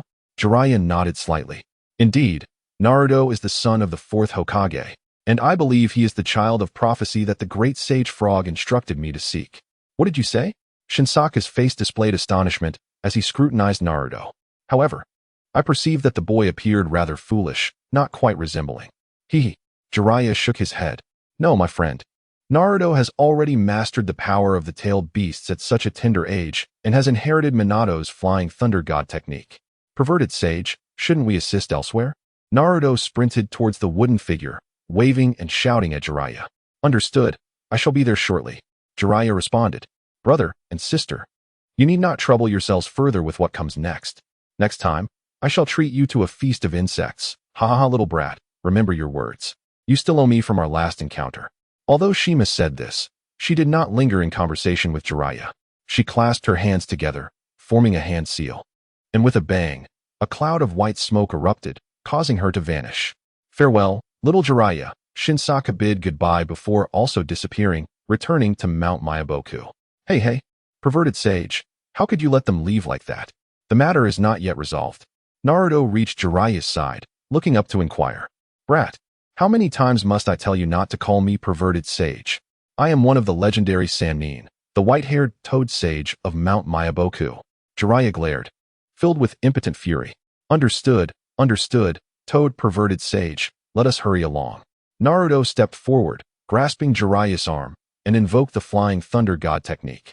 In the next instant, the two found themselves outside the small building where Naruto resided. This was the location where he had previously marked with the flying thunder god seal. Specifically left there 3 days prior while attending Hinata's combat competition. What a fortunate coincidence that this mark would prove useful amidst the turmoil of the Leaf today. It seemed that the situation was nearing its conclusion. Jiraiya leaped atop a tall tower, surveying the surroundings of the Leaf village. Indeed, the combat prowess of the Leaf is formidable. Naruto stood beside Jiraiya, taking in the entirety of Konoha. Though the destruction of the buildings was significant, the summoned giant snakes had nearly all been dealt with. The ninjas from Sound Village and Sand Village, who had attacked Konoha, were now but a handful, futilely resisting as they were surrounded by the various clans of Konoha.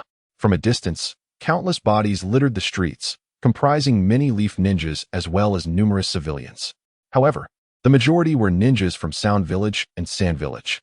Perverted sage, you go attend to other matters. I shall take my leave.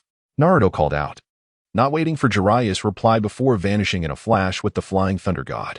This little brat, he truly is quite intriguing. Jiraiya smiled softly. Though Naruto possessed strength akin to Minato's, his demeanor was entirely different. Though their encounter was fleeting, He perceived Naruto's demeanor as remarkably mature and composed.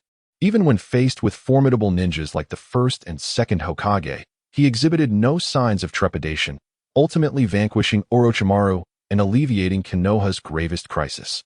After a brief pause, Jiraiya leaped towards the encircled ninjas. As the battle drew to a close, the sun gradually descended behind the mountains, heralding the onset of night. Within the Hyuga clan's residence, Hinata, restricted by her father Hayashi, was unable to partake in the confrontation against external threats. Hayashi dispatched 10 family members to guard Hinata's door, preventing her from fleeing or encountering unexpected circumstances that might necessitate her escape. Although Hinata was concerned for Konoha's safety, she could not defy her father's orders. In the bathroom, the showerhead gushed hot water, cascading down. Hinata stood beneath the spray, applying body wash to her fair skin, cleansing herself of impurities. Suddenly, Naruto materialized in the bathroom, standing directly before her. Hinata had already been marked by Naruto's Flying Thunder God technique, enabling him to reach her side at any moment. As Naruto beheld the alluring scene before him, he swallowed hard. Hinata's skin was pure and delicate, and she bent forward to cleanse her long, slender legs. Unbeknownst to her, she remained unaware of Naruto's presence as she faced away. Abruptly, Hinata's peripheral vision detected something amiss, prompting her to turn her head, locking eyes with Naruto. Naruto-kun. You. A piercing shriek erupted, causing Hinata to cover her chest, her face flushed with embarrassment. A loud crash followed as the door was kicked open, and a flurry of footsteps echoed, halting only at the bathroom entrance. Hinata-sama, what happened? Has an enemy ninja infiltrated? Hinata hastily grabbed clothing from a nearby rack, quickly dressing herself. Hinata-sama, are you still inside? We knocked. Receiving no response, the Hyuga clan members inquired once more. Hinata, please speak up. Naruto urged quietly, his face etched with anxiety. He wished to avoid being labeled a pervert and expelled from the Hyuga clan. I'm fine, please leave. I just slipped accidentally. Hinata finally called out, realizing the urgency of the situation to prevent the intruders from barging in. Thank goodness, Hinata-sama. Be careful, and call us if you need anything. The footsteps gradually receded, indicating that the members of the Hyuga clan had departed the room. Naruto, how did you suddenly arrive here? Hinata had already dressed. Yet the earlier scene left her feeling exceedingly embarrassed, her cheeks still flushed. If I say I rushed here because I was concerned for your safety, would you believe me? Naruto, his face awash with embarrassment, stammered an explanation. He never anticipated that summoning the Flying Thunder God to Hinata's side would lead to such a melodramatic moment. I believe you. But could you perhaps give me a heads up next time, so I can mentally prepare myself? Hinata slowly approached Naruto, a hint of worry etched on her face. Naruto, are you hurt? Hurt. Naruto, bewildered, noticed Hinata's gaze fixed on his nose and raised his hand to wipe it. To his surprise, his palm was smeared with crimson. He had a nosebleed. Naruto chuckled awkwardly, saying, it's nothing, just a minor injury. A minor injury? That is quite serious. Let me take a look. Hinata's concern deepened. She stepped closer, cupping Naruto's face with her hands, examining his nose. It shouldn't be too severe. I'll apply some medicine for you shortly. As Naruto gazed at Hinata's lips, a rush of excitement surged within him. He leaned in and gently pecked her cherry-red mouth. Naruto, what are you doing? Hinata's previously calm cheeks flushed crimson once more. She lowered her head, her hands tightly clasped together, appearing somewhat flustered. I didn't do anything. I've already seen my future wife's body, so a kiss is hardly a problem, right? Naruto grinned shamelessly, pulling Hinata close and embracing her. Naruto, if you keep this up, I won't talk to you anymore. Hinata feebly protested. Yet she succumbed to the desires of the boy she admired, resting her head gently against his chest. After a long, tender embrace, the two finally emerged from the bathing area. Naruto, my father has always forbidden me from going out. What is the situation like outside? Hinata asked as she seated herself. Naruto sighed heavily. It should be nearly over, but the third Hokage has died. What? Hinata gasped, immediately engulfed in sorrow. Although Naruto had read the original story and was aware that Hiruzen Sarutobi and the higher-ups of Konoha had engaged in many unsavory dealings to maintain peace, he still recognized Sarutobi as a competent Hokage. At least in the hearts of the Konoha ninjas, he was indeed a good and great person. Hinata's emotional reaction was entirely understandable. The other ninjas of Konoha would feel similarly. That evening, the attack on Konoha had been attributed to the Sand Village. marking a definitive conclusion.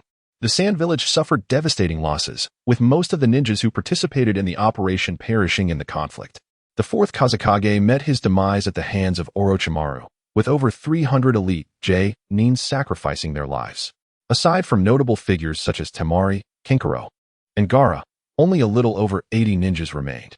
The captured individuals were spared execution by Konohagakure, likely due to a decision made by the village's higher-ups who wished to maintain the dignity of a great village and thus refrained from pursuing the matter further. Simultaneously, Sunagakure, while reclaiming their captured ninjas, was obliged to compensate Konohagakure with a substantial sum and agree to remain allies, vowing to avoid any future conflicts with the Leaf Village. The efficacy of such a paper agreement was understood by all. Should war erupt again, Sunagakure would likely disregard the stipulations and initiate hostilities against Konohagakure. In the realm of powerful nations, no treaty is eternal, only the pursuit of mutual interests. The leaders of Konohagakure were well aware of this, which is why they chose not to pursue the matter further, understanding that Sunagakure, as a neighboring country, must rely on Konoha's support to maintain its position among the 5 great nations.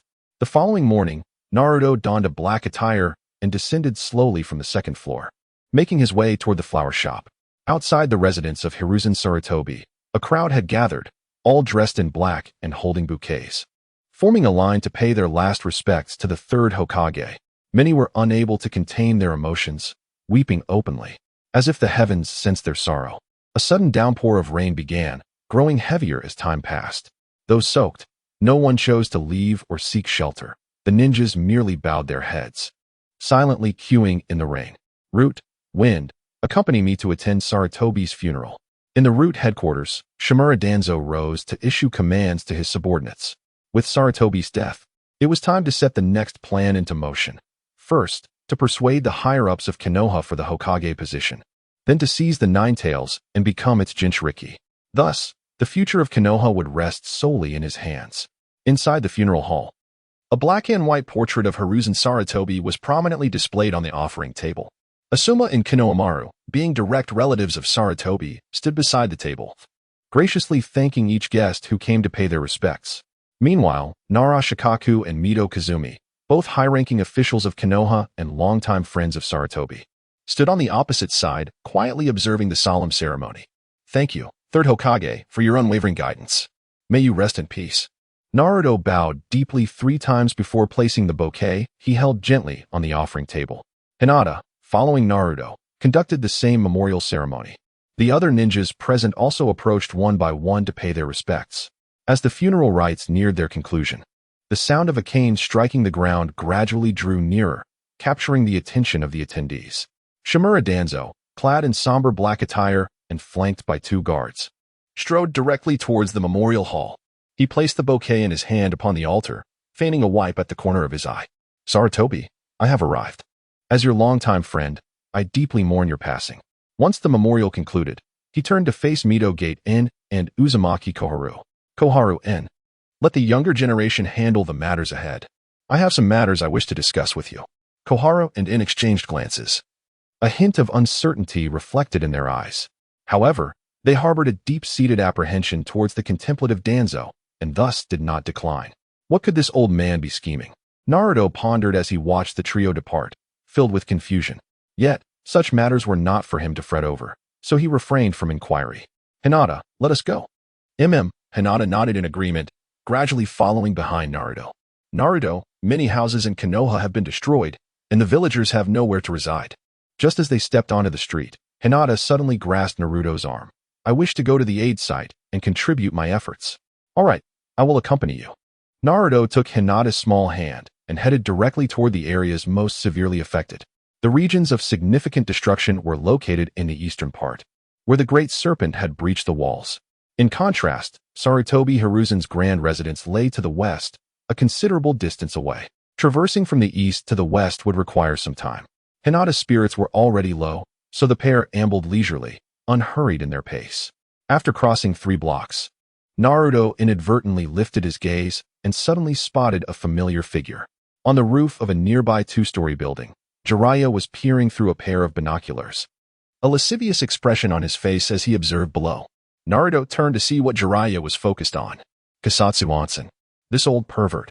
Could he be spying on girls bathing again? Naruto mused to himself, tugging Hinata's hand as they made their way over.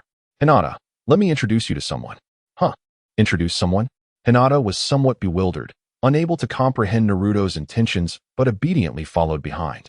They enveloped their feet in a layer of blue chakra, scaling the wall until they reached the rooftop of the two-story building. Hey, pervy sage, you're not up to any good again, are you? Jiraiya waved his hand dismissively without turning around. Shoo, shoo.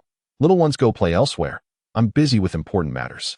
With his formidable strength, he naturally detected the arrival of Naruto and his companion long ago. As Naruto approached the edge of the railing and peered down, he was nearly overwhelmed by a rush of blood to his nose. Approximately 50 meters below, a steaming hot spring was bustling with a multitude of beautiful maidens frolicking in the water. And Naruto, you. Hinata's face flushed crimson, a mix of embarrassment and indignation washing over her. She never anticipated that Naruto had brought her up here to sneak a glimpse at such sights. Ahem, please don't misunderstand. I didn't bring you here for this. Naruto hastily averted his gaze, turning his back in embarrassment. Hee. So, Naruto, what do you think of the average appeal of these ladies? Jiraiya grinned lecherously, seemingly oblivious to his own demeanor. Suddenly, two figures flickered into view. Naruto, taken aback, turned to see it was Mito Minion and Tsunade Koharu. Jiraiya, are you still engaged in such trivial pursuits, especially in front of these two children? Mito Minion cleared his throat, stepping forward with measured strides. Well, one must gather material. This is vital for my upcoming novel, Jiraiya replied without turning, as if he had anticipated their arrival. Uncle En and Teacher Koharu, it has indeed been a long time. What brings the advisors of Konoha to seek me out? They did not rush to answer. Tsunade Koharu turned to Naruto and softly remarked, You must be Naruto Uzumaki.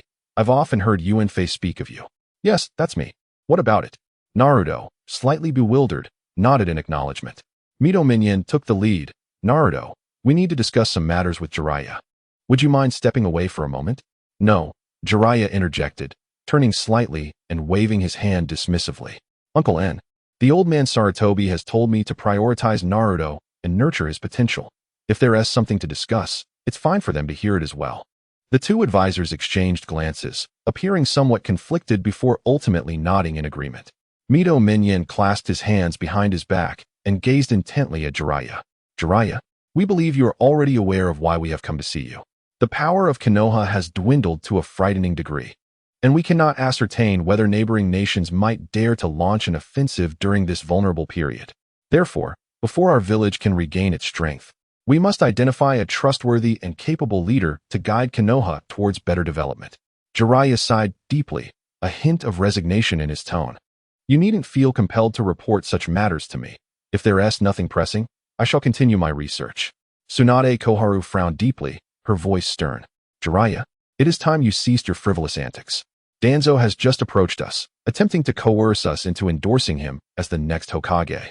Starting tomorrow, he will convene with the daimyo of the Land of Fire to discuss the succession of the Hokage. The dark factions of Konoha are divided between two rival groups. In truth, Tsunade and Mito Menka have never held high regard for Danzo. They have consistently supported the faction of Sarutobi Hiruzen. With the passing of Hiruzen, their foremost candidate for the position of Hokage is undoubtedly Jiraiya. Oh, Danzo aspires to become Hokage? Jiraiya's expression shifted with surprise as he set down his telescope. Tsunade nodded, her demeanor growing gravely serious. Indeed, this calamity that has befallen Konoha coincided with your return. I trust you have gathered some understanding of the current situation in Konoha. Why has not a single member of Danzo's root made a move? Why, immediately after Hiruzen's funeral, did that man emerge, pressuring us to select him as Hokage? At this moment, Jiraiya finally ceased his jesting, his voice low and serious. Tsunade, what do you mean by that? Are you suggesting that Hiruzen's death is somehow connected to Danzo? What? Naruto's heart raced. Wasn't he the Jinchuriki of Konoha? Could it be that old coot Danzo was plotting against him?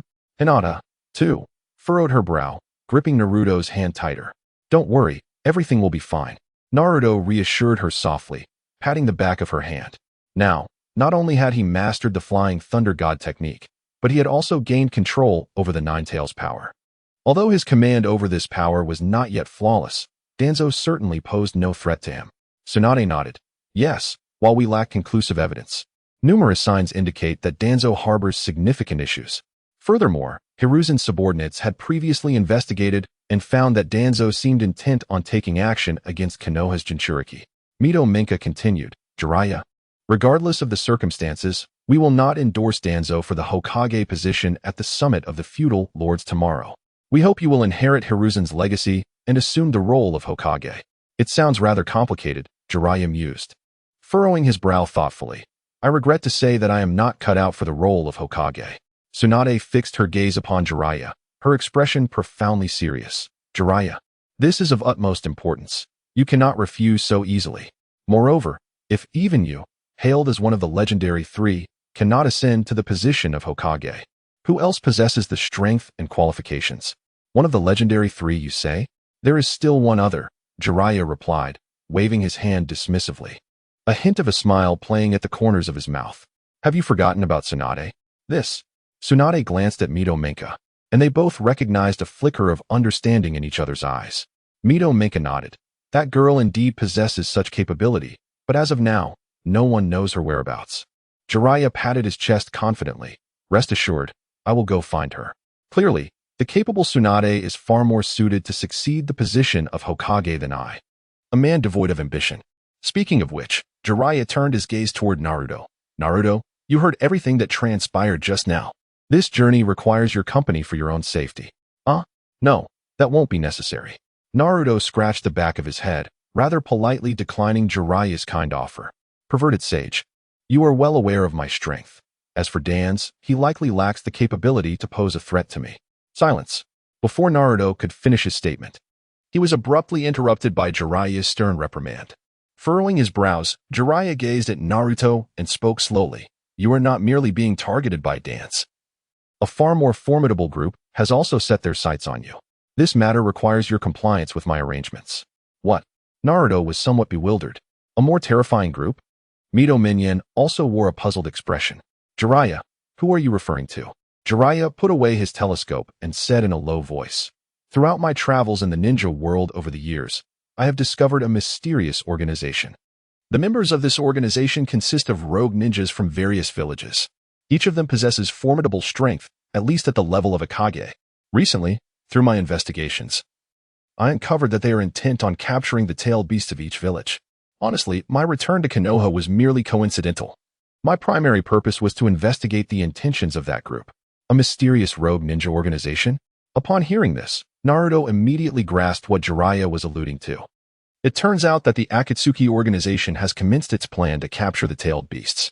The members of the Akatsuki are indeed exceptionally powerful. It seems Naruto should seriously consider staying close to Jiraiya and allowing him to serve as his bodyguard. Although Naruto is currently quite strong, he is aware that 2 fists cannot contend with 4 hands. With Dan's lurking in the shadows, a surprise attack could occur at any moment. Additionally, members of the Akatsuki could intrude at any time to cause trouble for Naruto. All of this appears decidedly unfavorable for him. Naruto-kun, perhaps you should heed Jiraiya-sama's advice and stay by his side. It would be much safer. Hinata gently shook Naruto's arm, her eyes filled with concern. Naruto nodded, turning to Jiraiya. Perverted sage, I will follow your arrangements. Silence. I have told you repeatedly not to call me perverted sage. It diminishes my image in the eyes of the ladies. Jiraiya glared at Naruto, a wave of impotent fury washing over him. Mito Minyan let out a soft sigh, feeling exasperated by Jiraiya's childish behavior. At his age, he should not be quarreling over such trivial matters with a child. Zangetsu Kobaru furrowed her brows in contemplation for a moment, then waved her hand toward the void. Whoosh, 3 figures wearing masks appeared, kneeling before Zangetsu Kobaru. My lady Kobaru, do you have any instructions? Xiaochun did not respond immediately. Instead, her gaze shifted towards Jiraiya. As a member of Tsunade's search team, we will dispatch 3 Umbu to assist you. Jiraiya gently shook his head, expressing that there was no need for concern, as he would not flee, and there was no necessity for excessive surveillance. At this juncture, he addressed Naruto. Naruto, prepare yourself. We shall depart forthwith. We will convene at the village gate in 2 hours. Outside the village of Konoha, 2 figures stood silently at a vantage point, observing the happenings within the village. One was tall, the other short, both clad in identical black cloaks adorned with red clouds. The shorter individual possessed crimson eyes, each containing 3 black tomo. The taller one sported a buzz cut and a set of teeth reminiscent of a shark, carrying a massive blade on his back. It appears that Konoha has recently endured an assault, Itachi remarked. Ah, this works to our advantage. The plan to capture the Ninetales may proceed more smoothly. Let us go? Kisame. With a leap from the tree, Uchiha Itachi made his way towards a concealed corner. Despite Konoha having just experienced turmoil, the vigilance of the guard was commendable, with barrier formations established beyond the village walls. Should any outsider trespass, the barriers would activate, alerting the censor team. However, Itachi seemed well acquainted with such barriers, effortlessly infiltrating Konoha alongside Kisame. I understand, perverted sage, Naruto replied with a nod. I shall accompany you to gather your belongings. Hinata momentarily relinquished her intention of rushing to the aid and accompanied Naruto back home. Naruto's expedition might last from 1 to 2 weeks, or even extend to a month. For this pair, so deeply in love, the thought of separation for such an extended period was nearly unbearable. Gathering provisions and preparing travel attire did not take long. Hinata, while I am away, you must take good care of yourself. Naruto pulled Hinata close, enveloping her in a warm embrace. Yes, I will. And you must be cautious as well, Hinata softly responded, obediently resting her head on Naruto's shoulder. The fragrance of her hair stirred a tumult of emotions within Naruto. Gently cradling Hinata's face, he leaned down for a tender kiss. Hinata's cheeks flushed crimson, yet she offered no resistance, allowing this boy she admired to indulge in his affections. No, Naruto-kun, we are still too young. Just as Naruto, ignited by passion, lost his rationality and sought to escalate their intimacy, Hinata abruptly pushed him away. I apologize. I was a bit too impulsive just now. Naruto realized his actions had crossed a line, and this was not the appropriate time for such matters. It is nothing, Naruto-kun. I know you did not mean it, Hinata reassured him as she tidied her clothing and rose from the bed.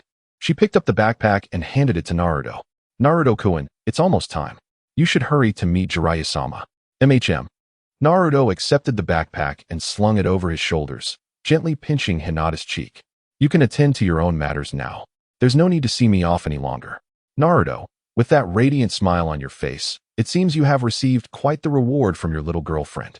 Jiraiya remarked with a lewd grin as he stood at the entrance of Konoha village. Having spent years surrounded by women, he readily discerned Naruto's state. What reward? Don't be ridiculous, Naruto replied, scratching the back of his head awkwardly. If it could be considered a reward, then indeed it was. Yet, being exposed by this old pervert inevitably made him feel a bit embarrassed. Still such a child, blushing like that, ha ha. Jiraiya laughed triumphantly before making his way toward the outskirts of Konoha. Hey, you lecherous sage, where exactly are we searching for Tsunade? Naruto asked, leisurely trailing behind Jiraiya with his hands clasped behind his head. Without turning around, Jiraiya replied sternly, I'm not entirely certain of the specific location. Just follow me and don't worry too much. Naruto, it's time to pick up the pace. We don't know what that fool Danzo might do. We must find Tsunade quickly. Jiraiya urged, leaping onto a large tree, moving with the most efficient route. Understood, Naruto nodded in agreement, soaring after Jiraiya. Meanwhile, within Konoha, Itachi Uchiha and Kisame Hoshigaki walked along the streets. Each wore a wide-brimmed hat that concealed their features well. Even when ninjas passed by, no one noticed anything amiss. Suddenly, Itachi swiftly positioned himself in front of a passing ninja, his crimson Sharingan eyes gleaming from beneath his hat, locking onto the ninja's gaze. Where is Naruto Uzumaki?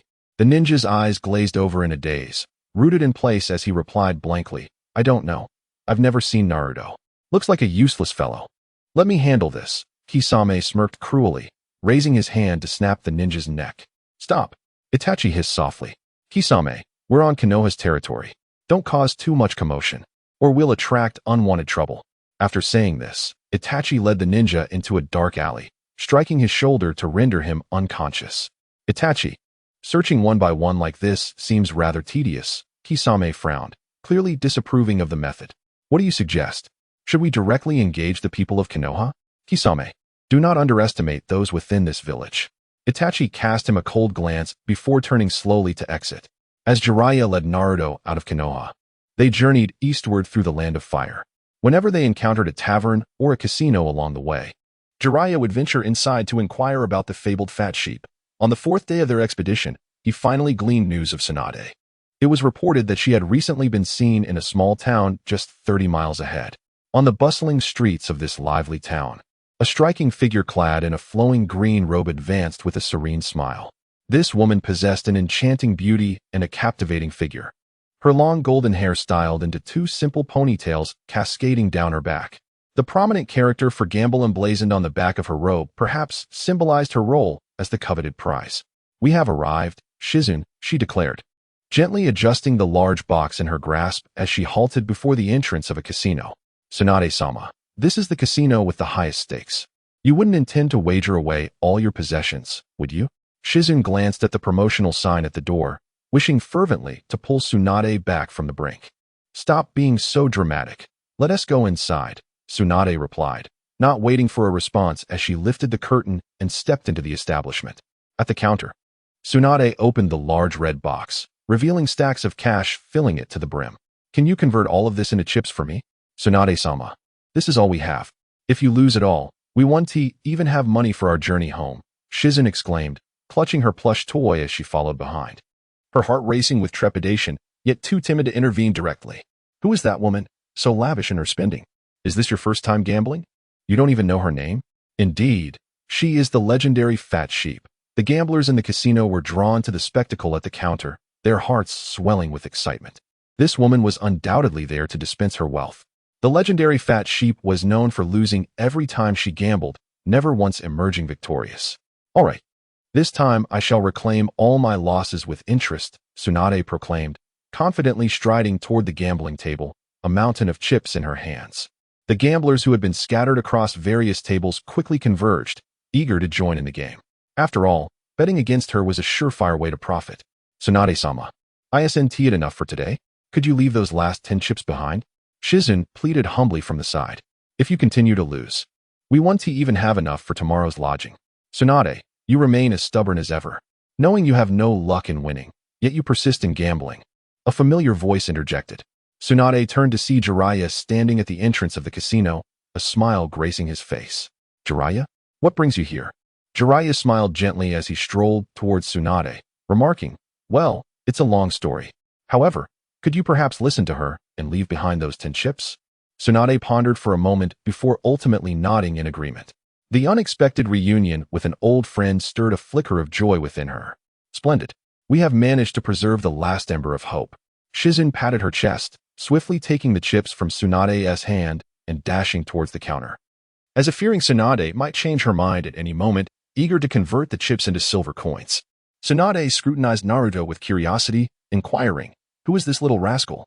Jiraiya affectionately ruffled Naruto's hair, initiating the introduction. "This is Uzumaki Naruto, the child of Minato." "Oh, he is the one with the 9 tails." Tsunade's voice trailed off, abruptly halting as a look of regret flitted across her face. Jiraiya waved his hand dismissively, laughing heartily. "It's of no consequence, Tsunade. This kid is remarkable. He has long been aware of his status as the 9 tails Jinchuriki and has already learned to control its power." "What?" Tsunade's expression shifted to one of disbelief as she scrutinized Naruto. "Hello, Granny Tsunade," Naruto greeted with a cheerful smile and a wave. "Lady Tsunade, Lord Jiraiya, shall we be on our way?" At that moment, Shizune returned, having exchanged the chips for silver. She tucked the remaining several thousand coins securely into her pocket, awkwardly smiling as she greeted the group. It was mealtime, and the 4 of them left the casino, engaging in light conversation as they made their way to a restaurant. At the dining table, they sat across from one another. Jiraiya and Tsunade raised their cups of sake and downed them in one gulp. "Tsunade, I have come specifically to find you." Tsunade blinked in surprise, pouring herself another cup of sake. "Oh, what for?" Jiraiya's brow furrowed as he spoke in a grave tone. "The old man Sarutobi has passed away, and the village is requesting your return to assume the role of the 5th Hokage." As soon as the words left his lips, both Tsunade and Shizune were taken aback, while Naruto, already in the know, remained composed. The attack on Konoha had only occurred a few days prior, and the higher-ups had chosen to keep the information under wraps to prevent further panic. Until now, the outside world was still unaware of Sarutobi's demise. "Grilled fish is served. Please enjoy," announced the waiter, placing 2 plates in front of Naruto and Shizune. Naruto eagerly speared the sizzling fish with his fork and devoured it heartily. Jiraiya could manage the negotiations as a mere companion. Naruto saw no need to interject and simply focused on enjoying his meal. Tsunade's eyes shimmered with sorrow as she lowered her head, lost in fleeting memories and contemplation. It must have been Orochimaru who did this, killing the third Hokage, she mused, raising her cup and downing its contents. Jiraiya refilled her glass, affirming, indeed, but under normal circumstances, Orochimaru should already be dead. Moreover, it was at the hands of Naruto that he met his demise. As this thought crossed his mind, Jiraiya gently patted Naruto's head, seemingly quite pleased with him. What? Naruto killed Orochimaru? But wasn't Orochimaru one of the legendary Sannin, just like you two? Tsunade exclaimed in disbelief. How could Naruto possess such strength? Tsunade's eyes widened as she scrutinized Naruto, attempting to glean some hint from his expression. Elder Shizune, the pervy sage would not jest about such matters. Do not underestimate me. While I wield the power of the Nine Tails, I have also mastered the Flying Thunder God technique, Naruto explained, his words somewhat muffled as he stuffed his mouth with grilled fish. The power of the Nine Tails, combined with the Flying Thunder God technique. No wonder, Tsunade mused. A smile gracing her lips, a glimmer of admiration in her eyes for Naruto's prowess. So what is your response, Tsunade? Jiraiya asked quietly, his gaze fixed on her. Awaiting her answer, Tsunade shook her head slightly. No, I refuse.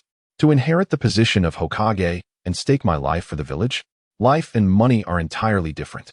To carelessly gamble away one's life is an act only a fool would commit. The others present were momentarily taken aback, especially Jiraiya, who felt a surge of anger. Naruto, however, was not surprised by Tsunade's response. Having read the original story, he understood her perspective well. Each of the three Sannin bore their own tragic tales. Orochimaru, twisted by the loss of his parents and the lack of recognition from Hiruzen Sarutobi, descended into darkness. Tsunade, having witnessed the deaths of her lover, Dankato, and her brother, Nawaki, grew weary of the shinobi world, though her feelings for Konoha ran deep. The weight of her past left her yearning to escape the familiarity of that place, leading her to wander for years alongside Shizune. Indeed, a coward like you could hardly be expected to risk your life for the village, Naruto remarked, his gaze steady as he regarded Tsunade. Tsunade's anger level 56, Shizune's anger level 83. Shizune's face flushed with anger as she abruptly stood, slamming her hands on the table. Naruto, do not speak of Lady Tsunade in such a manner. How could you possibly know what she has endured? A smirk crept across Naruto's lips. Do I not understand? As one who has traversed into this world with knowledge of the original story, how could I be ignorant? The pervy sage has shared her story with me. While I have not lived through it, I grasped the essence of her pain. The deaths of her lover and brother transformed this princess of the Senju clan, leading her into despair and years of wandering after fleeing Konoha. I acknowledge that such suffering is indeed unbearable for most. However, witnessing the village painstakingly established by her grandfather crumble in an instant, she remains unwilling to return and offer assistance. If this is not the act of a coward, what could it possibly be? Naruto had anticipated Tsunade's reluctance to return, so throughout the journey here, he persistently probed Jiraiya to uncover the majority of Tsunade's past. His aim was to employ a strategy of provocation at this critical moment to persuade Tsunade without revealing any inconsistencies. Tsunade clenched her silver teeth, her gaze piercing and hostile as she fixed her eyes on Naruto. The casual mention of such a painful chapter in her history ignited her anger. Yet, upon hearing that Konoha might face destruction, a clear shock flickered across her face. Speak clearly, what has happened to Konoha? Why would it be destroyed? A smile crept across Naruto's lips. Let the perverted sage explain. He knows these matters better. Just moments ago, she claimed she did not wish to stake her life. Yet now she seemed genuinely concerned about the village's fate. This was akin to a stubborn duck refusing to yield. In truth, Tsunade harbored a profound emotional barrier that she had yet to overcome. Should a situation arise to compel her, she would undoubtedly relent. Jiraiya turned to Naruto, raising an eyebrow and signaling with a subtle gesture, as if to say, "Well done, kid." He then lifted his cup and drank deeply, his expression grave as he regarded Tsunade. Tsunade, Konoha may soon face internal strife. What is going on? Don't speak in half measures. Tsunade's brow furrowed, her voice growing increasingly urgent. Jiraiya nodded, his tone somber. It's Danzo. He seeks to succeed the Hokage and become the next Jinchuriki. Both Uncle En and Teacher Konohamaru suspect that this time Orochimaru's assault on Konoha is somehow linked to Danzo. Moreover, during this crisis, Danzo and his route have not deployed a single soldier, remaining concealed in the shadows. With this revelation, Jiraiya's gaze remained fixed on Tsunade, and he continued, Tsunade, Naruto is correct. Konoha is indeed in grave peril. Therefore, you must return and assume the position of the 5th Hokage. Once the conflict between the Umbu and the Root factions escalates, it may truly be too late. Tsunade's brow remained tightly knitted, her eyes filled with hesitation. After a long moment of contemplation, she gently nodded. I understand. Please, give me a moment to consider. Without waiting for Jiraiya's response, she rose and made her way towards the door. Shizun, let us go. Yes. Shizun swiftly picked up the delighted Tauntaun and followed closely behind Tsunade. Perverted sage, do you think she will agree? Naruto turned to Jiraiya. A smile graced Jiraiya's lips as he replied nonchalantly, Ah, she will. Despite her tendency to speak resolutely, she is, at heart, a gentle soul. Her feelings for Konoha surpass those of us all. Jiraiya rose to his feet and stepped outside, declaring, Let us go, Naruto. The day is growing late. We should find a place to stay with them. Trailing behind Tsunade and Shizun, he navigated through the bustling streets until they reached the inn where the two women were residing. Jiraiya approached the front desk and reserved 2 rooms. Handing a key to Naruto, Let us ascend to our quarters and rest. It appears we shall be here for a few more days. Understood, Naruto nodded, accepting the key and making his way upstairs. As they arrived on the 3rd floor, just as Naruto inserted the key into the lock, 3 figures swiftly entered through the corridor window, each adorned with the Leaf Village's ninja headband. Their expressions were fraught with urgency. They surveyed their surroundings before sprinting towards Jiraiya. Something is amiss. Lord Jiraiya, a grave situation has arisen in the Leaf Village. Both Naruto and Jiraiya were taken aback. Even Tsunade and Shizun, who had just stepped into the room, peeked through the doorway, intrigued by the commotion. What is going on? All of you, come here, Jiraiya said, his brow furrowed with an ominous premonition. He swiftly turned and made his way towards Tsunade's room, with Naruto following closely behind. Lord Jiraiya, Lady Tsunade. There is now internal strife within the Leaf Village. Just days ago, Danzo summoned the daimyo and several high-ranking officials of the Leaf to advocate for his succession to the Hokage position, for reasons unknown. The daimyo expressed strong support for this proposal. However, Lady Konan and Lord Kurenai vehemently opposed it. Even the military advisor, Nara Shikaku, did not endorse Danzo's ascension. Consequently, a fierce dispute ensued, leading to friction between the Root and Umbu, igniting chaos. Lady Konan specifically assigned us to urge your swift return. The 3 ninjas recounted the unfolding events within the room. Jiraiya's expression darkened considerably as he turned to face Tsunade. Tsunade, I fear we may have little time to deliberate. What course of action will you take? Tsunade furrowed her brow, contemplating for a prolonged moment before finally nodding in agreement. Let us depart immediately and return to the Leaf. Lady Tsunade. Shizun's eyes sparkled with a glimmer of joy, though she had fared reasonably well alongside Tsunade over the years. The longing for her homeland had grown stronger with time. Naruto, we have no time to rest. We must press onward, Jiraiya remarked, gently patting Naruto on the head. I'm ready, though I worry about you older folks and your stamina. Naruto chuckled nonchalantly. Anger level of Jiraiya 56. Anger level of Tsunade 99. Feeling the palpable tension emanating from both, Naruto awkwardly scratched his head and laughed before turning to exit the door. Ah, it appears that neither of these 2 individuals appreciates being referred to as old. Jiraiya seems somewhat indifferent. Yet Tsunade evidently displays an excessive sensitivity towards the term old. Not long ago, when she was called a coward, she did not exhibit such anger. It seems that women, regardless of age, relish in being praised for their youth and beauty. As night fell, Naruto and his companions, accompanied by 3 members of the Umbu, hastened towards the direction of Konoha. Their journey to this town had taken approximately 5 days, as Naruto and Jiraiya had proceeded at a leisurely pace, stopping to gather information along the way. However, if they were to return directly to Konoha, that duration could be halved, and they should arrive by the day after tomorrow at the latest. Whoosh whoosh, 7 figures darted through the trees, advancing along a straight path. Lord Jiraiya, Lord Tsunade, perhaps we should take a moment to rest? We are utterly exhausted, one of the Umbu members gasped, leaning against a nearby tree as they halted in the early hours of the morning. It was evident that these 3 had not taken a break since departing from Konoha in search of Jiraiya. The deep circles under their eyes spoke volumes. Jiraiya paused and raised his hand to signal the others. Tsunade, let us rest for a while. We shall set off again at dawn. Tsunade nodded softly and fell silent, seeking a suitable place to repose. Yes, Lord Tsunade, the Silent One replied, leaping down from the tree to gather some dry grass and branches to create a makeshift bed for the two women. These two women certainly had standards. Even in the wilderness, they insisted on such arrangements. Naruto cast a resigned glance at them before settling against a large tree. Gurgle Jiraiya's stomach emitted a sound, causing him to chuckle awkwardly. He had been so engrossed in discussions and drinking that he had barely eaten. Naruto pointed at the small red pig beside Shizune. Hey, isn't there a ready meal right there? We could have a delightful roast pig feast.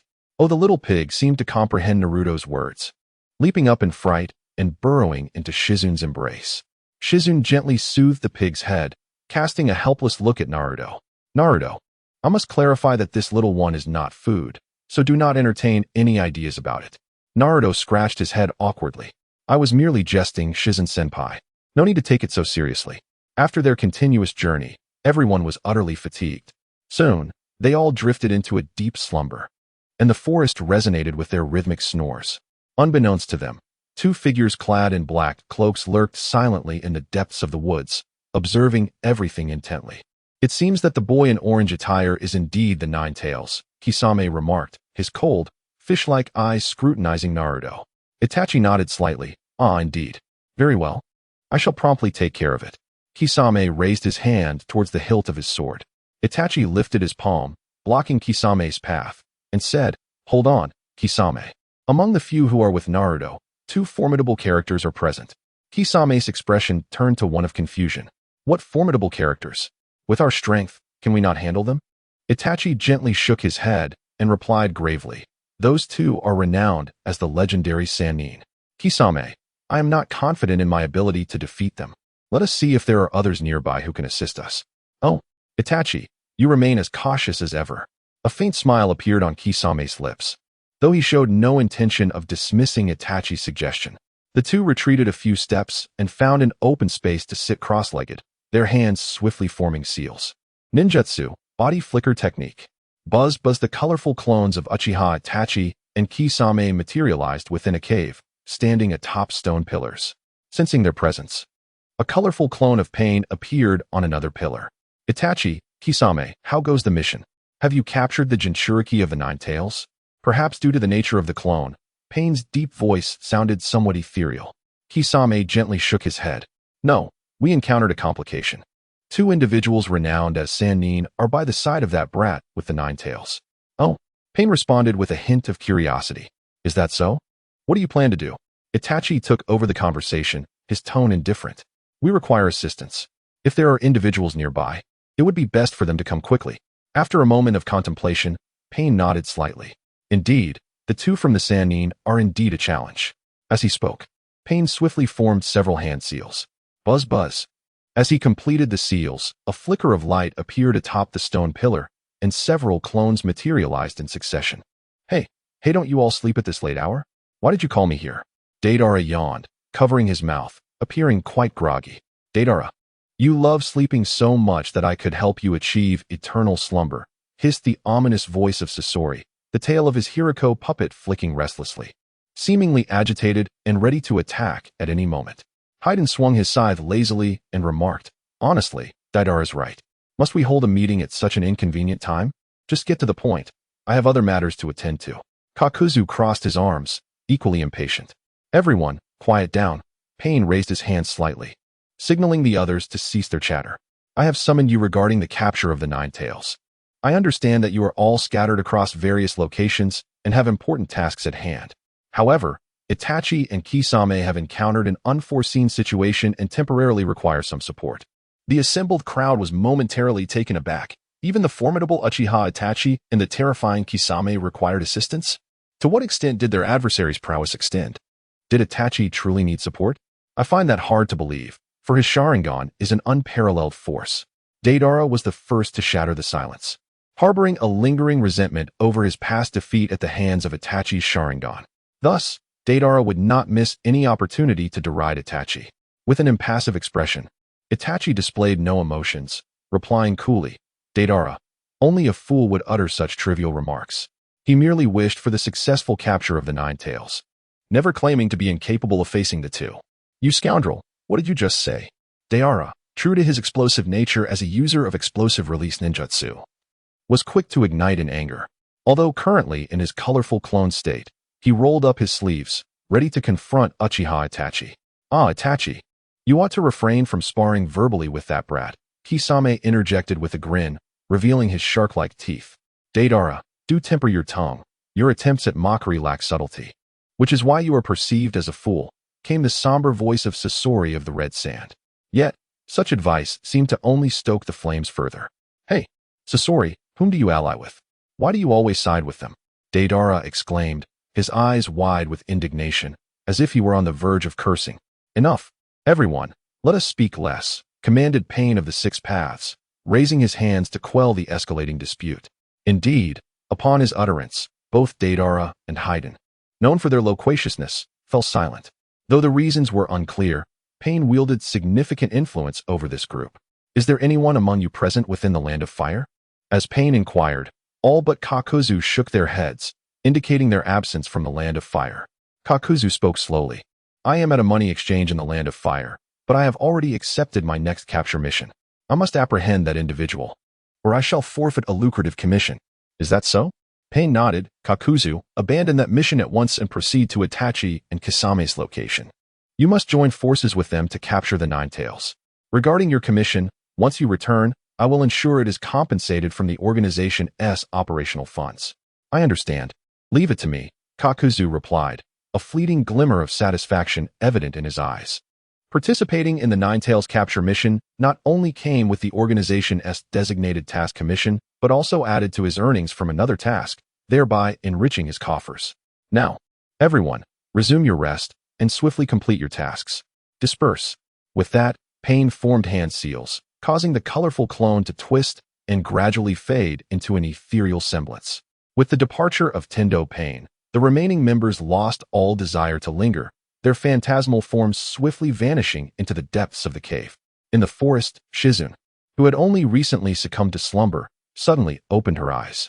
As a sensory ninja, she possessed an acute awareness of every rustle and whisper in her surroundings. Lady Tsunade. Shizune gently nudged Tsunade's arm. Tsunade, who had not yet fallen asleep, immediately opened her eyes. What is it? I sense disturbances nearby. Could there be enemies in the vicinity? Shizune pointed towards the surroundings. Tsunade appeared puzzled. Enemies? In this desolate wilderness? It was rather commonplace for wild animals or reptiles to traverse such uninhabited terrain. However, due to her inherent vigilance as a ninja, Tsunade suggested, Shizune, the others are exhausted from their journey. Let us take turns keeping watch to prevent any unforeseen incidents. Understood. Lady Tsunade, please rest first. I shall guard during the first half of the night. Shizune nodded in agreement, then positioned herself against a sturdy tree to rest. It seems we have been discovered, Itachi. Hoshigaki Kisame, clutching his sword, paused to inquire Itachi Uchiha's opinion. No, I do not believe so. Itachi subtly shook his head, refuting the claim. Humph. Kakuzu huffed impatiently. What a waste of time. They are merely a handful of leaf ninjas. Watch me capture that Nine-Tails brat first. Secret technique. Earth Grudge Fear. Kakuzu swiftly formed hand seals. As he completed the final seal, his wrists appeared to dislocate grotesquely. Yet, instead of blood, a multitude of black tendrils emerged from the ruptured joints. With a series of unsettling sounds, the tendrils plunged into the ground, vanishing from sight. The earth trembled violently as the tendrils writhed beneath the surface, causing the grass above to sway in agitation. Jiraiya, seemingly in a casual slumber, had already established protective barriers several dozen meters away. The moment anything approached, he would be instantly aware. Naruto, be careful. As Jiraiya's voice rang out, the black tendrils surged violently from the earth.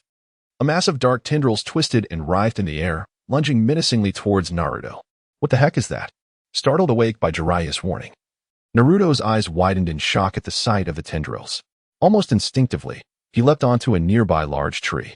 With a series of sickening sounds, the mass of black tendrils struck empty air, or in their frenzy, uprooted the earth, sending soil flying, or pierced through the trunk of the tree, creating countless holes. Ugh! Kakuzu, I told you not to be so impulsive. We've been exposed so quickly. Kisame chuckled, displaying no fear or regret at their exposure, as he hefted his sword and began to advance towards Naruto's position. Indeed, you have a point, yet I cannot shake the feeling that you, my friend, seem rather exhilarated. Kakuzu gently retracted his hands, the tendrils from the depths twisting back into his body. Subsequently, he followed behind Kisame. Kisame, Kakuzu. Do not let your enthusiasm get the better of you.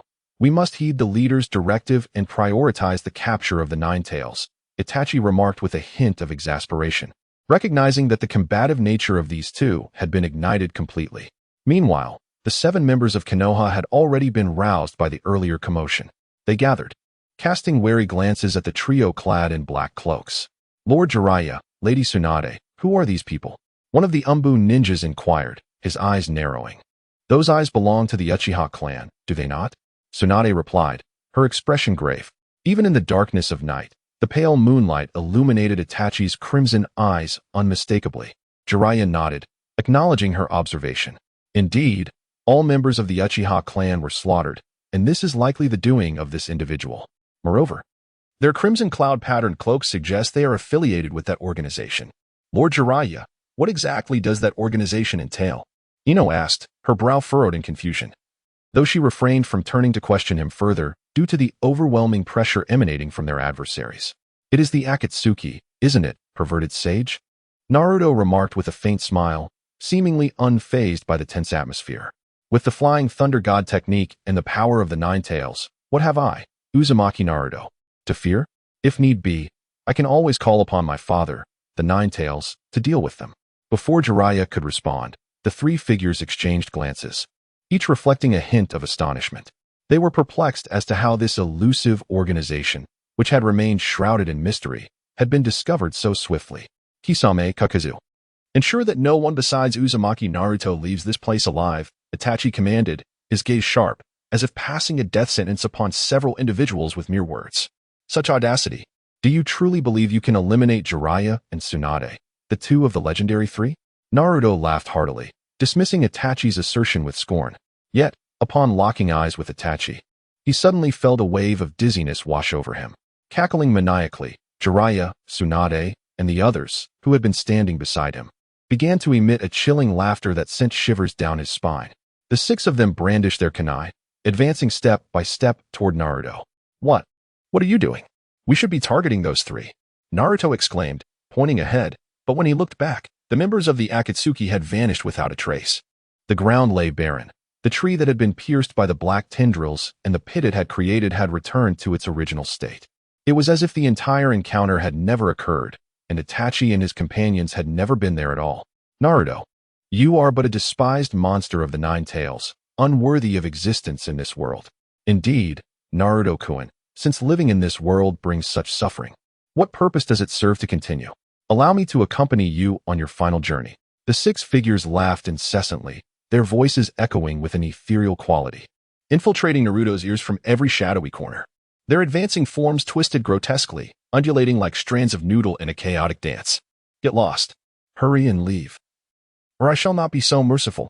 Naruto felt an overwhelming dread creeping into his heart. The scene unfolded like a dreadful nightmare, the most terrifying kind.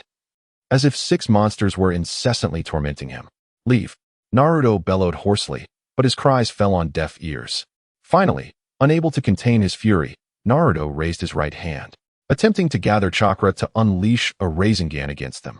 However, after much effort, he felt no sign of chakra gathering in his palm. Alarm surged through him as he lifted his hand to inspect it, only to find it twisting and writhing like a noodle. This is wrong. It must be Itachi's Jinjutsu. I've fallen victim to his illusion. Thoughts raced through Naruto's mind, and he finally recognized the source of his predicament. It seemed he had been far too careless. Itachi was a master of illusion, and he should have been more vigilant. What to do? Various strategies flashed through his mind, yet none provided a solution against Jinjutsu. He truly had no understanding of this art. Hey, Naruto, please wake up. At last, a feminine voice resonated from the void, gradually growing louder as it drifted into Naruto's ears. He jolted awake, his eyes flying open as he returned to reality. A few dozen meters ahead, Jiraiya had engaged Itachi in combat. Although Itachi wielded diverse ninjutsu, He appeared to struggle against Jiraiya's prowess. Tsunade was locked in a fierce battle with Kisame, her approach being straightforward yet brutally effective. Wherever her fists and feet landed, the ground would crack open and trees would collapse in an instant. Despite Kisame's ability to absorb chakra with his sword, he was clearly at a disadvantage against Tsunade's relentless assault. Meanwhile, the other 3 Umbu members were fully engaged in confronting Kakazu. As elite jonin, they found themselves straining against the formidable task posed by Kakazu. The latter, with his bizarre tentacles, was effortlessly pushing them back. Naruto-kun, how are you? Are you alright? Ino stood beside Naruto, her face etched with concern as she scrutinized him. Noticing Naruto lost in thought, she couldn't help but inquire. Naruto shook his head. No? I'm fine, but what just happened? Thank goodness. Ino sighed in relief, placing a hand on her chest. You truly startled me just now. I cannot fathom what came over you as you suddenly erupted into a frenzy of shouting. Moreover, you charged directly at those 3 individuals. Had it not been for Lord Jiraiya's swift intervention, you might have fallen into their grasp. Thank you, Senior Shizen, for rousing me from my stupor. A cold sweat broke out on Naruto's forehead. The Jinjutsu cast by Itachi Uchiha is indeed terrifying. Merely locking eyes with him dragged me into such a daunting realm. And had I been ensnared by his Tsukuyami, I shudder to think of the horror that would have ensued. Ha ha ha, you little brat, you truly are quite the embarrassment. The voice of the Nine-Tails echoed in Naruto's mind, its tone laced with unmistakable mockery. Damn it, Kurama, why didn't you wake me sooner?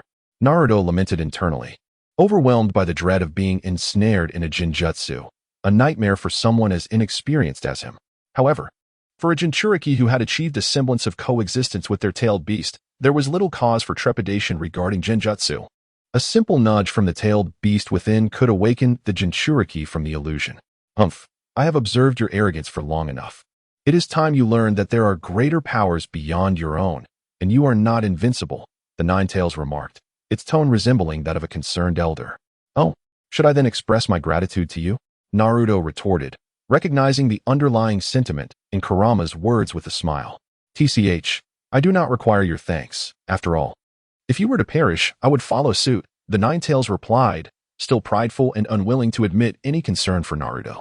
Enough of this, Kurama. Lend me some chakra so I can deal with those 3 before me. I have already told you, I will not assist unless your life is in jeopardy. The Nine-Tails declared, its eyes narrowed as it reclined behind the massive iron gate, showing no inclination to intervene. How miserly of you, Naruto complained, feeling a twinge of frustration. But the Nine-Tails had already closed its eyes in repose, disregarding Naruto's pleas. Meanwhile, amidst the battle with Kakazu, 2 of the Umbu ninjas let out anguished cries. Naruto turned to see Kakuzu's dark tendrils piercing through the chests of the 2. With a sickening sound, the tendrils ensnared their still-beating hearts and yanked them free. You are far too weak. These hearts hold no value worthy of my collection, Kakuzu scoffed, then clenched his hands with sudden force. The 2 hearts were instantly crushed, and a crimson liquid erupted from the severed vessels. After a moment of anguished distortion on the faces of the 2 Umbu ninjas, they fell to the ground with a thud, lifeless and utterly still. How infuriating. He must not be allowed to continue. Tsunade furrowed her brow. Despite her lack of personal ties with those 2 ninjas, they were still comrades from Konoha. Watching them be slain by the enemy ignited a fire of rage within her. Drawing her kunai, she bent her body, ready to charge at the assailant. Wait. Naruto swiftly positioned himself in front of Tsunade, halting her advance. Tsunade's eyes widened with confusion. What are you doing, Naruto? Tsunade-senpai, you are no match for him. Leave this to me. Naruto's gaze was sharp as he focused on Deidara, his hands already forming the hand seals for the shadow clone jutsu. Multiple shadow clones. As the seals were completed, numerous figures began to materialize beside Naruto. 100 clones standing in perfect formation before him. Naruto. Tsunade felt a sense of frustration, though she was a medical ninja. Witnessing her comrades fight valiantly compelled her to contribute her share of strength. Tsunade-senpai, trust my judgment and serve as our support from the sidelines. That guy is an exceedingly formidable opponent. It's better that I handle him. After urging Tsunade once more, Naruto waved his hand, signaling the shadow clones to charge forward. Initially intent on pursuing the 3rd Umbu ninja, Deidara halted his advance upon seeing the multitude of Narutos rushing toward him, a hint of amusement flickering in his eyes. So this is the shadow clone technique. This might be interesting. That brat with the 9 tails certainly has some tricks up his sleeve. As the 100 clones reached Deidara, armed with kunai, they surrounded him, launching their assault. Yet, Deidara remained unfazed by the throng of clones. With a slight exertion of his wrists, the tendrils extending from them retracted. His skin darkened slightly, and he engaged in close combat with the 100 Narutos. Boom, boom. Even without employing any ninjutsu, Deidara proved to be more than a match for the clones, who dissipated into clouds of smoke as they were struck down. What an opportunity! Seizing the moment while Deidara was occupied with the clones, Naruto leapt high into the air. His right hand was raised, swirling with a vibrant blue chakra. In an instant, a rotating blue chakra sphere materialized in Naruto's palm. Then, with his left hand, he withdrew a kunai and flung it toward Deidara. Humph! A mere parlor trick. Deidara scoffed, glancing sideways, and deftly sidestepped to avoid the kunai. Whoosh! In the next moment, Naruto's form abruptly vanished from the air, reappearing behind Deidara. Rasengan. The spiraling sphere collided forcefully with the back of Deidara's head. Deidara let out a pained cry, the tremendous impact sending him rolling across the ground, propelled several meters away. The ground erupted with a choking cloud of dust, and Kakuzu lay motionless upon it. What was happening? Had he fallen so easily? Naruto's expression was one of confusion as he contemplated moving closer to investigate, unaware that a large hand suddenly burst forth from the earth below, reaching for his throat. Alarmed, Naruto recoiled just in time to evade the grasp of that enormous hand. However, it swiftly transformed from an open palm into a clenched fist, delivering a powerful blow to Naruto's chest. Thud! Naruto felt as though a massive boulder had struck him, sending a jolt of excruciating pain through his body and propelling him backward. Naruto! In shock, Shizen cried out and rushed towards him. Shizen, don't come over. I'm fine. Naruto insisted, rising from the ground and raising a hand to halt her advance. It seemed he had underestimated the situation. Kaku, a veteran member of the Akatsuki and a fighter who had battled against Hashirama Senju, could not be so easily defeated. Kakuzu, who had appeared lifeless moments ago, suddenly stood up, his earlier contempt replaced by a newfound seriousness. This little brat. If it weren't for my earth release technique hardening my body, I might have truly suffered a significant defeat just now. That instantaneous ninjutsu that reached behind me. Could it be that technique? Kakuzu pulled back the black, tentacle-like arm that had emerged from the ground. Kid, I admit you possess some remarkable abilities. Once I extract the 9 tails from your body, your heart will be mine. Wiping the blood from the corner of his mouth, Naruto smirked disdainfully. Huh, anyone can boast. I fear you may lack the capability to back it up. Is that so? Kakuzu remained unfazed by Naruto's arrogance. He grasped the collar of his black robe, which symbolized his affiliation with the Akatsuki, and forcefully tossed it aside. Now, I shall get serious and will not squander any more time with you. What is going on with this body? Shizen watched in horror. Bathed in moonlight, the seams of Kakuzu's joints revealed signs of past stitching. Strangely, for grotesque masks were affixed to his bare back. Gritting his teeth, Kakuzu released a cry that resembled agony, and his exposed torso began to contort and writhe. The 4 masks on his back seemed to push outward, as if desperate to break free.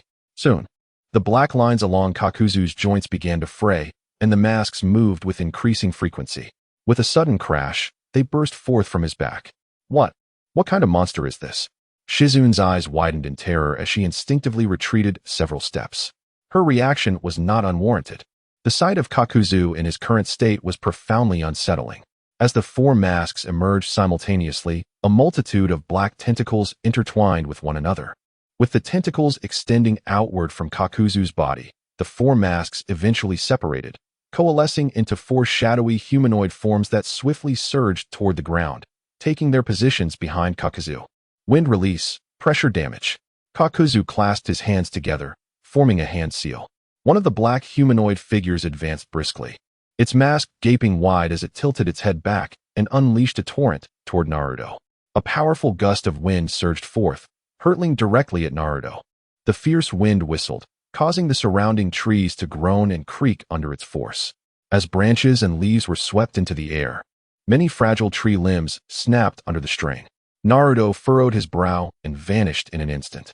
The next moment, he reappeared beneath the large tree where he had been resting. Since acquiring the Flying Thunder God technique, it had become his habit to leave a mark wherever he went. Just in case. It seemed that Tsunade was struggling a bit. Naruto glanced toward the standing circle nearby. At this point, the sky had transitioned from dark to light, with a hint of crimson dawn illuminating the horizon. Jiraiya and Itachi had long since vanished from sight. Given the current circumstances, it was likely they had engaged in battle elsewhere, invisible to this location. Meanwhile, although Tsunade initially held the upper hand with her formidable strength in close combat against Kisame, he gradually ceased direct confrontation. His expertise lay in water-release ninjutsu. At that moment, a massive area of water had formed several dozen meters away, submerging a large expanse of trees beneath its surface. Even without barriers at the edges, the water remained fixed in place. Tsunade stood atop the water, her brow furrowed as she eyed the depths below, effortlessly smashing the heads of the sharks that occasionally breached the surface with a single punch. However, Tsunade was clearly overexerted, panting heavily while still needing to remain vigilant against the lurking sharks and the ever-looming threat of Kisame's ambush. Amidst our battle, do I still have the leisure to observe the safety of others? It seems I've been underestimated. Kakuzu manipulated one of the masked avatars, advancing to within 10 meters of Naruto. Lightning release, false darkness. The black humanoid mask suddenly opened its mouth wide, unleashing a torrent of fierce lightning directed at Naruto. The powerful arc of electricity shattered the trees, sending splinters flying. The spot where Naruto had just stood was obliterated by the ferocious current. In an instant, the formerly lush forest was transformed into a vast, barren expanse, billowing smoke and dust swirling in the air, yet Naruto's figure was nowhere to be seen. Where is he? Kakuzu scanned his surroundings, finally spotting Naruto perched atop a nearby large tree. It seems you are merely a child after all. Despite possessing the flying thunder god technique of the fourth Hokage, you can only evade my attacks. A hint of disdain curled at Kakuzu's lips as he manipulated the masked clone, launching another lightning attack towards Naruto. He was acutely aware that the flying thunder god technique consumed an immense amount of chakra, even though his lightning technique could not directly inflict substantial damage.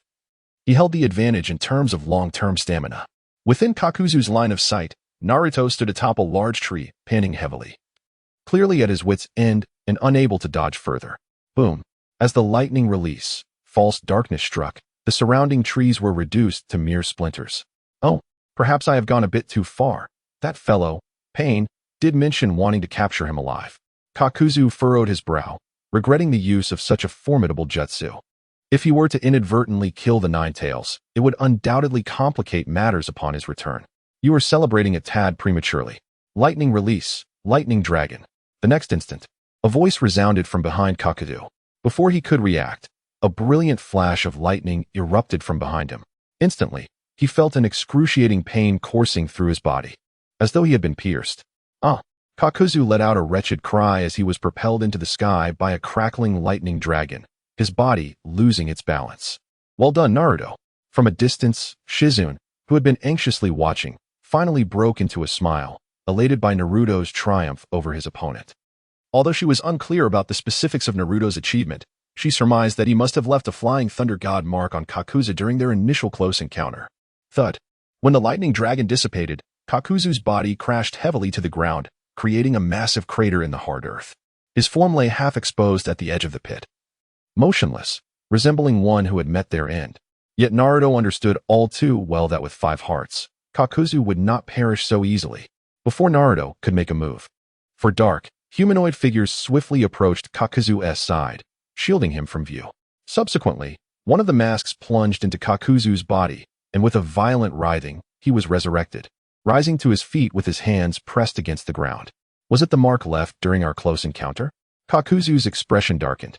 The heart of his original body had been destroyed by the previous lightning technique.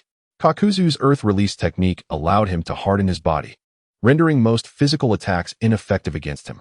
Yet that child had fortuitously employed lightning to counter him, whether by design or accident, he could not tell. You must admit, little brat, you possess a certain level of skill. I shall soon exert my utmost effort to subdue you, and your heart will serve as my replacement. At this moment, Kakuzu chose not to dwell on his regrets, controlling the black humanoid figures as they swirled behind him, perhaps in an attempt to erase the mark of the flying thunder god. Subsequently, the remaining 3 masks plunged into Kakuzu's body with a deafening crash. His form convulsed grotesquely, and 2 masks emerged from his shoulders, while another penetrated the center of his back. Ack! Kakuzu's mouth gaped open to a horrifying extent, his lips tearing apart and stretching toward his ears. A mass of black tendrils erupted from his mouth, exuding an aura of unspeakable terror. From this moment forth, I shall remain vigilant from all directions, little specter. Your elusive flying thunder god technique shall prove ineffectual against me. Naruto's expression was one of deep concern. Tsunade could not endure much longer. Although she was one of the legendary Sannin, her greatest prowess lay in her exceptional medical ninjutsu. For Tsunade, the formidable Kisame Hoshigaki was a challenging adversary, particularly given her unresolved fear of blood. Kisame's ability to absorb chakra posed a significant threat, complicating matters for Tsunade. Meanwhile, although Naruto was not easily defeated, the tenacious Kakuzu was a formidable opponent he could not overcome lightly. Furthermore, Naruto's signature flying thunder god technique had already been deciphered by Kakuzu. If a counter-strategy was not devised soon, once Kisame intervened, it was certain that Naruto would be the one to falter. Kakuzu's expression soured. Despite recognizing Naruto as an equal, he misinterpreted Naruto's apparent distraction as indifference. Frustration welled within him. He had to intervene. That monster could not be allowed to face Naruto alone. At that moment, the observant Shizune made her decision. With her brows furrowed, she leaped stealthily from behind the trees, positioning herself behind Kakuzu. Ninjutsu Poison Mist. Shizune tilted her head back and unleashed a thick, dark gas from her mouth. The noxious cloud, laden with potent toxins, swiftly claimed the life of a nearby insect that merely brushed against it. The poison mist spread rapidly, reaching Kakuzu's back in mere seconds. How foolish, Kakuzu thought, a flicker of annoyance crossing his features as he turned to confront the source. Swiftly forming hand seals, he executed wind release, pressure damage. An unusual writhing sensation coursed through Kakuzu's back as a black appendage emerged, pushing against his mask. The mask opened wide, releasing a violent whirlwind that dissipated the poison mist in its path. The howling gale surged forth, not only dispersing the mist but also targeting Shizune. In a moment of panic, Shizune stood frozen, eyes wide with fear, unable to react as the tempest drew near. "Shizune, watch out!" Naruto shouted, activating the flying thunder god technique and vanishing in an instant. In the next heartbeat, he materialized beside Shizune, tackling her to the ground. The sound of fabric tearing filled the air as the sharp wind blades lacerated Naruto's back, drawing forth streams of blood. As searing pain coursed through him, he was propelled several meters away by the force of the wind. Shizune felt a warm liquid trickling onto her chest, yet she did not register any pain. Opening her eyes, she found Naruto collapsed atop her, his back soaked in blood. "Naruto, how are you?" Shizune was in a state of panic, fully aware that it was Naruto who had saved her life at the brink of death.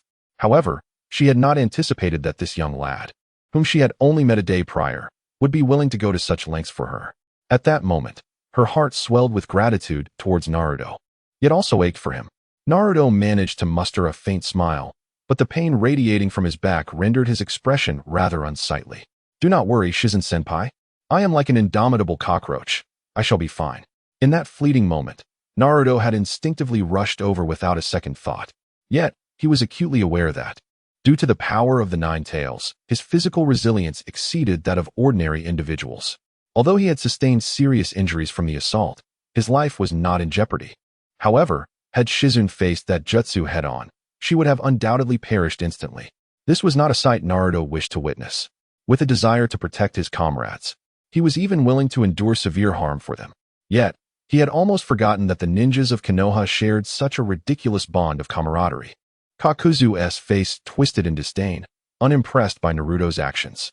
"Well then, Nine-Tails brat, you'd better be cautious, for my next target is the girl beneath you." Kakuzu had found Naruto's erratic jutsu troublesome, and it seemed he had finally discovered a means to exploit Naruto's vulnerabilities. Fire style, Phoenix Fire technique.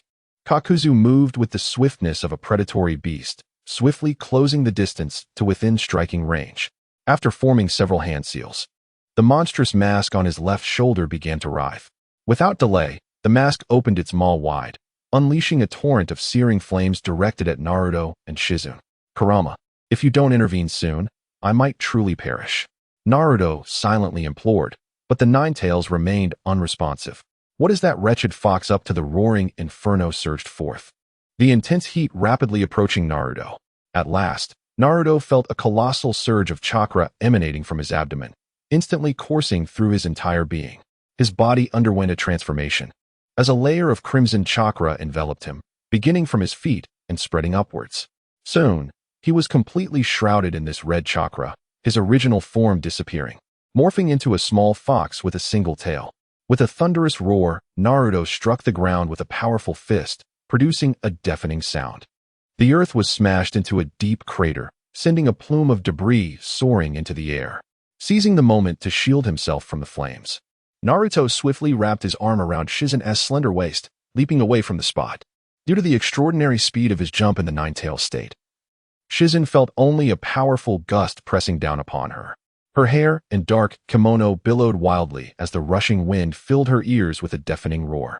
Immediately, she felt herself safely landing atop a grand tree trunk. Jingyin turned her gaze to the surroundings. This majestic tree stood several hundred meters away from the battlefield, allowing her only a distant view of a hazy silhouette. Naruto, though his appearance had altered, Jingyin could still sense that it was indeed Naruto. Gazing at Naruto in this transformed state, Jingyin's heart brimmed with astonishment, unaware that this was the guise of the Nine Tails. Jingyin-senpai, stay here and do not venture out. I will rescue Granny Tsunade and then deal with those fellows, Naruto declared, raising his claw and gently patting Jingyin on the shoulder. Before she could respond, he leaped away, vanishing in an instant. This little guy truly a reliable man, stirring emotions within her. Jingyin watched the retreating figure of Naruto, a smile unconsciously gracing her lips. Yet soon, she felt a hint of discomfort, her cheeks flushing as she raised a hand to her forehead. Jingyin, what on earth are you thinking? He is at least 10 years younger than you, hey. Naruto, are you doing this on purpose? The furious Nine Tails raised its massive claws, violently striking the great iron gate of the ceiling barrier. Huh? What are you talking about, Kurama? Naruto feigned surprise, adopting an expression of bewilderment. Humph, don't think I'm oblivious. Just a moment ago, you had the chance to use the flying thunder god and escape with that girl. Why did you force me to lend you chakra? Do you not realize how exhausting it is for me to break this seal? The Nine Tails' voice boomed, echoing with impotent fury behind the colossal gate. Oh dear, you caught me, hee. Naruto scratched his head, awkwardly chuckling. I was left with no choice. If you didn't help, Granny Tsunade wouldn't last much longer. Besides, I've nearly exhausted all my techniques, and continuing would only mean wasting time against that masked monster. It was only during his battle with Kakuzu that Naruto came to a realization. His proficiency with the flying thunder god, compared to his father, Minato Namikaze, was vastly lacking. Though reluctant to admit it, this was an undeniable truth. If Minato were to face Kakuzu, he certainly would not have found himself in such a dire predicament. Don't make so many excuses to me. The fate of others is of no concern to me. If you dare to act this way again, don't blame me for being impolite. The Nine Tails continued its relentless complaints, genuinely displeased with Naruto's coercive behavior. Understood, understood. Next time for sure. Naruto raised both hands in assurance, though his heart held a different sentiment. Little one, if there is this time, there will be a next. I truly do not believe that even if you disregard my life, you will not care for your own. After bidding farewell to Tsunade, Naruto did not pursue Kakuzu for the decisive battle. In the original narrative, Kakashi and his team struggled against Kakuzu due to their unfamiliarity with his various techniques, which left them in a dire predicament. However, for Naruto, enveloped in the chakra of the tailed beasts, Kakuzu appeared to be merely a trivial opponent. The most pressing matter at hand was to rescue Tsunade and extricate her from danger as swiftly as possible. With the tips of his toes lightly pressing against the branches, Naruto dashed towards Tsunade's direction. As he scanned the surroundings, he noticed that Tsunade was no longer standing upon the water's surface. The vast expanse of solidified water was in a constant state of tumult, seemingly caused by some significant movement beneath its depths. Tsunade, where could you possibly be? Naruto's heart raced with anxiety as his eyes tirelessly searched the swirling waters. Unfortunately, the area was far too immense. Apart from witnessing some large trees swaying within the water and a few massive sharks gliding through, he could discern nothing further. Regrettably, Naruto had not managed to mark Tsunade with his flying thunder god technique. Had he done so, he could have instantly traversed to her side. Little brat, I finally found you, Kakuzu's voice echoed as he leaped from the treetops, landing behind Naruto. Although Naruto's appearance had drastically changed, Kakuzu sensed his presence. Oh? You can already harness the power of the Nine Tails? This makes our upcoming battle all the more intriguing. Get lost. I don't have time for you. Naruto snapped. Baring his teeth in a fierce snarl, startling Kakuzu. The latter, momentarily taken aback, could no longer afford to ponder the implications. Taking a deep breath, Naruto plunged headfirst into the water. Bubbles erupted around him as he submerged, the only sounds being the shifting currents, drowning out all else. He deftly maneuvered his 3 foxtails, propelling himself forward with remarkable ease. It must be noted that with the assistance of these tails, his progress was significantly expedited. In a normal state, his speed would have been at least 3 times slower. Damn that 9-tails brat. How dare he disregard me? Bakayuru, Kakuzu, finally regaining his composure, recognized the contempt emanating from Naruto. Throughout his tenure in the ninja world, aside from his battle with Hashirama Senju, he had never endured such humiliation. Fire style, Phoenix Fire technique. Wind style, pressure damage. Kakuzu commanded the 2 monstrous masks on his shoulders to execute a combined ninjutsu attack. First, the mask on his left shoulder unleashed a torrent of flames that surged toward the water. Following that, the mask on his right shoulder expelled a fierce whirlwind. Combined, the flames, now intensified by the wind, roared with ferocity, their heat more searing than before. With a soft splashing sound. It is unfortunate that the territory of the water release technique wielded by the Akatsuki member, Kisame Hoshigaki, is exceedingly vast. His attribute-enhanced ninjutsu, while capable of evaporating sections of water into wisps of mist, proves to be of little consequence. Meanwhile, Naruto's agility allows him to swiftly escape the confines of the evaporating water domain. Bastard! You wretched 9-tailed brat! I shall ensure your demise is most gruesome, roared the enraged Kisame, unleashing his frustration upon a nearby grand tree with a flurry of punches and kicks. Within the aquatic realm, Naruto continues to adeptly maneuver his tail.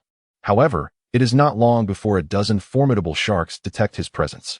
With powerful strokes of their tails, they advance toward him, baring their menacing fangs in an attempt to bite.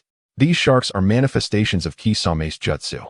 Any unfortunate soul bitten by them not only suffers severe lacerations but also has their chakra drained. Naruto, unwilling to allow them to draw near, raises his hands and forcefully gestures, conjuring 2 crimson chakra claws that extend forth. These fox-like appendages lengthen and strike down upon the sharks' heads with ferocity. With a resounding crash, the shark skulls are shattered, creating ripples in the water below due to the tremendous force. In no time, the sharks are vanquished, and the resulting pressure from the disturbance pushes the water upward, causing the surface currents to churn violently. Naruto continued to swim forward for a short while before finally detecting the presence of Kisame Hoshigaki and Tsunade. Kisame had successfully transformed, merging with his Samahata sword to become a creature that was half man, half fish. His head resembled a grotesque amalgamation of a human face and a shark. The protruding flesh at the elbows of his arms bore a resemblance to the fins of a fish. His long tail swayed behind him, rendering his appearance both bizarre and sinister. A short distance away, Tsunade's face was flushed crimson, as if she were struggling to breathe. Yet, she persisted in her defiance, shattering the sharks that assailed her with powerful strikes. As Naruto drew closer, he noticed that Tsunade's robe was in tatters. This was quite substantial. Her robe was wide open at the front, and beneath the torn fabric, her alabaster curves were partially revealed by the flowing water. At the sight of this, Naruto's mind went blank, momentarily forgetting that he was underwater, resulting in several mouthfuls of water being swallowed. Kisame, with his long tail, floated a mere 10 meters away. Naruto was filled with confusion, unable to comprehend Kisame's intentions. Such an opportune moment to attack should have allowed him to easily dispatch Tsunade. Why waste time instead? However, when Naruto noticed the trickle of crimson fluid occasionally rising from Kisame's nostrils, he could surmise that Kisame was undoubtedly a seasoned pervert. He and Jiraiya were cut from the same cloth, albeit with a fade that appeared dark and menacing. If Jiraiya was openly lewd, then Kisame was a more clandestine variety. Rather than seizing the opportunity to defeat his foes, Kisame seemed to be hiding and indulging in this tantalizing scene, secretly bleeding from his nose. Most infuriating was the thought of how long he had been lurking in the shadows. You indulge in pleasure alone without considering my presence. Though these thoughts raced through Naruto's mind, he knew he could not afford to delay any longer. Tsunade was nearing her breaking point, despite her fierce resistance. She bore numerous bite wounds, blood oozing from her body. Furthermore, her fear of blood was palpable, her body trembling in terror. Naruto widened his eyes, fixating on Tsunade's chest for a couple of seconds, imprinting the image in his mind before swiftly extending his chakra claws to grasp her slender waist, pulling her back with force. Disrupted in his amusement, a flicker of displeasure crossed Kisame's face. Yet, upon realizing it was the Nine Tails that had appeared, he retracted his lascivious thoughts and swam towards Naruto, swinging his tail. How fortuitous that you come to me. This water domain shifts with me at its center. You cannot escape, ha ha ha. Kisame's triumphant laughter abruptly ceased, his expression turning rigid, as Naruto, accompanied by Tsunade, abruptly vanished from sight. It was not a mere application of transformation techniques or a clever evasion behind cover. He had genuinely escaped the confines of his control. What on earth is happening? While Kisame Hoshigaki remained in a state of confusion, Naruto swiftly appeared beside Shizune. Upon sensing movement behind her, Shizune turned, her eyes filled with vigilance, only to feel a wave of relief upon seeing Naruto cradling Tsunade in his arms. Lady Tsunade, what has happened? Witnessing Tsunade, bloodied and trembling, filled Shizune with deep concern. Shizune, I entrust her to you. Those two over there remain unresolved. Gently setting Tsunade down, Naruto leapt away from the scene. With his feet poised on the treetops, he advanced with remarkable speed, seeking an optimal vantage point before halting. The formidable water release of the tailed beast, is it? Allow me to demonstrate how a true beast confronts you. With his head held high, Naruto opened his mouth, and a small black sphere materialized at its edge. As droplets of red and blue chakra ascended, enveloping the sphere, swirling and expanding. Nanny, what is this? Kakuzu, standing at the edge of the water, sensed an inkling of danger. He turned to gaze into the distance, just in time to see Naruto perched atop a tree, gathering an immense energy of chakra that emanated a terrifying aura. Remaining here could indeed spell doom. Kisame, move quickly. Kakuzu bellowed a warning, pivoting to flee into the distance.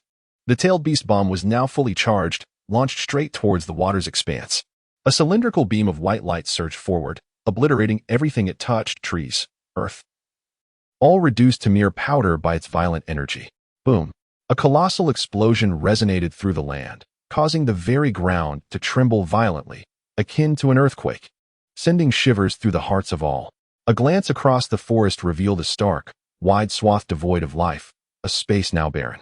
Dust billowed skyward, creating a tempestuous cloud that swept across the area, uprooting soil and bending trees under the weight of fallen boulders. Kisame, much like Kakuzu, realized the peril of the tailed beast bomb. After escaping the water's edge, he began to flee in a panic. Unfortunately, despite evading the blast's immediate reach and mitigating much of the damage through his sword's fusion technique, he now lay sprawled on the ground, bloodied and battered. His abdomen was torn open, internal organs severely damaged, leaving him gasping for breath, clinging to the last vestiges of life. A multitude of dark crows descended from the sky, and the figure of Uchiha Itachi partially materialized, gazing down at Kisame with a look of astonishment. Kisame, this fellow, had sustained injuries to such an extent. Although Itachi was taken aback by Naruto's prowess, he did not overly fret for Kisame's safety. After all, this individual's physical resilience was formidable. Provided he absorbed a sufficient amount of chakra, his damaged body could recuperate. However, that severed leg, which had vanished, would likely never have the opportunity to regenerate. Itachi maneuvered the crows to encircle and lift Kisame's body, whisking him away from the scene. Not dead yet? Is he attempting to flee just like that? Naruto furrowed his brow, having witnessed the entire event unfold, and leaped forward in pursuit. Stop, Naruto. It's not worth continuing the chase, Jiraiya said as he swiftly landed beside Naruto, blocking his path. He observed Naruto in his tailed beast form, feeling a twinge of surprise himself. Why? Such a prime opportunity to let them escape. They would surely return. Naruto, perplexed, could not comprehend why Jiraiya sought to hinder him. No, compared to them, returning to Konoha promptly was of utmost importance. Jiraiya's expression turned grave as he grasped Naruto's arm. Very well then. Naruto nodded, recognizing that this course of action was all that could be taken. In the time they had spent conversing, those individuals had vanished without a trace. Though Jiraiya's attire was somewhat disheveled, he bore no injuries, indicating that he had not suffered greatly in his confrontation with Uchiha Itachi. Naruto dispelled the chakra cloak of the Nine Tails and, alongside Jiraiya, raced towards Tsunade's location. It seemed that Granny Tsunade was not in good condition. Oh, is that so? Jiraiya replied, furrowing his brow and displaying little astonishment at this revelation. He was well aware of Tsunade's capabilities, and the expansive water area earlier had served as a considerable constraint upon her. Upon their return to Tsunade's position, Shizune was still administering treatment. In the midst of the earlier crisis, Naruto had not noticed the long, gaping wound on Tsunade's back, which extended to the bone and appeared quite horrifying. "Tsunade-sama, please bear with it a little longer. You will soon recover." Shizune summoned a surge of green chakra energy between her palms, gently pressing it against Tsunade's back as she continued the treatment. "Tsunade, are you still in this state?" Jiraiya observed Tsunade's trembling form, realizing that her hemophobia had yet to subside. With a heavy sigh, he sat beside her, closing his eyes in silent anticipation. While the matters in Konoha were indeed pressing, Tsunade's injuries required urgent attention. With nothing else to do, Naruto leaned against Jiraiya, opening his system attribute panel. Name: Naruto Uzumaki. Age: 12 chakra level, LV5 for 1000-10,000. Fire release techniques: Great Fireball technique, Water release techniques, Water Dragon Bullet technique, Wind release techniques, Wind Blade, Vacuum Sphere, Great Breakthrough, Wind Fist, Earth release techniques, Earth Style, Earth Spike, Earth Dragon Bullet technique, Lightning release techniques, Lightning Dragon, Earth Walk non-attribute techniques, Body Flicker technique, Shadow Clone technique, Rasengan, Flying Thunder God technique, Taijutsu, LV2, 03-2000, Jinjutsu, Nun Ninjutsu attributes, Wind, Fire, Earth, Water, Lightning, Yang Bloodline limit, Nun anger value, 832 after days of accumulation. The anger value has once again surpassed 800 points. This implies that Naruto is now able to draw lots 8 more times. Anger value -100. Congratulations. You have drawn a bowl of stinky tofu from Huaxia cuisine. As the system's voice faded, a bowl of foul-smelling stinky tofu materialized from the virtual panel and landed in Naruto's hands. Damn, starting with stinky tofu. Naruto felt somewhat disheartened and handed the stinky tofu to Jiraiya, the lecherous sage. "Here, have some tofu." "What is this?" "Indeed." Jiraiya reacted like anyone encountering stinky tofu for the first time, wrinkling his nose in disdain. He shifted away from Naruto, creating several paces of distance. "If you like it, then eat it. It actually tastes quite good." Naruto offered no further explanation, grabbing a piece of stinky tofu and popping it into his mouth as he resumed the lottery. Anger value -100. Congratulations, you have drawn a B-rank fire release technique, Great Fire Extinguishing. Note: the rank of ninjutsu is solely related to the difficulty of learning. It does not imply that a higher rank technique is necessarily more powerful. The learning difficulty of S rank exceeds that of A rank or B rank techniques. Note: the author verified that Great Fire Extinguishing is a B rank fire release technique. The reason it is formidable in the hands of Madara is due to his overwhelming strength. Is it really that delicious? Jiraiya observed Naruto, savoring the dish with delight, his skepticism prompting him to lift the bowl and try a piece. He was genuinely hungry after battling for so long. It really is quite good. Not bad, right? If I get more, I'll treat you again next time, Naruto replied with a smile, then turned his attention back to the lottery. Anger value -100. Congratulations. You have drawn an S-rank lightning release technique, Chidori. Wow, incredible. This time, Naruto couldn't help but laugh aloud. The S-rank Chidori was a technique that Sasuke had developed later on. In its earlier form, it was merely an A-rank technique, incapable of extending outward. As the system's announcement concluded, a transparent scroll crackling with electrical energy floated into Naruto's palm. Without hesitation, he absorbed the scroll. A surge of lightning-infused energy coursed through Naruto's body, flooding his meridians and culminating in a wealth of knowledge and experience converging in his mind.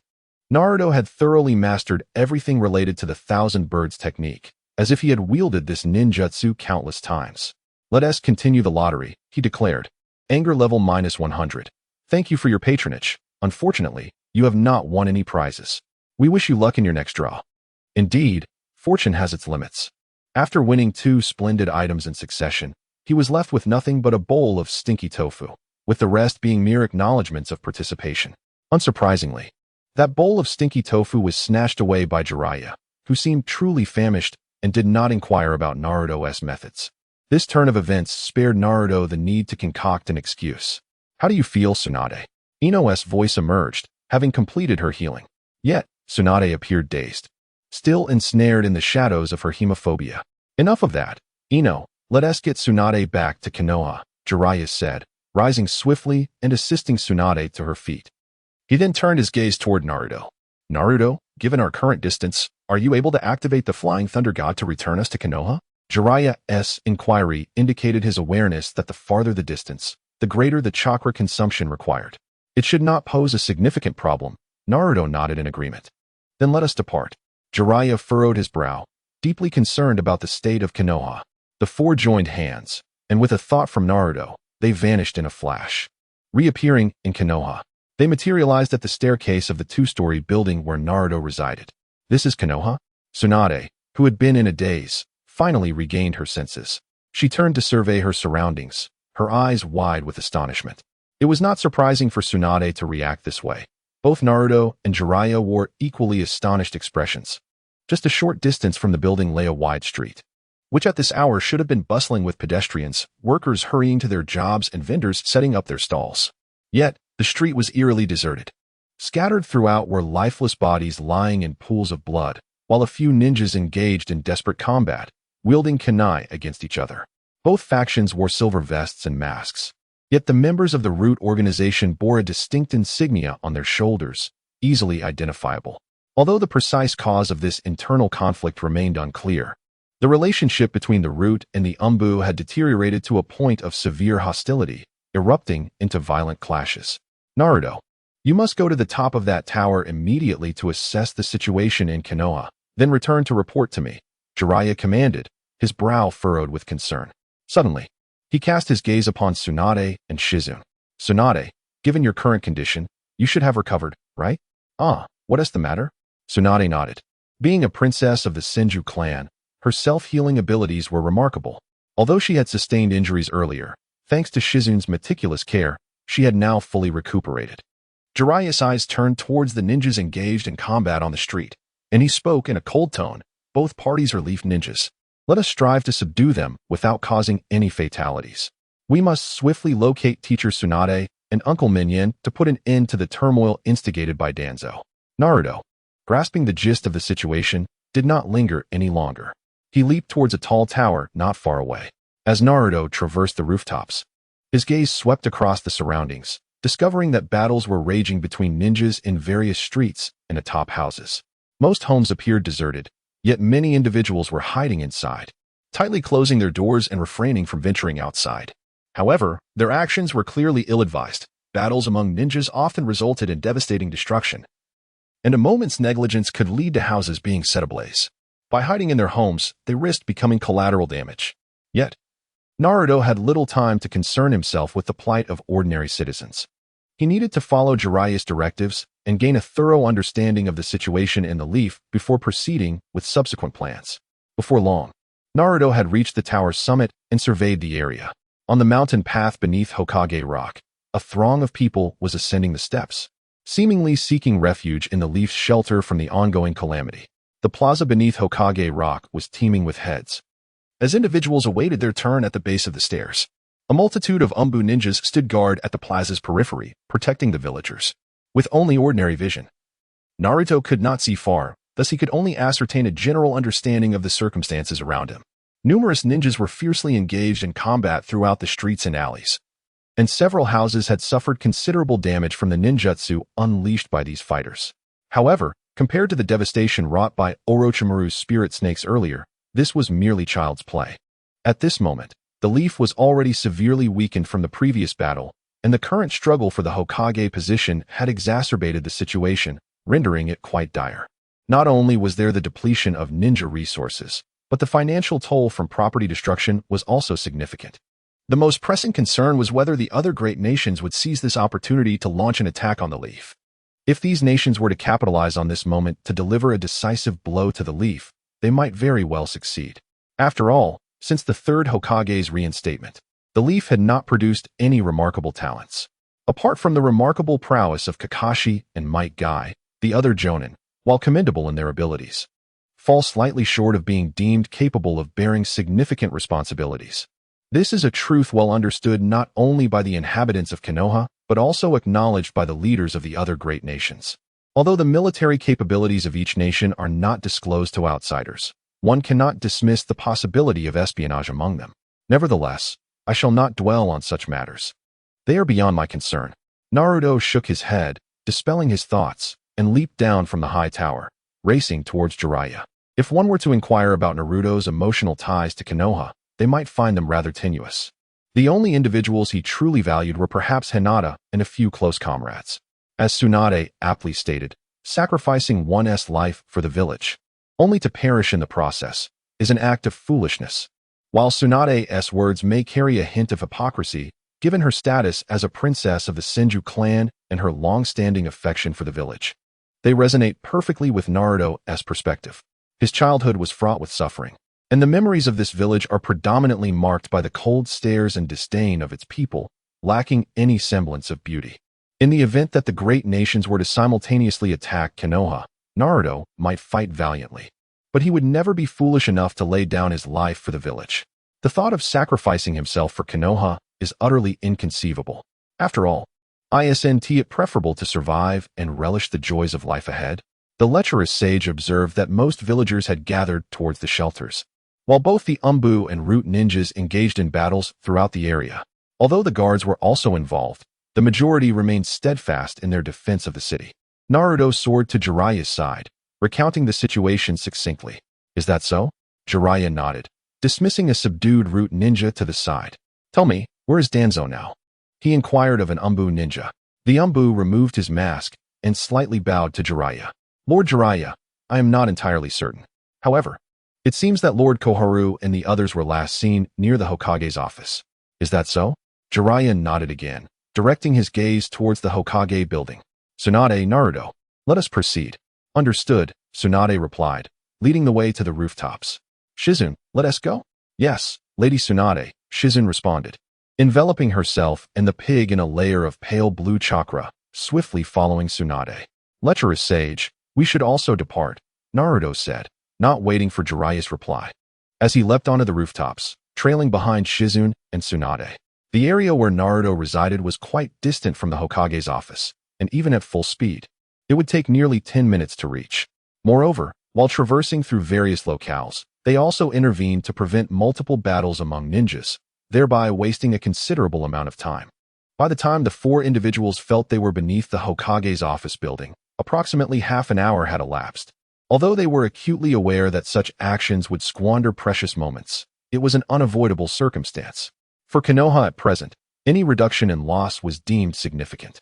The previously level ground beneath the office building had transformed into a pockmarked landscape, billowing thick plumes of smoke. It was evident that a fierce battle had recently transpired here. At that moment, two factions stood in opposition beneath the building. On the left was a group led by T.N. Kamachi and Mito Gate-en, members of the Umbu. These two high-ranking advisors of Konoha appeared somewhat disheveled, their robes tattered and their hair in disarray. They leaned against their knees, panting heavily as they faced their adversaries. Behind them, dozens of Umbu ninjas were in a similarly dire state, some bearing wounds and others limping. Standing several meters away, Shimura Danzo exuded an air of calmness. He leaned on his cane, not even bothering to activate his prized Sharingan. Naruto immediately noticed this, as Danzo had not removed the iron lock from his right hand, nor the bandage covering his right eye. Observing the Root ninjas behind Danzo, while many bore significant injuries, their condition was markedly better compared to that of the Umbu members. Kamachi-sensei, and Dano, what on earth is happening? Why has it come to this? Jiraiya inquired, surveying the scene before leaping from the rooftop to stand before T.N. Kamachi. Tsunade and Naruto, along with Shizune, followed closely behind. What else could it be? Danzo heard that we intended to nominate Tsunade as the next Hokage, and he flew into a rage, attacking us, Mito Gate-en replied, his gaze toward Danzo filled with indignation, clearly displeased with this unwarranted conflict. Indeed, Kamachi continued, because of this incident, both the Umbu and Root have engaged in combat. Konoha has descended into chaos. Thankfully, that perceptive Kakashi arranged for the villagers to seek refuge in shelters. Naruto felt a twinge of surprise. It appeared that several key figures in Konoha were engaged in a fierce struggle for the title of Hokage. The one genuinely concerned for the villagers was none other than Kakashi, who had stepped forward. Have Jiraiya and Tsunade returned? Danzo's narrowed eyes widened as he scrutinized the two figures, his left hand instinctively reaching for the iron lock on his right hand, though he refrained from unfastening it. What is the matter? Uncle Danzo, are you truly willing to jeopardize all of Konoha for the sake of a Hokage position? Jiraiya stepped closer, his brow furrowed in concern as he regarded Shimura Danzo. Danzo slightly shook his head. No, Tsunade's return should indeed be for the purpose of succeeding the Hokage. Tsunade approached Jiraiya's side and spoke in a grave tone. Indeed, Danzo, now that I have returned, I shall not permit the village, which my grandfather painstakingly established, to fall into your hands. A faint chuckle escaped Danzo's lips, as he did not rush to counter Tsunade's assertion. After pondering for a moment with his head bowed, he raised his gaze towards Tsunade and Jiraiya, stating, since you have both returned, it is fortuitous. I, too, am a member of this village and share a profound affection for Konoha. I would not wish to see it ravaged and beset by turmoil. However, halting this conflict between our factions is not out of the question. Danzo, speak plainly, do not beat around the bush. Mito Minyan gritted his teeth in frustration. Despite enduring a lengthy confrontation, he had refrained from exposing Danzo's misdeeds. With Jiraiya and Tsunade's return, he felt emboldened, and if Danzo continued his aggressive stance, he would not hesitate to confront him directly. Danzo cast a glance at Mito Minyan, then turned his attention back to Tsunade and Jiraiya. Noticing their lack of dissent, he slowly began to speak. Since Tsunade has returned to inherit the position of Hokage, being a descendant of the Shinja clan, I shall naturally lend my full support. However, my agreement to this matter concerning the Hokage title hinges on a prerequisite. Only if you acquiesce to my condition shall I be willing to concede. What say you? Tsunade raised a foot and forcefully stomped the ground. With a thunderous crack, a long fissure appeared in the concrete, causing the earth to tremble slightly. Danzo, my patience is limited. You had best convey your thoughts in one go, or I shall be compelled to beat some sense into you. Tsunade, you remain as impetuous as ever, Danzo replied with a grin, seemingly unperturbed by Tsunade's threat. To him, her display of strength appeared to be merely an ordinary tactic. My condition is simple. Surrender Naruto Uzumaki to me, and the position of Hokage may continue to be held by Tsunade of the Shinja clan. Nani? Naruto exclaimed in dismay. That old coot Danzo, if you desire the title of Hokage, then seize it for yourself. Why must you target me? Moreover, can you simply assume the role of Jinchuriki for the Nine Tails, a creature with whom a truce has already been established? Leaving aside whether Danzo could garner the Nine Tails' approval, merely unsealing it to unleash its power would pose a grave threat to Konoha. This alone was why advisors like Kurama and Mito Minyan vehemently opposed Danzo's ascension to Hokage. While Danzo's intentions to protect Konoha may be genuine, his decisive methods often overlook the ramifications of his actions. Danzo, what exactly are you scheming? Jiraiya furrowed his brow, glaring at Danzo. Though he was well aware of Danzo's ambitions, he still sought a definitive answer. In the midst of a heated confrontation, a loyal root ninja, incensed by Naruto's blatant disrespect towards Danzo, drew his ninja sword with a swift motion. His form transformed into multiple afterimages, surging towards Naruto with remarkable speed. Konoha style, Dance of the Crescent Moon. The ninja leaped high, splitting into three identical figures, each brandishing their blades in a coordinated assault aimed directly at Naruto. The three swords, cloaked in a myriad of afterimages, rendered it nearly impossible to discern the true trajectory of the lethal strikes. Such trivial techniques, Naruto scoffed, rolling his eyes as he raised his right hand slightly, summoning a surge of lightning energy. In an instant, arcs of electricity crackled from his palm, morphing into a blade of pure electrical energy, extending nearly 10 meters, slicing through the three figures with lethal intent. Before they could even reach him, two of the sword-wielding forms erupted in clouds of white smoke, dissipating into the air. The remaining real body attempted to block with his ninja sword. Yet the electric blade seemed to possess the power to pierce through all defenses. With a sharp sound, the ninja sword was effortlessly severed, leaving a deep gash across the chest of the root ninja, blood pouring forth. Ah! He cried out in agony, collapsing to the ground as he clutched his wound, writhing in pain. Sanjuro, are you all right? Two other root ninjas rushed forward, quickly lifting Sanjuro and retreating to safety. Naruto, Jiraiya's expression shifted with surprise. Although he was aware of Naruto's diverse abilities, he had never witnessed such a formidable application of lightning release techniques before. The lightning unleashed from Naruto's palm resembled an enhanced version of Kakashi's Raikiri. Did you see that lightning technique he just used? One ninja remarked. Of course. I'm not blind, another replied. With such a powerful lightning release, that kid must be at least an elite Jonin level. It was not only Jiraiya who was astounded. Everyone present was rendered speechless by Naruto's display of prowess. Danzo's eyes narrowed, his gaze fixed greedily upon Naruto. Is that so? At such a tender age, his strength has reached this magnitude. It seems the Nine Tails has indeed bestowed him with great power. I must acquire the Nine Tails at all costs. Danzo's obsession with power and control had nearly driven him to madness. Years prior, he had followed the second Hokage's directives, collaborating with Hiruzen Sarutobi in clandestine operations for the sake of Konoha's peace, executing numerous unsavory deeds in the shadows.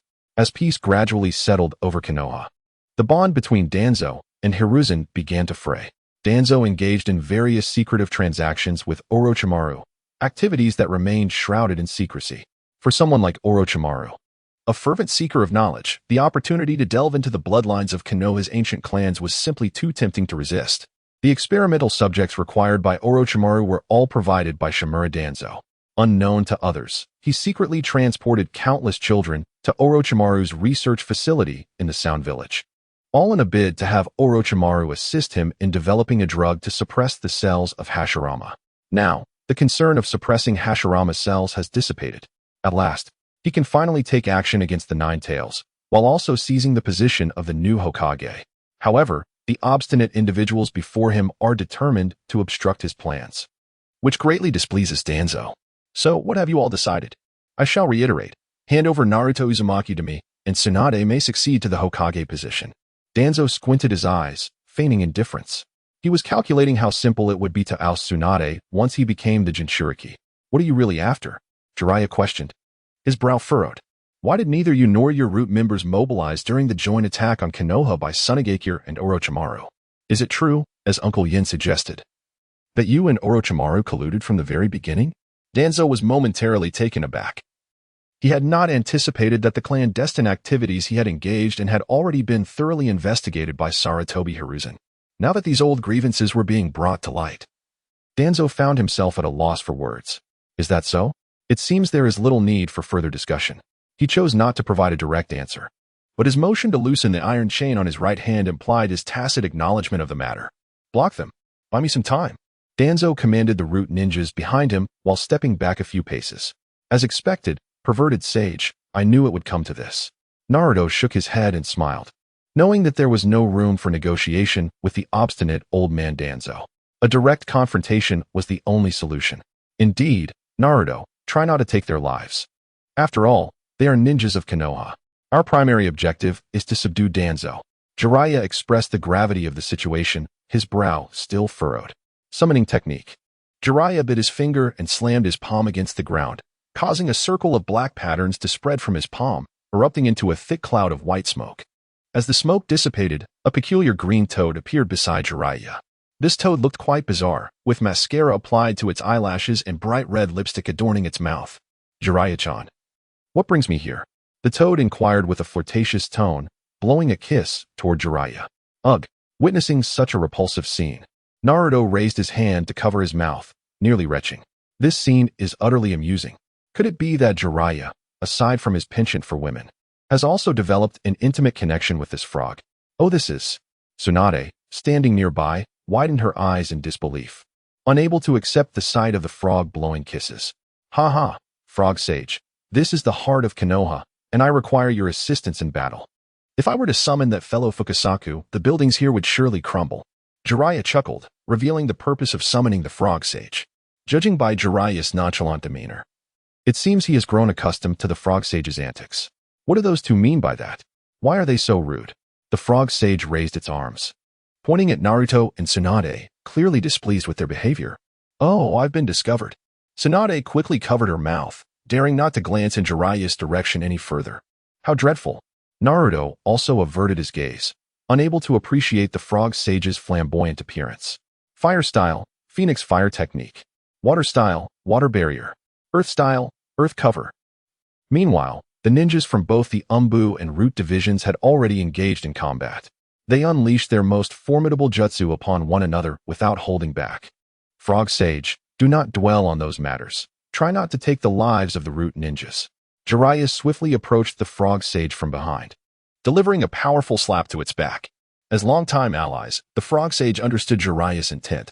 It formed several hand seals with its webbed hands and unleashed a torrent of water, spraying it towards the root ninjas. Water-style, frog cannon. The force of the water was astounding. Any Umbu ninja struck by it was unable to withstand the impact, flying backward over 10 meters and crashing into the wall, succumbing to unconsciousness. Truly an annoying bunch. Tsunade scoffed, appearing rather impatient with this internal conflict. Her fists cracked ominously as she advanced slowly towards the root ninjas. Tsunade's approach was straightforward and brutal. She effortlessly dodged the attacks of the root ninjas, sending any who dared to engage her flying dozens of meters away with a single punch. The outcome of being struck by Tsunade's formidable strength was predictable. Either they fell unconscious or collapsed, frothing at the mouth. Naruto, initially surveying the battlefield, suddenly felt a chilling gaze fixated upon him. Turning around, he found himself locked in the sights of Danzo Shimura, who had, unbeknownst to him, removed the iron gauntlet from his right hand and was now slowly approaching. Uzumaki Naruto, if you wish to avoid suffering, you should come with me willingly. Towanzo approached leisurely, leaning on his cane, a veneer of false mirth gracing his features, as if capturing Naruto was an inevitable triumph. Ah, Towanzo, your bravado is quite audacious. Do mind your tongue. Naruto chuckled dismissively, disregarding Towanzo's intimidation. In the current realm of shinobi, few could easily subdue him. Towanzo's smile faded as he carelessly tossed his cane aside, swiftly forming hand seals with his fingers. Wind release, vacuum sphere. With a sharp intake of breath, Towanzo conjured a mild whirlwind that swirled around him, drawing the air into his mouth. He then exhaled forcefully, sending a barrage of arc-shaped wind blades hurtling toward Naruto. Such archaic tactics, and you presume to defeat me? Naruto scoffed. This was a technique he had mastered back when he had just graduated from the Ninja Academy. He was well versed in its intricacies. With casual agility, he evaded the wind blades by leaping and dodging with ease. Chidori. In an instant, Naruto sprang into the air, his hand crackling with lightning, as a long white arc of razor-sharp electricity extended toward Towanzo's chest. How swift. Under these circumstances, I must respond accordingly. Towanzo's expression shifted slightly. Though he had encountered Chidori before, the imminent threat loomed larger when faced with its full force. For one of his age and frailty, there was little time to react. Swiftly, Towanzo retrieved a scroll from his person and yanked it open with both hands. With a resounding crack, a torrent of formidable chakra energy surged forth from the scroll's center, where the character for shield was inscribed. A vast, oval-shaped blue shield materialized before him. The electric arc of Chidori struck the shield, but failed to penetrate its defenses, emitting a dull thud. Though Towanzo was not pierced through the chest, the force of the impact sent him sliding backward. The concrete floor bore witness to the long marks left by his shoes. Finally, Towanzo managed to regain his footing. Is that a shadow clone? His brow furrowed as he observed the multitude of identical Narutos charging toward him, a hint of displeasure crossing his face. Such a scenario meant he could not employ that technique freely. After a moment's contemplation, Towanzo resumed his rapid hand seals. Wind release, vacuum great sphere. Upon completing the seals, he positioned one hand to his mouth and forcefully expelled a concentrated sphere of high-pressure wind. The sphere surged toward the dozen or so Narutos. Bang! Bang! Before the shadow clones could reach Towanzo, they were swept aside by the gale, dissipating into clouds of white smoke that vanished into the air. Towanzo, you old dog. Taste my combination of earth-release ninjutsu. Unbeknownst to anyone, Naruto appeared at Towanzo's right side, swiftly forming hand seals before bending down to strike the ground with great force. The earth beneath Towanzo trembled violently, and then sharp stone pillars, as thick as a thigh, erupted from the ground, aiming directly at Towanzo's body. Is this the earth spike technique? Such a ninjutsu is hardly noteworthy. Towanzo smirked slightly, effortlessly dodging the assault of the stone pillars with a few agile leaps. However, before he could fully regain his stance, he caught a glimpse of Naruto completing his next ninjutsu in his peripheral vision. A dragon head, formed from mud, stood beside Naruto, its wide mouth agape, unleashing a barrage of mud spheres that flew straight towards Towanzo. This is the Earth Dragon Bullet, a specialty of Yuanfei. I never anticipated Naruto possessed this technique as well. Towanzo mused internally but still regarded the ninjutsu with indifference. Although the Earth Dragon Bullet is a B-rank technique with considerable power, he believed evading it would pose no challenge. Towanzo dodged to the left, avoiding the mud sphere's assault. Yet he suddenly sensed an inkling of danger. Naruto, who had just released the Earth release, had inexplicably vanished from sight. Where is he? Towanzo's single eye darted back and forth, yet he could not discern Naruto's whereabouts. I'm right here. Towanzo, you old dog. Lightning release. Lightning dragon. Following the voice, Towanzo looked up just in time to see a dazzling lightning dragon descending upon him. Is it too late to evade? Towanzo furrowed his brow at the sight of the electric dragon radiating brilliant arcs. Without any surprise, the lightning dragon pierced through Towanzo's body, a surge of blood erupting forth as he was violently propelled away by the ferocious energy. Yet, in the next moment, a shocking scene unfolded. The Towanzo who had just been pierced by the lightning dragon abruptly transformed into a phantom and vanished. An intact Towanzo appeared over 10 meters away, half closing his eyes as he gazed intently at Naruto. Simultaneously, the three-tomo Sharingan into Anzo's right hand began to slowly close. This old fellow must have utilized his Anaji, Naruto quietly thought as he swiftly approached Towanzo. From Naruto's perspective, Towanzo did not hasten to use any ninjutsu. Instead, he quickly unwrapped the bandages covering his right hand before beginning to unravel the bandages around his right eye. Chidori flow. Naruto couldn't afford to dwell on that. He formed his hands into claws, electricity crackling between his palms. With a mighty shout, Naruto thrust his arms forward, the two currents of electricity writhing and twisting as they surged toward Towanzo. Surprisingly, Towanzo chose not to evade at all, disregarding the crackling electric arcs. He charged straight toward Naruto. A sharp sound echoed as a lethal weapon pierced flesh, and without any surprise, Danzo's body was penetrated by numerous arcs of electricity. Blood gushed from the wounds, a look of agony etching itself upon Danzo's face, crimson streaks staining the corners of his mouth. Yet, in the blink of an eye, the body that should have collapsed lifelessly transformed into a mere illusion, vanishing from the spot. Just as Naruto was grappling to comprehend the situation, Danzo abruptly reappeared before him, his gaze fixed upon Naruto through the crimson lens of his Sharingan. A sense of foreboding washed over Naruto, and as he instinctively attempted to turn and flee, he heard Danzo's commanding voice resonate through the air. Kodo Amatsukami. A tremor coursed through Naruto's very soul, followed by a whirlwind of disorientation as the scenery before him began to distort. When his vision finally cleared, he found himself in an entirely different location, a training base belonging to the Root, where he and other young ninjas endured rigorous and merciless training. Here, Naruto had forged deep bonds with his comrades over the years. However, Danzo, devoid of compassion, issued a cruel order. Pairs of longtime companions were compelled to choose one among them to slay the other. Only one could emerge alive. The Root ninjas were forbidden from harboring emotions, as such feelings could become their gravest weakness. Unsurprisingly, Naruto was forced to take the life of his partner, becoming the sole survivor. From that point onward, Danzo implanted a curse mark upon the surviving ninjas, employing a secret technique that erased their past memories and emotions. Naruto subsequently became Danzo's loyal subordinate, executing perilous missions and achieving notable feats, earning a favored position at Danzo's side. As the grayish scene shifted, Naruto's gaze returned to the present, his expression chillingly devoid of emotion. Lord Danzo, what are your commands? He said, bowing deeply in respect. Haha. Acquiring the power of the Jinchuriki may not necessarily require me to become one myself, Danzo remarked with a satisfied smirk, a decision he had only just made. By unsealing the 8 trigrams and stripping the 9 tails of its energy, Naruto, the Jinchuriki, would inevitably perish. Since Naruto already possessed such strength, why squander such a promising talent? Furthermore, at Danzo's age, assuming the mantle of the next Jinchuriki would entail significant risks. With Shirsue's eyes at his disposal, there was no need to expend such effort. By merely employing Kodo Amatsukami to ensnare Naruto in an illusion, Danzo gained a formidable ally. The chakra consumption of Shirsue's eyes was indeed considerable. Danzo pressed a hand against his right eye, still adjusting to the release of Kodo Amatsukami, aware of the substantial chakra expenditure required for such a potent ocular technique. Naruto, go and subdue both Jiraiya and Tsunade, but do not take their lives. Danzo waved his hand, issuing the command to Naruto. Understood, Lord Danzo. Naruto replied with a cold nod and swiftly dashed towards Jiraiya and Tsunade. What a pity, Danzo. Your Kodo Amatsukami seems to be wasted now. At that moment, a voice emerged from behind Danzo.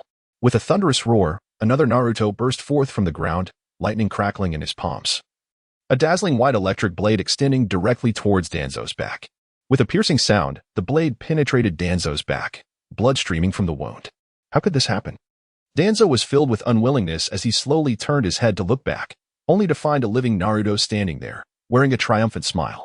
Meanwhile, the Naruto who had been affected by Kodo Amatsukami suddenly transformed into a brilliant arc of electricity, flickering in the air before vanishing without a trace. Simultaneously, Danzo, whose heart had been pierced, also transformed into a shadow, dissipating into the air. In the next moment, Danzo's body appeared unharmed over 10 meters away, panting as he stared at Naruto. Shimura Danzo's anger value 99. So it was, the Naruto affected by Kodo Amatsukami was merely Naruto's lightning clone, capable of predicting that I would use Kodo Amatsukami. Regret flooded Danzo's mind. He should not have been so careless and underestimated Naruto's abilities. However, he could never have anticipated that Naruto could foresee his use of this ninjutsu. Was it all mere coincidence? But Shirsue's ocular prowess had never been revealed. How could such a coincidence occur? Danzo was baffled, unable to comprehend that Naruto had read the original work and was fully aware of his various powers. Not to mention Kodo Amatsukami, but Danzo's multiple uses of his Anaji to reclaim his life were also well understood by Naruto. Old man Danzo, what a shame. If I recall correctly, your ultimate technique, Kodo Amatsukami, has a cooldown of at least a decade, right? Naruto grinned mischievously at Danzo, feeling no rush to attack. Previously, Naruto had harbored some fear of Danzo, stemming entirely from Uchiha Shirsue's eye. What a joke! Kodo Amatsukami is renowned as the strongest Jinjutsu. Activating such an ability allows one to invade the opponent's mind without their awareness and alter their will. Naruto was entirely unversed in Jinjutsu, let alone countering the most potent of them. If he were truly ensnared by Kodo Amatsukami, it would mean the end for him as a time traveler. Destined to become nothing more than a loyal hound to Danzo, compelled to obey whatever orders Danzo commanded. Before confronting Danzo, Naruto had been contemplating strategies to evade this lethal technique. As events unfolded, they transpired exactly as Naruto had anticipated. By employing the Earth-released ninjutsu to conceal his true form and creating an equal share of lightning-released shadow clones, Naruto's real body took refuge underground, patiently awaiting the opportune moment. At last, Danzo could no longer contain himself, even at the cost of sacrificing one of his Sharingan. He resolved to activate Kodo Amatsukami to control Naruto. However, the outcome was far from the favorable scenario Danzo had envisioned. The lightning-released shadow clone, ensnared by Kodo Amatsukami, dissipated into thin air under the will of Naruto's real body, which remained unscathed just a short distance away. It became evident that Naruto was indeed aware of Kodo Amatsukami's existence. Breathing heavily, Danzo ceased to dwell on these matters for the moment. His immediate priority was to subdue Naruto. Unable to alter Naruto's will and render him his puppet, Danzo resorted to more forceful measures, intending to unlock the 8-trigram seal and strip away the Nine-Tails power. Meanwhile, the battle on the other front was nearing its conclusion. What was once an evenly matched conflict between the Umbu and Root members had swiftly turned in favor of the latter due to the intervention of Jiraiya and Tsunade, both formidable combatants. Numerous Root ninjas lay unconscious or incapacitated on the ground, unable to resist. Many reckless individuals, desperate to take others down with them, fought valiantly. However, Jiraiya and Tsunade dealt with them mercilessly, serving as a warning to others. Although the skirmish was not yet over, it was now up to the Umbu to resolve the remaining issues. Jiraiya and Tsunade decided not to prolong their involvement and began to make their way towards Naruto. Wait, is that the Uchiha clan's Sharingan? Tsunade's sharp gaze was the first to discern the crimson tomo adorning Danzo's arm. The grotesque sight furrowed her brow in confusion. What on earth was happening? Danzo, Jiraiya, too, noticed the development and scrutinized Danzo with a frown, demanding answers. Yet, Danzo remained silent, raising his hand to bite his thumb and forming a series of hand seals. Summoning technique. With a thunderous explosion of dense white smoke, an amalgam creature nearly 10 meters tall materialized beside Danzo. Its head resembled that of an elephant, its body akin to a bison, yet its limbs bore the ferocity of tiger claws, presenting a bizarre appearance. Dream Taper, retrieve Naruto Uzumaki. Danzo commanded with a steely gaze directed at the peculiar beast.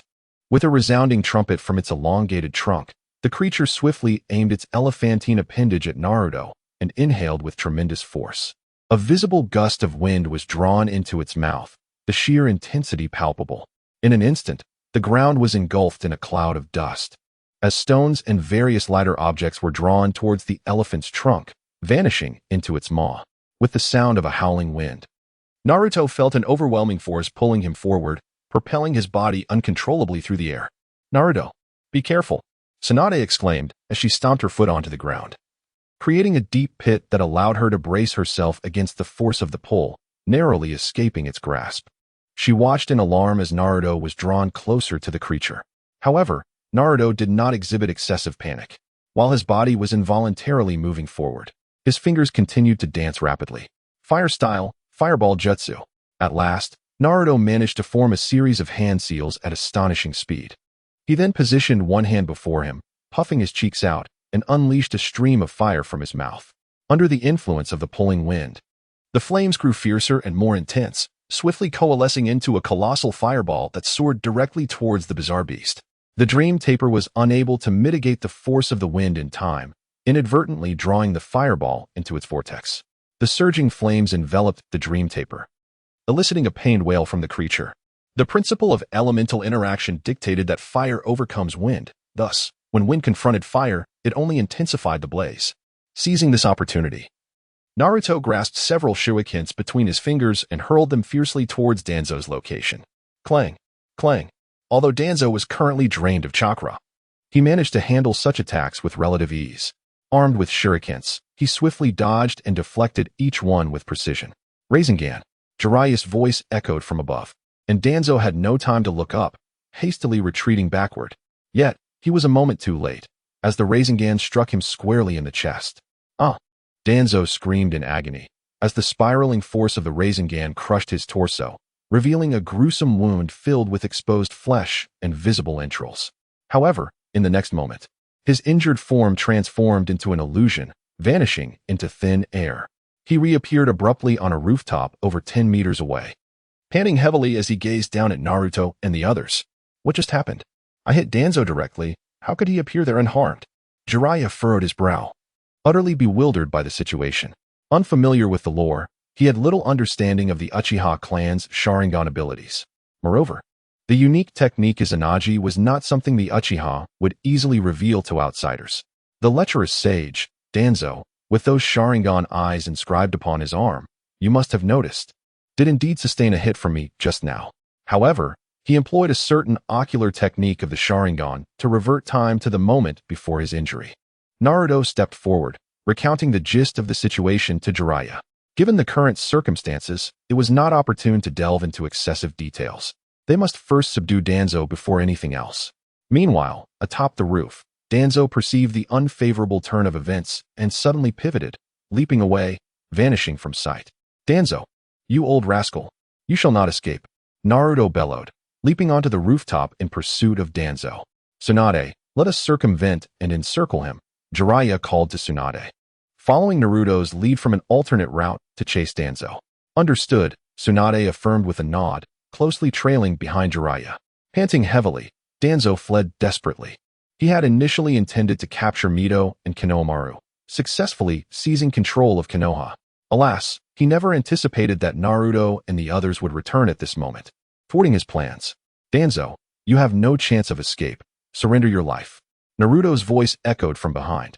Danzo turned his head to see Naruto, hands aglow with dazzling lightning, advancing towards him with intent to strike. Would release, violent gun tree.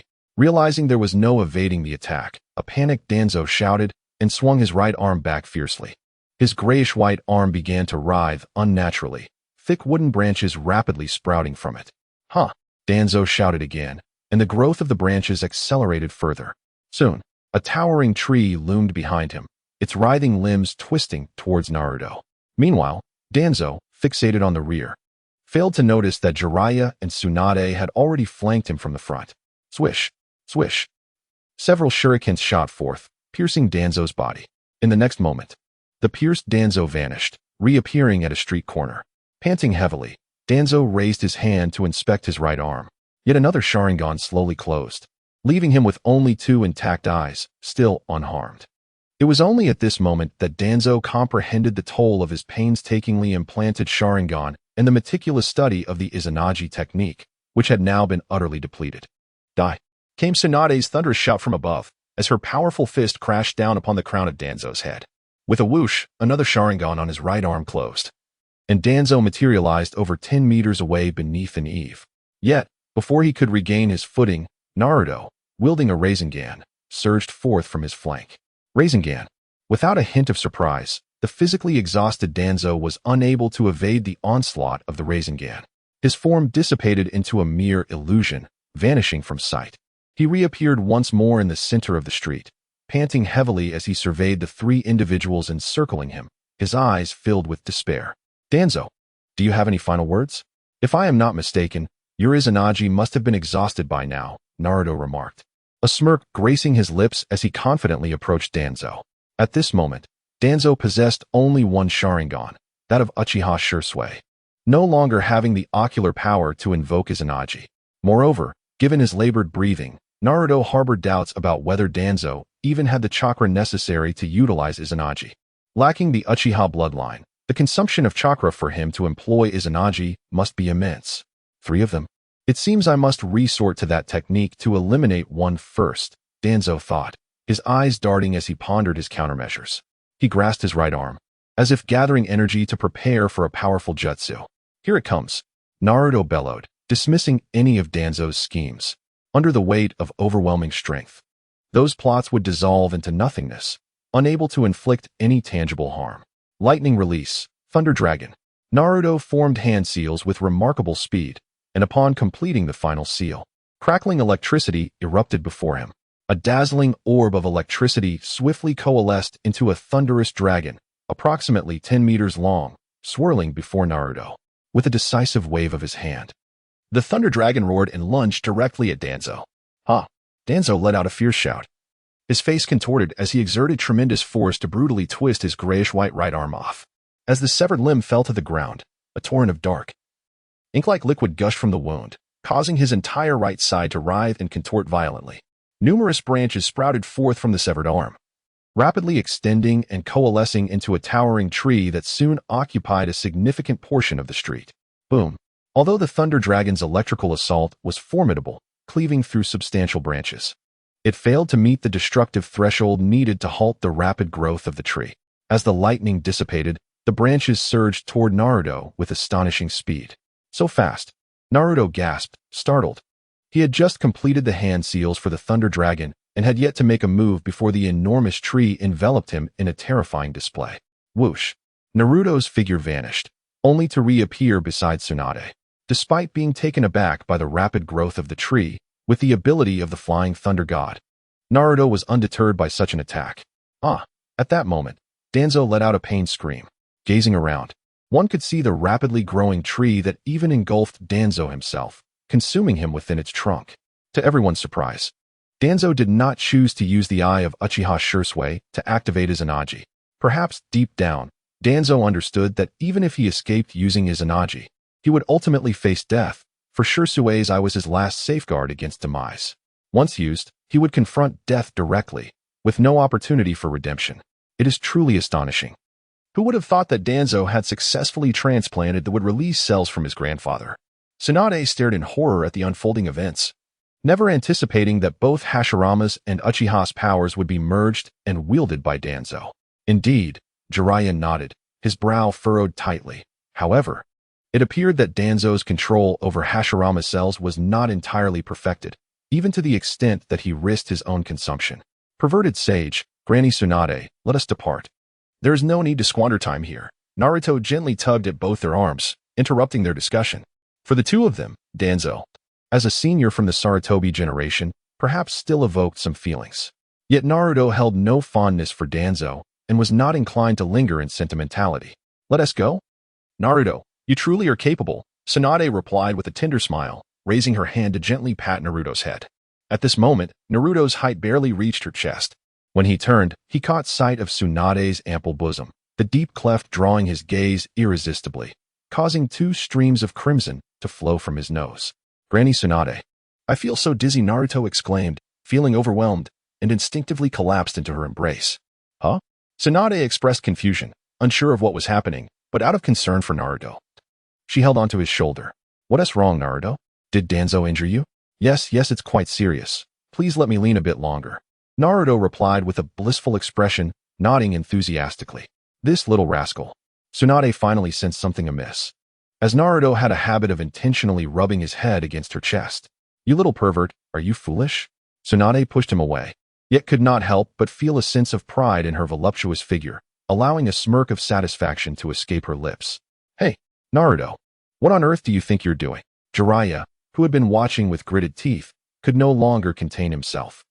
He stepped forward and firmly grasped Naruto's ear, pulling it upward with force.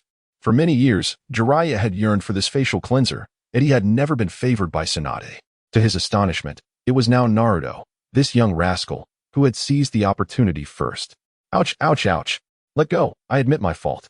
Naruto pleaded, gripping Jiraiya's arm in pain. Two fools, stop your antics and let us hurry along, Tsunade chuckled, thoroughly entertained by the scene before her. She forcibly separated the two and led them away to other locations. With Danzo now deceased, it was anticipated that the cursed tongue seal spoken of by the Root ninjas would vanish along with him. The senseless battle between Root and the Umbu would cease with Danzo's demise. As expected, the remaining Root ninjas abandoned the fight and rushed toward the Hokage office, eager to ascertain the truth of Danzo's death. Soon, a throng of ninjas gathered beneath the Hokage office. The remnants of the Root stood together, chattering incessantly. Meanwhile, the Umbu and the security team, under the control of T-Rune K. Haru and Mito Gate-un, displayed remarkable order. They stood in a neat formation, with no one uttering a word of nonsense. On a raised platform, Tsunade, Jiraiya, and Naruto stood at the center. T-Rune K. Haru and Mito Gate-un flanked them on either side. Ahem. Everyone, please be quiet. Mito Gate-un announced, clearing his throat with a commanding shout. Instantly, the murmuring Root members ceased their discussions and turned their gazes toward the platform. Once silence enveloped the crowd, Mito Gate-un commenced his address. I trust you are all aware that since yesterday morning, the Umbu and Root have been embroiled in conflict. This battle is utterly senseless. You are all comrades of Konoha, flesh and blood of various clans. The architect of this turmoil is none other than Shimura Danzo. Now that he is gone, the members of Root should have sensed the change. I have an important announcement to make. After discussions with the Konoha Advisory Council and the daimyo, it has been decided that the new 5th Hokage will be Tsunade Senju. At this moment, Mito Gate-un turned his gaze towards Tsunade. Tsunade, please greet everyone and share any thoughts you may wish to express. Yes, Tsunade replied with a nod. She then surveyed the assembly of ninjas with keen eyes. I am Tsunade Senju. Konoha has faced numerous calamities recently, and I deeply regret not being here to endure them with you. My return marks my ascension to the position of Hokage, and as a descendant of the Senju clan, it is my duty to lead you forward. Moreover, I absolutely cannot allow my grandfather's hard-earned domain to slip away so easily. Members of the Root organization, for the time being, return to the headquarters and await further instructions. Once your divisions are disbanded, I will arrange for all of you to join either the Umbu or the Guard. Additionally, the remaining members of the Umbu and the Guard must swiftly address the post-war calamities and restore a sense of security to the villagers of Konoha. Tsunade's address was brief, consisting merely of an introduction and some plans for Konoha's future. However, the assembled ninjas were well aware of the esteemed Tsunade Senju, one of the legendary Sannin. There could be no dissent regarding a ninja of such caliber assuming the title of Hokage. Just as the 3rd Hokage had passed, the village faced the rebellion of Danzo Shimura. In such tumultuous circumstances, the ninjas felt as though they were aimlessly floundering without direction. Now, with Tsunade's return, the granddaughter of the 1st Hokage has come back. The ninjas of Konoha glimpsed the light of hope once more. Yes, 5th Hokage, they cried, raising their arms in unison, as if to celebrate the arrival of their new leader. Tsunade, it seems everyone holds great trust in you, Naruto remarked, tugging at her sleeve. Surprised by the scene unfolding below, Jiraiya wore a subtle smile. Of course, do you think the title of one of the Sannin is merely for show? Oh, and you haven't forgotten to boast about yourself. Naruto grinned mischievously, seizing the opportunity to tease Jiraiya in return for earlier antics. Scatter, Tsunade commanded with a sweeping gesture. Instantly, thousands of ninjas leaped into the air, vanishing like fleeting shadows. Tsunade, the Umbu will prepare the office for the 5th Hokage, they assured her. Indeed. You must begin taking over the responsibilities of Hokage, stated Shizune and Mito, stepping forward with half-closed eyes, outlining the upcoming tasks for Tsunade. I understand. You two need not concern yourselves with such matters, Tsunade replied with a slight frown, growing impatient with their incessant chatter. Just then, Sakura Haruno leaped onto the platform. Rushing towards them. Naruto, something's wrong. Sasuke-kun is missing. Sakura exclaimed anxiously, her eyes glistening with tears as she sought Naruto's help. Sasuke is missing? What on earth happened? Naruto was taken aback. Logically, although Sasuke had been marked by the curse of heaven, Orochimaru had been defeated by Naruto. And the story should not have unfolded as it had in the original narrative. How could Sasuke suddenly disappear? I don't know. I haven't seen Sasuke-kun for several days now. Sakura Haruno grasped Naruto's arm tightly, tears finally cascading down her cheeks. Naruto, you must bring Sasuke back. I implore you. Witnessing the desperate plea from Sakura before him, Naruto felt a momentary shock. He recalled that in the original tale, Sakura had similarly sought Naruto's help after Sasuke's departure. Although Naruto harbored feelings of camaraderie for both individuals, he had yet to forge the profound bond that characterized their relationship. Naturally, he could not assure her with a fervent promise that he would certainly retrieve Sasuke. Sakura, don't panic. Have you searched the Uchiha clan's territory? Have you inquired with Kakashi-sensei? I looked everywhere, but I couldn't find him. Sakura sank to the ground, cradling her head in anguish. Kakashi-sensei had been preoccupied with other matters concerning the village and had no time to attend to Sasuke. Sasuke? Who is that? Tsunade, who had been ready to depart, inquired curiously upon overhearing their conversation. Naruto furrowed his brow and replied solemnly, his name is Sasuke Uchiha, the last surviving heir of the Uchiha clan. Sasuke has always regarded himself as an avenger, striving to gain strength to confront the one responsible for the massacre of his clan. During the Ch-nin exams, Sasuke was marked with an unusual curse seal by Orochimaru. If my conjecture is correct, that seal is likely to grant him some form of power, while simultaneously altering his temperament. Naruto articulated the suspicions that filled his mind. The fact that Sasuke chose to vanish at such a time suggested he had already resolved to escape during Konoha's moment of vulnerability. If nothing unexpected occurred, it was highly probable that he had used the curse seal's signals to flee the village in search of Orochimaru, the last heir of the Uchiha clan. Tsunade nodded. Despite her years of wandering, she possessed knowledge of significant events within Konoha. With Naruto's succinct explanation, she grasped the situation at hand. Little girl, do not be too anxious. We will dispatch individuals to search for Sasuke Uchiha promptly. Tsunade smiled at Sakura before striding down from the platform. Shizen, let us go. Yes, Lady Tsunade, Shizen responded, hastily following Tsunade while cradling a small pig. Naruto approached and gently patted Sakura's shoulder. She is now the newly appointed 5th Hokage. Since she has promised to assist in finding Sasuke, you can rest assured that everything will be all right. Really, is that true? Upon hearing Naruto's words, a flicker of hope reignited in Sakura's eyes. Yes, I must take my leave now. Farewell. Naruto nodded and, with a swift motion, vanished from sight. This, of course, was not the reality. The notion of locating Sasuke was merely a balm for Sakura's troubled spirit. Given that Sasuke had made the decision to leave, it was unlikely he would return easily. Just how infatuated Sakura was with Sasuke was evident to anyone, without instilling even a glimmer of hope in her heart. She is destined to live her days in a state of desolation.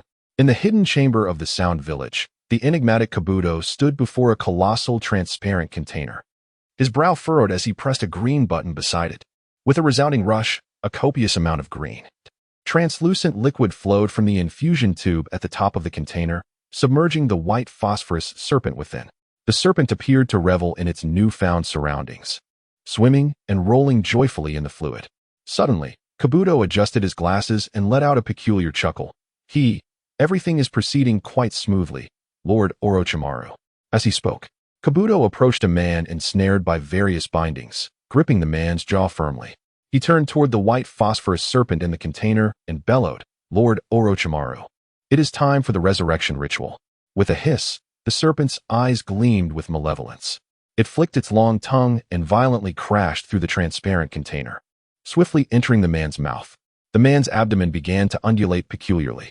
After a prolonged interval, the man, who lay unconscious on the ground, suddenly opened his eyes. They shone with an eerie bluish light, evoking the sensation of locking gazes with a venomous serpent. The murderous intent emanating from him intensified. Kabuto sensed the chilling chakra energy, causing him to shiver involuntarily. Kabuto, how goes the task? The man rasped, addressing Kabuto. Nodding, Kabuto replied, "Rest assured, Lord Orochimaru. It appears that Konoha has once again erupted into internal strife due to Danzo's machinations, and Kimimaro has successfully infiltrated the village. I believe they will manage to bring back Sasuke Uchiha. Is that so?" Orochimaru extended his long tongue to lick the corner of his mouth, lamenting, "What a pity. We still have to wait 3 more years." As he spoke, his eyes turned a vivid crimson, trembling with barely contained rage, all directed at Naruto Uzumaki. That accursed brat of the Nine Tails. Kabuto pushed up his glasses and solemnly cautioned, "Lord Orochimaru, your body has yet to fully recover. I implore you not to succumb to excessive anger. Moreover, Naruto has successfully harnessed the power of the Nine Tails and has mastered the Flying Thunder God technique of the 4th Hokage, a development that has taken everyone by surprise." Within Konoha, following Tsunade's assumption of the Hokage position, the village's strength swiftly regained its former glory under her decisive leadership. The first order of business was to repair the damaged buildings of Konoha. Tsunade was the first to discover Yamato, successfully recruiting him for labor to aid in the restoration of the village. Additionally, there lies the matter of dismantling the root organization, a task that Tsunade has also commenced. Such endeavors are undeniably complex. The two divisions, the Umbu and the root, though differing by merely a single character, have historically operated under entirely distinct management styles and methodologies. Integrating the Umbu into the root will require a significant period of acclimatization. Nevertheless, Tsunade is exerting considerable effort to assign root personnel alongside Umbu members familiar to her clan. With this foundation of mutual understanding, the integration of both parties will be rendered more manageable, thereby enhancing overall efficiency. Time has swiftly passed, and 4 years have elapsed in the blink of an eye. Naruto, now 16 years of age, has grown considerably, approaching a height of nearly 1.8 meters. During these 4 years, he has not been reassigned to Team 7. Instead, per the prior arrangement by Hiruzen Sarutobi, he has been integrated into the Umbu ranks. His responsibilities now primarily involve safeguarding the 5th Hokage, Tsunade, while also frequently being dispatched from the village to undertake higher-level missions. This is an unavoidable circumstance, as although Konoha has seen some restoration of strength, there remains a significant deficiency in ninja personnel. The losses inflicted upon Konoha during the previous assault orchestrated by Orochimaru in collusion with Tsunade were indeed catastrophic. It is worth mentioning that since the joint effort to confront the Akatsuki, Naruto has not encountered any further troubles from them. While the reasons remain unclear, Naruto is content with the ensuing peace. Engaging in battles with such monstrous adversaries is undoubtedly exhausting. Over these 4 years, the relationship between Naruto and Hinata has flourished remarkably, to the extent that discussions of marriage have begun to surface. Despite Naruto's frequent visits to the Hyuga estate, spending entire days in Hinata's quarters, Hiashi Hyuga has shown no opposition. In fact, the old patriarch has taken to dismissing nearby Hyuga clan members tasked with safeguarding Hinata, seemingly wary of any potential disturbances to their romantic interlude. Within the context of such a prominent clan, it would have been unthinkable for Hiashi Hyuga, with his elevated perspective, to ever consider Naruto as a suitable match for his daughter. However, circumstances have shifted. Naruto now possesses formidable strength and stands as a favored individual beside the 5th Hokage, Tsunade. The notion of having Naruto as a son-in-law would surely bring great joy to Hiashi. Meanwhile, in the Ninja Academy, today marks the day of assigning new teachers to the graduating students. Konohamaru, Udon, and Moegi are eagerly awaiting by the classroom door. As they observe their fellow graduates being escorted away by their respective teachers, the 3 of them have sat idly at their desks for 2 hours without a sight of their instructor. Suddenly, a mischievous grin spreads across Konohamaru's face as he rises to seize the blackboard eraser from the podium and strides toward the classroom entrance. "Hey, what are you up to, Konohamaru?" Moegi gazed curiously at his actions. "Hiki, since that guy enjoys being late so much, I shall administer a little punishment." Konohamaru retrieved a chair, climbed atop it to elevate his stature, and carefully placed the eraser atop the classroom door. "Konohamaru-kun, you might get into trouble for this," Udon cautioned, turning his head and swaying his long, runny nose. "Humph, I'll just pretend I had no idea," Konohamaru replied dismissively, returning the chair to its original position before taking a seat at his desk. After a while, Naruto arrived leisurely at the familiar doorway, cradling his head in his hands. "Wow, this prank is rather clumsy," he remarked, instantly noticing the large white powder beneath the door. Looking up, he observed the eraser precariously perched above the door, ready to fall. Creak. Naruto gently pushed the old wooden door, causing it to creak, and the eraser promptly tumbled to the ground. Naruto, brother? Konohamaru exclaimed, utterly bewildered, never expecting Naruto to appear here. What brings you here, Naruto, brother? Moegi chimed in, delivering a playful rap to Konohamaru's head as she scolded. Konohamaru-kun, are you foolish? Of course. The one who can come here at this time is our class instructor. Udon sniffled loudly. Indeed, could Naruto, brother, be our instructor? Naruto picked up the eraser from the floor and strolled over to the trio. Who did this? Are you attempting to prank your teacher? Indeed.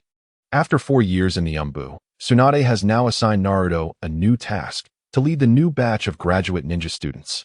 And Konohamaru, Udon, and Moegi have been placed under his guidance. Konohamaru's face turned pale, yet he dared not admit his involvement. Naruto, brother, we didn't know you were coming, hee. Udon and Moegi awkwardly laughed, refraining from directly implicating Konohamaru. Bang, bang, bang. Naruto rapped each of their heads lightly, stating, from today onward, you must change how you address me. I am now your teacher. Yes, Naruto-sensei. Konohamaru was the most eager, immediately rising to bow before Naruto. Good day, Naruto. Sensei. Though Moegi and Udon were still adjusting to Naruto's new role, they followed Konohamaru in addressing him as teacher. Very well, Naruto nodded in satisfaction, then waved the eraser before them. Now, who was responsible for this prank? Confess, and the first to admit it will do 200 push-ups on the spot. If none of you 3 step forward to admit it, then all 3 must do 200 push-ups together. The trio exchanged glances, each detecting a hint of hesitation in the other's eyes. Finally, Konohamaru was the first to stand up, yet he did not comply directly with Naruto's suggestion. Naruto-sensei, I confess that I placed the eraser on the board. However, I find this situation quite unfair. Oh, what do you find unfair? Speak up, Naruto inquired, his expression tinged with confusion, unable to grasp Konohamaru's intentions. With a glint in his eye, Konohamaru declared, why is it, Naruto and or rather, Naruto-sensei, that you are not punished for being late, while I must face consequences for my prank? As a teacher, shouldn't you lead by example and be a role model for us? Naruto raised his hand and playfully rapped Konohamaru's head, adopting a mock-serious demeanor. A teacher's tardiness must be due to important matters. It cannot be equated with your mischief. Naruto chuckled lightly. Ah, Konohamaru, trying to outwit me with your tongue. Are you? Think you can escape my grasp? Is that so? Then I accept my punishment. Konohamaru respectfully bowed to Naruto and promptly dashed off to begin his push-ups. 1, 2, 3, for 2021 Alright, that's enough. Given that this is your first offense, I shall let you off today. Naruto stepped forward and helped Konohamaru to his feet. However, just as Konohamaru rose, he suddenly clung to Naruto's arm like he had been energized. Naruto and I mean Naruto-sensei, now that you are our teacher, can you teach me that technique? What technique? Naruto asked, bewildered by Konohamaru's abrupt behavior. Konohamaru clasped his hands together, extending his middle and index fingers outward, poking forward. This technique, 1,000 years of death. Konohamaru's eyes sparkled with excitement as he gazed at Naruto. Naruto, speechless, once again tapped Konohamaru's forehead. After all this time, you still haven't forgotten about that? Such a simple technique. Do you really need me to teach you? It's something you can learn in an instant? No. Konohamaru vehemently shook his head, clearly unconvinced by Naruto's words. The last time I tried to use it on Moegi, she easily discovered me and slapped me smack. Before he could finish, Moegi struck him on the right cheek in a fit of anger. Her face flushed with rage, hands on her hips, she glared at Konohamaru. Shameless. Despicable. Why are you hitting me again? Konohamaru protested, cradling his swollen cheek with an innocent expression. Humph. Moegi huffed indignantly, storming out of the classroom like a little crab. Konohamaru was perplexed, unsure of what had provoked Moegi this time. He gazed up at Naruto with an innocent expression and inquired, Naruto-sensei, why did she hit me again? Unable to contain himself, Naruto burst into laughter. Given the inappropriate gestures directed at a girl and the audacity to voice them in front of others, it was no surprise she retaliated. He ruffled Konohamaru's hair affectionately, exclaiming, you truly are a remarkable character. Really? Konohamaru assumed Naruto was complimenting him, and a cheerful smile spread across his face. Ah, the blissful ignorance of the simple-minded. With a resigned sigh, Naruto draped an arm over each of their shoulders and led Konohamaru and Udon outside. As their guiding instructor, he deemed it unnecessary to engage in the tedious formalities of self-introduction, especially since he was already acquainted with the trio. Moreover, akin to Kakashi, he saw no need to instruct them to refrain from eating before the next day's bell-stealing test. Such formalities could be bypassed entirely.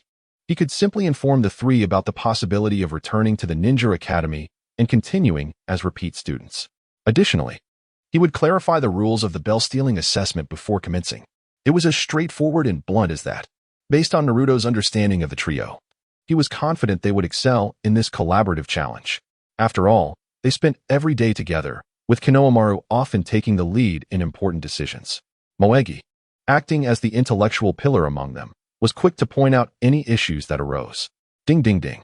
As Naruto shook the two bells in his hands, he explained all the rules to them. As you can see, there are only two bells. One of you will inevitably be sent back to school to repeat the year and take the assessment again. So, which one of you will it be? Perched upon a large stone, Naruto observed the trio with a smile. Konohamaru and the others did not respond immediately.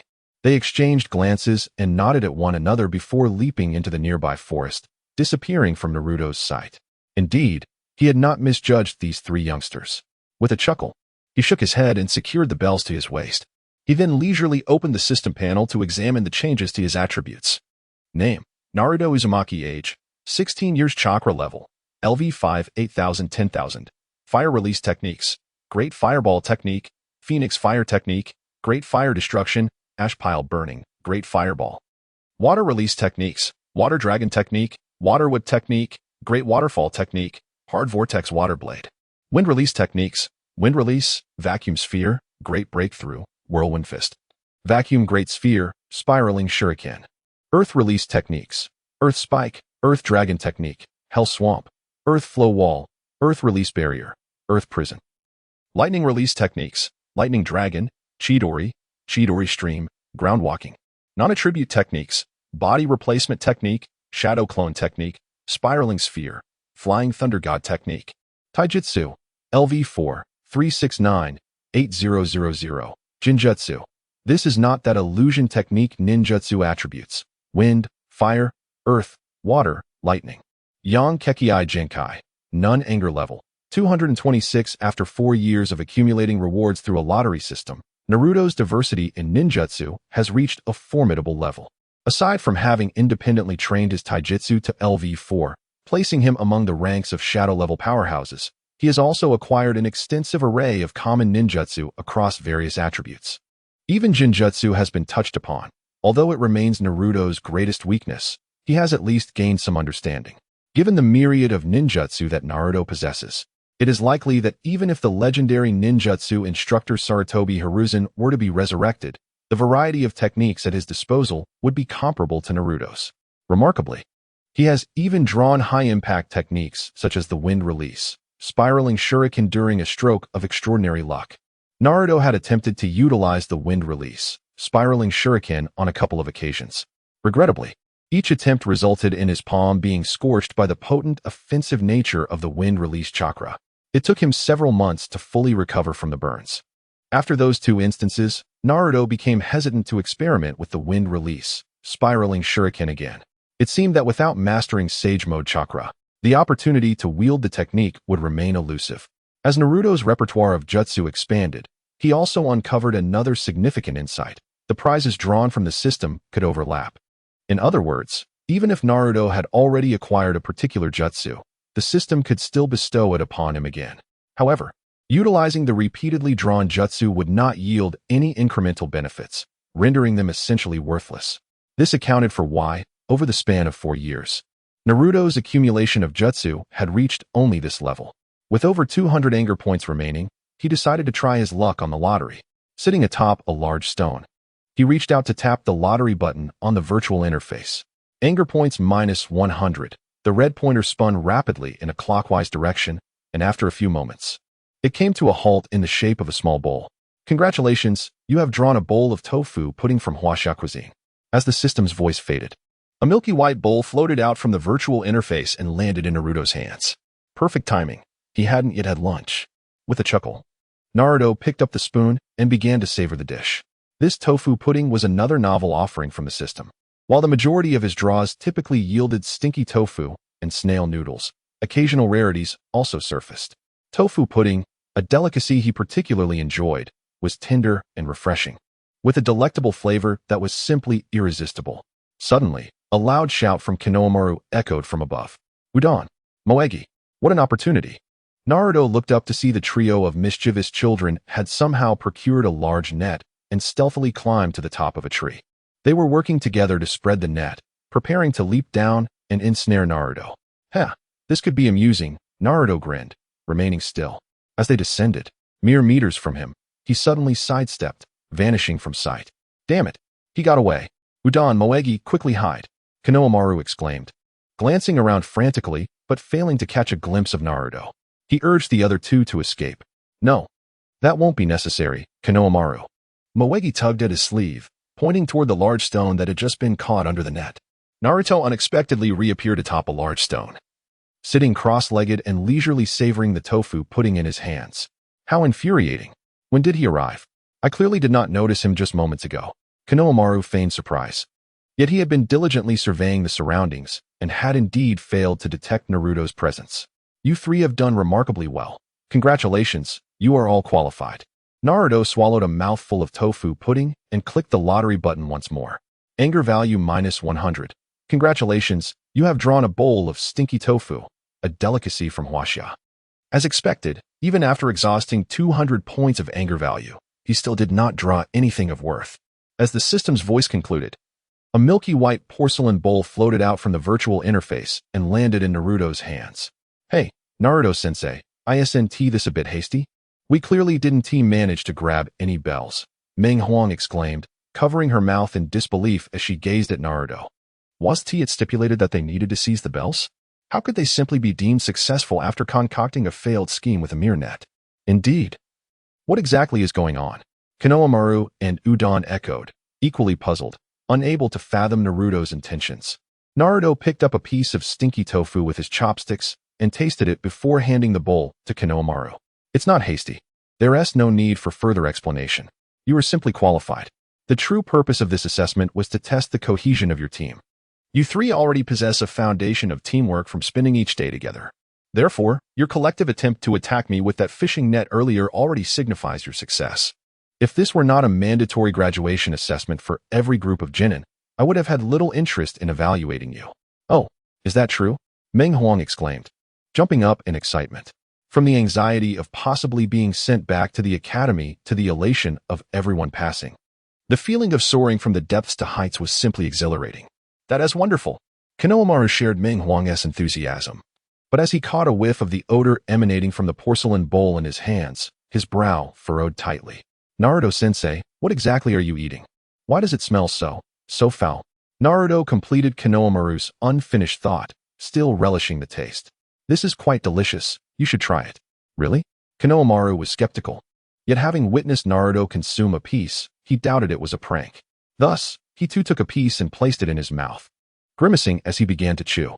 Contrary to his expectations of a dreadful taste, he instead encountered a unique flavor that transformed the offensive into something surprisingly delightful. This is truly exquisite.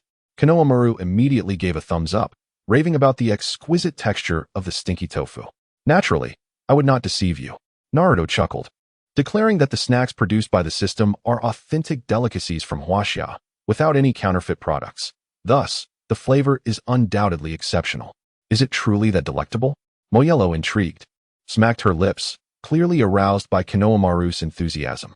With a hint of skepticism, she picked up a piece of the dark tofu and slowly savored it. Soon, she too wore an expression of sheer delight, mirroring Konohamaru's joy. I shall try it as well. Udon, sniffing slightly, was eager for a taste, but was promptly shooed away by Konohamaru, who insisted he must first clean the long stream of snot from Udon's nose. Naruto observed the three little ones vying for a bowl of food, feeling a wave of nostalgia. How delightful it is to be young, free from burdens. Although Naruto's physical form is merely 16 years old, he has lived a total of 36 years, counting his previous life. Psychologically, he has matured into a rather elderly figure. Inevitably stirred by a sense of reflection. At this moment, the time was just past noon. It was merely the first day of their graduation assessment, so there were no plans to assign the trio any D-rank ninja missions. Amidst the commotion of the three youngsters, Naruto found himself compelled to teach them ninjutsu. Each of them had a solid foundation, having mastered the 3 body techniques taught at the Ninja Academy with ease. After a brief contemplation, he decided to impart the shadow clone technique to them. Ugly, dog, dragon, rat, dog, boar, shadow clone jutsu. With a resounding explosion of smoke, a crooked and clumsy clone of Konohamaru appeared before them, promptly tumbling to the ground. Darn it, still not right, Konohamaru exclaimed, stamping his feet in frustration.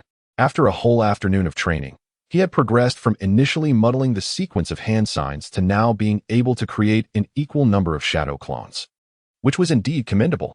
Mo Huang and Udon stood beside a nearby tree, diligently practicing the same jutsu. All right, little ones, let's call it a day. Naruto gestured for them to cease their activities. Come, your teacher will treat you to ramen at Ichiraku. Oh, really?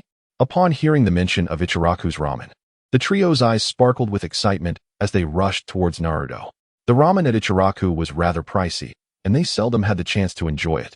With Naruto treating them today, they were not about to let this opportunity slip away. Of course it's true. Let's go, Naruto said, ruffling their hair as he led the way out of the woods. Uncle, I'll have 10 bowls of chashu ramen and 10 bowls of beef ramen. Naruto's voice echoed even before he crossed the threshold of the ramen shop, where the curtain had yet to be lifted. Naruto, it's been a while since your last visit. The ramen chef greeted him with a warm smile. Naruto was a loyal patron, often ordering an unusually large quantity, which made the chef eagerly anticipate his return. Hee.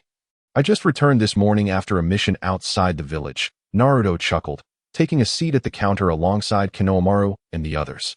The chef's assistant, Ayam, set aside her work and approached the counter with a smile. I never expected to see you, Naruto. You have become a formidable ninja in the village. Konohamaru looked up at Ayam. Sister, Naruto is now our teacher, and today he taught us a high-level ninjutsu. Indeed. Meng Huang nodded slightly, her small mouth pouting. This ninjutsu is somewhat difficult to master, but it seems quite powerful. The ramen uncle exchanged a glance with his daughter, both reflecting a hint of surprise in their eyes. The ramen uncle raised his thumb towards Naruto. Truly impressive, Naruto. Naruto chuckled shyly. Oh, it's nothing, really. Over the years, as Naruto gradually emerged in the village, he began to attract more and more appreciative and envious gazes, like those from the ramen uncle. The Naruto who once faced countless cold stares and whispered insults while walking the streets had completely vanished. Now, when the villagers of Konoha saw Naruto, they mostly felt admiration or even fear. For bowls of char-siu noodles, you may start eating. Soon, the ramen uncle had prepared 4 bowls of ramen. Placing them before the group, he promptly returned to the kitchen to prepare another 4 bowls. Whenever Naruto came, the ramen uncle followed this routine, as Naruto always ordered a large quantity. However, if too many noodles were cooked at once, they would clump together, becoming less palatable. The sound of slurping noodles resonated throughout the ramen shop as the bowls piled up. In no time, the 4 of them had devoured 20 bowls of ramen. Meng Huang, being a small girl, had a modest appetite and could not finish even 1 large bowl. Udon managed only 2 bowls before feeling full. The main contributors to the meal were undoubtedly Naruto and Konohamaru. Goodbye, Naruto-sensei. The trio of Konohamaru waved as they bid farewell, slowly making their way home. Goodbye, ramen uncle. Sister Ayam. Naruto took some coins from his frog wallet, placed them on the counter, and with a swift motion, vanished. This guy, how did he suddenly disappear? Ayam, who was tidying up the dishes, looked at Naruto's sudden vanishing act with a sense of eerie surprise. She shrugged, picked up the tall bowl of noodles, and walked into the kitchen to wash it. The next moment, Naruto's figure unexpectedly appeared in Hinata's room. However, in that very room, 2 figures were already seated, and they found themselves locked in a mutual gaze with the suddenly appearing Naruto. Hinata's sister, Hanabi, wore a mischievous smile. A brother-in-law. Are you here again to engage in mischief with my sister? Hanabi, what nonsense are you talking about? What do you mean by engaging in mischief with your sister? Naruto replied awkwardly, not grasping the meaning behind Hanabi's words. Yet, Hinata seemed to immediately understand, her cheeks flushing a delicate shade of red.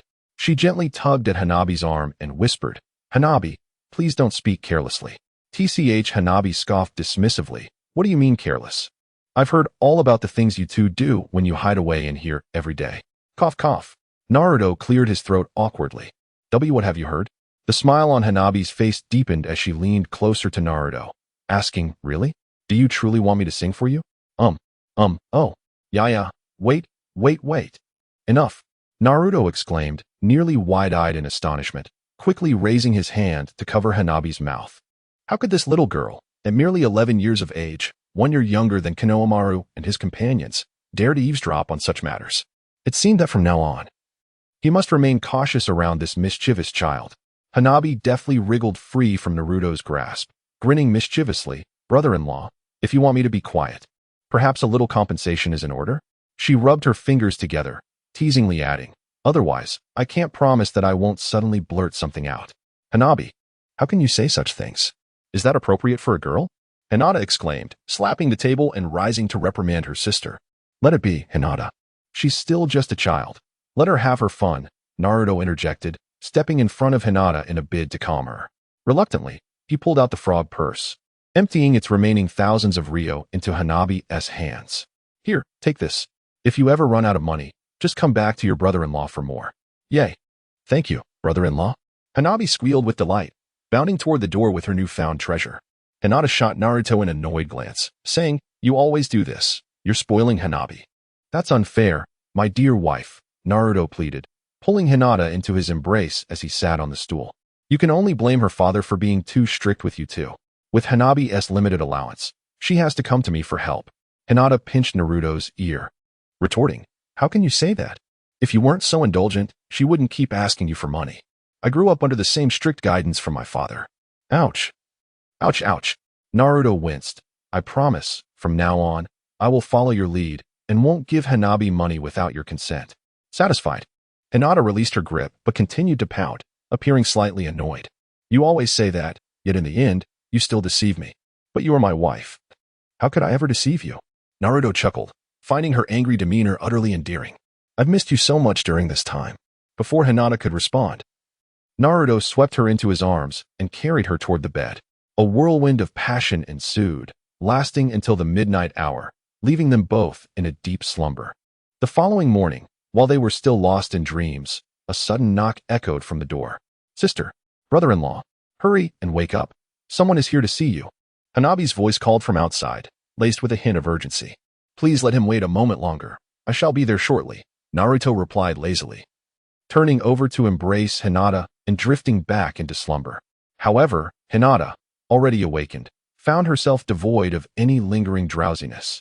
Once she sat up and donned her attire, she vigorously shook Naruto's head, insisting, Naruto-kun, please rise quickly and do not linger in sleep.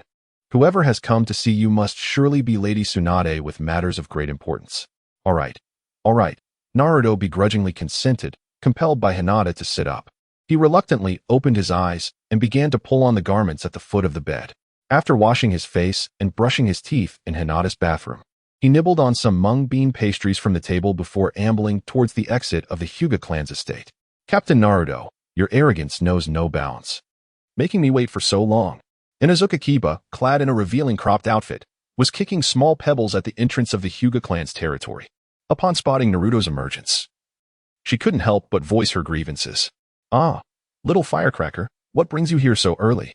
Is there something of great import? The term Little Firecracker had become a playful moniker over the past 4 years as Naruto frequently ventured on missions with Ino and Sakura. Over time, the nickname had rolled off his tongue so effortlessly that it remained unchanged. Humph, are you disregarding my indignation? Ino clenched her small fists, glaring at Naruto as if on the verge of an explosion. All right, I apologize. It was my fault, Naruto chuckled, playfully pinching Ino's cheek. Momentarily taken aback, Ino quickly swatted his hand away, her cheeks flushing a bright crimson. Lady Tsunade is seeking you for something important. You must hurry, she urged before turning towards the Hokage office. Hey, little firecracker, are you actually shy? How rare. Naruto laughed heartily, leisurely following her pace. However, just as he had taken a few steps, he heard a light cough from behind. Turning around, he was met by Hinata Hanabi, standing at the entrance with a fierce expression directed at him. Brother-in-law, you must not flirt with other girls, nor should you entice them, or else I shall take matters into my own hands. With that, Hanabi mimicked a slashing motion with her hand. What? Naruto was taken aback, instinctively covering his groin with both hands. Was this truly happening? He had merely been jesting with Ino, and now he faced such a terrifying threat? Haha, well, I was just playing around, Hanabi. You are too young to concern yourself with adult matters. Hurry back and study, he said, not waiting for her response as he jogged to catch up with Ino. Hey, Ino, what could Lady Tsunade possibly want at this early hour? I don't know. You'll find out once we arrive, Ino replied, keeping her gaze fixed ahead, avoiding Naruto's eyes as if deliberately evading his scrutiny. What was going on with her? Had she taken some strange medicine? Naruto stood there, utterly bewildered, unable to comprehend how he had inadvertently offended Ino. Nevertheless, he continued towards the Hokage's office building. Navigating through the bustling streets, he ascended the staircase to the second floor. As he pushed open the office door, the scene before him elicited a slight surprise. It was not due to any significant event, but rather the presence of several familiar faces within. First among them was Jiraiya, whom Naruto had not seen in quite some time, reclining quietly on the sofa.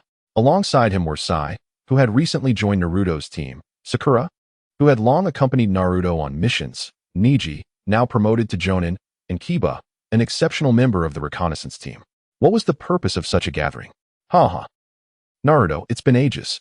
I hear you've been doing quite well in Konoha, remarked Jiraiya, his previously stern demeanor softening into a smile as he approached Naruto.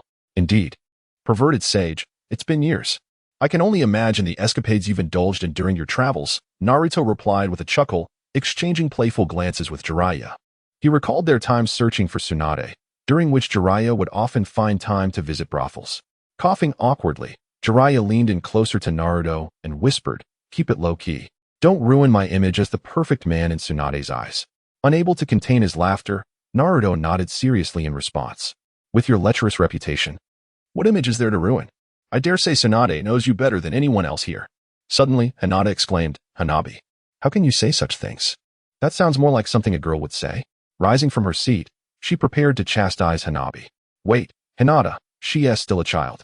Let her be, Naruto interjected, stepping in to mediate. Reluctantly, he pulled out his frog wallet and handed Hanabi the remaining few thousand ryo, saying, Here, take this. If you run out of money, just come to your brother-in-law again. Yay, thank you, brother-in-law. Hanabi squealed with delight, bounding toward the door with the money in hand. Hinata shot Naruto an irritated glance. You always do this, you're spoiling Hanabi. That's unfair, my dear wife, Naruto replied, feigning innocence as he pulled her into his embrace. Blame it on your father for being too strict with you both. Hanabi's allowance is limited, so she has to come to me. Hinata pinched Naruto's ear. How can you say that? If you didn't indulge her, would she keep asking you for money? I grew up under my father's strict guidance as well. Ouch, ouch, ouch. Naruto exclaimed in pain. I promise, from now on, I will heed your advice and refrain from giving Hanabi money indiscriminately. Hinata finally released her grip, yet still pouted her lips, exuding a hint of annoyance. You always say that, but in the end, you just deceive me. How could I possibly deceive you? My dear wife? Naruto chuckled, gazing at Hinata's irked expression, finding it utterly endearing. It has been so long since we last met. I have missed you dearly. Before Hinata could respond, Naruto swept her into his arms and made his way toward the bed. After a passionate exchange, both succumbed to a deep slumber. The following morning, as they remained lost in dreams, a sudden knock resounded at the door. Sister, brother-in-law, wake up quickly. There is someone outside looking for you. Hanabi's voice called from outside, laced with urgency. Just let them wait a moment. I'll be right there, Naruto replied lazily, turning to embrace Hinata once more. However, Hinata had already been roused. Her sleepiness dissipated. After donning her attire, she vigorously shook Naruto's head. Naruto-kun, wake up. It's important. It must be Lady Tsunade with urgent matters. All right. Naruto reluctantly sat up, blinking his eyes open, and began to put on his clothes. After washing his face and brushing his teeth in Hinata's bathroom, he took a couple of bites of the mung bean pastries on the table before leisurely heading outside the Hyuga compound. Captain Naruto, your ego is quite grand, making me wait so long. Ino, clad in a revealing crop top, stood at the entrance of the Hyuga compound, kicking small stones. Upon seeing Naruto emerge, she couldn't help but voice her complaints. Well, little spicy girl, what brings you here so early? Is there something of great importance? The term little spicy girl had become a playful nickname Naruto coined over the years while undertaking missions with Ino and Sakura. Humph, are you disregarding my anger?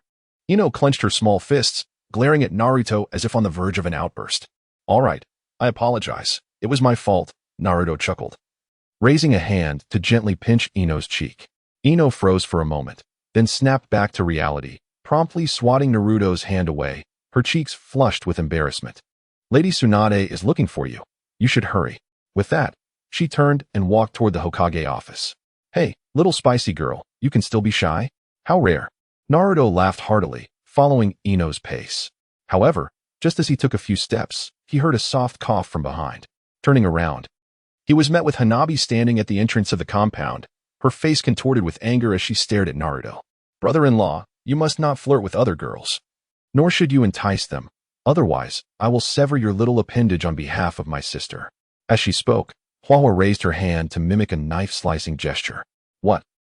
Naruto was taken aback, instinctively clutching his groin. What kind of situation is this? I merely jested with Ino. And now I'm threatened with such a horrific consequence? This is utterly terrifying. Haha. I was just joking with her, Hwawa. You're too young to concern yourself with adult matters. Hurry back and study. Without waiting for Hwawa's response, Naruto dashed to keep pace with Ino. Hey Ino, what urgent matter does Lady Tsunade have that she summoned us so early? I don't know. You'll understand once we get there, Ino replied, focused on the path ahead without glancing at Naruto, seemingly avoiding his gaze intentionally. What's up with her? Has she taken something? Naruto was bewildered, completely at a loss as to how he had offended Ino, and he simply continued toward the Hokage building, navigating through the bustling streets. He ascended the staircase to the second floor. As he pushed open the office door, the scene inside startled him slightly. It wasn't due to any significant event, but rather the familiar faces that greeted him. First was Jiraiya, whom he hadn't seen in ages, sitting quietly on the sofa. Alongside him was Sai, recently assigned to Naruto's team, and Sakura, who had been accompanying Naruto on missions for years. Also present was Neji, who had been promoted to Jonin, and the exceptional reconnaissance team member, Kiba. What else with this grand assembly? Haraha. Naruto, it's been a while. I've heard you've been doing quite well in Konoha lately, Jiraiya exclaimed, a smile breaking through his previously stern expression as he approached Naruto. Yes indeed, perverse sage. It's been years. I can only imagine the escapades you've indulged in during your travels. Naruto chuckled, exchanging knowing glances with Jiraiya. He recalled the times when they were searching for Tsunade, and Jiraiya would seize any chance to visit the pleasure houses. Ahem. Jiraiya coughed awkwardly, leaning closer to Naruto to whisper, keep it low-key. Don't ruin my image as the perfect man in Tsunade's eyes. Uffed. Naruto couldn't suppress his laughter, but nodded seriously in agreement. With your lecherous persona, what image is there to ruin? Tsunade probably knows you better than anyone else here. Naruto. It's been a while. Neji, the cool-faced handsome man, approached to greet him. Although he had previously harbored some prejudice against the branch family of the Hyuga clan, he seemed to have moved past it. However, Naruto, having read the original work, is aware of the underlying conflict between the main and branch families of the Hyuga clan. In a deliberate arrangement, he brought Neji and Hinata Hizashi together, wherein Hizashi engaged in a verbal discourse that ultimately unraveled Neji's mental barriers. Consequently, the once cold and stoic Neji Hyuga has vanished completely, now enjoying closer relationships with his peers. Indeed, Neji has become more handsome lately, Naruto chuckled, showering him with flattery. Naruto, how have you been? Greeted Tenten, who had stepped forward from her previous position at the corner. Kiba, Sakura, and Sai also nodded in acknowledgement towards Naruto. The former 12 young strong have mostly diverged from their original class. Perhaps spurred by Naruto's rapid growth and strength, these individuals have intensified their training, yielding swift advancements in their abilities. The current 12 young strong are all capable ninjas in their own right. After Tsunade's return years ago, Sakura had already taken her as a mentor, mastering the formidable strength that Tsunade possesses. Shikamaru, Ino, and others have long since been promoted to Jonin, even training a new generation of graduates, becoming instructors ahead of Naruto. All right, I have summoned you all for an important matter, Tsunade said, gently waving her hand to capture everyone's attention. Ino, cradling her pig, instinctively moved to the doorway and quietly closed the office door. The Akatsuki organization. I trust you are all familiar with it, Tsunade remarked, her brow slightly furrowed as she surveyed the gathered crowd. Nanny the attendees were momentarily taken aback, as the Akatsuki had been briefly introduced to the village's ninjas shortly after Tsunade's ascension, following a battle upon her return. Subsequently, during the search for Sasuke, Several of the 12 young strong had encountered members of the Akatsuki, and although they ultimately escaped unscathed, they endured considerable difficulties at the time. Tsunade closed the document before her, raising her gaze once more to the assembly.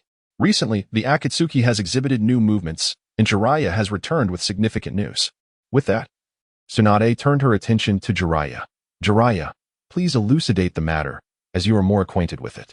Understood, Jiraiya nodded, his expression grave.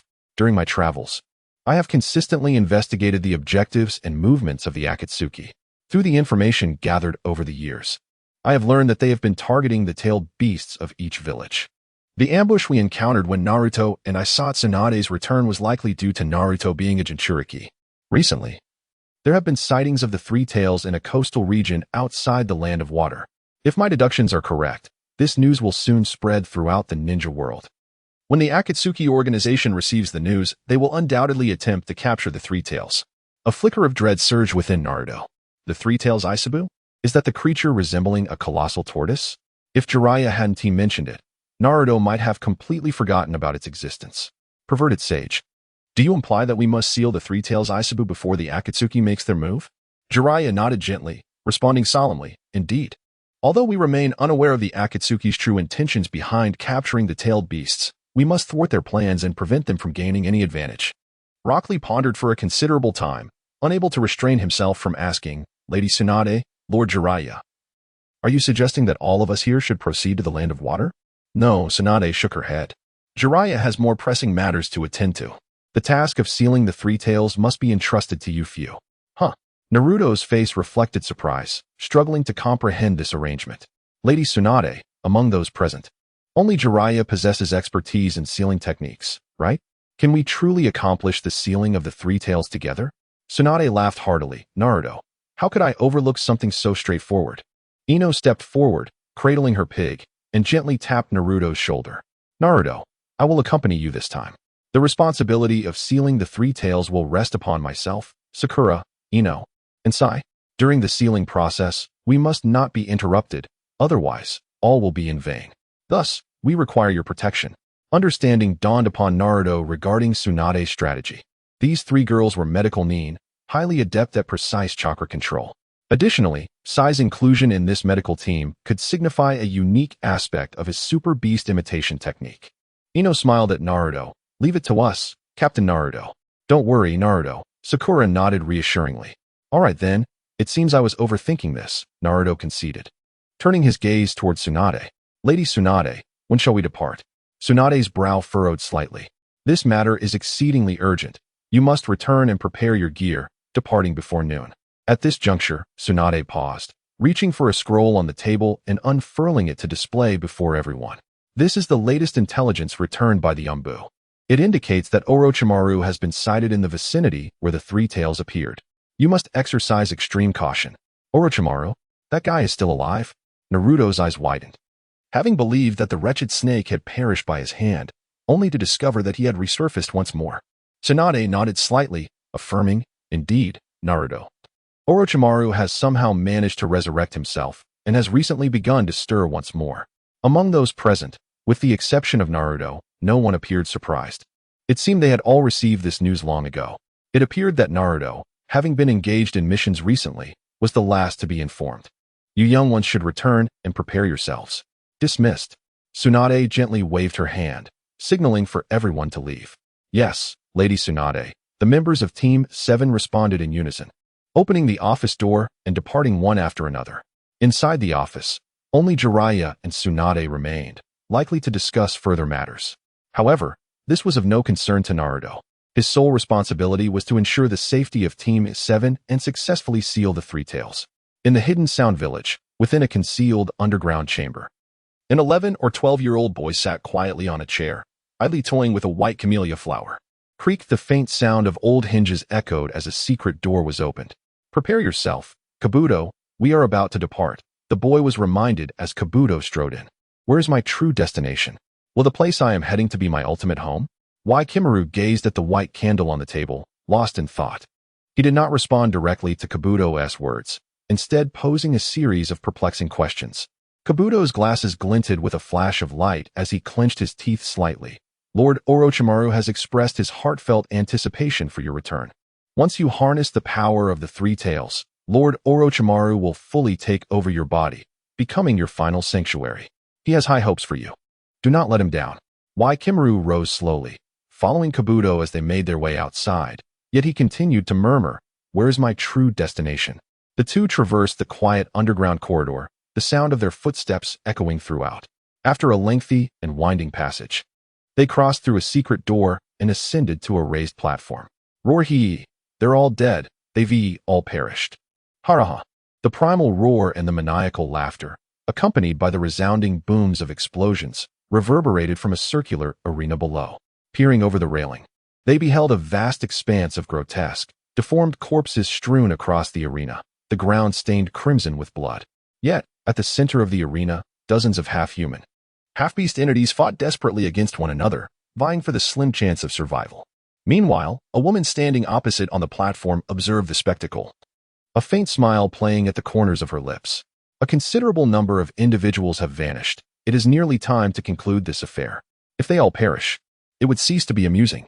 The woman leapt down with remarkable nonchalance, casually flinging several large objects towards the grotesque creatures, sending them soaring several dozen meters away. Let the brutal conflict end here. From this moment forth, you shall serve as my subordinates, forever loyal to me. The pharmacist atop the platform adjusted his glasses, a sinister smile curling at the corners of his mouth. That impetuous red lotus remains as hasty as ever. That cursed woman. A creature resembling a crab stealthily emerged from behind the heap of corpses, suddenly launching a surprise attack with its formidable pincers. Red Lotus sensed the anomaly. Turning sharply to glare, and with a single hand, she waved dismissively. Whoosh! Several pink crystalline shurikens whizzed forth, utterly dismembering the crab-like monster. Onward, my little ones. It would be wise to heed my words, lest your fate be dire. Red Lotus chuckled softly, turning towards the grand iron gate of the arena. Naruto, do take care on this outing. At the Hyuga clan residence, Hinata meticulously arranged Naruto's belongings, handing him a backpack while offering her gentle admonition. Yes, my dear wife. Rest assured, Naruto replied, slinging the backpack over his shoulder and pulling Hinata into an embrace. Were it not for Lady Tsunade assigning me another task, I would have certainly accompanied you. Hinata nestled against Naruto's sturdy back, whispering sweet nothings. Naruto tenderly kissed her hair, unable to resist tightening his embrace. Fear not, Hinata. I shall return swiftly, so do not worry about me. Suddenly, soft footsteps echoed outside, and the door creaked open. Hinata Hanabi peeked in, catching sight of the affectionate scene between Naruto and Hinata. Oh, sister, brother-in-law, you two are quite inseparable, aren't you? Should I fetch some strong adhesive to keep you together? Shoo, shoo, what do you know, little one? Naruto waved his hand, dismissing Hanabi. It was peculiar how different she was from the mature and aloof character in the original story. Now, Hanabi was not only quirky but also excessively lively. Humph. Calling me a child, you're hardly older than I am. Hanabi pouted, slightly displeased with Naruto's address. She stepped forward, arms outstretched, and embraced the pair. I want a hug too. Thud. Naruto playfully tapped her head with a light smack, scolding, what do you think you're hugging? Hinata chuckled helplessly, gently extricating herself from Naruto's hold. Naruto, the time is nearly upon us. You should depart promptly, or they will grow anxious. As she spoke, Hinata picked up a carefully prepared snack from the table and placed it into Naruto's hands. Take this with you. You can eat it on the way. Naruto nodded, waving goodbye to the two. I'm off now, Hinata. Hanabi, see you. With a sudden whoosh, Naruto vanished from sight. In the next moment, he appeared unexpectedly at the entrance of Konoha village, startling the two sentinels stationed at the gate. Hey, Naruto, could you possibly emerge from a different spot next time? At this rate, we're all going to be scared out of our wits. Inuzuka Kiba complained, chewing on a toothpick, his tone laced with exasperation. Oops, sorry about that. I'll be more careful next time, Naruto responded with an awkward grin. Outside the gate, Shizune, Yamanaka Ino, Haruno Sakura, Sai, Hyuga Niji, Rock Lee, and Tenin had already gathered. They stood in the shade of a large tree, escaping the scorching sun above. Aha. Oh. So I'm the last one to arrive. Naruto chuckled sheepishly as he hurried towards them. Ino's anger level 16, Kiba's anger level 13, Sakura's anger level 19, Naru. You have kept us waiting for a full half hour. Even if you were catching up with Hinata, that's rather excessive. Ino exclaimed, shaking her small fists in frustration. Although Naruto had a history of tardiness, he typically didn't allow such delays during important missions. The others exchanged glances, their expressions a mix of disbelief and disapproval. Yet they refrained from voicing their thoughts. Hey, fiery girl, why the temper? Once you have a boyfriend, you'll understand why I was late. Naruto chuckled, playfully pinching Ino's cheek. During their missions, he often engaged in light-hearted teasing with her, and every time he saw her riled up, he couldn't help but provoke her. With a swift motion, Ino slapped his hand away and aimed a kick at his rear. You jerk. You have so many excuses for being late, making us all wait. Hey, can't catch me. Naruto dodged nimbly behind Shizen, sticking his tongue out at Ino. Ino, even more incensed, prepared to confront Naruto, but Shizen intervened, pulling him forward. All right, you two, why are you behaving like children? You're both 16 now. That's already adulthood. As she spoke, Shizen gently tugged at the still fuming Ino, stepping forward. Let us get moving, everyone. We need to reach our destination as swiftly as possible. Yosh, let our youth begin to blaze. Lee exclaimed, giving a thumbs up to the group, his bright smile shining like a beacon. With that, he took off at lightning speed into the depths of the forest. That fellow Lee. Is he always this hasty on the road? Sakura wore a troubled expression, although she had interacted with Rock Lee numerous times. This was her first experience embarking on a mission together. Haha, Sakura, you'll gradually become accustomed to it. We've long grown used to his antics, he chuckled, scratching the back of his head with an awkward smile. She recalled how unprepared she had felt during her initial encounters with Lee, who often engaged in foolish antics in public. All right, everyone, let us set off, she declared, noticing Lee's figure dissipating into a cloud of dust. In response, Ino greeted the group, adjusting the straps of her backpack, and hastened to catch up with Lee. The remaining 6 members said nothing further, synchronizing their steps with Ino as they embarked on their journey to the land of water. From that afternoon onwards, the 8-person team traveled relentlessly, only pausing to erect makeshift tents in the woods as night fell. After a full 6 days, they successfully traversed the final stretch of dense forest at the border of the land of water, arriving at the edge of a cliff. Niji, Kiba, it's your turn now, Naruto signaled for everyone to halt, turning his gaze towards Hyuga Niji and Inuzuka Kiba. I understand. Don't worry. Niji replied with a slight nod, positioning his hands before him to form a hand seal. Byakugan. Veins protruded around Niji's eyes, spreading from the corners to his temples, while his pupils transformed into a pure white, activating the Byakugan's 360-degree vision. He swiftly leapt around the cliff to observe the activity on the sea below. Akamaru. Let us move, Kiba urged as he patted Akamaru's head. The dog barked a few times before leaping into the water, using its keen sense of smell to scout the area. Ino removed her backpack, unbuckling the straps and pulling out a large scroll. With a serious expression, she addressed the others. Sakura, Ino, Sai, let us commence our preparations for sealing the 3 tails. Understood, the 3 replied in unison, each retrieving a large scroll from their bags to begin rehearsing for the sealing work ahead. Is there anything I can do to help you? Lee asked anxiously, hovering around Ino and the others, eager to contribute. Lee, just keep your distance for now. Not disturbing us is the greatest help you can offer. Sakura retorted, a vein popping on her forehead, clearly irritated by his eagerness. Is that so? I understand, he responded, acknowledging her words.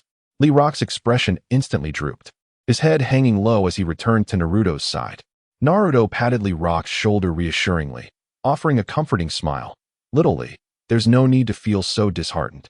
Our task is to provide them with the best protection. We simply need to guard them and ensure they remain undisturbed during the sealing process. Oh, I understand now. Lee Rock's eyes sparkled with newfound determination, his fists clenched against his chest, radiating enthusiasm. This fellow is quite the dreamer. I wonder how he will ever manage to find a wife like this. Naruto shook his head in exasperation, unable to suppress a mental remark. On the other side of the cliff, high above in the dense forest, a black owl hung upside down from a tree branch, observing Naruto and his companions with keen interest. Suddenly, the owl stirred, releasing its sharp claws from the tree trunk and flapping its wings as it soared deeper into the woods. Who? After some time, the owl arrived at a small cabin nestled within the forest, circling above and emitting a series of calls. Creaked, the wooden door of the cabin groaned as it swung open, revealing a robust young man stepping out. He gently raised his arm, and the owl landed gracefully on his forearm. Is that so? So it is like this. A smile crept across the young man's face, as if he had grasped the meaning conveyed by the owl. What is it, big brother? A figure wearing a gas mask-like apparatus emerged from the cabin, inquiring about the young man. Following him, two more individuals exited. One was tall, yet his entire body appeared enveloped in a layer of pale blue substance, giving him an oddly slippery appearance. The other was shorter, donned in a long black robe, but his hands seemed modified, with the original palms replaced by two black chimneys. The young man, referred to as Big Brother, turned to face the group, his voice low and serious. It seems there are ninjas with intentions similar to ours regarding the three tails. My summoning beast has just returned with news. Oh, in that case, the slippery blue-skinned individual expressed surprise. Should we notify Lady Honglian? Ha ha ha. The short chimney-handed man chuckled, speaking loudly. Are they just a few ninjas? There's no need to trouble Lady Honglian. We can handle this ourselves. The young man gently stroked the owl's feathers, shaking his head slightly. No, we are currently unaware of the enemy's strength. Everyone should remain vigilant. We must first hear Lady Honglian's perspective. After a brief pause, the young man continued. You all wait here. I will go find Lady Honglian and return. At the edge of the cliff, after a strenuous search, Hinata Niji returned to the side of his team. Naruto observed that there seemed to be no trace of the three tails in this vicinity. I have scoured the area thoroughly and found nothing unusual. Is that so? Naruto expressed mild astonishment. Niji's Byakugan had an extraordinarily extensive range, reaching as far as 5 kilometers. Under such circumstances, it was indeed surprising that no anomalies had been detected. Woof, woof. Before Naruto could respond, distant barks echoed from afar. Turning to look, he saw Kiba riding Akamaru, leaping and bounding back to join the team. Kiba frowned and shook his head. We found nothing. There are no signs of the three tails. At that moment, Shino and the others also caught wind of the situation, abandoning their sealing practice to approach. Shino, resting his chin on his hand, pondered for a moment. In that case, it is possible that Lord Jiraiya's information may not be entirely accurate. Ino gently shook her head, offering her perspective. No, the information from Lord Jiraiya is over 10 days old. Given the vast expanse of this sea region, the three tails cannot be confined to just this area. I believe we need to expand our search radius. Naruto nodded, speaking in a serious tone. Then let us begin our search by following the coastline. Agreed. Let us proceed. Shino nodded in affirmation, stowing the scroll into his backpack, and turned to stride toward the edge of the cliff. The others also organized their gear, following Shino's lead. Whoosh. Whoosh. Just as the 8-member team had not ventured far, a barrage of shurikens suddenly shot from the trees, hurtling toward them. Everyone, be cautious, Naruto shouted. Swiftly retrieving a shuriken from his ninja pouch, spinning it on his fingertips and deftly deflecting the incoming projectiles. The other 7, all well-trained ninjas, handled the unexpected situation with ease. The sound of metal clashing echoed as the 8-member team maintained their defensive stances, their brows furrowed, eyes fixed on the depths of the forest. Indeed, Sister Honglian, I suggested that you should take action. These individuals appear formidable. A young man with an owl perched on his shoulder stepped out from behind a large tree, a mocking grin on his face as he regarded the 8-member team. Behind him, 4 others leaped down from the tree trunk. Aren't these just a few insignificant leaf ninjas? I believe we can handle them effortlessly. The slick-skinned blue individual scoffed, seemingly dismissive of the 8-member team. Honglian slightly furrowed her brow and spoke in a serious tone. You lot, stop your prattle and swiftly deal with them. We cannot delay matters concerning Lord Orochimaru. With that, Honglian's fingers danced rapidly, forming a hand seal before her. Crystal release, crystal shuriken. Before Honglian, a flurry of pink luminescence materialized, swiftly coalescing into a multitude of pink crystalline shurikens. In an instant, these shimmering projectiles, propelled by a fierce gust of wind, hurtled towards Naruto's 8-man squad. Honglian? A flicker of surprise crossed Naruto's mind. Having perused the original narrative, he held a vivid recollection of this enchanting woman. With her masterful manipulation of the crystal release bloodline limit, she had never encountered a worthy adversary, a fact that undoubtedly contributed to her haughty demeanor. Earth release, earth flow wall. Naruto contemplated, yet his actions remained unimpeded. Even as Honglian initiated her assault, Naruto had swiftly formed a series of hand seals for his earth release technique. A rumble resonated through the ground as fissures appeared beneath his feet, and a 3-meter-wide wall of dark stone erupted from the earth, standing resolutely before the 8 companions. The sound of clashing metal rang out as the pink crystalline shurikens collided with the rocky barrier, producing a shower of sparks. Regrettably, the shurikens proved ineffective against the resilient stone, failing to inflict any damage upon the wall or its defenders. Clang! Clang! 2 smoke bombs tumbled to the side of the stone wall, emitting wisps of acrid smoke. Now, it's my turn to shine, The diminutive figure clad in a black robe leapt into action, hands poised as smoke bombs were relentlessly launched toward the 8-man squad. In the blink of an eye, the cliffside was engulfed in a shroud of greenish smoke, an unpleasant odor permeating the air and causing tears to well in their eyes.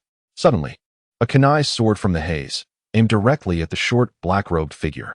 Huh, do you think such a trivial attack can defeat me? The figure scoffed, easily dodging the kunai with a casual tilt of his head. Your turn to make an entrance, you arrogant fool. Naruto's silhouette abruptly appeared beside the diminutive figure, a swirling blue chakra sphere in hand, crashing down upon his head. With a resounding thud, the smoke man was instantly dispatched, crimson and white liquid splattering across the ground, drenching his nearby comrades. Nanny, Honglin and her 3 remaining subordinates were momentarily stunned, their eyes nearly popping from their sockets in disbelief at Naruto's sudden appearance. However, they quickly regained their composure, retreating hastily as the smoke man fell. Simultaneously, the other 7 members of Naruto's squad emerged from behind the stone wall, encircling the remaining members of Honlin's team. 8 trigrams air palm. Hinata Niji swung his palms, unleashing visible waves of air that struck directly at Honlin's face. Crystal release, emerald crystal blade. Honglin frowned slightly, positioning her hands before her chest, where 2 arc-shaped pink crystal blades materialized along the edges of her arms. With swift movements, she blocked the airwaves with her curved blades. Though the force behind the air blast was considerable, causing her to stagger backward, she sustained no harm. Leaf Great Whirlwind. Lee Rock darted forward with incredible speed, leaping into the air to deliver a powerful kick aimed at the blue-skinned figure's face. Huh. Interesting indeed. The blue-skinned figure smirked, displaying no panic as he swiftly bent and leaned back to evade Lee Rock's attack. Then, he extended his right leg dramatically, twisting it like a serpent as it lunged toward Lee Rock. Lee Rock had just landed and had no time to react. He found himself ensnared by the blue figure's elongated leg. Damn, what is this creature? Gritting his teeth, Lee Rock struggled with all his might. Yet he could not break free. Shao Li, I will assist you. Tian leaped into the air, unfurling a large scroll. The black patterns inscribed upon it erupted into clouds of white smoke, from which a multitude of shurikens and kunai emerged, hurtling toward the blue figure. Whoosh! Whoosh! Pathetic! The blue figure scoffed, allowing the shurikens and kunai to strike his body. In a surprising turn of events, the weapons lost all their attacking power upon contact and were drawn into his transparent form. As the liquid within the blue figure writhed, the kunai and shurikens redirected themselves, shooting back toward the recently landed Tian and Lee Rock. Chidori, a dazzling bolt of lightning surged from Naruto's hand, crackling as it transformed into a brilliant electric blade extending over 10 meters. With a fierce swing of his arm, he severed the blue figure's elongated leg that had ensnared Lee Rock. The blue figure let out a heart-wrenching scream as the remaining half of his leg retracted swiftly, green liquid oozing from the severed point, hissing as it spilled forth. Meanwhile, with Naruto's assistance, Lee Rock successfully freed himself from his bonds. Together with Tian, they dodged and wielded their kunai, knocking down the incoming projectiles with a series of metallic clangs. You are the second person today to dare to show off before me. After Naruto severed the thigh of the blue-skinned man, he approached him with a grin, his body enveloped in dazzling arcs of electricity that crackled ominously. Please, don't come any closer. The blue-skinned man cried out in excruciating pain from the jagged wound, his body trembling in terror as he instinctively backed away. To him, Naruto's smile appeared as that of a malevolent demon from the depths of hell, instilling a profound fear within him. There is no need to be so frightened. I shall ensure you never feel pain again. As he spoke, the intensity of the lightning surrounding Naruto surged, zapping forward towards the blue-skinned man. With a series of sizzling sounds, the sharp arcs of electricity pierced through the blue-skinned man's body. Blood, a vivid green, trickled from the corners of his mouth as he glared at Naruto with eyes full of resentment. Unfortunately for him, he would never have the opportunity for revenge, as his body slumped lifelessly to the ground, devoid of breath. Naruto, thank you, Lee said, giving a thumbs up to Naruto. No need, Naruto replied, shaking his head slightly. In truth, with Lee's capabilities, he should not have been so easily subdued had he not been overly careless. Naruto was confident that even if he had not intervened, Lee would have devised his own method of resolution. Suddenly, a thunderous roar erupted from the distant sea, a colossal green beam shooting skyward, piercing through the clouds. The expanse of white clouds above rapidly vanished, completely engulfed by the verdant radiance. This green light seemed to refract into the depths of the ocean through some mysterious principle. Simultaneously, a deafening roar resonated from the ocean's depths, audible even from the shoreline. Everyone present was momentarily stunned, captivated by the celestial spectacle and the preceding roar. What on earth was that sound? Tintin asked, her voice slightly trembling. It sounds like it could be the Three Tails, Shizen replied, her expression grave, though as an experienced ninja. She was adept at discerning the situation. It must be the Three Tails.